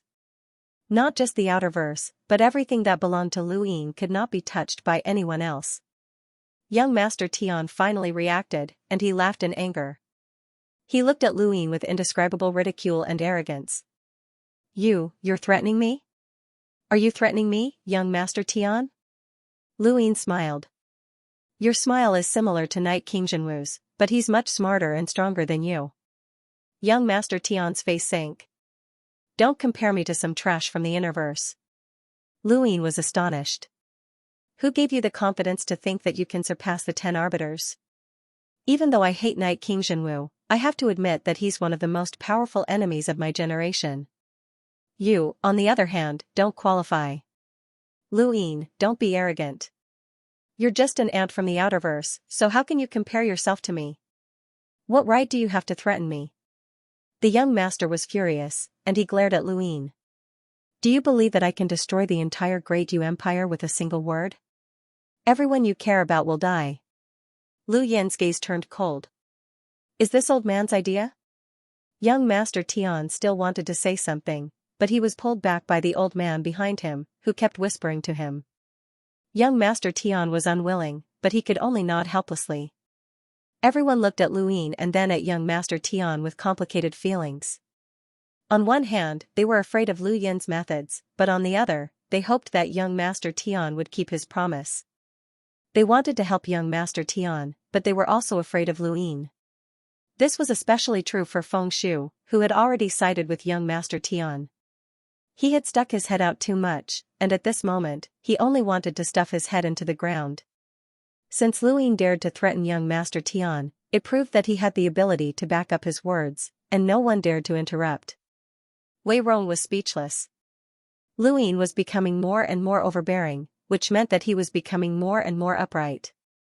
Wei Rong thought back to the time he had spent in the Outerverse with Leon's armada, as well as the vague rumors about the power behind Leon's armada. Wei Rong believed that Luin would do as he said. Luin did not care about young Master Tian at all. So what if young Master Tian was one of the 9 council members? Heizich Wudi's words had convinced Luin that the 9 council members did not have as much authority as they seemed. He had even dared to rebuke the presiding judge, so why would he be afraid of someone like the 9 council members, whose positions could be changed at any time? Besides, he had already offended one of the 9 council members, which was Knight Qingjing of the Day-Night clan. He did not care about adding another old man to the mix. Luin hoped that there would be as few enemies as possible, but he would not compromise just because of this. Young Master Tian looked at Luin unwillingly, and then he activated his gadget to contact someone. Luin looked at young Master Tian's gadget, which was exactly the same as his own. It was the latest model and could connect to the innerverse and outerverse, the cosmic sea, and the neoverse. The person that young Master Tian was contacting was most likely the old man. Lu Yin's expression turned solemn, as he was about to meet the old man face to face. Even though he had dared to offend the 9 council members, it would still be a little complicated if they actually met face to face. Behind Lu Yin, Zijing beamed at him. He was a very domineering man, even though he was a little skinny. Young Master Tian did not avoid the outerverse participants of the Alliance conference and directly contacted the old man. Soon, the old man's image appeared in front of everyone. Everyone was filled with respect, and even Wei Rong and the others, who did not care about young Master Tian, had solemn expressions. The old man and young Master Tian represented different things. The 9 council members of the Hall of Honor were existences that even the experts of the Innerverse 8 Great Flow Zones might not be able to meet. They were existences that stood at the pinnacle of the human domain, and a single word from them could determine the rise and fall of a weave. Even though Lu Yin had unified the outerverse and everyone was fearful of his methods, compared to the old man, even though this old man was all smiles, he still caused everyone to feel a chill in their hearts. This was an old man with true authority. Along with authority came power, and the old man behind young Master Tian was the power that the old man had recruited. The old man was an ordinary-looking old man who was dressed in plain clothes. If they had met him on the streets, no one would have spared him a second glance. But now, everyone was staring at him, not knowing what would happen next. "Grandfather," young Master Tian bowed respectfully. The old man behind young Master Tian bowed as well with a respectful expression. Freak Chi stared at the old man, and when he saw the old man looking over, he hurriedly bowed. At the same time, everyone participating in the Alliance conference bowed as well. Even Wei Rong, Gong Chou, and the others bowed, as this was a sign of respect for the 9 council members. Most people in the outerverse did not know about the neoverse, let alone the 9 council members who stood at the pinnacle of the human domain. When facing such people, everyone would subconsciously bow. The old man had a smile on his face, as he was already used to everyone bowing to him. Only one person looked at Lu Yin. Lu Yin did not bow, and he merely raised a hand in greeting. "Greetings, senior old man, how dare you?" the old man behind young Master Tian barked as he glared at Lu Yin. "How dare you speak to a council member in such a manner? Junior, you don't know any manners." Lu Yin did not care about the old man at all. The old man also raised a hand. "That's enough. He's just a child, so be more tolerant." The old man immediately lowered his head, not daring to say another word. When they saw this scene, everyone felt a chill run down their spines. That old man was an enlighter with a power level of at least 400,000, and such a person would be considered an elder in the Innerverse. Yet, he was actually bowing to the old man. This old man's methods and boldness could be imagined. "Follow Wind, please do your best to update for a few more days. Thank you, brothers, for your support. Thank you." Being a director wasn't just for show. With such a position, the amount of resources one could control was unimaginable. Lu Yin's vigilance towards the unaging old man increased by several folds. Young Master Tian didn't interrupt and only stood behind old man Bu. The old man looked at Lu Yin and smiled. "You must be Lu Yin." Lu Yin nodded. "I don't mean to be disrespectful, but I'm an honorary disciple of Everlasting Sky Island. Even Haizid Shenwei calls me junior apprentice brother, while I address him as senior apprentice brother Shenwei. If I bow to senior, then senior Shenwei might not be able to explain himself. Senior should have heard of his temper before." The old man smiled and waved his hand. "Etiquette is only on the surface. Do these people really respect this old man?" As he spoke, the Uniged man swept his gaze across everyone. Many people's hearts trembled. He then looked at Lu Yin. "Perhaps many people here want to drag me out of the Neoverse and see what the 9 directors are capable of." Haha. Lu Yin smiled. This old man's words and actions seemed to be easygoing, but every step he took was filled with dignity and tyranny. He was indeed worthy of being called a superior. Lu Yin was not capable of hiding a dagger behind a smile. "Long Sky Island's Mr. Shenwei, this old man has met you a few times. You are a disciple in name of Long Sky Island." This is a pretty good opportunity, so you have to cherish it. Bu Lao praised with a smile. Lu Yin nodded. I understand. By the way, this old man is very curious. How did you leave the Neo-Human Alliance? Where is their headquarters? Bu Lao suddenly asked as he stared at Lu Yin. Tian Xiao subconsciously raised his head to look at Lu Yin. It was the same for Old Monster Chi. The people of the Outerverse did not really understand why Lu Yin had been able to escape from the Neo-Human Alliance. They only knew that it was inconceivable.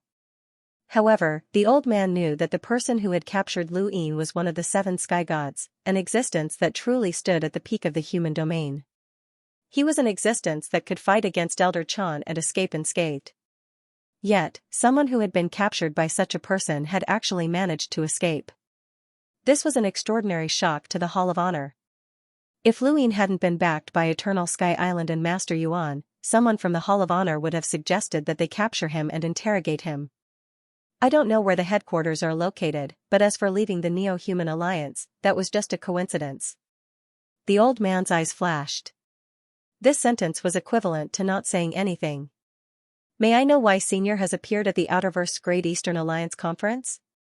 Lu Yin asked even though he already knew the answer. Old Man Bu smiled. The Outerverse is about to be gifted to the 6th mainland, and the Hall of Honor has appointed me to oversee the Great Eastern Alliance in order to prevent any unrest from occurring. Actually, this is also to pacify the Outerverse. After all, the Hall of Honor is not willing to give up on the Outerverse unless they have no other choice. I've come here to discuss with everyone how we can survive this crisis. The unaging old man's words stirred up quite a few people at the Alliance conference. Compared to Lu Yin, they naturally believed that the unaging old man could lead them through this crisis. Lu Yin silently scolded himself for spouting so much nonsense.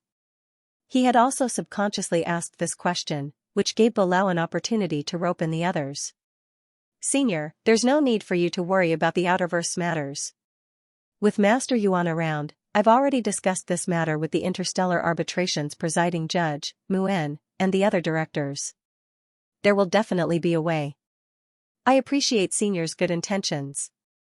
Faced with the suppression of the unyielding elder's status, Lu Yin could only bring up Master Yuan. Although the people from the Outerverse did not understand the division of power within the Hall of Honor, they knew that Master Yuan was definitely at the highest level. Lu Yin had Master Yuan behind him, and the old man was a director.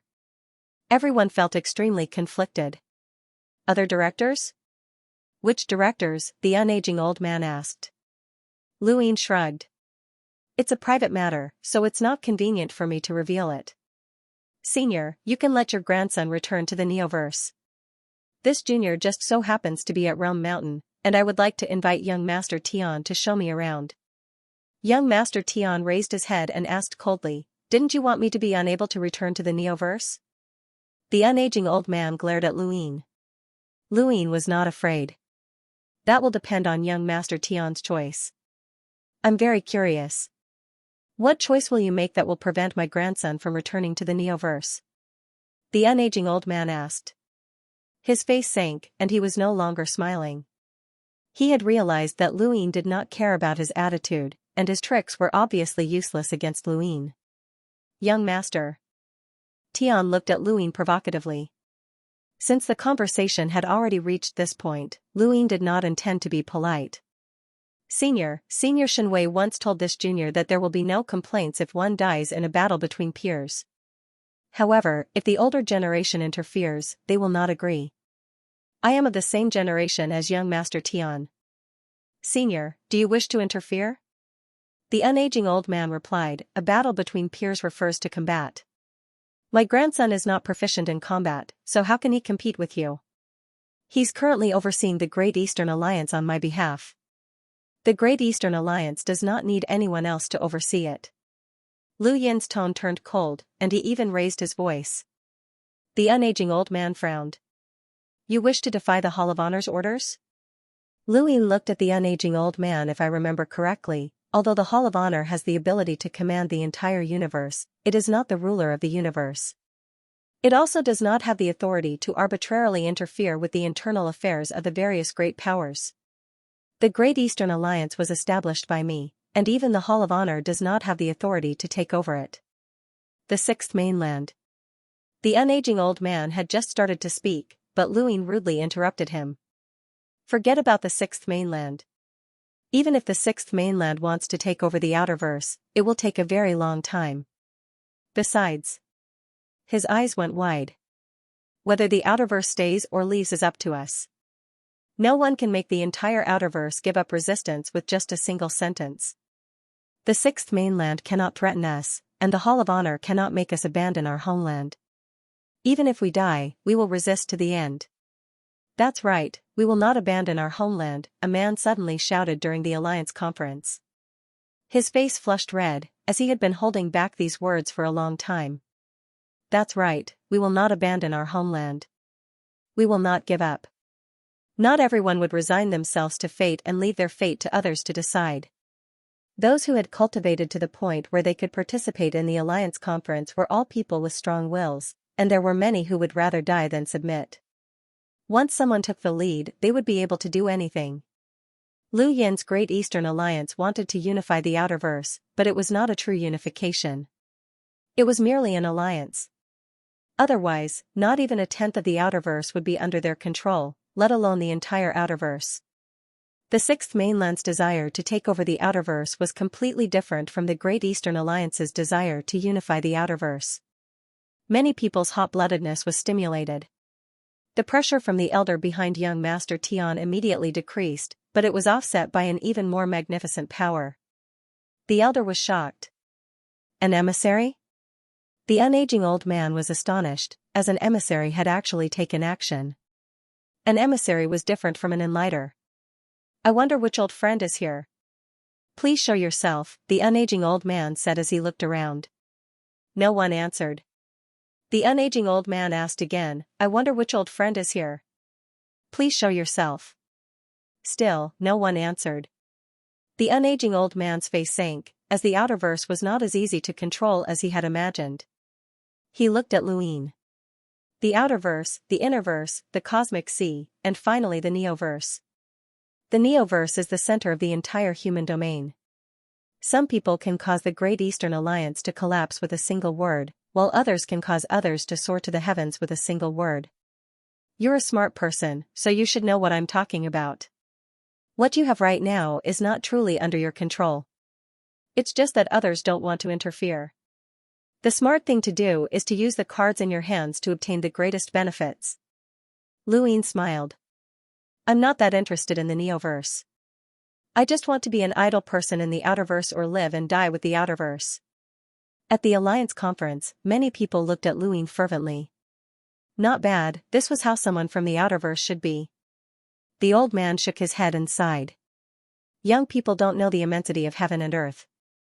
Do you really think that you can do whatever you want just because you have the support of Everlasting Island? Everlasting Island can't interfere with the matters of the Hall of Honor, let alone an unnamed disciple like you.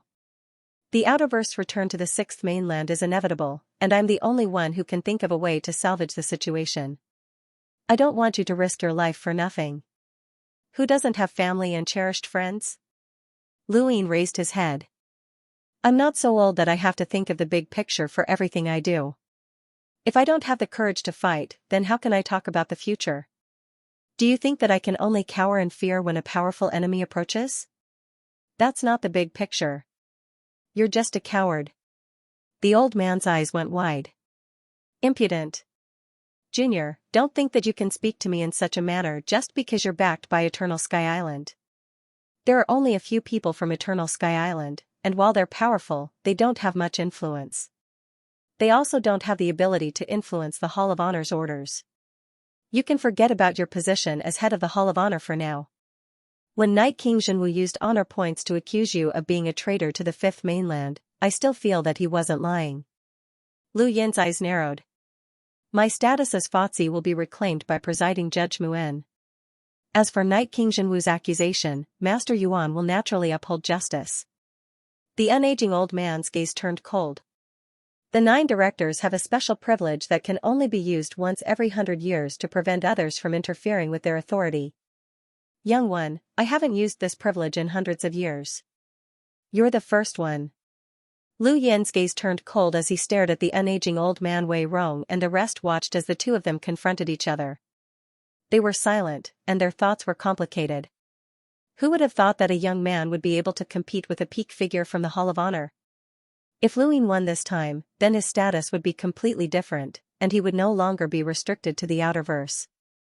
At this moment, the blueprint that he had once drawn up appeared in his mind, but he had always felt that it was unrealistic. That blueprint represented his desire to attack the innerverse, and it represented his desire to create a great undertaking. Lu Yan had to win. Just as Lu Yan and the unaging old man were confronting each other, another person appeared where the unaging old man was standing. It was Invincible Heizage. Of the 9 directors, the unaging old man was widely acknowledged to have the best temper, and he was also the director who listened to the opinions of others the most easily. He was very popular, and he never offended anyone. He also frequently defended the interests of the lower echelons of the Hall of Honor, which was why he had a very good reputation in the Hall of Honor. What people loved to talk about the most was that he did not put on any airs at all. He had once said that if there were any urgent matters, one could directly go to his residence and look for him. There was no need to report to him. Rather than wasting time, it was better to deal with the matter as quickly as possible. As long as they could find where he lived, they would be able to enter directly. Not to mention the 9 directors, even the Hall of Honor, who had even the slightest bit of authority, would not have done such a thing. But he had done it, and he had done it for hundreds of years, earning the respect of countless people. Also, as he said, he had never used his only privilege as a director. If not for the outerverse and for the sake of his grandson, young Master Tian, he would not have offended Lu Yan and used his special authority, which would have offended everlasting Sky Island. Regardless of whether he was faking it or not, he had done it. Many people admired him. Today, as usual, anyone who had urgent matters could enter his residence directly. Therefore, when Heizage Wudi entered, he heard that sentence, "Impudent, Junior. Don't think that you dare to speak to me like this just because you're backed by Eternal Sky Island. There are only a few people in Eternal Sky Island. I'll use the authority that can only be used by directors for 100 years to imprison you. Don't even think about leaving before you're completely cleared of suspicion. The 9 great counselors have a special privilege for 100 years to prevent others from interfering with their authority. Junior, this old man hasn't used this privilege for hundreds of years. You are the first one." Heizage Wudi silently watched as Bulao and Lu Yan fought. He listened to Bulao's words and did not move. "I really don't understand. Is it worth it for you to offend Eversky Island for the sake of the outerverse? You're just a director, you can be replaced at any time." The old man shouted coldly, "So what if it's Eternal Sky Island? It can't affect me at all. Besides, I'm only suspecting that you're a traitor of the 5th mainland. Even if Eternal Sky Island wants to interfere, it's useless. I'm the one who will decide your fate. I will keep your identity as Fartzi for 100 years. Actually, I don't need 100 years. Once you leave the younger generation, you will no longer be Fartzi. This is my only privilege as a director. No one can help you." Heizage Wudi silently turned around and left. His gaze was as gloomy as water. Back in the Star Alliance Major realm, Lu Yan stared coldly at Ageless. This old man had already decided to shed all pretense of cordiality for the sake of his grandson, and he didn't even care about Eternal Sky Island. Hold on, Lu Yan suddenly remembered that this old man had already been a director for several hundred years, and he might be stepping down soon. He was trying to think of a way to get his grandson to replace him. It seemed unlikely, but if his grandson could really manage the Great Eastern Alliance, with his dazzling resume, it might not be impossible under his control. At most, it would only take a few more decades. This old man must have operated for a long time for his grandson. Otherwise, he wouldn't have put all his eggs in one basket to promote his grandson. For the sake of a future director position, he would not hesitate to offend anyone. Just as he was thinking about this, the screen suddenly disappeared. He looked at Zijing strangely and saw someone standing behind her. It was Invincible Heizage. Invincible Sage's expression was unsightly. "Senior Brother Wudi?" Lu Yan was puzzled. Heizage Wudi came to Lu Yan's side and placed a hand on his shoulder. "You talk too much. Today, I'll show you how Everlasting Island handles matters. With that, he disappeared with Luin. Zijing face-bombed. Something big was about to happen. In the Outerverse, at the Alliance conference, Lu Yin's image disappeared, leaving everyone puzzled. Old Man Bu found it strange, and he hoped that Luin would give up on the Outerverse. He didn't want to offend Everlasting Island or Master Yuan over this matter, but he had no other choice. He would retire in a few more decades at most, and he had started operating the Great Eastern Alliance 100 years ago for his son's sake. He had wanted his son to become a director in the future, but an accident had occurred. Fortunately, he had a grandson. Originally, there hadn't been enough time, and his grandson had been too young. Even with Old Man Bu's management, it would take at least 100 years or even several hundred years for him to become a director. Who would have thought that the Outerverse would have such a large piece of cake? As long as young Master Tian could smoothly manage the Great Eastern Alliance for 100 years, then with Old Man Bu's management, he would be able to become a director in 100 years and become the youngest director in history. For this day, Old Man Bu had sacrificed too much.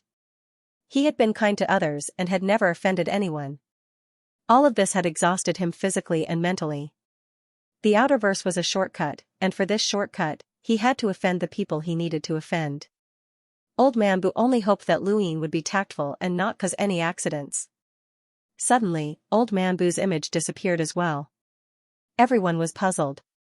First, it was Luin, and now, Old Man Bu. What was going on? In the Neoverse, the realm mountains shook, and countless people in the Hall of Honor were shocked. What was going on? Was the Neo-Human Alliance attacking again? At this moment, Lu Yin's heart was shaken. He had personally seen Invincible Sage attack the Realm Mountain. That's right, he had attacked the Realm Mountain, the headquarters of the Hall of Honor. It was the core of the human domain that housed dozens of great worlds. Invincible Sage had acted so decisively and destroyed an entire mountain with a single palm strike. Was he crazy? Luin was bold, but at this moment, he felt that Invincible Sage was even bolder. He was crazy. Many powerful auras swept over. Senior Invincible, what are you doing? Brother Invincible, let's talk things over. Invincible Sage, have you gone mad? Lu Yin's scalp went numb. Many unimaginable auras had appeared at this moment. These people couldn't all be powerhouses with power levels in the hundreds of thousands, right? How could there be so many of them? Had he poked a hornet's nest? On the Realm Mountain, the unaging elder walked out pathetically from the mountain that had been attacked by Invincible Sage. His face was pale, and he looked up. When he saw Invincible Sage and Luin, his eyes narrowed, and his heart sank. Invincible Sage sneered at him. My Eversky Island doesn't have much influence, so I can only use this method to request a meeting with you. Can you return my junior brother's position as Fatsi? Or do you want my master to personally appear? I wonder if the words Almighty Sage Heavenly Master are enough for you to be magnanimous? Luin blinked. This was a conversation between him and the unaging elder. How did his senior brother know? The unaging elder thought that Luin was complaining, and he hurriedly shouted, Senior Invincible, don't listen to a junior's instigation. I've been in the Hall of Honor for so many years, and you should know what kind of person I am. Why would I slander Eversky Island? Around them, one figure after another appeared. There were men and women, young and old, and they all watched this scene while staring at Invincible Sage warily. Even though these people were on high alert, Invincible Sage didn't care at all. At his level, there were too few people who could suppress him. Even the Hall of Honor, which was sacred and inviolable to countless people, he still dared to make a move. Luin was speechless. Were the people of Eversky Island all like this? Heizage Leon had formed Leon's armada and subdued the pirates of the human domain. He was known as the Pirate King, and Heizage Shenwei often visited brothels when he had nothing better to do. He spoke like a hoodlum, and this Invincible Sage was supposed to be a normal person. Who would have thought that he was the most abnormal? Would a normal person attack the Hall of Honor? This was simply inconceivable. However, from the expressions of the people around him, it seemed like this wasn't the first time he had done something like this. Invincible Sage stared coldly at the unaging elder. I heard it with my own ears. You said that Eversky Island doesn't have much influence, so I can only do things that have influence. The unaging elder's expression turned ugly. He suddenly remembered that his home was open to anyone, let alone someone like Invincible Sage. The people surrounding Invincible Sage all looked at the unaging elder. Although Invincible Sage was bold, he wasn't an unreasonable person. It seemed like this was the reason behind his actions. The Hall of Honor was very complicated. Aside from the Interstellar Arbitration, the Lockbreaker Society, and other large organizations, there were even more detailed divisions. For example, the 9 great counselors were responsible for dealing with mundane matters, while others were responsible for dealing with extreme powerhouses. The realm mountains were existences that did not interfere with each other. But now, Invincible Sage Invincible Elder had taken action and implicated all of these people. The cultivators who guarded the realm mountains were all very powerful, but they had not reached the level of an Invincible Sage. Helpless, someone immediately contacted the Arbiter world and asked for the Arbiter's help. However, the Arbiter did not appear, and he simply ignored the request. Someone transmitted a message to the unaging elder, asking him to apologize. It wasn't just one person, everyone did the same. The unaging elder was very popular in the Hall of Honor, and he had been in business for hundreds of years. There were many people who spoke up for him. Senior Invincible, Counselor Elder didn't intentionally slander Eversky Island. If he offended you in any way, just ask him to apologize. There's no need to take action and harm our relationship, someone said. That's right, Brother Invincible. The unaging elder is just a child to you. There's no need to bicker with a child. Senior Invincible, why don't you ask the unaging elder to apologize? As for the child beside you, as long as his status is up to par, he can be reinstated. Invincible Sage looked down at the unaging elder from above, waiting for his reply. At that moment, several figures arrived and appeared not too far away from the unaging elder.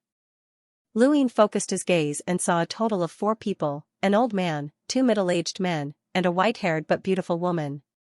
These 4 people had attracted his attention because they clearly did not have as powerful auras as the ones surrounding Invincible Sage. There was a feeling that he could not see them clearly, but it was very similar to the unaging elders. If Lu Yin's guess was correct, these people were all counselors. The one that caught Lu Yin's attention the most was the old man. His hair was black and white, with a few strands of gray mixed in. He should be a counselor from the Day-Night clan, and his name was Night King Jing. Senior Invincible, how have you been? The woman who had appeared bowed gracefully. She appeared natural and unrestrained, and her temperament was gentle and comforting. Her appearance had a classical beauty to it. Invincible Sage looked at her. Xianxia, it's indeed been a long time. The woman's name was Xianxia, and she was one of the 9 counselors. Xianxia looked up at Invincible Sage. How did the unaging elder offend Senior Invincible to make you so angry? I don't remember something like this happening in a long time. Haizajwudi stared at Bulao. My everlasting Sky Island has never interfered with the affairs of the Neoverse, and we've always been aloof from worldly affairs. However, it's not to the point where we don't even dare to speak up when bullied. This junior brother of mine is your Hall of Honor's Fatsi, and he was recommended by Master Yuan.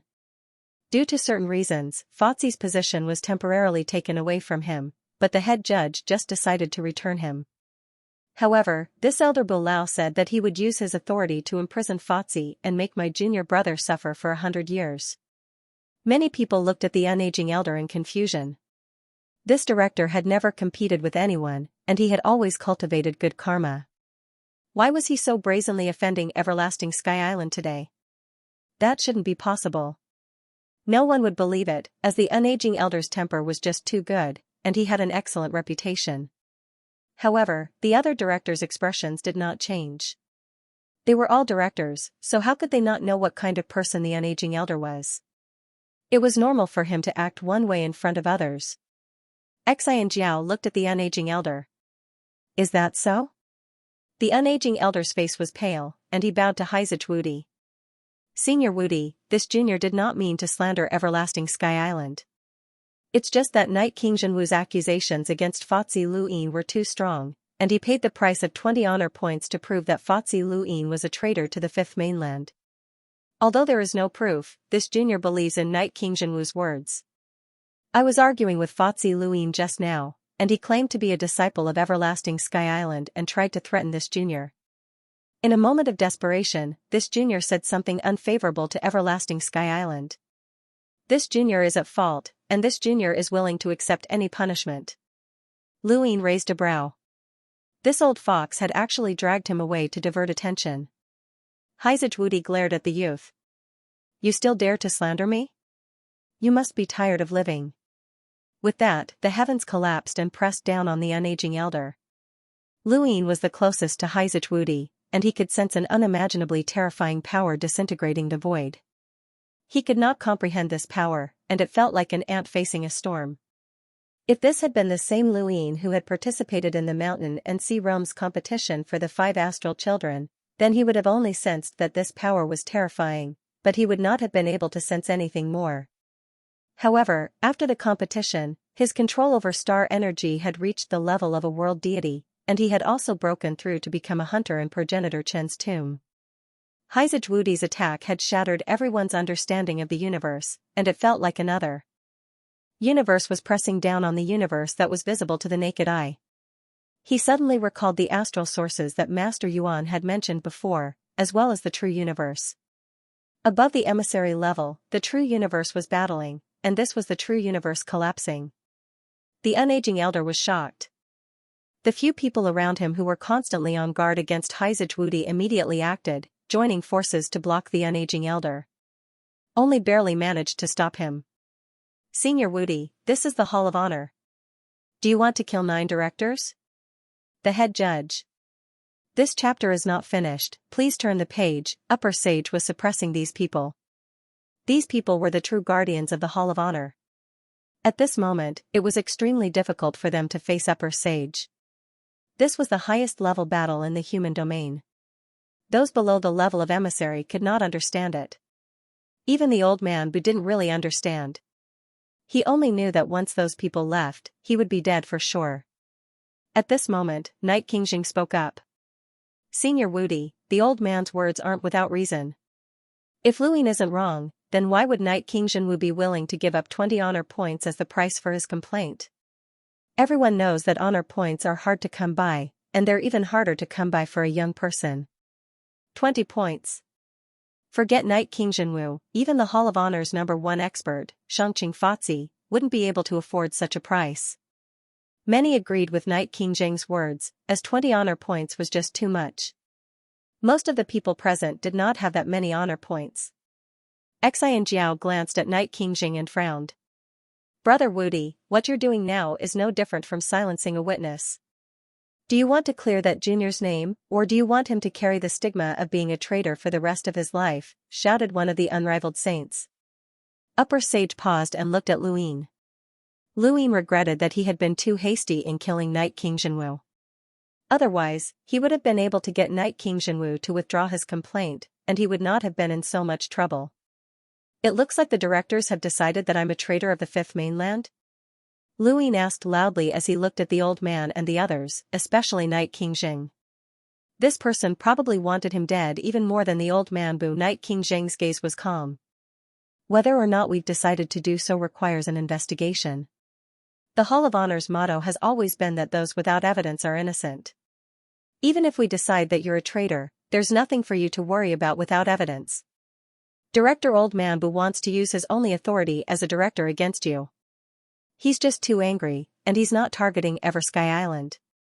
Luin laughed.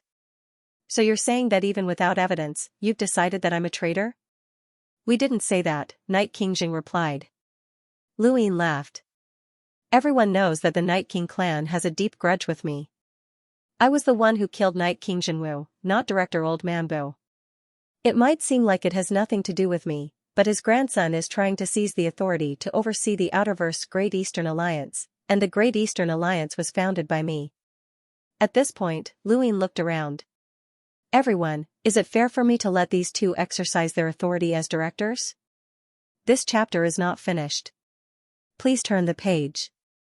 Everyone fell silent, as they were not stupid. These two obviously had a grudge against Luin, and they were clearly targeting him. Upper Sage looked at Xianxia. I remember that there are 9 directors. Why? Are the other directors not going to care? Xianxia smiled. Of course not. We've just discussed the investigation of this child, and the old man Bu and Knight Qingxing have decided to withdraw. Knight Qingxing suddenly looked at Xianxia. Xianxia raised a hand to stop the Night King from speaking. She then looked back at Upper Sage. This junior guarantees that there will be no conflicts of interest among the people investigating this child, and no one will be biased. What do you think, Senior Woody? Upper Sage snorted. What about that director's only privilege? Xianxia smiled. If the direction of the investigation is unfavorable to this child, then the directors can use their privileges. If there is no evidence at all, or if there is no possibility of a traitor, then their privileges cannot be used. Knight Qingxing could not take it anymore. Director Xian, whether or not we use our privileges is our own business. You have no right to deny it. Xianxia looked at Knight Qingxing, and her gaze was completely different from when she looked at Upper Sage Woody. It was filled with ruthlessness and awe. The only reason you're a director is to pacify the Innerverse, not because you have the authority to make decisions. Don't think too highly of yourself. Your authority is not that great. Knight Qingxing's expression turned ugly. Xianxia looked at the old man Bu. She could deny Knight Qingxing, but she could not deny the old man Bu. After all, the old man Bu represented the Neoverse, and the benefits behind him could not be underestimated. The old man Bu raised his head and shouted, as for whether or not Luin is a traitor, the other directors will investigate. I will not interfere, nor will I use my privileges. However, Luin cultivates death energy, and as one of the 9 directors of the Hall of Honor, I have no choice but to supervise him. If necessary, I can use my privileges. The old man Bu's words caused an uproar in the crowd. Death energy was something that the Spectre clan cultivated. The Innerverse and Outerverse did not know much about it, but how could the people of the Neoverse, especially the Hall of Honor's headquarters, not know about it? Anyone who cultivated death energy would be considered a member of the Spectre clan, with the exception of the 7 Quartz Shi family. Thank you, brothers, for your continued support. Follow the Wind will continue to update. Persevere, persevere, persevere. Although the 3rd chapter is a little short, Follow the Wind will do his best. Thank you, brothers, for your support and understanding. Thank you. End of chapter. By mentioning Lu Yin's death chi cultivation, the unyielding elder had completely shed all pretense of cordiality with Eternal Sky Island. He had already offended Heizage, so it did not matter if he offended him again. Everyone looked at Lu Yin, this person had cultivated death chi. The way everyone looked at him instantly changed. Even Xianxiao's gaze towards Lu Yin had changed.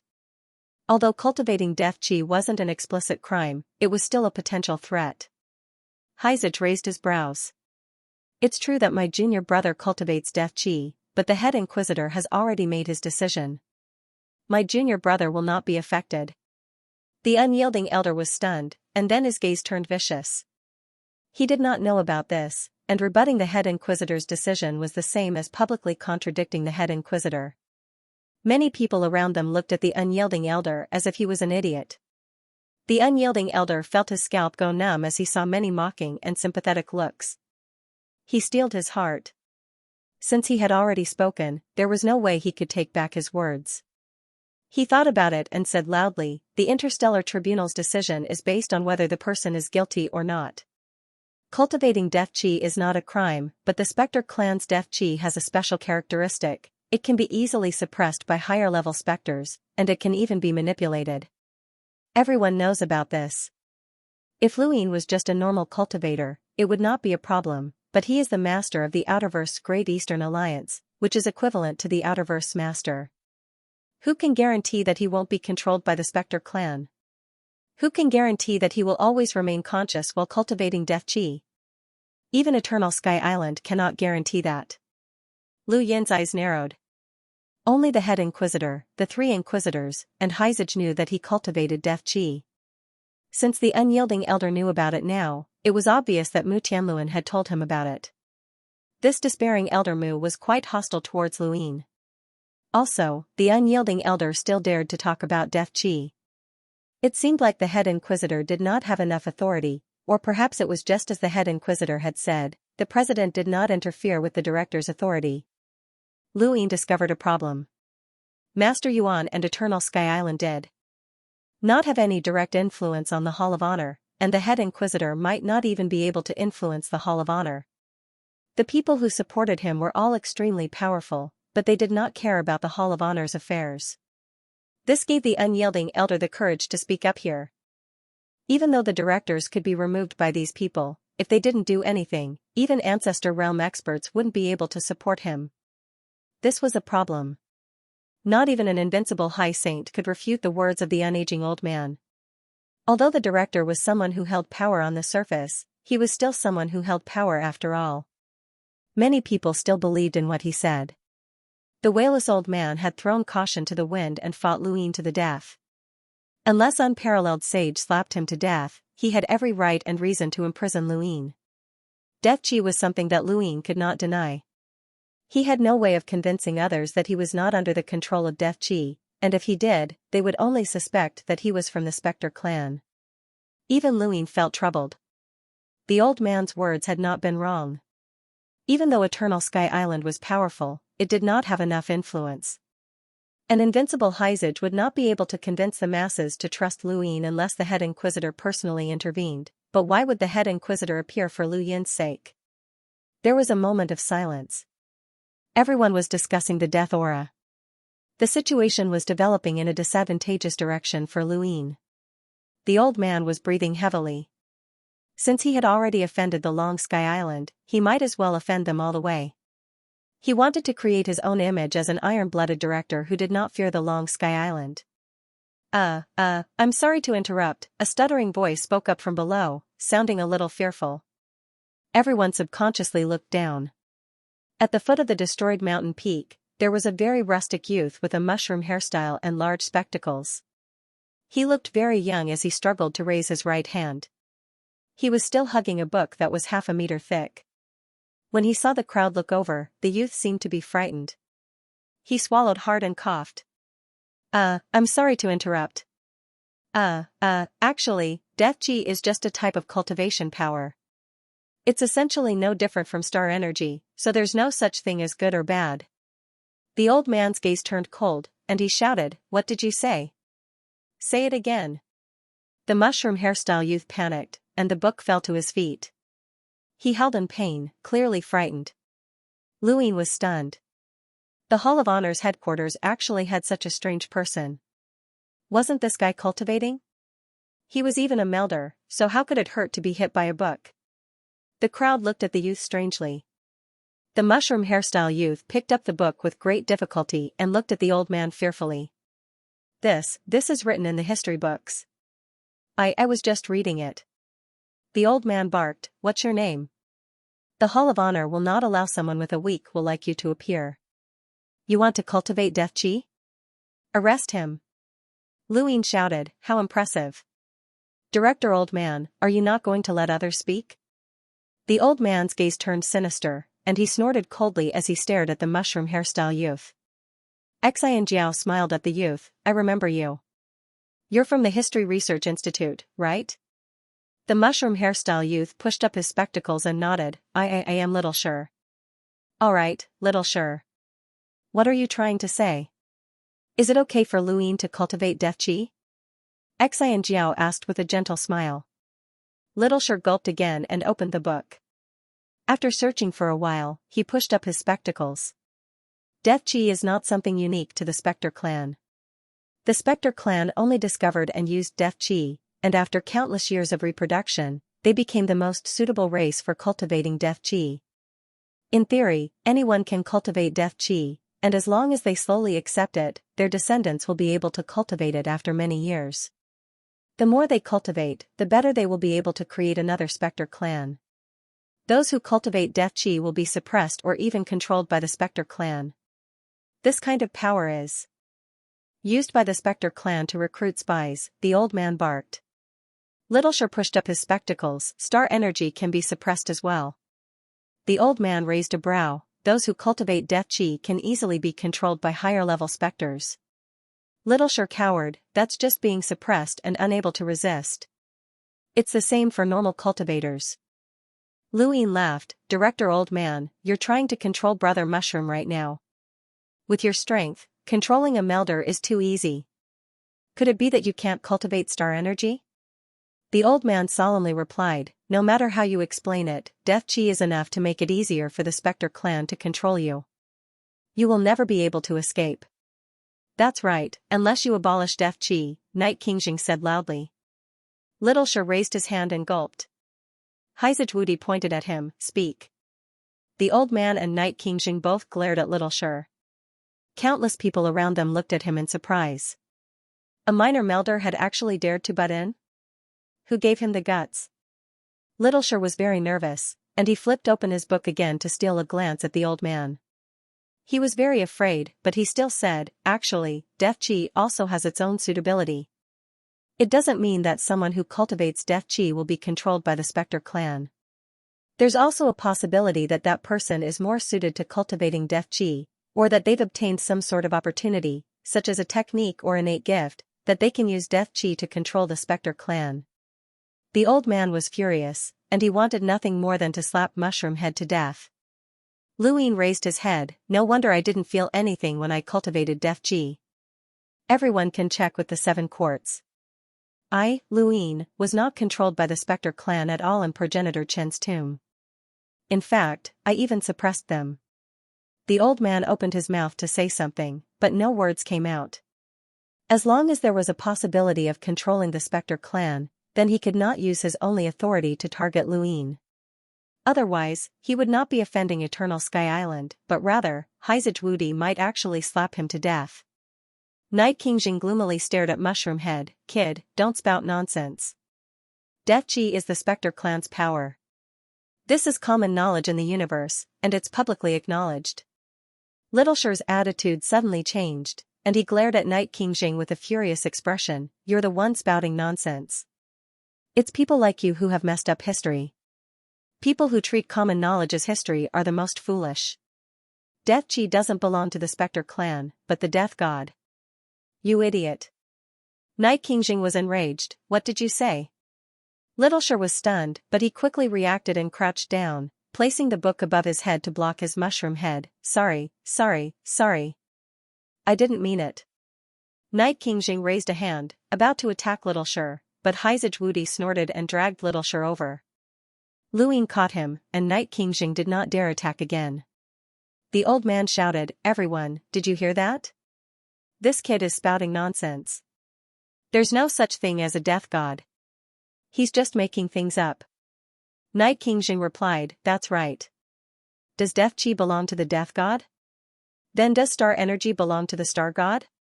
This isn't the home of the gods, so there's no such thing as gods. Littleshire looked up and mumbled, I'm not spouting nonsense. The death god is the most ancient existence, and it was the death god who created death chi. Lu Yin's heart skipped a beat, and he looked at Littleshire. The book above his head was huge. No one believed Littleshire's words, as the death god was too ridiculous. There was no such thing as a death god. At that moment, a figure suddenly appeared in the sky. Perhaps it had just appeared, or perhaps it had been there for a long time, but no one had noticed it. Haizajwudi was the first to notice, and his expression changed as he respectfully said, Wudi greets Elder Chan. Everyone else saw the figure and bowed in unison, greetings, Elder Chan, greetings, Elder Chan. Luin bowed as well, and he glanced up. The real boss had appeared. Was it Elder Chan? If even Haizajwudi was so respectful, then this person might be the biggest boss in the entire Hall of Honor. Elder Chan looked down and fixed his gaze on Haizajwudi, you're becoming more and more impudent. Haizajwudi respectfully replied, I didn't want to either, but that director went too far and targeted the people of Eversky Island. Elder Chan was amused, don't spout nonsense. He's not from Eversky Island. Haizajwudi replied, Luin is an in-name disciple of Eversky Island. He's willing to take the sage celestial master as his master? Elder Chan asked with a strange expression. Haizajwudi looked at Luin. Luin found it strange that the topic had changed to this. If he answered yes, then Eversky Island could openly protect him, and Heizetwudi's actions would not be a problem. However, he had a master who had answered Heizet Shinwei's question. Luin didn't know how to answer. If he didn't answer well, then not only would he be blamed, but even Heizetwudi would be blamed. Elder Chan looked at him quietly with a slight smile. Heizetwudi kept shooting glances at Luin. The mushroom-headed little Shur looked at Luin curiously. There was admiration, reverence, excitement, and curiosity. Luin thought about it for a moment before helplessly saying, "Senior Wudi, I'm sorry. I have a master, so I can't take the sage celestial master as my master. I, Luin, cannot be an ungrateful person." Heizetwudi was taken aback, but he nodded, "It's fine. Be yourself." Luin was grateful. "Thank you, brothers, for your support." Heizetwudi looked up at Elder Chan. Luin is an honorary disciple of Everlasting Sky Island. Even though he has yet to become a disciple of the sage, he still has the status of a disciple. Elder Chan was amused. Below, the unaging elder bowed respectfully. "Elder Chan, please make the decision." Luin is suspected of betraying the Fifth Mainland, and now that he cultivates death energy, he might become a puppet controlled by the Spectre clan. I wanted to exercise my authority as a director, but Senior Wudi threatened me with his life. Knight Qingjing took the opportunity to speak up. "Elder Chan, please make the decision. Our lives were threatened." Xianxia and the other 3 directors did not speak. Heizetwudi was furious, and he glared at the unaging elder. "Who threatened your lives?" The unaging elder and Knight Qingjing did not speak either. As a junior, Luin was even less suited to speak at this time. Everything was awaiting Elder Chan's decision. Elder Chan waved his hand. "It's just a farce. Disperse." Everyone was stunned. Disperse? That was too simple. Heizetwudi was delighted. "Thank you, Elder Chan." The unaging elder was unwilling. "Elder Chan, Senior Wudi destroyed the realm mountain, and that junior even cultivated death energy." Elder Chan replied, "There are countless paths to cultivation. Didn't that child already explain? Death energy was not created by the Spectre clan. If he can cultivate death energy to maintain his consciousness, then he might even be able to control the Spectre clan. In the future, he will be able to make great contributions against the Neo-Human Alliance." "Why are you being so harsh?" The unaging elder was helpless and could only agree. "Return Fotzi's position to that child. Also, let the Outerverse matters be handled by them. Don't interfere. My Hall of Honor has always been at the peak of the human domain, and we do things fairly. We are not tyrannical. This time, you've gone too far." Elder Chan glanced at the unaging elder. "Your privileges are revoked." He then looked at Luin with a gentle gaze. "Kid, you're not bad. Very good." Luin was stunned, but then he bowed deeply. "Senior, you flatter me. Thank you for making the decision for me." Elder Chan smiled and looked deeply at Luin before disappearing. Everyone could see that Elder Chan was protecting Luin. Not only did he not pursue the matter of Luin cultivating death energy, but he had also stripped the unaging elder of his privileges and returned the Outerverse to Luin. There was a huge issue here. Elder Chan was the true master of the Hall of Honor, and his attitude towards Luin instantly made everyone understand something. Their gazes towards Luin changed again, and finally, they all became very gentle. Some even bowed to Luin. Little Shur looked at him enviously. "You're amazing, can you teach me?" Luin didn't have the time to bother with Mushroom Head. He was thinking about Elder Chan's attitude and that gaze. How should he describe it? It was very strange, as if the old man had seen through him. Below, Bulao's body swayed, and he almost fell to the ground. This time, he had suffered a crushing defeat. Not only had he failed to seize the Outerverse, but he had also allowed Luin to make a comeback. He had even obtained Elder Chan's explicit protection, which meant that Lu Yin's position in the Hall of Honor would be completely overturned. As for him, the disappearance of his privilege meant that his path had come to an end. Each of the 9 directors had special privileges. These privileges were equivalent to the guarantee of the director's status. Therefore, in general, the directors would not use them easily. This privilege was effective even for the emissaries. The disappearance of these privileges also meant that the director would only exist in name, and no one would think highly of him anymore. Xianxia coldly glanced at Bulao. They had seen how he had operated for so many years, but they had not been able to interfere. This person had too many benefits behind him. This chapter is not finished. Please turn the page. Now that his privileges had disappeared, his authority was slowly being eroded. This person was already on the decline. He was delusional to think that he could bring his grandson back to the position of director. Senior Wudi, we'll take our leave, Xianxiao respectfully said to Wudi. The surrounding crowd gradually dispersed. Even Elder Chan had appeared, so Wudi would not make any more moves. Haizaj Wudi asked Xianxiao, when will my junior brother's position be returned? Xianxiao smiled. Immediately, of course. Lu Yin sighed. After almost 10 months, his position had finally been returned. It had not been easy, and there had been many twists and turns. In the end, Elder Chan had appeared, which was something he had not expected.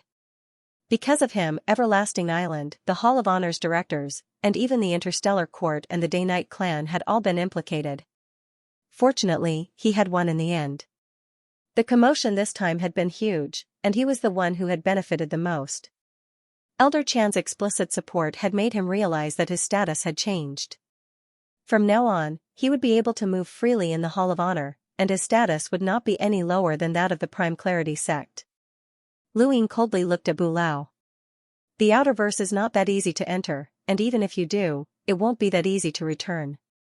That one sentence scared Bulao into contacting Tian Shao, as he was afraid that Lu Yin would attack him. In the Outerverse, at the Alliance conference, everyone was waiting. Tian Shao was full of confidence. From what he knew, a director was the person with the highest authority in the Hall of Honor. It would be too easy for such a person to threaten a youth, even if that youth's background was not simple. The Outerverse was very important to him and his grandson, so Lu Yin would definitely compromise. The more he thought about it, the happier he became. He swept his gaze across the crowd. Soon, these people would all be under his supervision, and his name would be recorded in the annals of history to prepare for his position as a director in the future. At this time, no one spoke, nor did anyone express their stance. Even those who had excitedly agreed with Lu Yin to live and die with their homeworld did not speak. Wei Rong's expression was calm as he waited. They did not know what had happened in the Neoverse. Beep beep beep beep. Tian Shao's gadget beeped, and he hurriedly picked it up. He deliberately played his voice. Grandpa. Come back. Bulao's voice sounded, revealing his exhaustion and helplessness. Tian Shao was stunned. Come back? Back where? Where else can I go? Do you want to die in the Outerverse? Back to the Neoverse. Bulao suddenly became irritable. He had completely lost his competition with Lu Yin, and the price he had to pay was painful. He could not accept it, but he had no choice. Tian Shao was stunned. At the Alliance conference, everyone was stunned. Wei Rong's lips curled up. Lu Yin was still as awesome as ever, and he was always able to stir up trouble wherever he went. Truthfully, Wei Rong was not really loyal to Lu Yin. The reason why he had not expressed his loyalty to Tian Shao was because both he and Wang Wen were smart people until the very last moment. If they expressed their stance too early, it would be the same as completely exposing themselves in front of others. Lu Yin was always capable of doing outrageous things, and this was Wei Rong's greatest understanding of Lu Yin. Even if his opponent this time was a director of the Hall of Honor, he still had a trace of hope for Lu Yin. Now, it seemed that he had been right. Quite a few people were delighted, but only a small portion of them did so. The majority still felt that it would be more hopeful to hand the Outerverse over to the Hall of Honor's director. Green Peak Gorge Master Feng Shu was completely dumbfounded. He had lost? A director from the Hall of Honor had actually lost? How was this possible? This chapter is not finished. Please turn the page. Tian Shao was even more incredulous. Grandfather, what did Lu Yin do? How could he have defeated you? That's impossible. You're one of the 9 directors, so don't you have special privileges? Grandfather, use your special privileges. There's no need to hide anymore. Shut up. Come back when I tell you to. Brother Jean, please bring him back, Bu Lao said tiredly. The elder behind Xianxia hurriedly answered, yes, director. Xianxia stared blankly at the disconnected call, unable to react for a long time. How could he have lost? This was impossible. This should not have happened. The elder placed a hand on Xianxia's shoulder and then disappeared with him. The current situation was very clear, and there was no place for them in the outerverse. This was Lu Yin's territory, and from the director's tone, he knew that they had caused quite a ruckus this time. It would be best for them to quickly return. Old Qi was also stunned, and he did not know what to do. At that moment, Wei Rong's gadget beeped. He tapped it open, and Lu Yin's image appeared once again. Xiaoshi's figure was beside him, and the two of them were looking curiously at the crowd at the Alliance conference. Greetings, Alliance leader. Wei Rong stood up and bowed. Meng Tianlong, Gong Chou, Doro, Anji, Xianxia, and the others all bowed at the same time. Greetings, Alliance leader. Even Feng Shu and the others who had submitted to Xianxia also bowed respectfully. They lowered their heads in fear, afraid that Lu Yin would settle accounts with them later.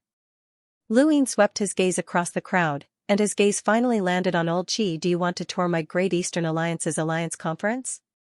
Get lost. The person who had shouted was an enlighter with a power level of over 400,000. He was someone who could be considered a powerhouse even in the Blaze realm. However, even though Lu Yin had shouted at him, Old Qi did not dare to say a single word. Even the Hall of Honor's director had been defeated, let alone him. Old Qi left with an ugly expression. Everyone present at the Alliance conference was shocked. Although Lu Yin had once been the leader of the Great Eastern Alliance, that had only been limited to the outerverse, and his influence had not reached the innerverse, let alone scold such a powerhouse. But now, he was acting so casually, as if Old Qi and the others were no longer worthy of his attention. This sort of power made everyone tremble in fear, and they were certain that Lu Yin had undergone an earth-shattering change in the Neoverse. Lu Yin asked, "Where's Xianxia?" Wei Rong replied, "He left. He should have gone to the Neoverse." Lu Yin's gaze turned cold. He had originally wanted to find someone to take action, but after some thought, he decided against it. This incident had caused too much of a stir, and even though he was the victim, the 9 directors were the ones who decided to oversee the Great Eastern Alliance. Some of the directors were already dissatisfied that he had snatched back the position of alliance leader. If he went after Xianxia, it would seem like he was going too far, and he would offend even more people. Lu Yin did not want to offend too many people unless it was absolutely necessary. These directors all had powerful backers behind them, and he did not want to make enemies for no reason. Furthermore, Xianxia would still be useful to him in the future. I'll still be in the Neoverse for some time, so the Great Eastern Alliance should still proceed according to the previous plan. Wei Rong, I hope that after I return to the Outerverse, that plan can be carried out as soon as possible, Lu Yin said. Wei Rong respectfully replied, "Rest assured, Alliance leader. I've never slacked off." Wei Rong paused for a moment, and then he recalled something. He then whispered, "Your Highness, Yan Yan went missing a few days ago." Lu Yin was puzzled. Missing? What do you mean? Wei Rong shook his head. I don't know. It's just that he's gone. I don't know if he left on his own or if he was taken away by someone else. Lu Yin nodded. Wait for me to go back and deal with it. He then looked at the crowd one more time before his image disappeared. Thank you for your support, brothers. Thank you. End of chapter. After Lu Yin's image disappeared, Wei Rong beamed at the crowd. Everyone, did you hear the Alliance leader's words? Everyone looked at each other and then silently left. Feng Shu's scalp went numb, and his entire body trembled. He had forgotten that the Great Eastern Alliance had another plan after the plan to topple the day-night flow zone. Although he did not know the specifics of this plan, the amount of resources mobilized and the time span exceeded the plan to topple the day-night flow zone. The goal of this plan had to be even grander. It couldn't be the entire Innerverse, right? He was frightened by this guess, but he was even more frightened by Lu Yin. Would he still be able to survive after what he had just done? Feng Shu fell into a state of panic. Back at Jia Mountain in the new universe, Luin put down his gadget. Beside him was Xiaoxia, who was holding a large book. As for Hizajwudi, he had left with an ugly expression, saying that he had been called away by Elder Chan. Luin believed that Hizajwudi's fate would not be good. This was not the first time he had caused such a ruckus at Jia Mountain, so it would be strange if Elder Chan let him off. Before Hizajwudi had left, he had told Luin to wait for him at Jia Mountain, and Luin did not want to just wait. "Do you know where I can take the lockbreaker test?" Luin asked Xiaoxia. Xiaoxia's eyes lit up.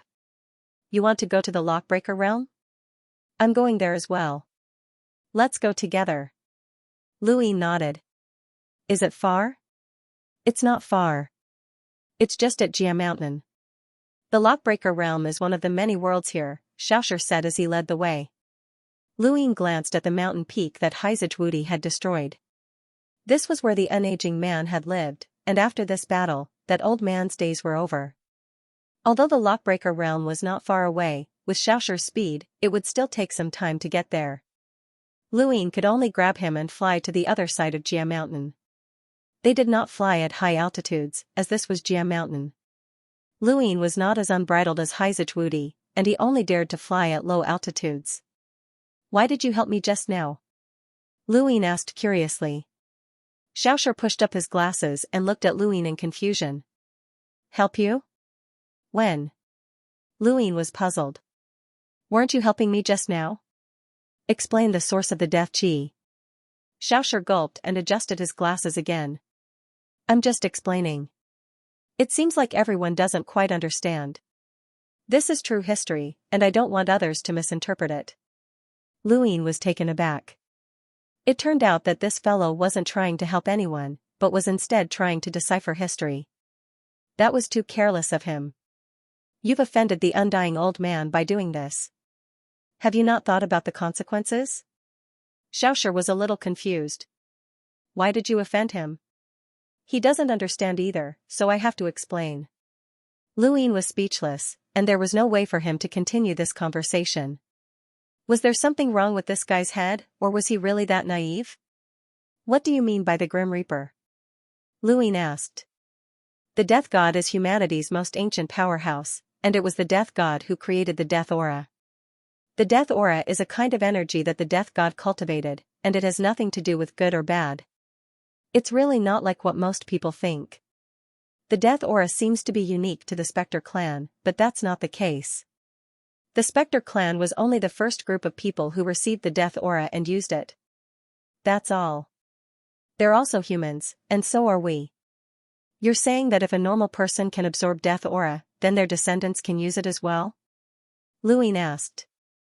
Xiaoxia answered seriously, "That's not what I mean. It's recorded in the history books. The books don't say that it's certain, but the possibility is very high. The more Death Aura is used, the more people who can directly use it will be born. The Spectre clan has cultivated Death Aura for so long that their descendants can not only directly absorb Death Aura, but their pupils can also change at birth.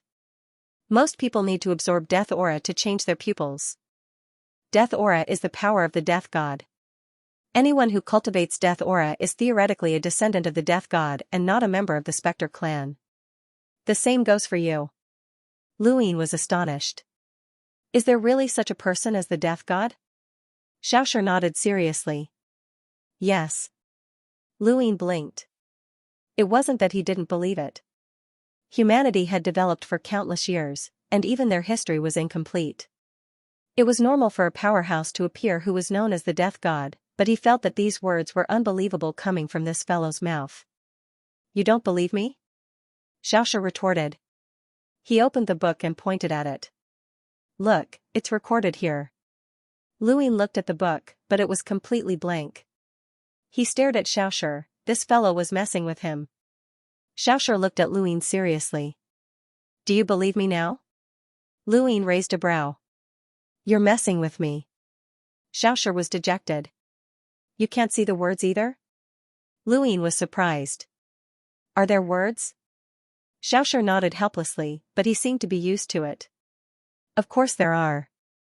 The records clearly state that Death Aura is born from the Death God, and the Death God is one of humanity's oldest progenitors. He was born at the dawn of humanity. Can't you see these words? Luin shook his head, as this fellow didn't seem to be messing with him. However, there really weren't any words in the book. What a headache. No one believes me. There really are words in the book, Xianxia said helplessly, his entire person dispirited. Is there anyone else besides you who can see the words? Luin asked. Xianxia shook his head. No, I'm the only one who can see them. Luin understood. No wonder no one believed him. Was this fellow crazy? Were there words that only he could see? Unless it was an innate gift. Is this book your innate gift? Luin asked. Xianxia shook his head. I found it at the History Research Institute. Luin didn't say anything else. There were people passing by, sizing them up in surprise. Everyone who passed by looked at them strangely, and Luin felt that these people were definitely looking at Xianxia as if he was crazy. Perhaps this fellow really was crazy, and Luin subconsciously wanted to distance himself from him. The Hall of Honor was the leader of humanity's astral domain, and there were many governing organizations under it. The most famous of these organizations were the Interstellar Tribunal and the Lockbreaker Society. Luin saw the Arbiter Realm and was shocked, as it was an entire region of space. When Luin entered the Lockbreaker Realm, he was even more shocked by what he saw. Aside from an entire region of space, there was also an endless amount of spiritual thread. Every planet in space was wrapped in spiritual thread as far as the eye could see. However, this wasn't the most shocking thing, as there was an incomparably large planet not too far away. No, it was a source box. It was definitely a source box, and its size far exceeded the 5 sealing planets of Shenwu continent. This source box was the size of a Night King planet. A Night King planet was known as the largest planet in the Innerverse and Outerverse, and its size shocked Luin when he saw it for the first time. A Night King planet was large enough to support a large clan or even multiple large clans. Now, this source box was actually comparable in size to a Night King planet. Luin stared blankly at the source box in the distance. He couldn't figure out who could unlock such a source box, and what could be obtained from it. Shenwu continent's 5 sealing planets had already baffled Luin, but this source box was even more ridiculous. Windborn, please do your best to persevere for a few more days. Persevere, persevere. Occasionally, I'll ask for a reward. Thank you, brothers, for your support. Actually, what are you looking at? Xianxia asked, following Lu Yin's gaze. That's the source box array in the Lockbreaker realm. Lu Yin's lips twitched. What? A source box array? Xianxia nodded. A source box array. Luin pointed at the unbelievably large source box in the distance. So there's more than one of those? Xianxia nodded. There's a total of 6. Luin had cultivated for many years and had traveled from the Outerverse to the Neoverse, so he could be considered knowledgeable. However, this was too exaggerated. He could imagine how terrifying the killing intent contained within these source boxes was. Even an envoy would find it difficult to withstand, and 6 of these source boxes had formed an array. Who created this array? Luin subconsciously asked. Xianxia thought about it. I can't say. You know about it? Luin was shocked. He had only asked subconsciously, as such matters were generally kept secret. Xianxia nodded. It's recorded in the history books, but I can't tell you. Luin looked at Xianxia in amazement. Did this guy really know about it or was he just pretending? He pointed at the book. Was it also recorded in that book? Xianxia nodded. Luin was speechless and could not communicate with him. No one could prove whether this guy was telling the truth or not. Right, what rank are you taking the test for? Xianxia asked, looking at Luin curiously. Luin replied, Boundless Advanced. Xianxia was shocked. Boundless Advanced? You? Luin pursed his lips. You don't believe me? Xianxia was excited and stared at Luin. You're really amazing. Can you teach me? Teach you what? Teach me how to become amazing. That way, people will believe whatever I say. Luin glanced at the book. People would believe it if there were some words in the book, but the key was that there were none. Only a fool would believe that. The Lockbreaker realm was a part of space, and there were guards on the planet at the entrance. Luin could feel powerful aura sweep past him, which made his hair stand on end. Any random expert in the Hall of Honor could make him feel this way. He did not feel safe here, and the Outerverse was much better. The center of the Lockbreaker world was not a planet, but rather a piece of land. It was a piece of land that floated on the surface of the sea, while the sea floated in the starry sky. There were many space wonders, so this was not strange. However, when he saw someone pull out a source box from the sea, his expression changed. What does that mean? Luin asked. Xianxia explained, there are all sorts of source boxes in this sea. Some were placed here by our ancestors, while others were nurtured by sourcebox arrays from the greater realms. If a lockbreaker wants to obtain a sourcebox, they'll have to trade for it with a sourcebox of equal value. You'll definitely be able to obtain something after unlocking the sourcebox here. Luin was surprised. There's such a thing? He was eager to try it out.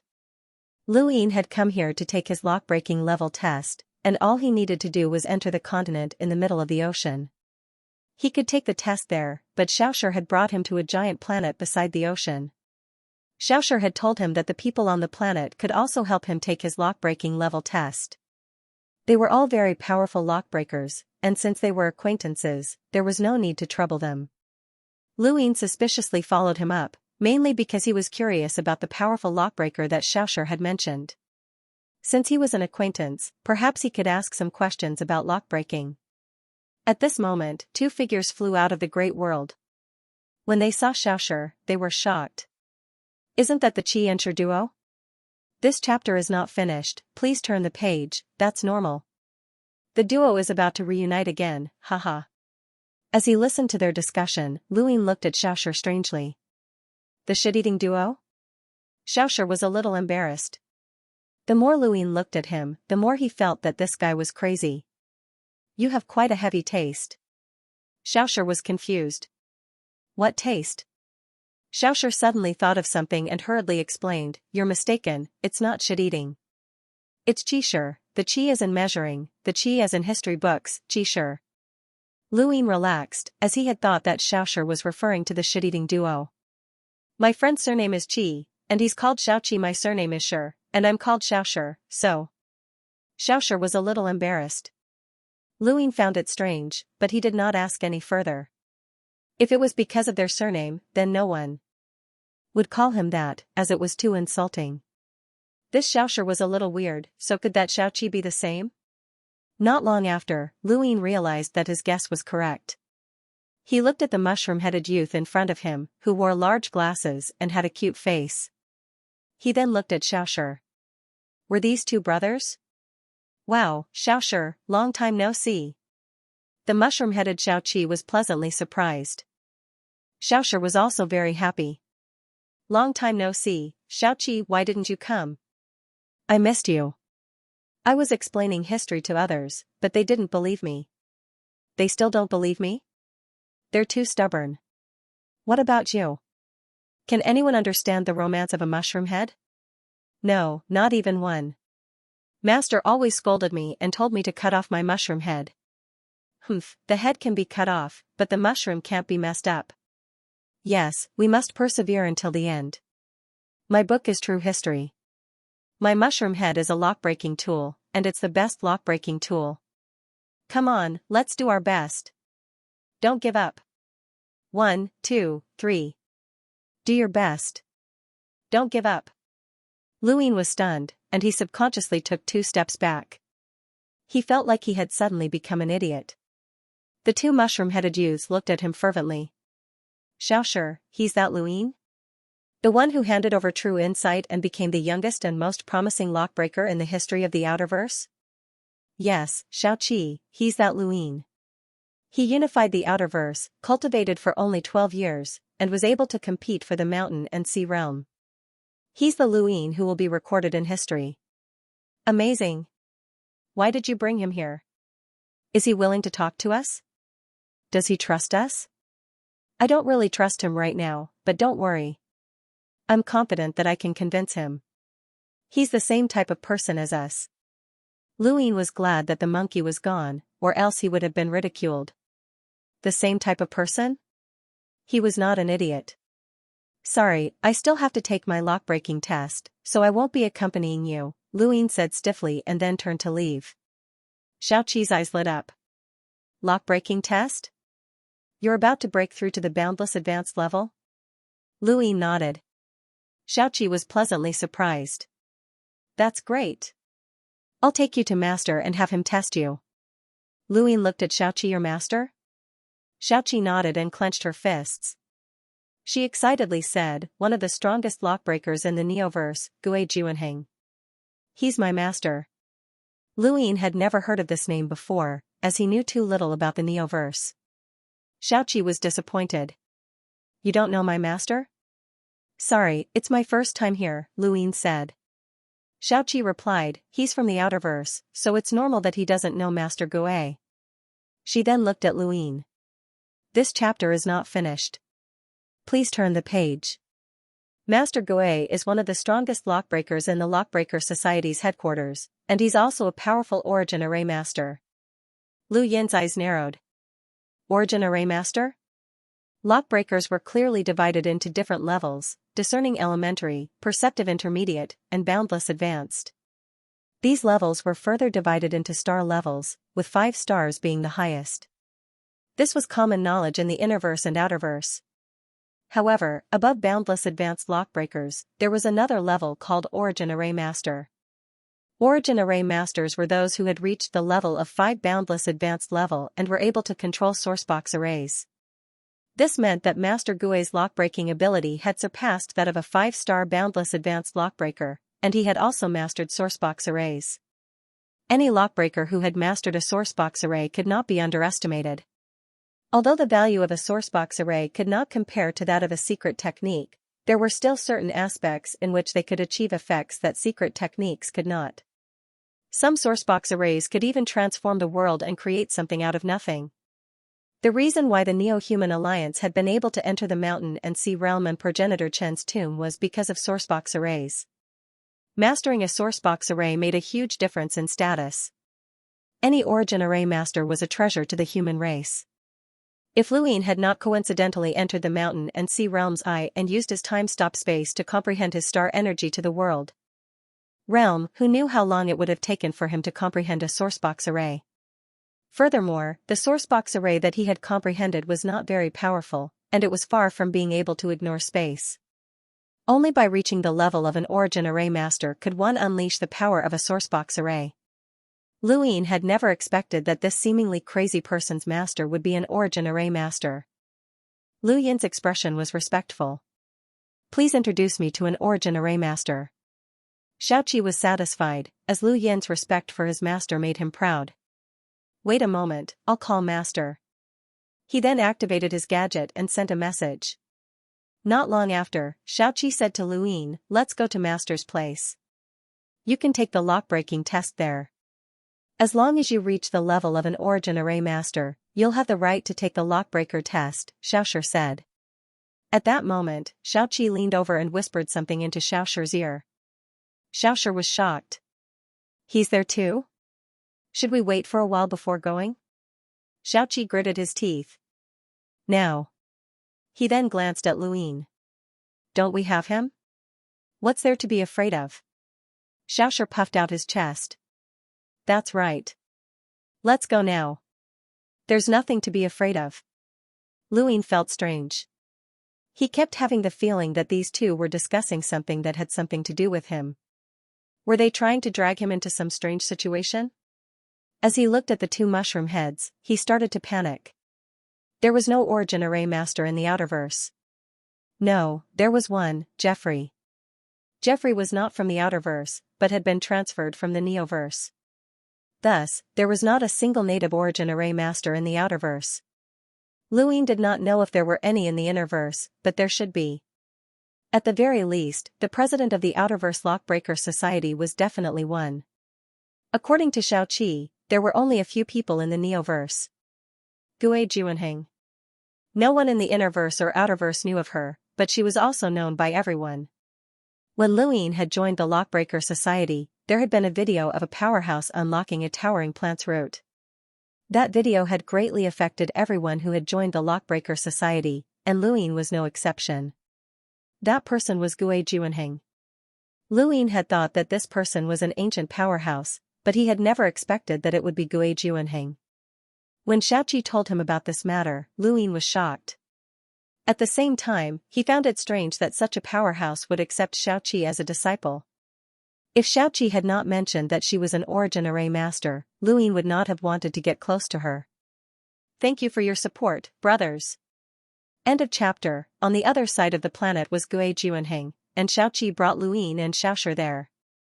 Gui Juanheng was already waiting for them, and there was also a youth with an indifferent expression. Lu Yin's eyes trembled when he saw the youth. Although he did not use the Aeon evolution scripture to look at the rune lines, he could tell that this youth was extraordinary through his star energy. A world-level cultivator's control of star energy was different from that of an ordinary cultivator. This was a feeling. When Luyin faced other cultivators, he could influence that person's star energy to a certain extent. Weaker cultivators could even control that person's star energy.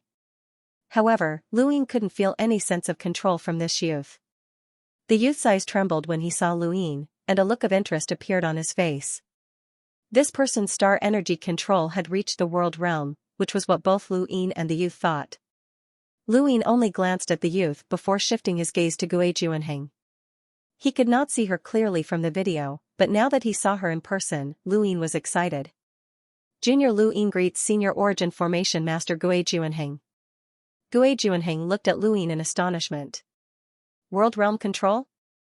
No wonder you dared to challenge the Boundless Advanced Lockbreaker exam. You have a good chance of passing.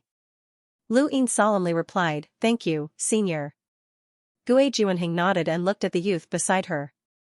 The youth stepped forward and faced Luyin. My name is Wu Dan, and I'm a 1-star Boundless Advanced Lockbreaker. Lu Yin's gaze was serious. It's an honor to meet you. Wu Dan earnestly replied, It's an honor to meet you as well, Luyin. Your name has been ringing in my ears more than once.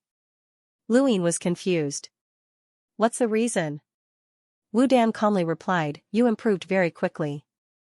You went from a discerning elementary lockbreaker to a perceptive intermediate lockbreaker, and then directly jumped from a 1-star perceptive intermediate lockbreaker to a 5-star perceptive intermediate lockbreaker. This is a rare occurrence in history, and your name even spread from the Outerverse to the Neoverse and into the Lockbreaker world. Luyin listened quietly. I didn't pay much attention to you at first, as lockbreaking requires experience and not just talent. However, I never expected that your star energy control would reach the world realm. You're the only one in the Outerverse who can compare to me, Wu Dan said. Luyin raised a brow. What about the 5 lockbreakers? Wu Dan disdainfully replied, They're just 5 pieces of trash. None of them have reached the Boundless Advanced Lockbreaker level, and no one will be able to reach that level in the next 10 years. That one step is the difference between heaven and earth. They will never be able to compare to me. What about Master Wuxing? Wu Dan was similarly disdainful. He's seen as the successor to the Innerverse Lockbreaker Society's president, and his lockbreaking talent is indeed very high. However, his cultivation is too low. Lockbreaking relies on more than just lockbreaking ability, it's useless if he doesn't have any life-saving abilities. He'll never be able to compare to me, whether it's in terms of cultivation or lockbreaking ability. Luyin looked at the youth in front of him. He had criticized all of the most outstanding lockbreakers in the Innerverse and Outerverse, but only this youth was worthy of his attention. No, before this, Luyin had also looked down on this youth. Wu Dan did not even look at Xiaoqi and Xiaoshur. Instead, she turned around and left the planet. You'll definitely be able to reach the Boundless Advanced level. After that, try your best to comprehend sourcebox arrays. Otherwise, it'll be too boring. I'll participate in the Supreme Astral Tournament as well, and I'll show those people how powerful lockbreakers are. I don't want to be alone. As he watched Wu Dan leave, Luyin did not know where the man's confidence had come from. This person was at most a hunter, while the top powerhouses of the mountain and sea realm had all been enlighters. Lockbreakers did have an advantage in battle, but they were definitely not This chapter is not finished, please turn the page. It wasn't strong enough to be on par with him. Even he himself wasn't sure how strong he was. Xianxia heaved a sigh of relief. She's finally gone. That was scary. Xiaoshur nodded. Too scary. Gui Juanheng glared at Xianxia. I told you to work harder so that you wouldn't be afraid to participate in the Supreme Astral Tournament. Look at what you've become. Hurry up and cut off your mushroom head. Xianxia was just as timid as Xiaoshur, but he was unexpectedly persistent when it came to the mushroom head. The mushroom head is this disciple's lock-breaking tool, and it's a very powerful one that surpasses all other lock-breaking tools. You can't cut it off. Xiaoshur nodded. My history is the correct one. Luyin was speechless as he looked at the two of them. They really were the same. This was clearly not the first time Gui Juanheng had seen such a situation, and she helplessly patted her head. She looked at Luyin and smiled. I've made a fool of myself.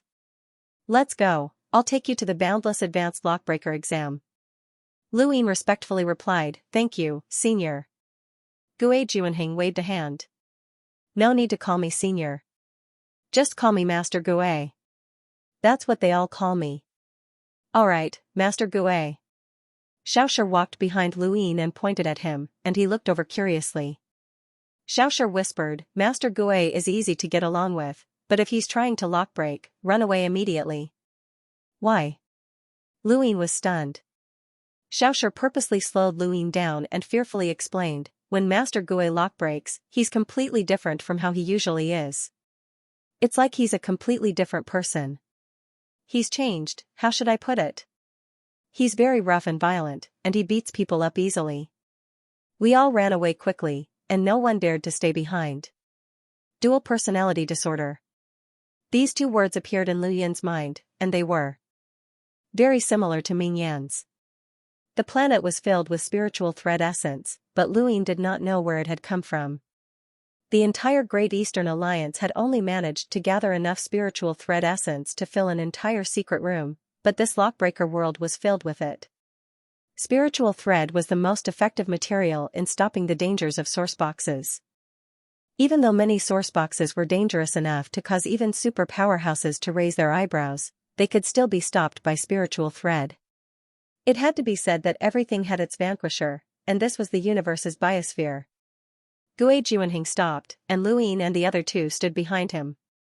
He waved his hand, and the spiritual thread that had been spread out on the ground in front of him swept up and rushed into space. A bridge then appeared on the ground. Xiaoshur and Xianxia did not feel anything, but Luyin's entire body turned solemn.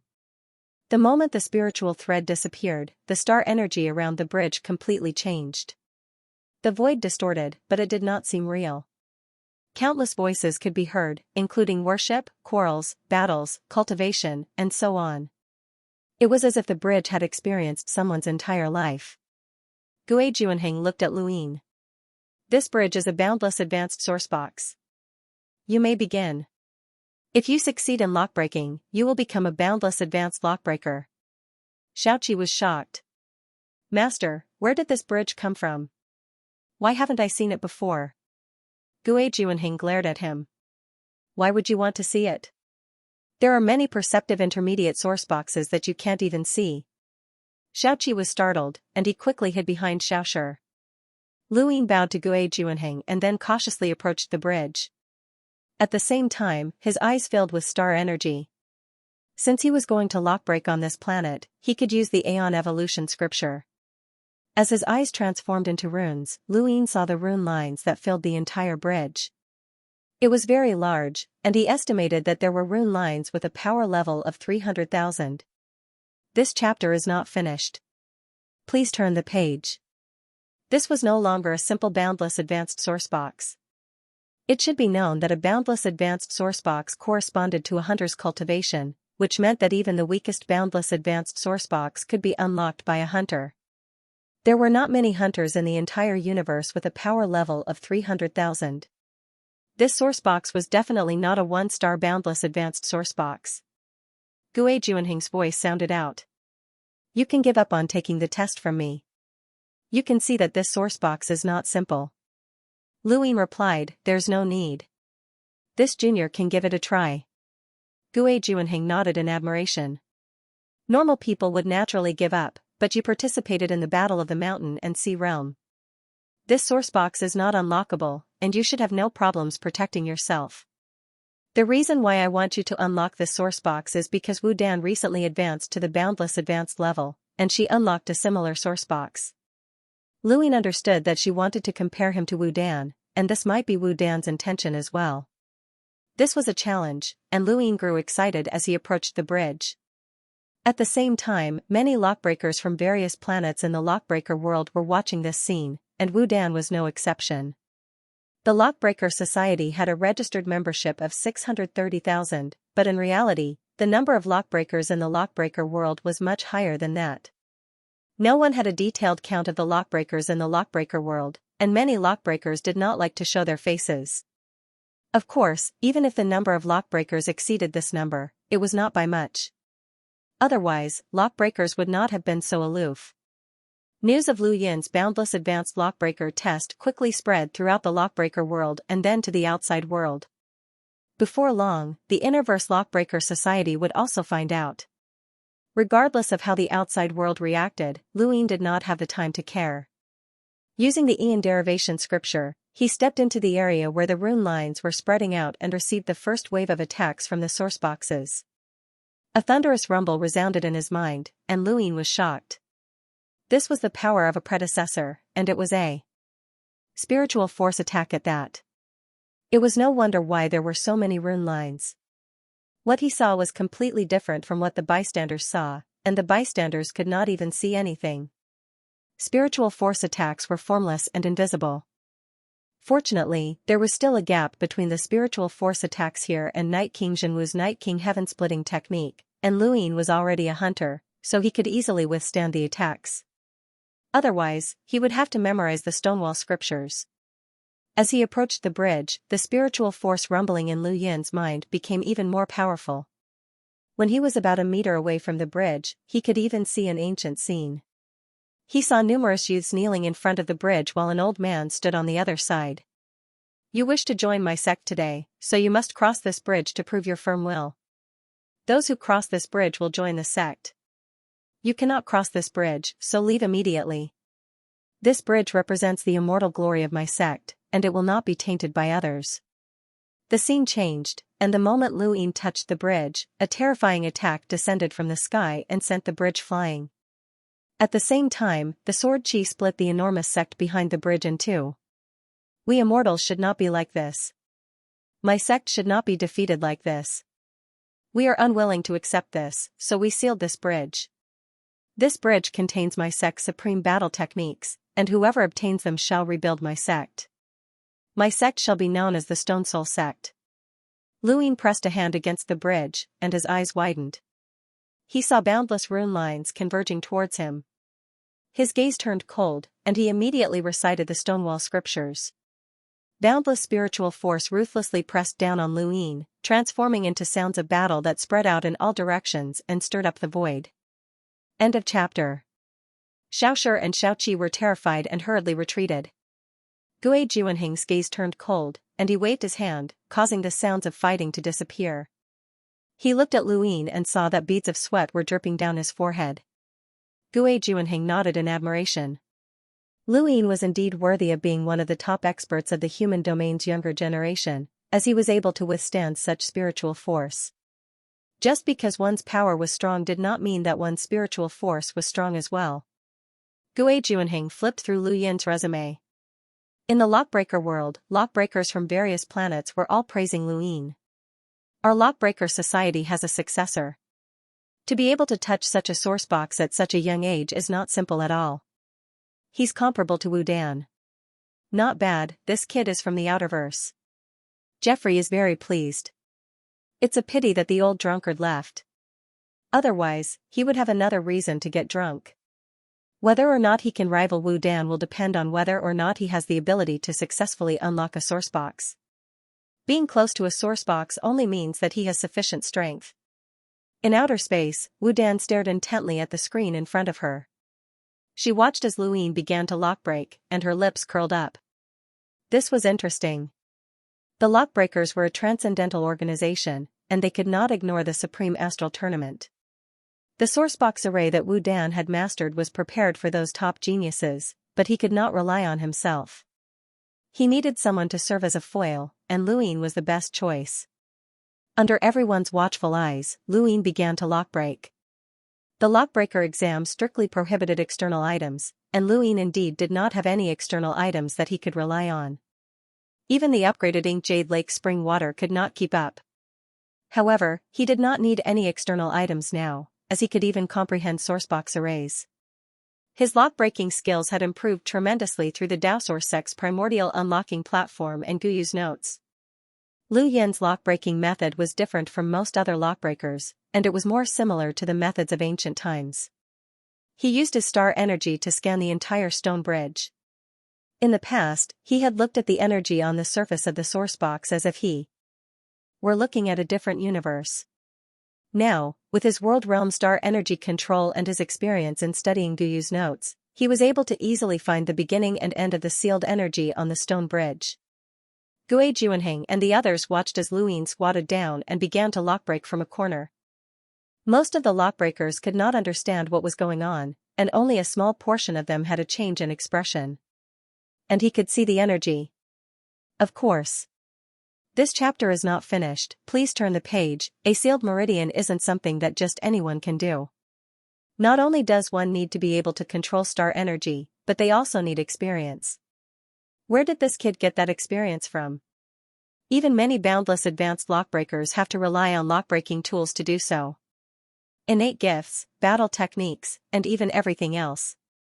Only by using all sorts of methods can one see through a person's veins, but this kid was actually able to find it so easily. His lock-breaking abilities are extraordinary. Whose disciple is he? Seeing the sequence of events was one thing, but being able to unlock it was another, and the speed at which one could unlock it was even more important. Lock-breaking involved too many things, and it could be said that a single lock-breaking session could reveal everything a person had mastered.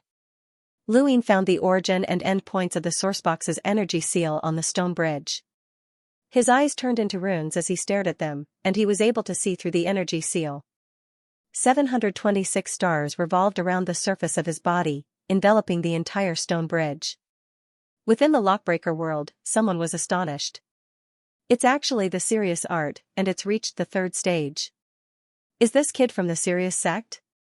Someone from my Sirius sect? Haha, that's great. So he's from the Sirius sect. That makes sense. Not far from the planet, there was a piece of land above the ocean. This land was where many of the lockbreaker examinations were held. On this land, there was a secluded area where a person lived.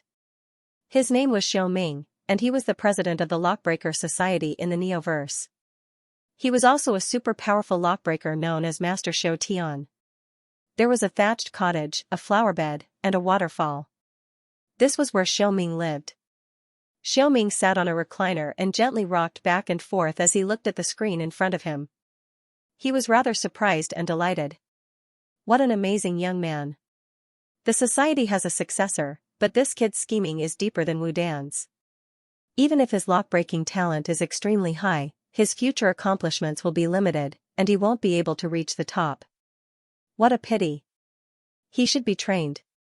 If he's properly trained, he'll be able to become a president.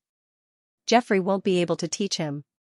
Xiao Ming then seemed to recall something, and he opened his gadget. Long time no see. The society doesn't have anything to trouble you with, but you should teach your own student. You should be familiar with Luin, right? At the peak of Realm Mountain, Elder Chan calmly watched the screen, which was showing the scene of Luin unlocking the stone bridge. Behind him, Invincible Hyzage sat cross-legged on the ground, occasionally looking up with a dejected expression. He sat down cross-legged. This chapter is not finished. Please turn the page. It was a very simple action, but to Invincible Hyzage, it was like purgatory.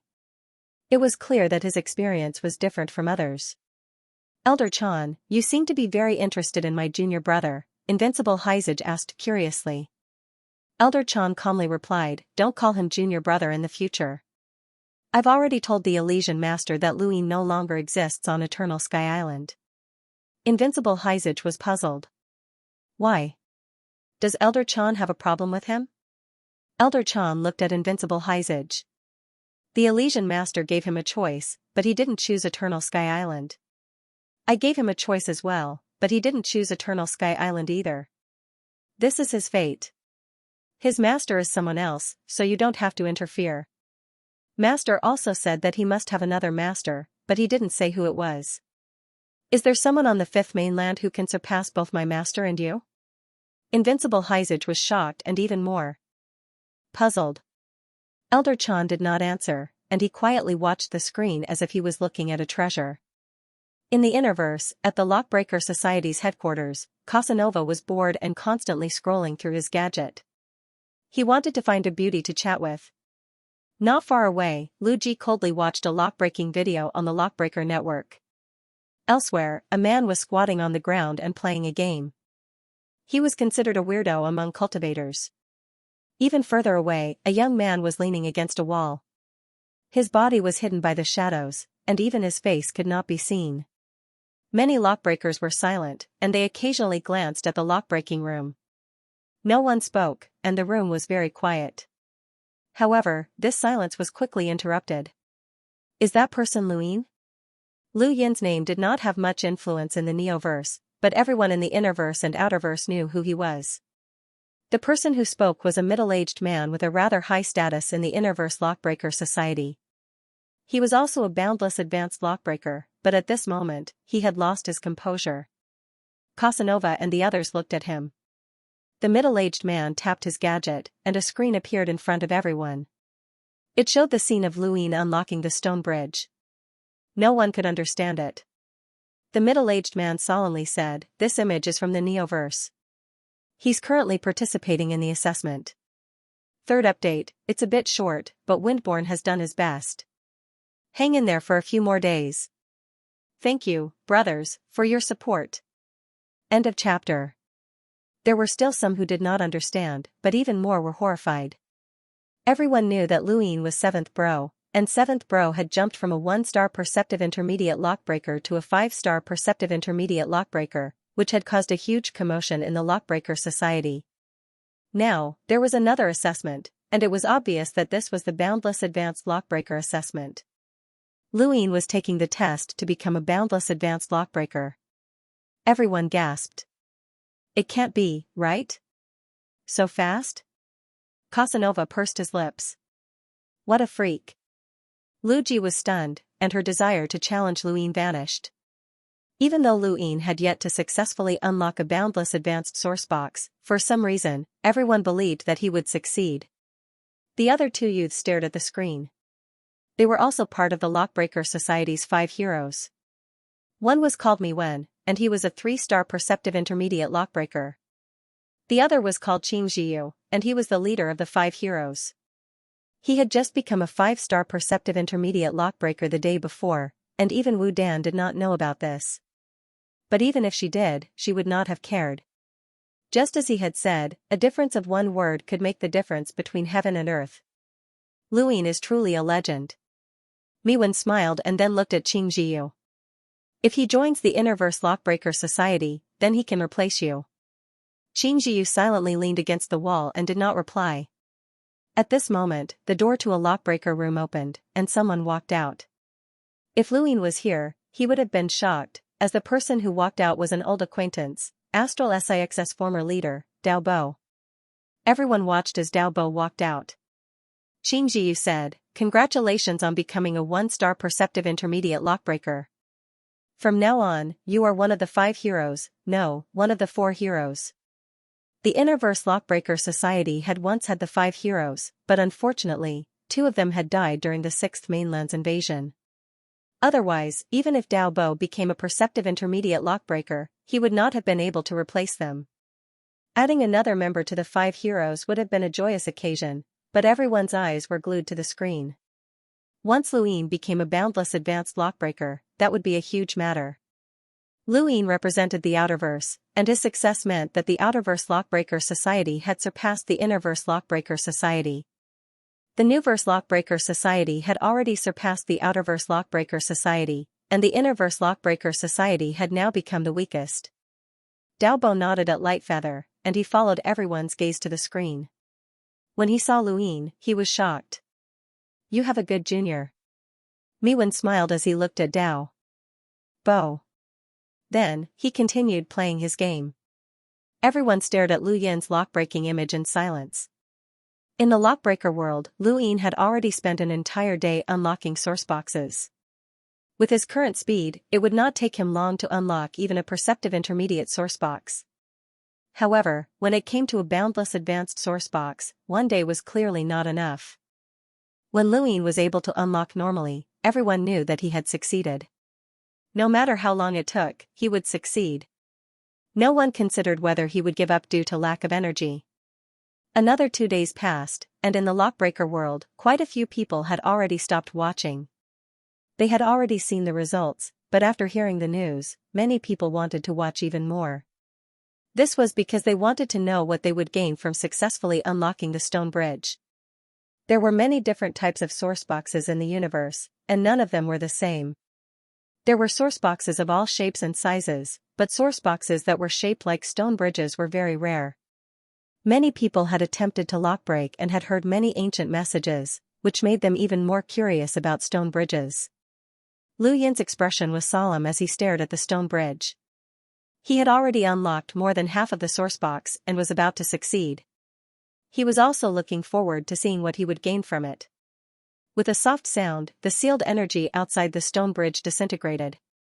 Everyone stared intently at the bridge, wondering what would appear. The stone bridge was very ancient, and for it to be sealed as a source box meant that it had an extraordinary significance. Any successful lockbreaking of a boundless advanced source box would attract a lot of attention, and at this moment, many lockbreakers habitually ended the video so that no one could watch. Lu Yin was inexperienced, so he did not end the video. Fortunately, Gui Juanheng had taken action and ended the video the moment Lu Yin succeeded. Otherwise, everyone would have known what Lu Yin had unlocked. When the video ended, many people in the lockbreaker world were shocked. Lu Yin had succeeded, and he could now become a boundless advanced lockbreaker. Boundless advanced and perceptive intermediate. Different levels naturally meant different statuses. Any boundless advanced lockbreaker had privileges that far exceeded those of ordinary lockbreakers. If any boundless advanced lockbreaker died, they would be investigated by the Lockbreaker Society. The Lockbreaker Society could use the entire Hall of Honor to conduct an investigation, which was equivalent to having more than 10 honor points. In the Innerverse Lockbreaker Society, everyone watched the video end in silence. Dao Bo sighed. He could still remember when Lu Yin had been studying at the Astral Combat Academy and had clashed with the Blaze Realm. Dao Bo had even helped Lu Yin back then. At that time, Lu Yin had multiple clones, and now, his status had become unreachable. Among those of the same generation, who could do what Dao Bo had done? In the Neoverse, atop Realm Mountain, Superior Sage Wudi sighed. What a pity. If he had joined Everlasting Island, Master would have definitely nurtured him with all his might. None of us can inherit Master's legacy, but this kid can. What a pity. Elder Chan replied, it's fine. His achievements are also the achievements of the human domain and the fifth mainland. Although Lu Yin had just become a boundless advanced lockbreaker, some people were not looking at the current Lu Yin. Instead, they were looking at the future, where they were witnessing the birth of a resplendent powerhouse. A person's height determined their horizons. Wu Dan was also a boundless advanced lockbreaker, but he only looked at Lu Yin's lockbreaking abilities. He did not have a clear understanding of Lu Yin's power level, and he was filled with confidence in himself. Yu Hua, Mavis, and the others had only looked at Lu Yin's power level, not his lockbreaking abilities. As for Mu'en, he had seen Lu Yin's boldness and methods to unify the Outerverse. Everyone was in a different position, so they naturally saw different things. No one would have thought that they were only looking at one side of Lu Yin. Only someone like Elder Chan, who stood at the peak of the universe and knew about the past and present, could see through Lu Yin. Looking at it from another perspective, a youth like Elder Chan needed to see through him. What kind of genius was that? In the lockbreaker world, Lu Yin stared blankly at the stone bridge where he had successfully unlocked it. There was only a pile of sand and nothing else. He pursed his lips. He had successfully unlocked the stone bridge, but it had also disappeared. This was the pain of being a lockbreaker. They had paid a huge price to succeed, but in the end they had gained nothing. Xiaoqi sighed. There's nothing. Bad luck. Xiaoshi shook his head. Gui Juanheng looked at the sand on the ground, and her eyes flashed. There's something there. Just as she spoke, Luin also saw that there was something hidden within the ordinary sand. Was that Fate sand? Luin was shocked and blew away the sand. There were 16 grains of Fate sand on the ground. Fate sand was very precious, and Luin had met many people in the innerverse and outerverse, but there were very few who had Fate sand. Back then, he had even stolen Han Ying's Fate sand and fused with it. Now, he had actually obtained 16 grains of Fate sand. Luin was delighted, as this was good stuff.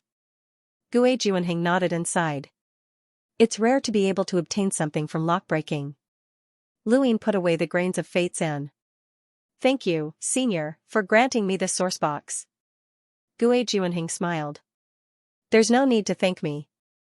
After you pass the test, the society will compensate me with a boundless advanced source box. I didn't lose out, and I even got to personally witness the birth of a boundless advanced lockbreaker. Haha. Luin smiled, and then he suddenly thought of something. He raised his hand, and 2 grains of Fate sand appeared. He handed them to Xiaoqi and Xiaoshi. For you. The 2 mushroom-headed youths were stunned, and they looked at each other before looking at Luin in confusion. Luin said, Thank you for introducing me to this senior. This is my thanks. Giving something to Gui Juanheng was a slap in the face. She was a senior, and Luin did not have the qualifications to do so, so he could only give it to these 2 youths. Xiaoqi was Gui Juanheng's disciple, so giving it to him was also considered giving it to Gui Juanheng. Gui Juanheng beamed as she watched. The 2 mushroom-headed youths cowered. Luin smiled. Take it. It's fine. The 2 youths accepted the source boxes. Luin had a use for the Fate sand. He had been able to fuse with Han Ying's Fate sand, so he should be able to fuse with these grains as well. He definitely needed to fuse with the Fate sand in his heart to block that black and white fog. If he used the Fate sand to block it, others would not be able to see it. Of course, it would be a different story for the head inquisitors. You can wait here for a while. The assessment will be over soon, and once you pass, you will be able to have your own planet in the Lockbreaker realm as your lockbreaking ground. You will also be able to enjoy all the benefits of the Lockbreaker Society, including lockbreaking tools, techniques, and even exchanging sourceboxes of equivalent value for sourceboxes in the Ancient Spirit Sea. The Ancient Spirit Sea was a nearby ocean that had been nurtured by 6 enormous sourcebox arrays. Luin curiously asked, Senior, what are the sourcebox arrays in the Lockbreaker realm called? Gui Juanheng casually answered, 6 ancient spirit arrays. Luin was shocked. Xiaoshi looked at Luin in shock. You've heard of them? Luin shook his head. Nope, but the name sounds amazing. At that moment, Gui Juanheng's gadget beeped. She glanced at it and then said to Lu Yin's group, I'm going out for a bit. Feel free to do as you wish. She then left. Xiaoqi arrived at the stone bridge where Luin had successfully unlocked the sourcebox and lamented, a boundless advanced sourcebox was able to unlock Fate sand. What a pity. Xiaoshi replied, it's alright. Fate sand is very precious, and there aren't many people in the innerverse or outerverse who have it. Even in my neoverse, there aren't many who can obtain it. It's just a pity that we can't gather all of it. Otherwise, we would be able to affect fate. Luin raised his brows, but Xiaoshi's words interrupted his thoughts. What do you mean by gathering all of it? Xiaoshi replied, Fate sand. What do you mean by gathering all of it? Is it scattered? Luin asked. Xiaoshi nodded and then pushed his glasses up. He flipped open the book and looked through it carefully. Found it. He stared at the book and solemnly said, Fate sand is created by fate. Once all of it is gathered, it can affect one's own fate and divine the past and future. It can even see through the long rivers of the world. It's a very mysterious thing. Luin also stared at the book, but he did not say anything. Xiaoqi was shocked. Draw upon fate? What do you mean? Xiaoshi replied, it's fate. That powerhouse that couldn't be any more ancient should be from the same generation as the Grim Reaper. Xiaoqi gasped. There's more than just the Grim Reaper in that generation?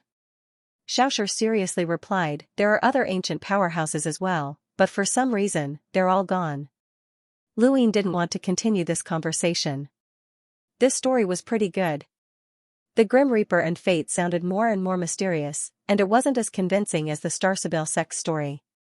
However, the name Fatesand was rather mystical. Ding! Lu Yin's gadget beeped. He looked over and saw that 7th Bro's name had changed from a 5-star Perceptive Intermediate to a 1-star Boundless Advanced. He had succeeded. At the same time, he received a constant stream of congratulatory messages from various parties. He had received these messages when he had reached the Perceptive Intermediate level, or rather, he had received more each time he had advanced, but he had never paid attention to them. However, there was one piece of news that made him happy: he had a planet in the Lockbreaker realm. Any Lockbreaker who had reached the Boundless Advanced level could obtain a planet upon arriving at the Neoverse Lockbreaker realm. Saul could obtain one as well, but he had never been to the Neoverse before, so he naturally didn't have one. The planet that Luin had obtained was in a very good location, right next to Gue Juanhing's planet and very close to the ancient Spirit Sea. Luin brought Xiaoxia and Xiaoqi to the planet. So it's this planet, Xiaoqi said. Xiaoxia was puzzled. You know about it? Xiaoqi nodded. This planet originally belonged to a 3-star Boundless Advanced Lockbreaker. I've seen him a few times, and he's always outside. However, after the 6th Mainland's invasion, he never returned. The Lockbreaker Society has added him to their death list. Luin was conflicted. Too many people had died during the 6th Mainland's invasion, and he hadn't seen many of them. However, there were many who had died throughout the human domain. The 6th Mainland owed the 5th Mainland too much blood. Perhaps this was also why they had moved to the Outerverse. Only the Outerverse had fewer blood debts, as the Innerverse could not accommodate them. On the planet, all of the Lockbreaker's belongings had long since been taken away. Luin was the only person who lived on the planet, along with a few mechanical servants. There were very few ordinary people in the Lockbreaker world, and those who came were all Lockbreakers. Many powerful Lockbreaker servants were actually their students. Lu, Big Brother Lu, are you going to recruit students? Xiaoqi asked, looking very expectant. Xiaoxia's eyes lit up as she looked at Luin. Luin laughed. So what if I do? We can help you find one. Xiaoqi was eager to give it a try. Exams were very fun. Luin shook his head. There's no need. I'll be heading back to the Outerverse soon, and I don't come here often. Xiaoqi was disappointed. You guys have fun. I'm going into seclusion to unlock the source boxes that I obtained before, Luin said. Xiaoqi looked at Luin. What kind of source box? Do you have any humanoid ones? Luin shook his head, but then he was surprised. There's even a humanoid source box? Xiaoqi and Xiaoxia looked at each other and nodded. I've never seen such a source box before. What kind of source box is this? Luin was curious. Xiaoqi's expression was serious. He's human, but he might not be a good person. Luin did not understand. Xiaoxia tugged at Xiaoqi and whispered into his ear. Xiaoqi nodded from time to time and then looked at Luin. Big Brother Lu, you're now a Boundless Advanced Lockbreaker. If you meet someone who wants you to unlock a source box that looks like a living creature, it's best not to touch it. Like a human or some other living creature? Luin asked. Xiaoqi nodded. Give me a reason, Luin said. Xiaoqi shook his head. You won't believe me even if I tell you now. In any case, you have to be vigilant. I've told many people, but no one listens to me.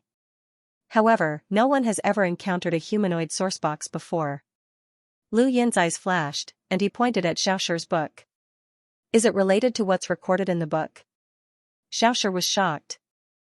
How did you know?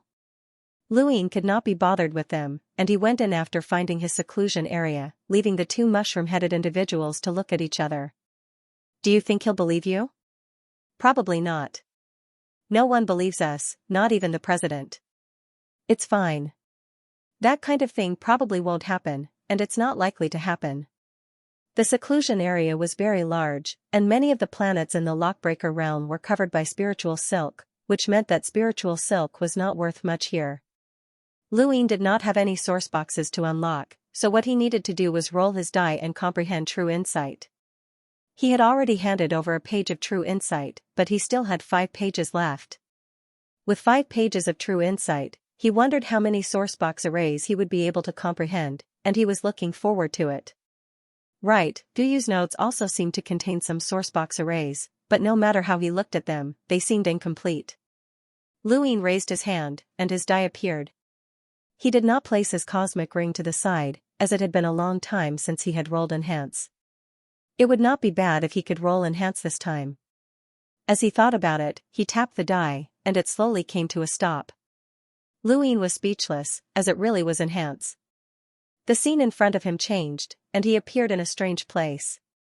There were balls of light everywhere, and Luin did not know whose body he would fuse with, as he had no control over it.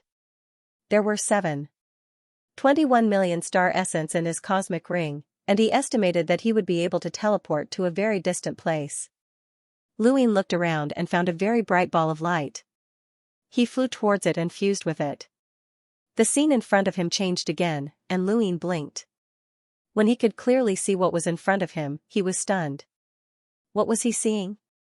What the hell was this?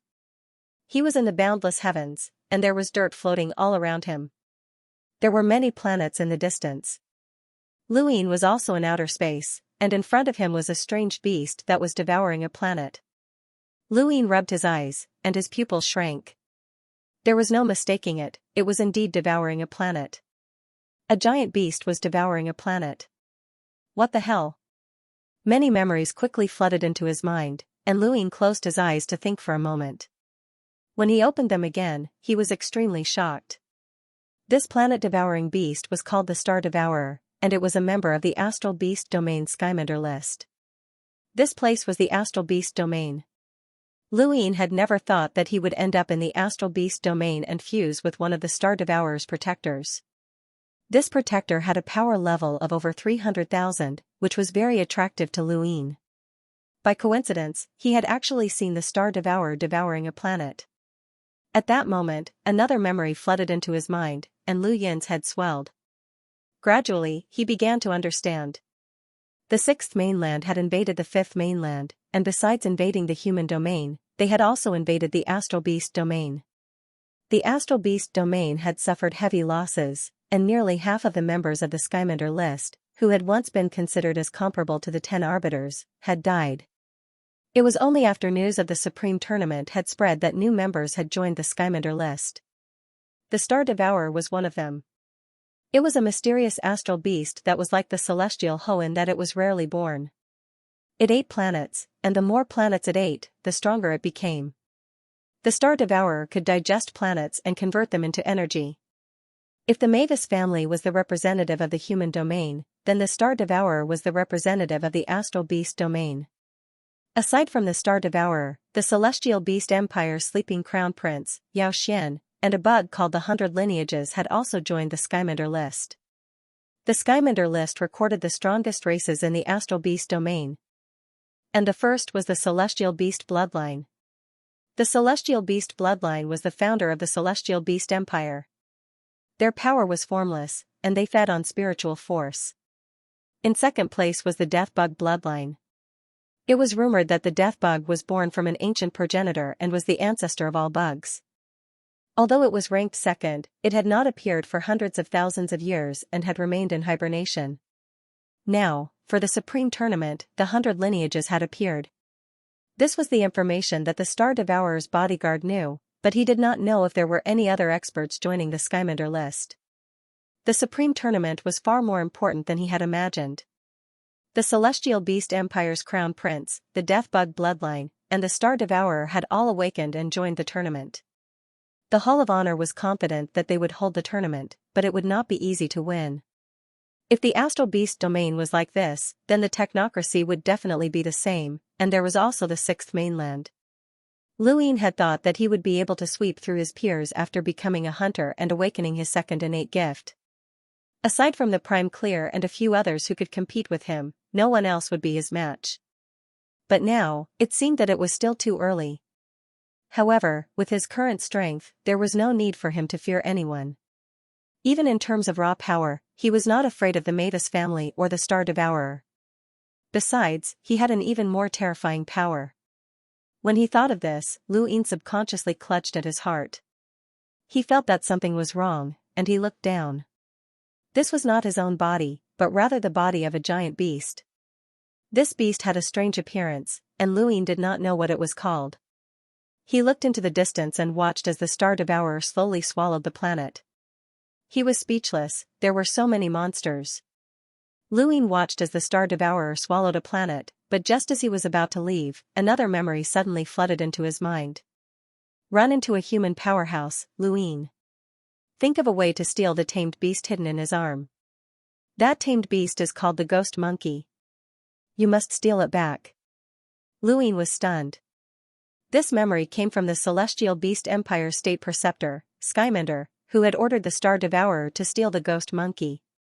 The monkey's identity had been exposed, and Skymender had probably known about the monkey's existence from the very beginning. He had just been unable to make a move. Hold on, they must have known that the monkey had become Lu Yin's tamed beast during the battle in the mountain and sea realm. After that, the monkey had not been exposed at all. If they had known about the monkey's existence during the battle in the mountain and sea realm, then they must have known that Lu Yin had been captured by the witch spirit god. If that was the case, then why did they still think that there was someone who could compete with him? Unless the Astral Beast domain had already received news of his return. How long had it been?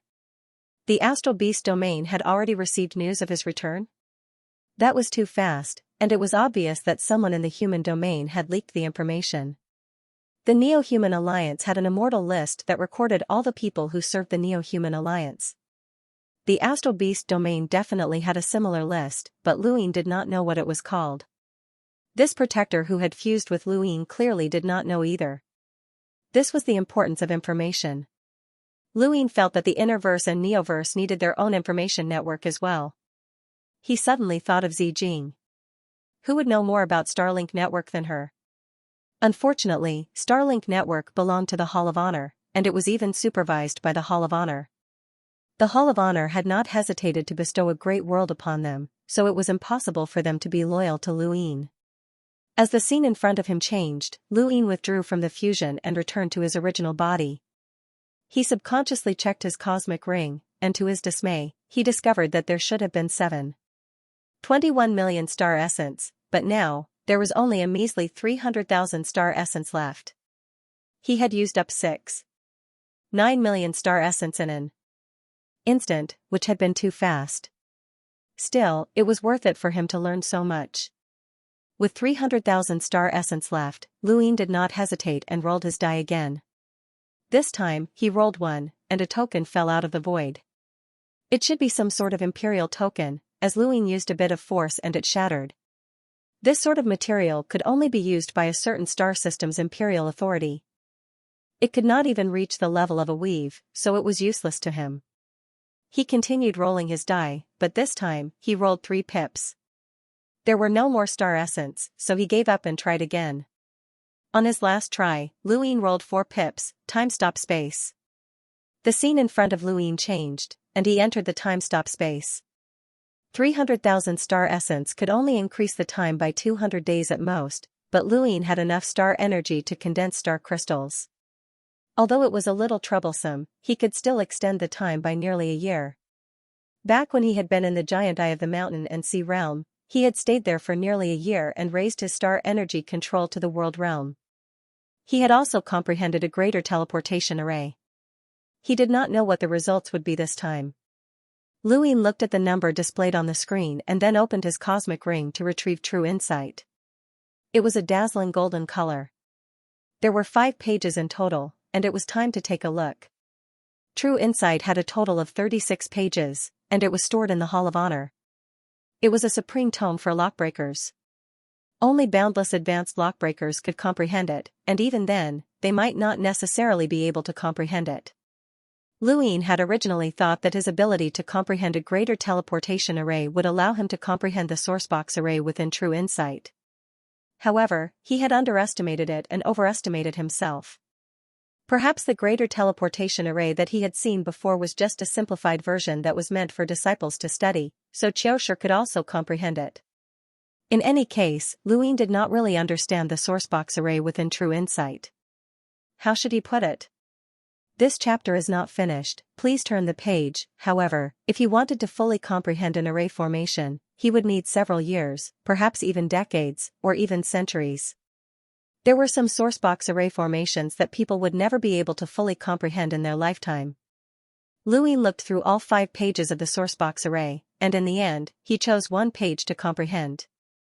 This should be the simplest sourcebox array, and it was called the origin opening array. Luin did not know what it was used for, so he decided to comprehend it first. In any case, time had stopped.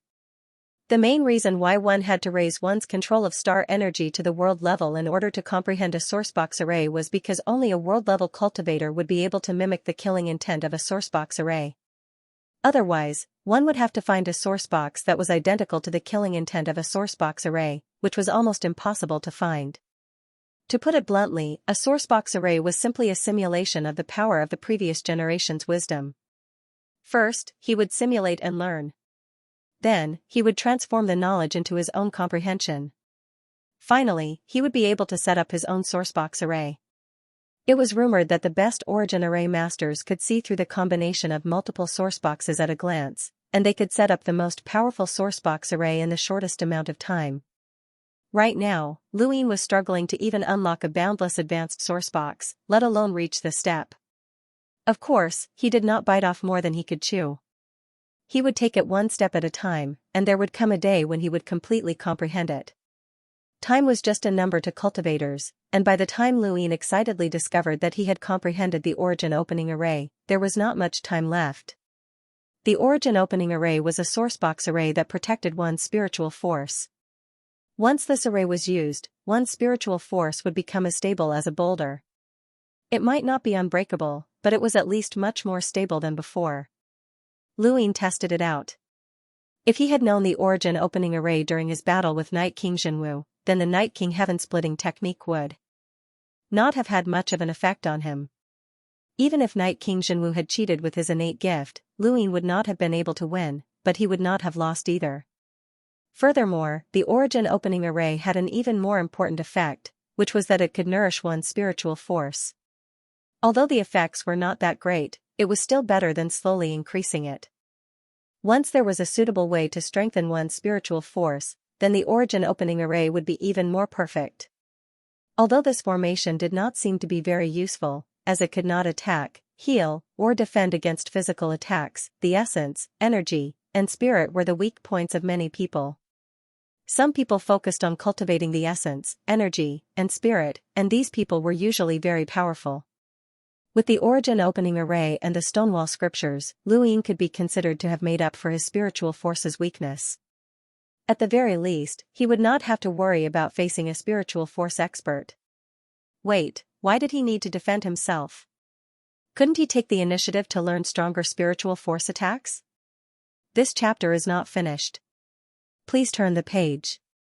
Nightfall was useless against people like Night King Jinwu, but it would still be very effective against other experts. If Lu Yin's spiritual force was strengthened even further, then he should be able to threaten peak experts like Yu Hua Mavis. The more Luin thought about it, the more he felt that he should improve his spiritual force. He just so happened to have a way to do so, and there was no other race in the universe that was more proficient in spiritual force than the Day-Night clan. Even the behemoths of the Neoverse were afraid of the Day-Night clan and did not want them to enter the Neoverse. The scene in front of him changed, and Luin appeared in a lock-breaking room. He relaxed for a long time and found that Xiaoxia and Xiaoqi were muttering about something. To them, not much time had passed, but to Luin, it had already been a year. This time span was different from other people's, and Luin was still not used to it. After returning to the lock-breaking room, Luin raised his hand and the Day-Night clan's inheritance stone appeared in his palm. It was precisely because of this inheritance stone that the Day-Night banquet had been set up by Night King Jinwu from start to finish. Night King Zhenwu had never thought of giving Luyin a way out, so he had never asked for the inheritance stone. He had always believed that he could definitely take it away from Luyin. Because of this, the inheritance stone had not been returned until now. Of course, it was also because the inheritance stone had not been returned that Night King Zhenwu had not withdrawn his accusations, which led to the subsequent troubles. Compared to these troubles, Luyin would rather have the inheritance stone.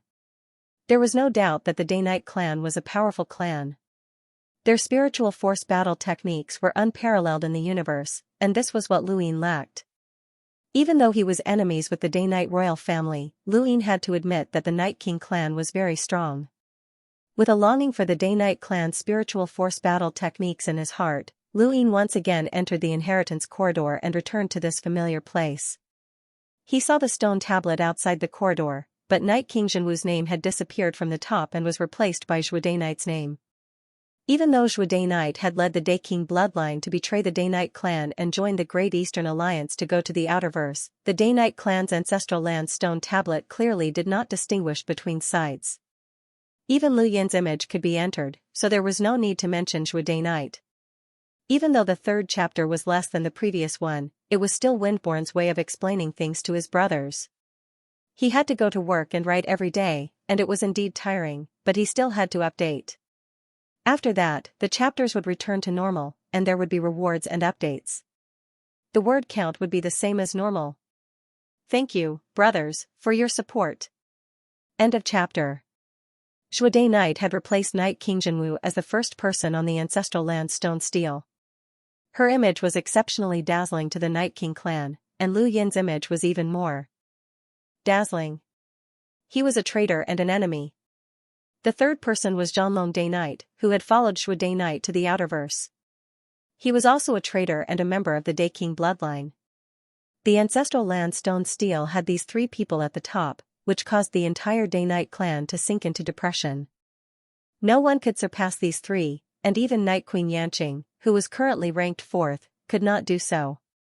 Ever since Luyin had killed Night King Zhenwu and stepped over the Day-Night clan to step into the Neoverse, the entire clan had been sealed off. The Day-Night flow zone was completely different from before, and the Day-Night clan's arrogance had gradually faded away. Even when Luyin had been captured by the Neo-Human Alliance, the Day-Night clan had not said a single word. Everyone was staring at the images on the stone stele, wanting to surpass these two. No matter how loathsome or arrogant the Day-Night clan was, they still had their own pride. They were one of the strongest clans in the universe, and they would not allow others to step on them. If they did not surpass Lu Yin's group, the Day-Night clan would not reappear. Pitiful people had their detestable aspects, but detestable people also had their respectable aspects. The Day-Night clan's actions caused the various powers of the Innerverse to raise their eyebrows. On this day, many Day-Night clansmen were sitting cross-legged beneath the stone stele in the ancestral land. They were trying their best to comprehend battle techniques and improve their images. Occasionally, some would spit out blood, but they still persevered. Night King Dijiang was personally overseeing the situation below the stone stele, and he was staring at Night Queen Xianxia in the distance. Night King Zhenwu was dead, and Night Queen Xianxia was now the Day-Night clan's greatest hope. Her innate gift was extremely high, and even though she was still far from Night King Zhenwu's, it was not impossible for her to improve. He then looked at Night King Gu and secretly shook his head. Once one surpassed the younger generation, one's potential would only decrease, not increase. He then looked at the other Night King clansmen and was dissatisfied. He then looked at the Day-Night clan and shook his head again. This generation of the Day-Night clan had produced many geniuses with innate gifts. The clan's elders had once said that this generation's destiny would all belong to the true martial sect, but that was not the case. Zhuo Day-Night, Xianxia Day-Night, and even Night Queen Xianxia all possessed innate gifts that surpassed the average person. However, aside from Night Queen Xianxia, all of these geniuses were traitors. Night King Dijiang's gaze turned sinister as he recalled the scene where he had been suppressed by High Saint's divine might. His entire body erupted with killing intent, and the entire ancestral land trembled. Beneath the stone tablet, many of the Day-Night clan members felt their blood run cold, but none of them dared to make a sound.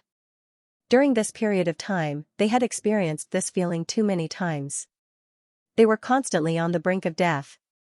Not far away, the elder from the Night King bloodline sighed, not daring to speak either. The dignified Day-Night clan had been turned upside down by a mere junior, and everyone was responsible for that. Night King Yuanjing's gaze turned cold. Lu Yin, that bastard. If he had known that such a day would come, he would have eliminated this scourge first, but it was too late now. With that in mind, he looked up at the top of the stone stele, at Lu Yin's image, and felt as if he could devour him. Suddenly, Lu Yin's image flickered before surpassing Shui Day-Night to reach the top of the stone tablet. Night King Yuanjing was aghast, and he stared in disbelief as if he had seen a ghost. At the same time, the others had also noticed this scene. Many Day-Night clan members had entered the Inheritance Stone to comprehend battle techniques, and they had risked their lives in order to rely on the stimulation provided by the three people at the very top. Now, Lu Yin had leaped to the very top and appeared at Night King Zhenwu's original position, which was why he was immediately discovered by others. The Day-Night clan's ancestral land was silent as everyone stared blankly at the top. Night King Dijiang was stunned, and the killing intent in his eyes reached an unprecedented level. Shui Day-Night had only reached the top after comprehending the Day King's ultimate technique, Night's End, Daybreak. This Lu Yin had actually surpassed her. What had he comprehended? Could it be? The back of the inheritance corridor was still as dark as ever. This was not Lu Yin's first time here, and he was already very familiar with it. He had entered the depths of the inheritance corridor before, and this time, he had directly reached the original limit. It was here that he had comprehended nightfall. Now, he could take another step forward and slowly approach the deepest part of the corridor. As he took a step forward, a shocking slash appeared in front of him. It was not a real slash, but one that was driven by spiritual force. This was the Night King Heaven-Splitting technique. Lu Yin had not expected to comprehend the Night King Heaven-Splitting technique just by taking a step forward. He was excited as he silently recited the Stonewall scriptures and stared straight ahead. He was well aware of how powerful the Night King Heaven-Splitting technique was, as he had experienced it more than once. If not for the Stonewall scriptures, he would have long since died to this battle technique. Now, he was actually able to learn it. Night King Zhenwu's ultimate technique, which was also the first Night King's silent battle technique, had finally unveiled its mysterious veil in front of Lu Yin. There were two ways to comprehend the Day-Night clan's ultimate battle techniques. The first was to enter the corridor, as their innate gifts would help them comprehend battle techniques. For example, Zhanglong Day-Night had comprehended the Day-Night restoration technique as soon as he entered the corridor. The second method was to advance with one's own strength. As long as one could reach the deepest part of the corridor, they would be able to comprehend any battle technique. This was Lu Yin's method. He was not a member of the Day-Night clan, and the clan's battle techniques would not allow him to comprehend them. After an unknown amount of time, the scene in front of Lu Yin's eyes disappeared. He was excited. This was the Night King Heaven-Splitting technique. He raised his hand, and a strange power gathered. It was his spiritual force, which then transformed into a sharp slash that tore through the void. He had not reached Night King Zhenwu's level of strength with the Night King Heaven-Splitting technique, but he was still much stronger than the others. Lu Yin had always felt that Nightfall was not strong enough, but now, he finally had a powerful spiritual force attack. He did not stop and continued forward, as he was only an arm's length away from the wall at the end of the corridor. Lu Yin could not understand how such a powerful spiritual force could be withstood by a young person. Even the old freaks from the Day-Night royal family who were close to becoming emissaries might not be able to withstand it. Fortunately, he had the Stonewall scriptures, and he had also comprehended the origin opening array. This gave him a deeper understanding of spiritual force, which was why he had been able to endure until now. He took a step forward, and this step was the moment he surpassed Shui Day-Night and reached the top of the Day-Night clan's ancestral land's stone tablet. In front of him was the end of the corridor, and Lu Yin saw a mural on the wall. He could not understand it, but it seemed to be describing something that had happened in ancient times. It was probably a scene of a battle. Lu Yin studied it carefully. He had not received any battle technique inheritance, so he could only look at the mural. He looked at the vivid images of the characters, all sorts of creatures, and even a cloud. Lu Yin's expression was solemn as he stared at the mural. There was a cloud symbol on a woman's clothes. That symbol represented the power that held the remnants of the mountain and sea realm's spiritual force, and that power represented the dream finger. Luin had never expected to see such a symbol in the Day-Night clan's inheritance corridor. It represented a power and a certain will. It also represented his extreme rage and hatred. Who exactly did this symbol represent? Lu Yin's breathing quickened, and he wanted to see it more clearly. He endured the spiritual force suppression and took another step forward. He placed a hand on the mural at the end of the corridor, and at the same time, a finger descended through the void. Lu Yin's pupils shrank. The dream finger? No. His expression changed. The finger in front of him contained day and night. This was the Day-Night clan's spiritual force battle technique. At that moment, he seemed to hear 5 words, Night King's immortal descending finger. It was clearly the same, but it was also different. Luin could not help but raise his hand and tap out with his finger to meet the Night King's immortal descending finger. It seemed the same, but one was a fingertip battle technique that contained an indescribable charm, while the other was a spiritual force battle technique that contained an irresistible pressure. They seemed the same, but they were definitely not the same battle technique. However, they definitely originated from the same battle technique. Lu Yin's eyes flashed. This battle technique had appeared at the end of the corridor, but its power was not as strong as the Night King's heaven-splitting technique. Either he had comprehended it in the wrong direction, or this battle technique represented a special meaning that was not just a battle technique. This battle technique was definitely related to the dream finger, and it was also related to the power represented by the cloud symbol. After comprehending the Night King's immortal descending finger, the spiritual force pressure that had been suppressing the entire corridor suddenly disappeared. Luin raised a hand to touch the mural, and it felt as if he had touched upon an ancient scene. There was only one mural at the end of the corridor, and there was nothing special about it. No matter how Luin touched it, he could not find any treasures. Half a day later, he retracted his hand, but there was nothing there. This was the end of the Day-Night clan's inheritance corridor, and there was only the Night King's immortal descending finger. He was not disappointed, as he now knew that the Day-Night clan might be related to the power represented by the cloud symbol. Luin turned around and left the corridor. He had only taken a few steps when his body suddenly stopped, and he froze in place. At this moment, what appeared in front of him was not the corridor, but the heavens. There were countless interstellar battleships, and countless space-exploring experts were kneeling on one knee. Greetings, Alliance Leader. Greetings, Alliance Leader. Greetings, Alliance Leader. In the distance, the astral river was resplendent, and everyone on the giant ark was kneeling on one knee as well. After crossing the astral river, Luin saw the Blaze Realm, the Blazing Mist Flow Zone, and the Day-Night Flow Zone. He saw powerhouses that had once stood tall in the heavens, and the powerful clans that had once illuminated the universe were all kneeling before him. He then looked past the Innerverse and saw the Cosmic Sea, the Neoverse, the Glory Realm, and the entire Realm Mountain. Everyone was kneeling before him, and everyone was submitting to him. At this moment, he had reached the pinnacle of his life, and he stood at the peak of the entire human domain. No one was above him, and he could look down on everyone else. He was the master of this universe. Luin blinked, stunned. What was going on? Suddenly, he thought of something, and his lips curled up. So that was how it was. It seemed that Night's End, daybreak was not only hidden in the bloodline of the Day King clan, but also in this corridor.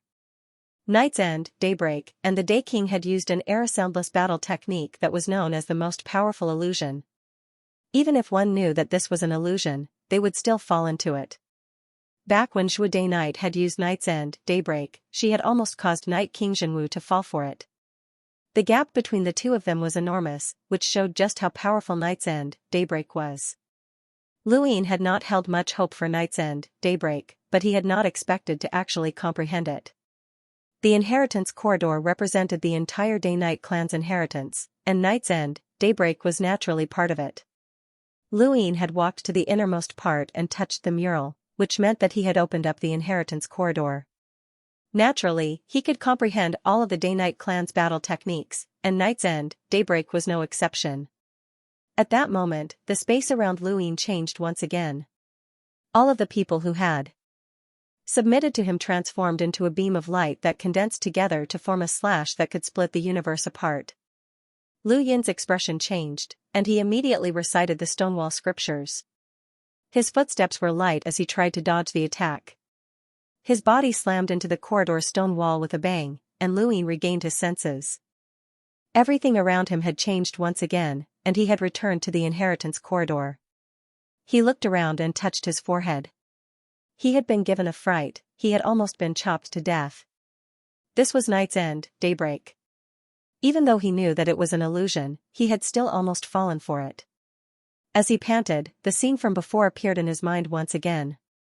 Lu Yin's expression changed. No, this wasn't night's end, daybreak. This was, the Day-Night's tribute? The Day-Night clan was very powerful, especially after the birth of the Night King and Day King, who had stunned the world for a long time. However, even the Night King and Day King had not been able to bring the Day-Night clan into the Neoverse, which meant that there were still many powers that surpassed the Day-Night clan. The Day-Night's tribute was the result of their combined efforts. The combination of the Night King Heaven Opening technique and Night's End, Daybreak was unexpectedly effective. It was as if they had superimposed their attack power, and it had once killed an absolute expert who had surpassed them. This had also led to the Day King's death. Even the Day-Night clan's history did not record how the Day King had died. There were many theories, but the Day-Night's tribute was actually a trigger. Not only had the Day-Night clan angered the power behind that expert's death, but the Day-Night's tribute had also raised the Day-Night clan's status to another level, causing some people to feel apprehensive. The Day-Night's tribute was a technique that allowed the user to endlessly use the Night King Heaven Opening technique within the illusion of Night's End. Night's End, Daybreak's specialty was to cause people to fall into a trance and use the illusion to cause irreversible damage. Regardless of whether one was within or outside of the illusion, such damage would occur. If the Night King Heaven Opening technique's infinite attacks were added into the mix, then how terrifying would it be? Lu Yin's breathing quickened. This should be the final legacy of the entire corridor. Day-Night's tribute. It was no wonder why Night King Jinwu had always wanted to obtain Night's End, Daybreak. He must have known about the Day-Night's tribute, and once he grasped it, his power would be completely different. Lu Yin could imagine Night King Jinwu using Night's End, Daybreak to drown everyone and then unleashing the Night King Heaven-splitting technique without limit. This sort of attack technique could even be used by all of the top powerhouses on the Golden Stage. Shiju had broken through to the Enlighter realm because he did not have a sufficient foundation, but Day-Night's salute was Night King Jinwu's foundation. If Night King Jinwu was able to master the Day-Night's tribute and break through to the Enlighter realm, then Lu Yin was absolutely certain that Night King Jinwu would become one of the top powerhouses in the mountain and sea realm. Yuhua Mavis had gathered great mastery of strength, and she had also gathered great mastery of her domain without being able to see the light. As for Night King Jinwu, he had gathered great mastery of his spiritual force. Both of them represented some sort of pinnacle, and now, this pinnacle had been given to Lu Yin. Lu Yin stayed under the inheritance stone for more than 10 days. These 10 days were extremely difficult for the Day-Night clan, and everyone stared blankly at Lu Yin's name at the top of the ancestral land's stone tablet. Anger, helplessness, and sullenness filled the hearts of the Day-Night clan members. Even Night King Di Jiang stared at Lu Yin's image in a daze. In the future, once this young man matured, would the Day-Night clan still have room to survive? Di Jiang really wanted to eliminate this person, but it was already too late. Night Queen Yanqing clenched her fists as she stared at Lu Yin's image. The gap between her and this person was growing wider and wider, to the point where it made her feel despair. Would she be able to surpass him in the future? On a planet in the Lockbreaker realm, Lu Yin walked out, feeling a little dizzy. He had cultivated his spiritual force too much, but it was very refreshing. He had finally made up for his shortcomings in spiritual force, and if he could also master the method of using his domain without being able to see the light, then it would be even more perfect. When he walked out of the Lockbreaker room, Lu Yin saw not only Xiaoshi and Xiaoqi, but also a personal spacecraft. Its appearance was stunning, and it had a streamlined design. It was completely black and looked very handsome. More importantly, it was a collapsible spacecraft, a black hole-grade Aurora Universal collapsible spacecraft. It was rumored to be a product that had yet to be developed. The two mushroom-headed youths circled around the spacecraft with envious expressions on their faces. Luin appeared. Whose spacecraft is this? Aside from the three of them, he did not sense anyone else on the planet. The two mushroom-headed youths were startled, and when they saw that it was Luin, Xiaoxia enviously said, "It's yours." Xiaoqi continued, "Any lockbreaker who reaches the boundless advanced lockbreaker realm will receive a reward from the Lockbreaker Society. Your reward is a black hole-grade Aurora Universal Collapsible Spacecraft and 2 million star essence." Luin was stunned, but then he was overjoyed. "Really? It's all mine?" Xiaoqi nodded and opened her hand to reveal a red Mavis Bank card. "There are 2 million star essence here. It's the Lockbreaker Society's reward for you." Luin had not expected to receive such benefits, as the Lockbreaker Society was too generous.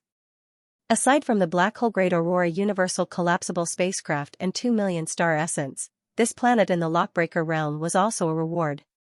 In addition, he had unlocked a boundless advanced source box, and the items he had obtained were also his. There were 16 grains of Fate Zan, and he had given 2 to the two mushroom-headed youths, so he still had 14 grains of Fate Zan. Currently, he was fusing the grains of Fate Zan into his heart, concealing the black and white fog. The Lockbreaker Society was truly wealthy, but wasn't it too much to be given so many benefits after reaching the boundless advanced Lockbreaker realm? Did other Lockbreakers who reached the boundless advanced Lockbreaker realm also receive so many rewards? As he was thinking about this, Luin suddenly recalled something. He had been the Great Eastern Alliance's alliance leader for so many years, but he had never received any benefits from the alliance. This was clearly not right. When he had become the Great Yu Empire's royal regent, the Great Yu Empire's economy had collapsed, and they had needed his assistance. However, things were different now, as both the Great Eastern Alliance and the Great Yu Empire should be paying him a salary. Everyone knew how important money was to Luin, and when he thought that someone might be deducting his salary, Luin became unhappy. He could not wait any longer and immediately contacted Xianxia. Fortunately, he had a gadget specially provided by the Starlink Network Company, or else he would not have been able to contact her. Xianxia's voice soon came through. "Your Highness." Luin grunted and thought for a moment before asking, "Xianxia, how's the Outerverse?" "Everything is going well. Please rest assured, Your Highness." Luin grunted again. "Right, as the Great Eastern Alliance's alliance leader, hasn't the alliance given me any benefits?" Xianxia was stunned. Benefits? This was a new term, as words like benefits were rarely used to cultivators. "Your Highness, in the first year that the alliance was established, this subordinate helped Your Highness obtain a Mavis Bank crystal card and personally handed it to Zhao Ran." Luin raised his brows, as he felt like he had been scammed. Zhao Ran could lose her memories at any time. "Zhao Ran didn't hand it over to Your Highness?" Xianxia asked. Luin replied, "I forgot. Can you tell me how much money is there?" Xianxia replied, "Please wait a moment, Your Highness." Luin was looking forward to it. Not long after, Xianxia spoke again. "My apologies, Your Highness. The alliance has only been established for a short period of time, and the resources that the entire Outerverse has contributed to Your Highness aren't that much." Lu Yin's heart sank. "However, the amount will increase every year. As the alliance's interactions become more frequent, the number of shipping routes will increase, and the economy will strengthen. Your Highness benefits will also increase accordingly," Xianxia continued. "Just tell me how much money is there," Luin said, as he no longer held any expectations. Xianxia replied, 11,520,000 star essence. Luin was stunned, as he suspected that he had misheard. "How much did you say?" 11,520,000 star essences, Xianxia repeated. Luin was speechless. How was that little? However, he soon realized who he was. He was the master of the Outerverse, and although the resources of the Outerverse could not compare to the Innerverse, they were not that far off. An Outerverse master who had been in the Outerverse for nearly 8 years would only earn a little more than 10 million star essence, which was indeed very little. Even the leaders of the Innerverse's 8 great flow zones would not be able to earn that much after 8 years, let alone the master of the Outerverse. Your Highness, the Alliance has only been established for a short period of time, and we have yet to fully integrate ourselves. We still need to build an army, and we've already waged war against the Day-Night Flow Zone and Blazing Mist Flow Zone. There are also various losses. Enya was interrupted by Luine before she could finish. Alright, I understand. There's nothing else. Enya softly replied, yes, Your Highness. Luine ended the call with an excited look on his face. 10 million star essence was indeed very little compared to the Master of the Outerverse, but he had never expected to gain anything from it. This amount of money was basically free money, and as the Master of the Outerverse, the benefits that he would receive would be far greater than this amount of money. If not for his position as the Great Eastern Alliance's Alliance Master, then how would he have been able to resist the Day-Night Flow Zone? If he had been able to delay the Blazing Mist Flow Zone, then these were his true benefits. Even more importantly, he had taken control of the Outerverse and left his name in history. Compared to these benefits, a measly amount of star essence was nothing. In Lu Yin's opinion, 10 million star essence was free money, and the further he went, the more he would be able to obtain. That girl, Zhao Ran, was too unreliable, and he had almost lost that much money. If he had not suddenly thought of asking about it, he would have suffered a loss. Today's a good day. Hey, your hairstyles aren't bad, Lu Yin sighed. He was very happy, and his words stunned the two mushroom-haired girls. Thanks for the compliment. Mushroom hair is a man's romance. Xiaoqi was happy, as she felt that Lu Yin had been enlightened. Xiaoshi looked at Lu Yin expectantly. Do you want a mushroom hairstyle as well? That way, we won't be the Qishir duo anymore. Lu Yin hurriedly waved his hands, as Xiaoshi was trying to intimidate him. Wudi's punishment was over, and he immediately contacted Lu Yin to take him to Everlasting Sky Island. Lu Yin bid farewell to Xiaoshi and Xiaoqi. The two mushroom-haired girls were obviously reluctant to part with him. You must not randomly lockbreak. It'll bring about disaster, and it'll be very, very scary. Xiaoshi waved his hand. Xiaoqi waved back. How about a mushroom hairstyle? It's a man's romance. Lu Yin left the lockbreaker world without looking back, as he was afraid that someone would see him with the two mushroom-haired girls. The Qishir duo? The Qishir trio? Just the thought of it was terrifying. Lu Yin had just exited the lockbreaker realm when he saw Invincible Hyzage. Invincible Hyzage didn't seem affected, and he smiled at Lu Yin. You've gained quite a bit over the past 2 days. Lu Yin replied, I'm just lucky. Are you alright, senior brother Invincible? Invincible Hyzage's lips twitched. I'm fine, I'm fine. Right, did you tell junior brother Leon that you're safe? Invincible Hyzage asked. Lu Yin nodded. I did. Hyzage Leon was the pirate king, and Lu Yin felt that something was off about contacting him in the glory realm. Invincible Hyzage continued, when you were captured by the Neo-Human Alliance, junior brother Leon was the most anxious.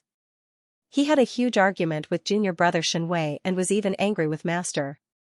Master agreed that once you're out of danger, you can come to my Eversky Island and choose any battle techniques or even secret techniques as compensation.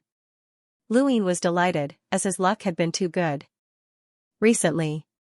First, he had broken through to become a hunter, then he had solved the problem with method, reclaimed the Great Eastern Alliance, become a boundless advanced lockbreaker, comprehended the Day-Knight's tribute, and obtained more than 10 million star essence. Now, he could even obtain more? Lu Yin felt that these gains were too surreal. Was he still stuck in the illusion of Night's End, day? The battle in the mountain and sea realm had left a deep impression on him. He had thought that defeating Night King Jinwu would allow him to stand at the peak, but the peak was even higher. He had been a spectator from the start of that battle, even after defeating Yu Weep. Now, considering his current level of strength, he was confident that he wouldn't need to fear anyone in the mountain and sea realm. Other than the Prime Clear One, no one could pose a threat to him. Senior brother Invincible, what kind of battle techniques does Eversky Island have? Lu Yin asked curiously. Invincible Hyzage raised his head. That's too many. My Eversky Island has 13 ultimate techniques that are famous throughout the universe. We have battle techniques, secret techniques, and sourcebox arrays. You can learn anything you want. Lu Yin was shocked. There's even sourcebox arrays? Invincible Hyzage laughed. That's right. Can I only learn one? Luine hurriedly asked. Invincible Hyzage laughed. Kid, one is enough for you. How many more do you want to learn? Right, you just became a boundless advanced lockbreaker. Are you eager to learn sourcebox arrays? Luine nodded in anticipation. Superior Sage shook his head. Sourcebox arrays aren't something that an ordinary person can comprehend. The number of lockbreakers at the Lockbreaker Society's boundless advanced level can be counted on two hands, and those who can comprehend sourcebox arrays are few and far between. You should stabilize your lockbreaking ability first. With your innate gift, you should be able to attempt to come into contact with sourcebox arrays within the next 2 years and try to comprehend them, but don't get your hopes up. It seemed like he already knew 2 sourcebox array formations. It was a pity that he could not reveal his greater teleportation array. If only he could become a disciple of the Sirius sect one day, then he would be able to make his greater teleportation array official. Senior, is there a Mavis Bank near the border mountain? Luine asked. Hyzage nodded. Let's go. I'll take you there. The Mavis Banks are all over the universe. I heard that the Mavis family lives on the back of a gigantic tortoise? Luine asked curiously. That's right. That tortoise is known as the ancestral tortoise. No one knows how long it's been alive, not even Elder Zen or Master. All we know is that its existence is part of a gap in history. There's a tree on its back, and it was that tree that gave birth to the Mavis family. The Mavis family was born from a tree? Who knows? The Mavis family has their own secrets, and so does our everlasting island. Some people even say that our everlasting island is related to the Mavis family, but that's completely false. I'm just curious. How did the Mavis family earn so much money? Luine was curious. Hyzage smiled. Money is just a foreign object. If you're willing, my everlasting island can do the same. When your strength reaches a certain level, some things will become simple. Don't think too much about money. Luine nodded seriously. Cultivators could not place too much importance on money. Of course, Luine was an exception. He wished that Hyzage Leon's backer was not Everlasting Island, but rather the Mavis family. That would be perfect. In front of them, a large tree pierced through the clouds, its branches draped with branches and star essence. Luine pursed his lips. In the outer verse, the Mavis Bank's tree draped with universal currency, but here, it was directly draped with star essence. The Mavis Bank was simply too rich. The tree was so large that it almost covered an entire mountain range. There were billions of branches, and the star essence draped from it was at least tens of millions or even billions of cubes. This was the reason why the Mavis clan was so confident in the World Mountain. They were rich. This was definitely the richest branch of the Mavis Bank, and there was no other branch that could compare to it. This was the Realm Mountain, the peak of humanity. Luine smoothly withdrew all of his assets from the Mavis Bank, including the crystal card that was still with Zhao Ran. He had thought that it would be very difficult to withdraw the money from it. 10 million star essence was not considered a lot in this branch, and at least, it was not enough to attract the person in charge. There were just too many important people here. Enya also sent Luine a detailed list of his annual benefits. Luine took a look and was surprised to find that the more he progressed, the more his benefits would increase. Before he had dealt with the day-night flow zone, the benefits that the Alliance had given him had almost been the sum of all the benefits that he had received in the past few years. He was looking forward to it, and he thought back to the land where the Sixth Mainland had transported resources. There had been a continuous mountain range, and he had no idea how many star essence there were. If he could have that many star essence, then he would have more confidence. But for now, it was still okay. Before coming to the Realm Mountain, very few people had recognized Luine, but now that he had left, there were many who recognized him. Elder Chan's attitude towards Luine had been very clear, and many within the Hall of Honor had determined that Luine was not someone to be provoked. As he looked back at the Realm Mountain, Luine did not know when he would be back again. Senior Woody, how do I get a world? Luine suddenly thought of something and asked. Woody replied, it's not simple. The materials are hard to come by, and the Hall of Honor forbids the long-term existence of a world outside the Glory Realm. Once it's discovered, it's immediately taken back. Otherwise, there would have been people rushing to buy it. Luin was disappointed, but he did not expect to be able to obtain a world right now. Senior Woody, do you know about the general appointing platform? Woody's eyes flashed, and he looked at Luin. Why do you ask? Luin replied, back then, I was almost killed by Knight King Jinwu because of the general appointing platform. That's why I want to take it away as a memento and also as a way to encourage my cultivation. I can even buy it. Woody shook his head. Don't even think about buying it. The Hall of Honor will never sell it to you.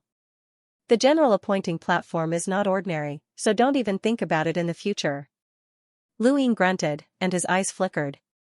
Could the general appointing platform be the same as his second innate gift? If it was, then the owner of the platform might be related to him. Innate gifts could be passed down through one's bloodline, and an unrelated general appointing platform should not appear in the universe. Luin left the Realm Mountain and headed towards Everlasting Island. At this moment, in the Outerverse, Yumu was cautiously submitting a video to the upper echelons. This video was a recording of Lu Yin's battle with him, and he had highlighted the giant's right arm. What are you trying to say? A low voice came from a terminal. Yumu replied, this is the giant's technology, and it should belong to a destroyed race. I'm wondering if this Luin is related to that branch of giants. Even if he's related, it has nothing to do with us. Shamrock Enterprises wasn't the one that destroyed that branch of giants. Yumu continued, if Luin can control the giant's technology, then he might be able to recreate the glory of the giant civilization. Don't forget that the giant civilization was destroyed because they posed too great of a threat. Luin has been in the Outerverse for so many years, and he has grasped too many external powers. These might have come from the giant civilization. The other side fell silent. Yumu was unwilling to accept this. Are you planning to give up on the giant civilization?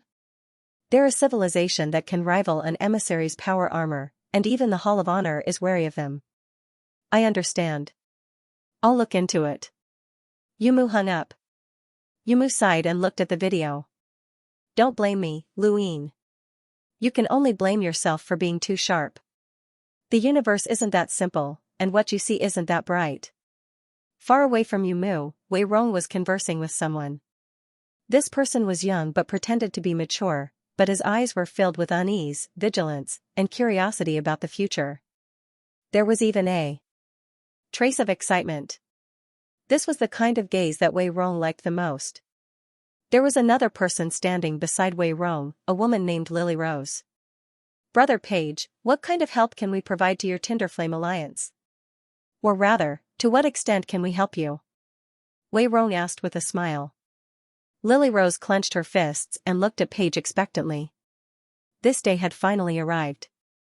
Page took a few deep breaths and excitedly replied, we have a plan. Wei Rong smiled brilliantly. Of course, I like to work with people who have a plan, and His Highness will be happy to hear that. Then, we can discuss this. The Blaze Realm is a good place. Page nodded vigorously. Wei Rong smiled. In the entire Great Eastern Alliance, Lu Yin had the highest status, while Wang Wen, Enya, and a few others were just below him. Wei Rong did not have much actual authority, but he was something like a military advisor. He could mobilize some of the Great Eastern Alliance's hidden forces, such as gathering intelligence or giving orders to Aegis assassins. Before speaking with Page, he had issued an order to search for the Sylvan Dragon hidden in the Outerverse, Long Erwo. Wei Rong was a strategist on the battlefield, and he could see through the situation of a battle with a single glance. He could determine the outcome of a battle through his ever-changing arrangements, and he could even use factors outside of the battlefield to determine the outcome of a battle. Wang Wen was the exact opposite of Wei Rong. He did not participate in wars, or rather, he was too lazy to participate in them. His gaze had long since transcended wars and was now focused on the entire universe. Wars were for profit, and Wang Wen liked to reap the greatest benefits. At this moment, in Iron Blood Weave, Wang Wen was looking at a star chart of the Innerverse. This day is almost here. Interesting. This is something that no one has ever done before. I wonder to what extent Chess Piece Bro will be able to accomplish it. His gaze then shifted from the Blaze Realm star chart to another location, and his gaze gradually grew fervent.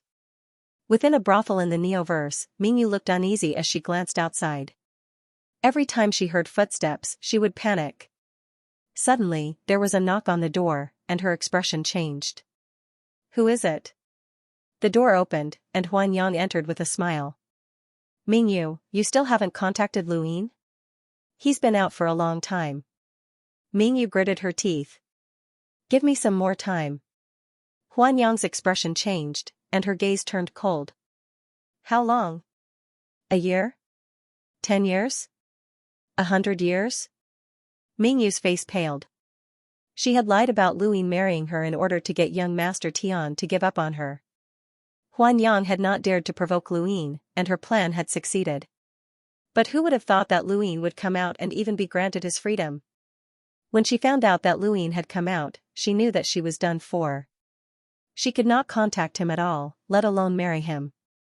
"You can't bring anything into the mountain and sea realm, so Luin only told me how to contact him after he came out." "I can't contact him," Mingyu said through gritted teeth. Huanyang snorted. "Really?" Mingyu was resolute. "Of course." Huanyang's eyes flickered, as she was not sure if Mingyu was telling the truth. "I hope you're not lying to me." "It doesn't matter if you lie to me, but if you lie to young Master Tian, you know the consequences. No one can protect you." She then turned and left, heading to another room where Ming Yan was. Huanyang was almost certain that Mingyu was lying, but no matter what, the top courtesan needed to be replaced, and Ming Yan was next. Huanyang had to prepare Ming Yan properly and ensure that nothing unexpected happened. When she entered Ming Yan's room, Huanyang's attitude was not as gentle as she had been with Mingyu. "You'll replace Mingyu as the new top courtesan in a few months. The brothel will promote you then, so don't let anything happen to you." Ming Yan's back was to Huanyang as she replied, "There won't be any accidents." She then picked up a cup of water and slowly brought it to her lips. She drank very slowly, very slowly. It was a normal action, but Huanyang's expression changed, and she hurriedly grabbed Ming Yan's arm and snatched the cup away. She stared at Ming Yan. "What are you doing?" Ming Yan turned and calmly looked at Huanyang. "What do you mean, what am I doing?" Huanyang frowned and looked at the water in the cup. Ming Yan's action just now made her uneasy. She thought that Ming Yan wanted to poison the water to commit suicide. But after thinking about it, it was impossible. This place was always under surveillance, so it was impossible for there to be poison. Ming Yan smiled. "You took my cup." Looking at Ming Yan, Huanyang's heart became more and more uneasy, but she didn't know where this uneasiness came from. She always felt that something was wrong. Huanyang threw the cup away and looked at Ming Yan. Just as she was about to speak, she suddenly spat out a mouthful of blood. Her hair quickly turned white, and she felt powerless. She almost fell to the ground. She had been poisoned. She glared fiercely at Ming Yan. "You poisoned me?" Ming Yan approached Huanyang step by step. "I told you, you took my cup." Huanyang looked at the cup that was thrown away. "Is there poison on the cup? How is that possible? Where did you get the poison from?" Huanyang was in disbelief. She was an enlighter, but Ming Yan wasn't even an explorer. Huanyang was in disbelief. Huanyang suddenly attacked Ming Yan. Ming Yan narrowed her eyes and said, "Look at your own hand." Huanyang paused and looked at her hand. It was withered and old. She frantically rolled up her sleeves, and her skin wrinkled as if she had aged several decades. "What poison is this?" "You. What poison did you use?" Ming Yan calmly looked at Huanyang and raised a hand to point in 3 directions. These 3 directions were where Huanyang had sent people to watch over Ming Yan. Ming Yan wasn't even an explorer, but her guards were all hunters. One of them was even an enlighter, but she had still been able to detect them. Furthermore, Ming Yan had dared to attack, but the guards hadn't reacted at all. It was obvious that they had been dealt with. Huanyang couldn't figure out how Ming Yan had done it, and she felt her strength drain away. She had never been good at fighting.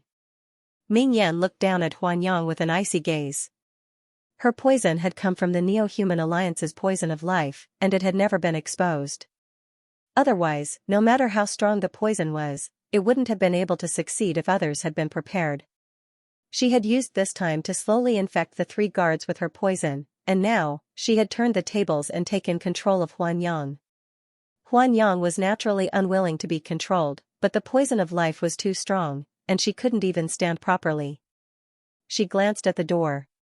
Wherever she went, there would be people following her, and they would definitely be able to sense that something was wrong. When the time came, this girl wouldn't be able to resist, and she would have to hand over the antidote. Who are you waiting for? Someone to protect you?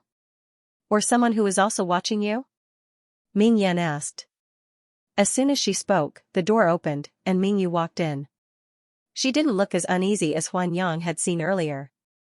On the contrary, there was a trace of ridicule in her eyes. Huanyang instantly understood that the 2 of them had joined forces. She also understood why the guards who had been watching Ming Yan had been poisoned. With Ming Yu's cooperation, it had been easy to poison them. Ming Yu was a hunter, and any hunter in the younger generation could challenge those who were a realmbreaker. Even if she hadn't used poison, Ming Yu's strength would have been enough to deal with the 3 guards, but that would have alerted the brothel. Ming Yan's poison was different. Huanyang looked at the 2 girls. One was the current courtesan Belle, while the other was the future courtesan Belle. She had actually been tricked by these 2 girls. Ming Yu glanced at Huanyang's hand and then fearfully looked at Ming Yan. You've achieved your goal. What do you plan to do next? Escape from the brothel? Ming Yan shook her head. I want to take back what belongs to me. Ming Yu didn't understand. She really wanted to escape from the brothel. Ming Yan looked at Ming Yu. Can you escape? Although there aren't many brothels, that young Master Tian's status shouldn't be low. Once you escape, there's a high chance that you'll be captured. Ming Yu's eyes flickered, but she didn't answer. Huanyang collapsed to the ground and panted heavily as she watched herself age. She looked at Ming Yan in horror. What kind of poison did you use? Give me the antidote, and I promise that I won't make things difficult for you again. I swear. Ming Yan looked at Huanyang. Do you think that we can escape from the Neoverse? Huanyang did not hesitate. Impossible. Behind the brothels is the Forgotten Lands Black Street. The Black Street is filled with outlaws who have been isolated and abandoned in the Neoverse. These people are well informed, and the Black Street Master has a grasp of the situation in the Neoverse. You won't be able to escape, so don't even think about it. I swear that I won't make things difficult for you. Ming Yu gritted her teeth. She was a scheming person, and the more she thought about it, the more fearful she became of the brothels. She had heard of the Black Street before, and even if she escaped to the Outerverse, there would still be people hunting her down unless she married Luin. The universe is vast, and there's no place for you, Ming Yan said indifferently. Ming Yu looked at her. What do you want? Ming Yan and Ming Yu looked at each other. Let's cooperate and take down the brothels. Ming Yu was stunned, as if she had just heard something unbelievable. Huanyang was also stunned, and then her expression turned strange. It seemed like she was mocking Ming Yu, but it also contained the fear of being poisoned. It was as if she had heard the funniest joke in the world, but she did not dare to laugh. Do you know what the brothels represent? Do you know what the Black Street behind them represents? You want to control the brothels? Ming Yu cried out. Ming Yan looked at her calmly. With my poison, I can do it. Ming Yu did not believe her at all. Ming Yan had been the Empress of Shenwu Continent for many years, and even though she had split into 2 personalities, she could still see Ming Yu's misgivings. Let's try. If we fail, I have a backup plan that can guarantee that we can escape unscathed. Ming Yu's eyes flashed, and she looked at Ming Yan in disbelief. If there was a backup plan, why would they be sent to a brothel? Ming Yan looked at her gadget, and her lips curled up into a smile. I'm Lu Yin's woman. In the Xingyu Eternal Southern World, the 7 courts resided in the Land of Spirit Void, where the Ku family resided. The Land of Spirit Void was the Ku family's land of inheritance.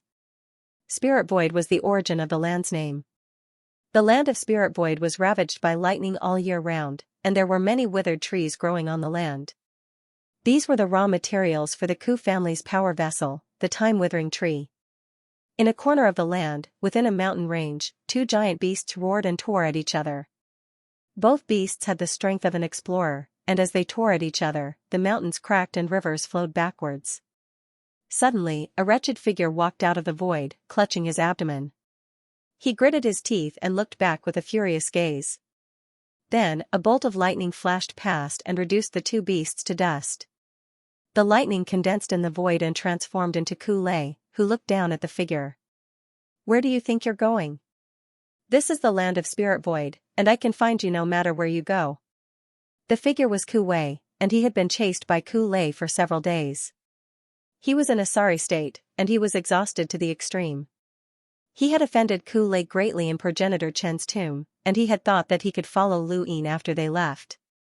However, Lu Yin had gone to undergo a test, and Kupu had stopped him from taking Kulei away.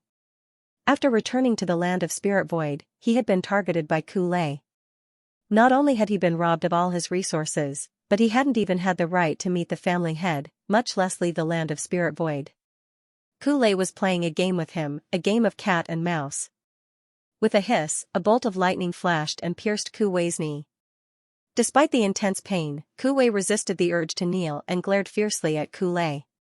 Kulei sneered, "Go on, keep running. You don't want to kneel? I'll beat you until you kneel. A member of the Ku family is actually submitting to an outsider? Just the thought of it disgusts me." Kuwei did not speak. His recent experiences had taught him that the more he spoke, the more he would suffer. Kulei snorted. "Where is the Yu family's heir?" Kuwei lowered his head and remained silent. A few days ago, when Kulei had first asked this question, he had already known that he was done for. This question had not been asked by Kulei, but rather by the family head. It was only then that he realized why Kulei had been able to attack him so recklessly.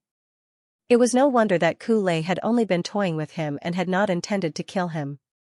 The Ku family wanted to know the Yu family's whereabouts. Another bolt of lightning smashed Kuwei into the ground, causing him to spit out a mouthful of blood as his flesh was lacerated. Kulei arrogantly said, "We'll stop here today. Let's see how long you can endure." He then turned into a bolt of lightning and left.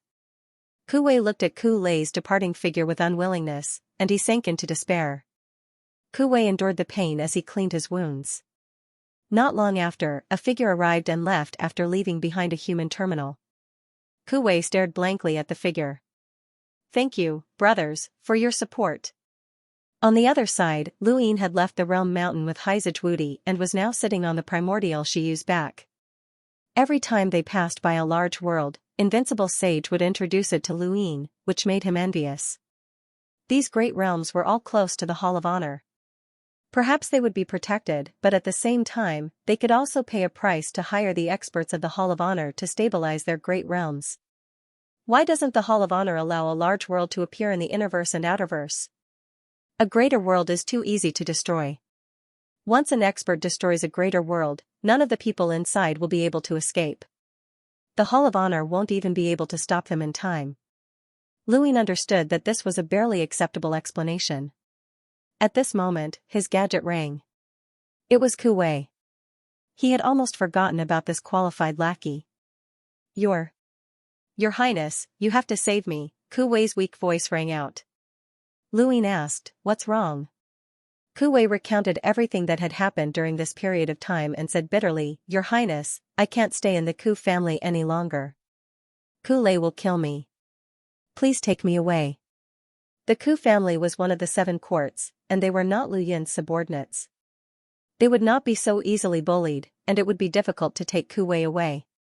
He looked at Xianxia. Xianxia had also heard their conversation. Haizajwudi shook his head. Everlasting Sky Island has never had any dealings with the 7 courts, and there is no enmity between them. It's not convenient for us to intervene. Kuwei had helped him before, and he was also the captain of the Great Yu Empire's 10th Imperial Squadron. He was one of Lu Yin's people, and it would be embarrassing if he couldn't even save one of his own. However, this was still the 7 courts. Lu Yin would not look down on the various great powers just because he had overthrown the day-night flow zone. The 7 courts had dared to join forces against the Hall of Honor, which meant that they had their own strengths. Even if they were separated, each of them had their own super powerhouses, which was not something that Luin could interfere with. Your Highness, I know it's difficult, but I beg of you, you have to take me away. If I stay here, I'll definitely die. Ku Wei grew anxious, as Lu Yin's silence caused his heart to sink. Luin was also thinking about how to take Ku Wei away. Ku Wei anxiously replied, Your Highness, I'm your subordinate. Luin replied, Let me think about it. It's not that easy. You've just become a boundless advanced lockbreaker, so you can actually have a disciple. A lockbreaker's disciple. A thought flashed through Lu Yin's mind, and he quickly said, Thank you, Senior. He then turned to Ku Wei and asked, Is there a problem with becoming my disciple? You can even be my grandson. Ku Wei shouted. Luin was speechless. I'll formally propose to the Lockbreaker Society that you, Ku Wei, become my disciple. As long as you agree to become a Lockbreaker disciple, everything will be fine. Ku Wei's eyes lit up. Your Highness, you've become a boundless advanced Lockbreaker? Not bad. Ku Wei was delighted, and he immediately opened the Lockbreaker network. Not long after, his status within the Lockbreaker Society had increased from 3 stars to Perceptive Intermediate, and he was now Lu Yin's disciple, a boundless advanced Lockbreaker's disciple. Lu Yin immediately sent a request to the Lockbreaker Society to transfer Ku Wei to the Lockbreaker world to look after his planet. After doing this, Lu Yin put down his gadget. Whether or not Ku Wei could be saved would depend on the Lockbreaker Society, and Lu Yin wasn't too confident. After all, even if Ku Wei was his disciple, he was still a member of the Ku family, and the Lockbreaker Society couldn't interfere with family matters. Ku Wei also put down his gadget and resigned himself to fate. At the center of the Spirit Void continent, the Ku family's patriarch, Ku Pu, had his hands behind his back as Ku Lei stood in front of him. Whether it was in the mountain and sea realm or in progenitor Chen's tomb, your performance has disappointed the family, Ku Pu said in a low voice that was filled with dissatisfaction. Ku Lei was sullen, but there was nothing he could do. Ku Pu stared at him, but he didn't know what to say. According to past analyses, Ku Lei wasn't weak, but he had been born in this era. This was a brilliant era that had given birth to too many freakish geniuses, and it was easy for Ku Lei to be buried. Next up is the Supreme Tournament. If your strength doesn't increase by leaps and bounds, then break through to the Enlighter realm. At the very least, you can take a gamble and try to get into the top 10. Only the top 10 is worth anything, Ku Pu said. Ku Lei's gaze was resolute. I will. I must find out where the Yu family is and learn the Yu secret art. With the combined strength of both the Ku and Yu families, I'll definitely be able to defeat everyone. Ku Pu secretly shook his head, as it was easier said than done to surpass the others. Just the 3 sons' ancestral qi alone was unrivaled, and one of the candidates had already been confirmed. The Mavis family, Sirius sect, and Burial Garden were all not to be trifled with. Furthermore, there was still the Astral Beast domain, Technocracy, and the 6th mainland. There were just too many experts. The 7 Court's only hope was Xia Jiuyo from the Xia family. Once all 9 clones were fused together, the strength he displayed would give him a chance of entering the top 10. However, Ku Pu still hoped for a miracle. If you want to find the Yu family, then go find them yourself. Ku Lei was excited. Since his family no longer cared about Ku Wei's life, then that was good. He would definitely be able to find out where the Yu family was. At this moment, Ku Pu's gadget beeped. He glanced at it, and his expression changed. He was furious. Preposterous. Ku Lei was puzzled. Ku Pu suppressed his anger and communicated with someone. Not long after, he helplessly looked at Ku Lei. Release Ku Wei and let him go. Ku Lei was shocked. Why? Ku Pu was irritated. I told you to release him, so release him. Don't do anything to him anymore. Let him go. He then left with a dark expression. As the Ku family's patriarch, he rarely felt so sullen. The Lockbreaker Society had used Ku Wei's status as a boundless advanced lockbreaker to summon him to the Lockbreaker world. With Ku Pu's status, he could have rejected the request, as the Lockbreaker Society could not suppress the 7 courts. However, the one who had spoken up this time was the Lockbreaker Society's president, Xiao Ming. That person's existence was something that Ku Pu could not understand. When Kupu was still young, Xiaoming had been the Lockbreaker Society's president. Now, Kupu was almost old, but Xiaoming was still alive, and his appearance had not changed at all. There were not many people in the Neoverse who could make Kupu feel apprehensive, but Xiaoming was one of them. Since Xiaoming had spoken up for Luin, Kupu had to give him face. Even the Ku family's elders had to give him face. Kupu could not understand how a junior had managed to get Xiaoming to speak up for him. Even Luin himself had not thought that Xiaoming would speak up for him, let alone Kupu. On a continent above the ancient spirit sea in the Lockbreaker world, Xiaoming sat comfortably in a rocking chair. Not too far away, Elder Chan smiled. "Are you doing this kid a favor?" Xiaoming smiled. "It's just a favor.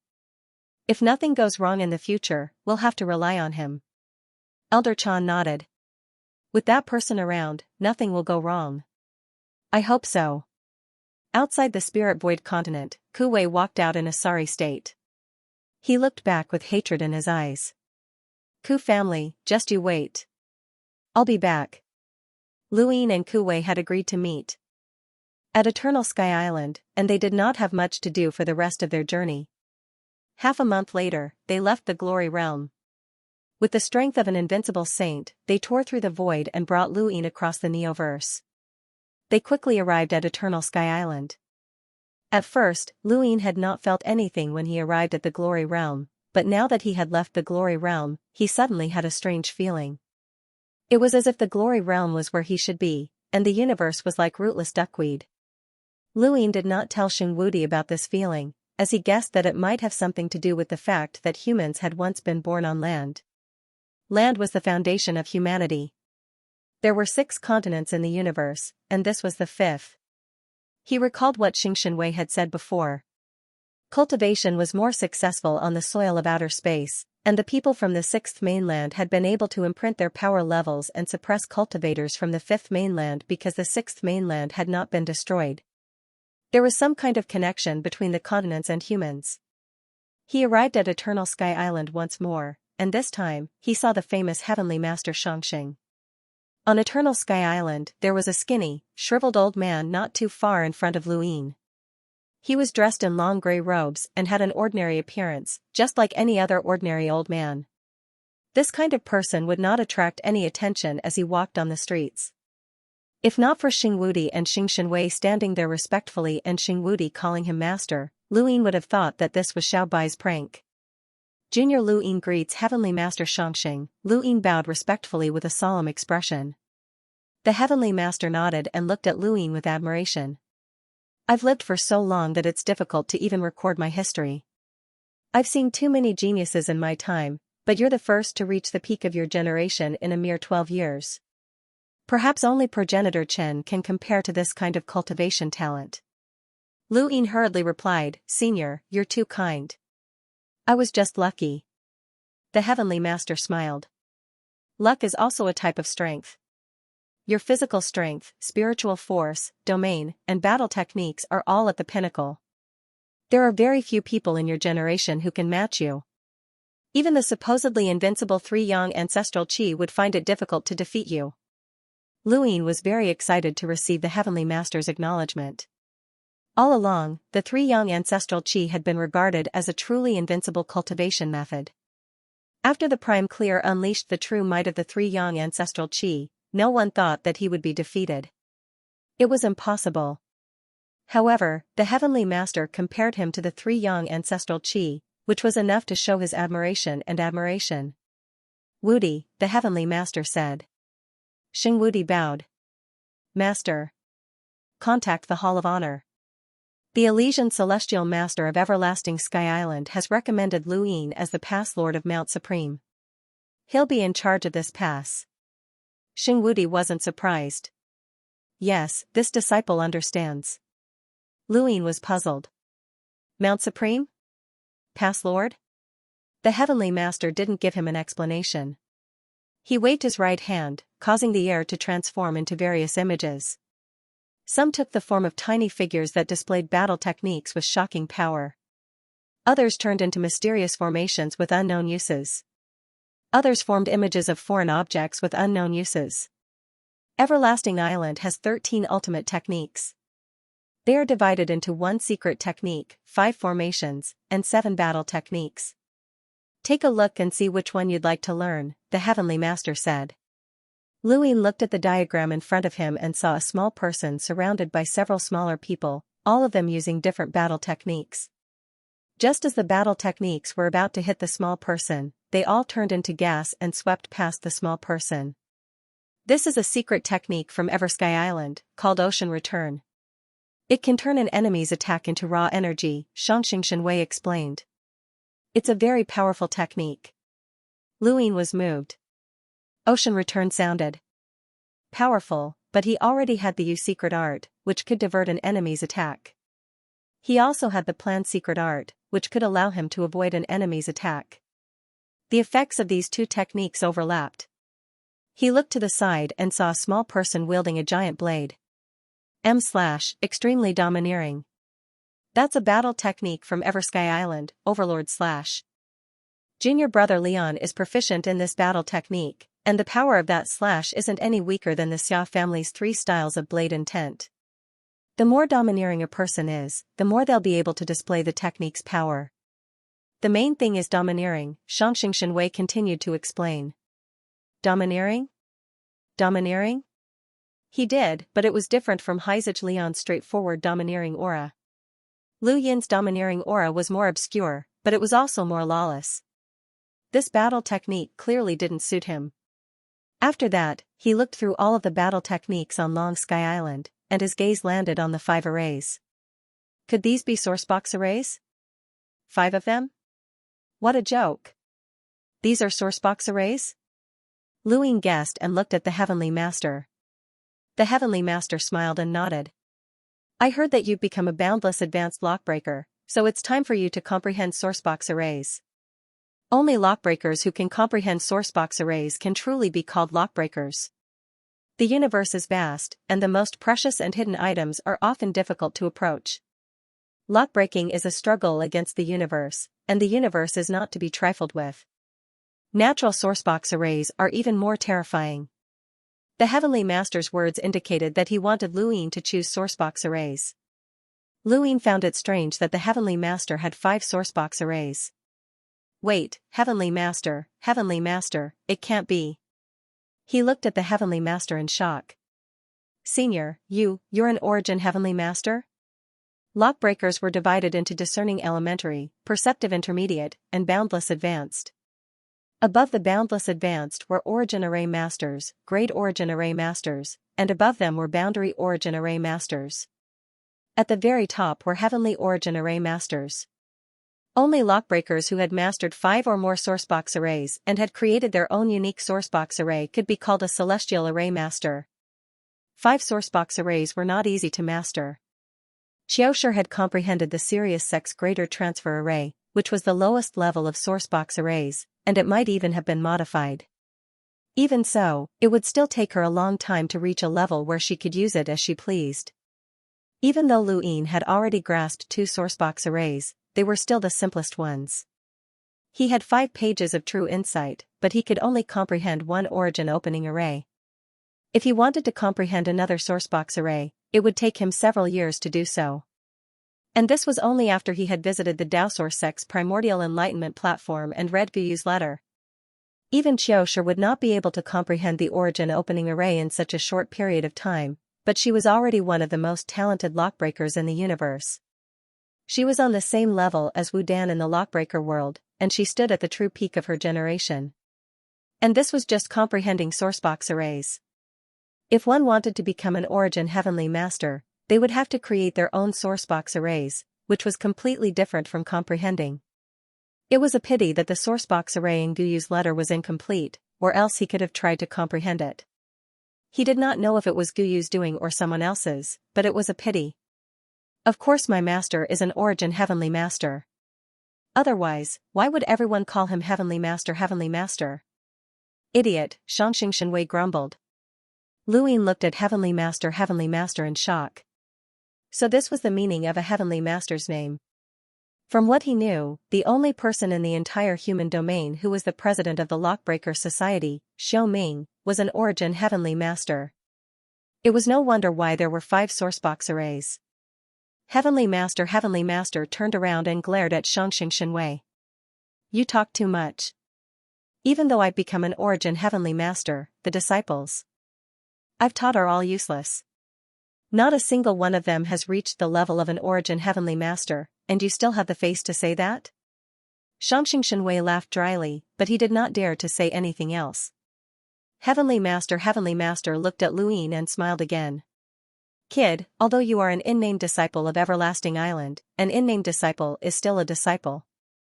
I suggest that you choose a sourcebox array to comprehend. Luin bowed respectfully. Thank you for your kind intentions, Senior, but this junior is already comprehending a sourcebox array. At the same time, I'm also trying to comprehend a second sourcebox array. Heavenly Master was shocked. You actually have a sourcebox array? Luin nodded, as he was thinking about how to respond to Heavenly Master. Heavenly Master did not probe further. Forget it. Since you have a sourcebox array, it's fine as long as you comprehend it. So, what do you want to choose? Secret techniques? Or battle techniques? Luin looked up. Senior, can I only choose secret techniques or battle techniques? The Heavenly Master frowned. Little guy, are you not interested in my secret techniques? High Sage Shenwei and High Sage Wudi looked at Luin, signaling him with their eyes. I've grasped the Yu secret arts and the Plan secret arts, which overlap with the effects of Myriad River's return. As for battle techniques, I've grasped too many, and I'm unable to learn any new ones. The combat techniques of the Long Sky Island were indeed not compatible with him.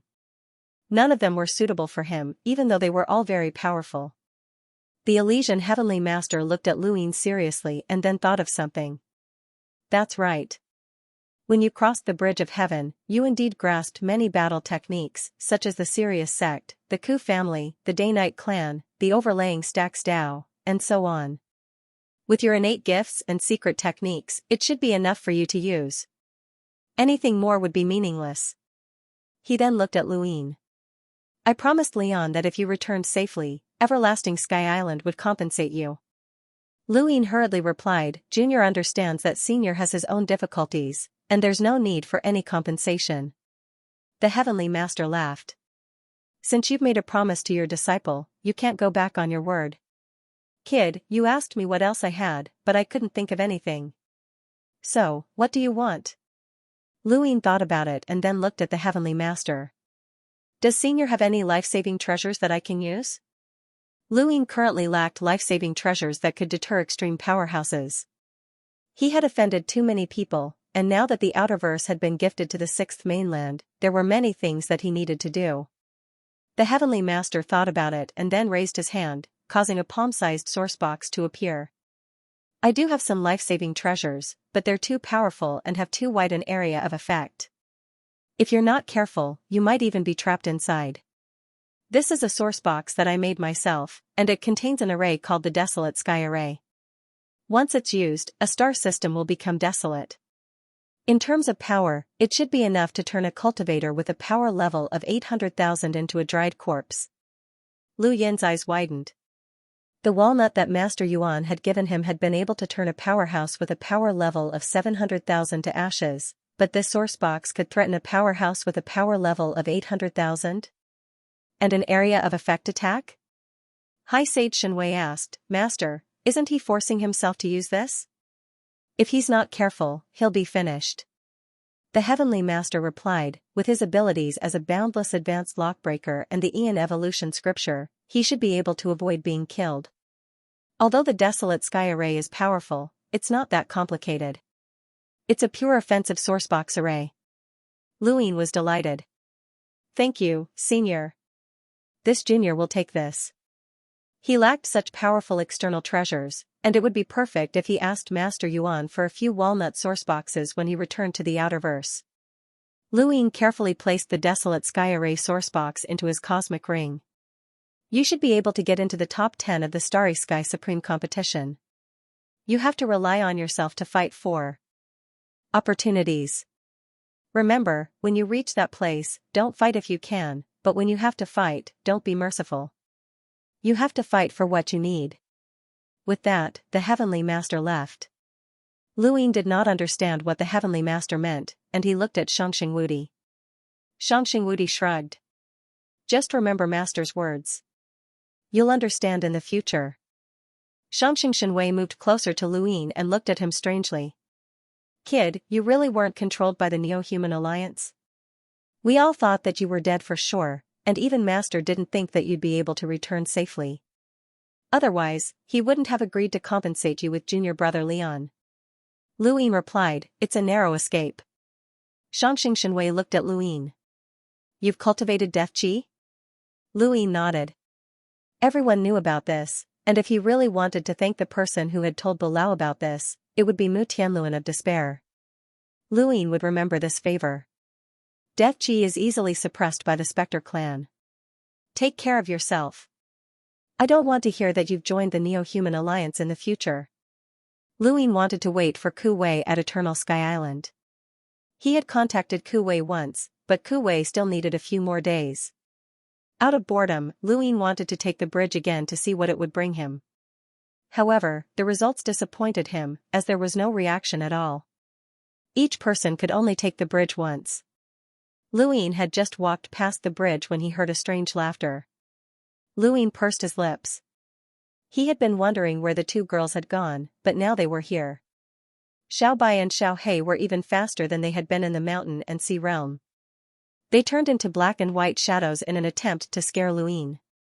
Luin released his domain, and a large tree emerged from the ground and wrapped around the two girls' feet. The tree branches even formed the shape of a ghost's claw, which nearly scared the two girls to death. Luin appeared. Xiao Bai and Xiao He's faces went pale, and they glared at him. Little Lu, you're getting worse and worse. Little Lu, to think that we were worried about you. Luin smiled. That's what you get for scaring me. Is it fun? Humph, Xiao Bai shook her head. Xiao He rolled her eyes. Luin smiled and pressed the two girls down. Your speed has increased quite a bit. Have you been working hard on your cultivation? We want to participate in the Supreme Tournament, Xiao Bai said. Xiao He clenched her fists. We want to represent Eternal Sky Island. Luin was amused. Although the two girls were young, they were not weak. It was a pity that the Supreme Tournament did not allow them to team up against their opponents. Otherwise, their combination would be enough to make hunters of their generation raise their eyebrows. After staying on Eternal Sky Island for a few days, Ku Wei finally arrived. When Ku Wei saw Luin, he burst into tears. Your Highness, 7th bro, little Wei has been bullied. He rushed towards Luin as he spoke. End of chapter 1206. Don't forget to subscribe, like, and share the video to support the channel.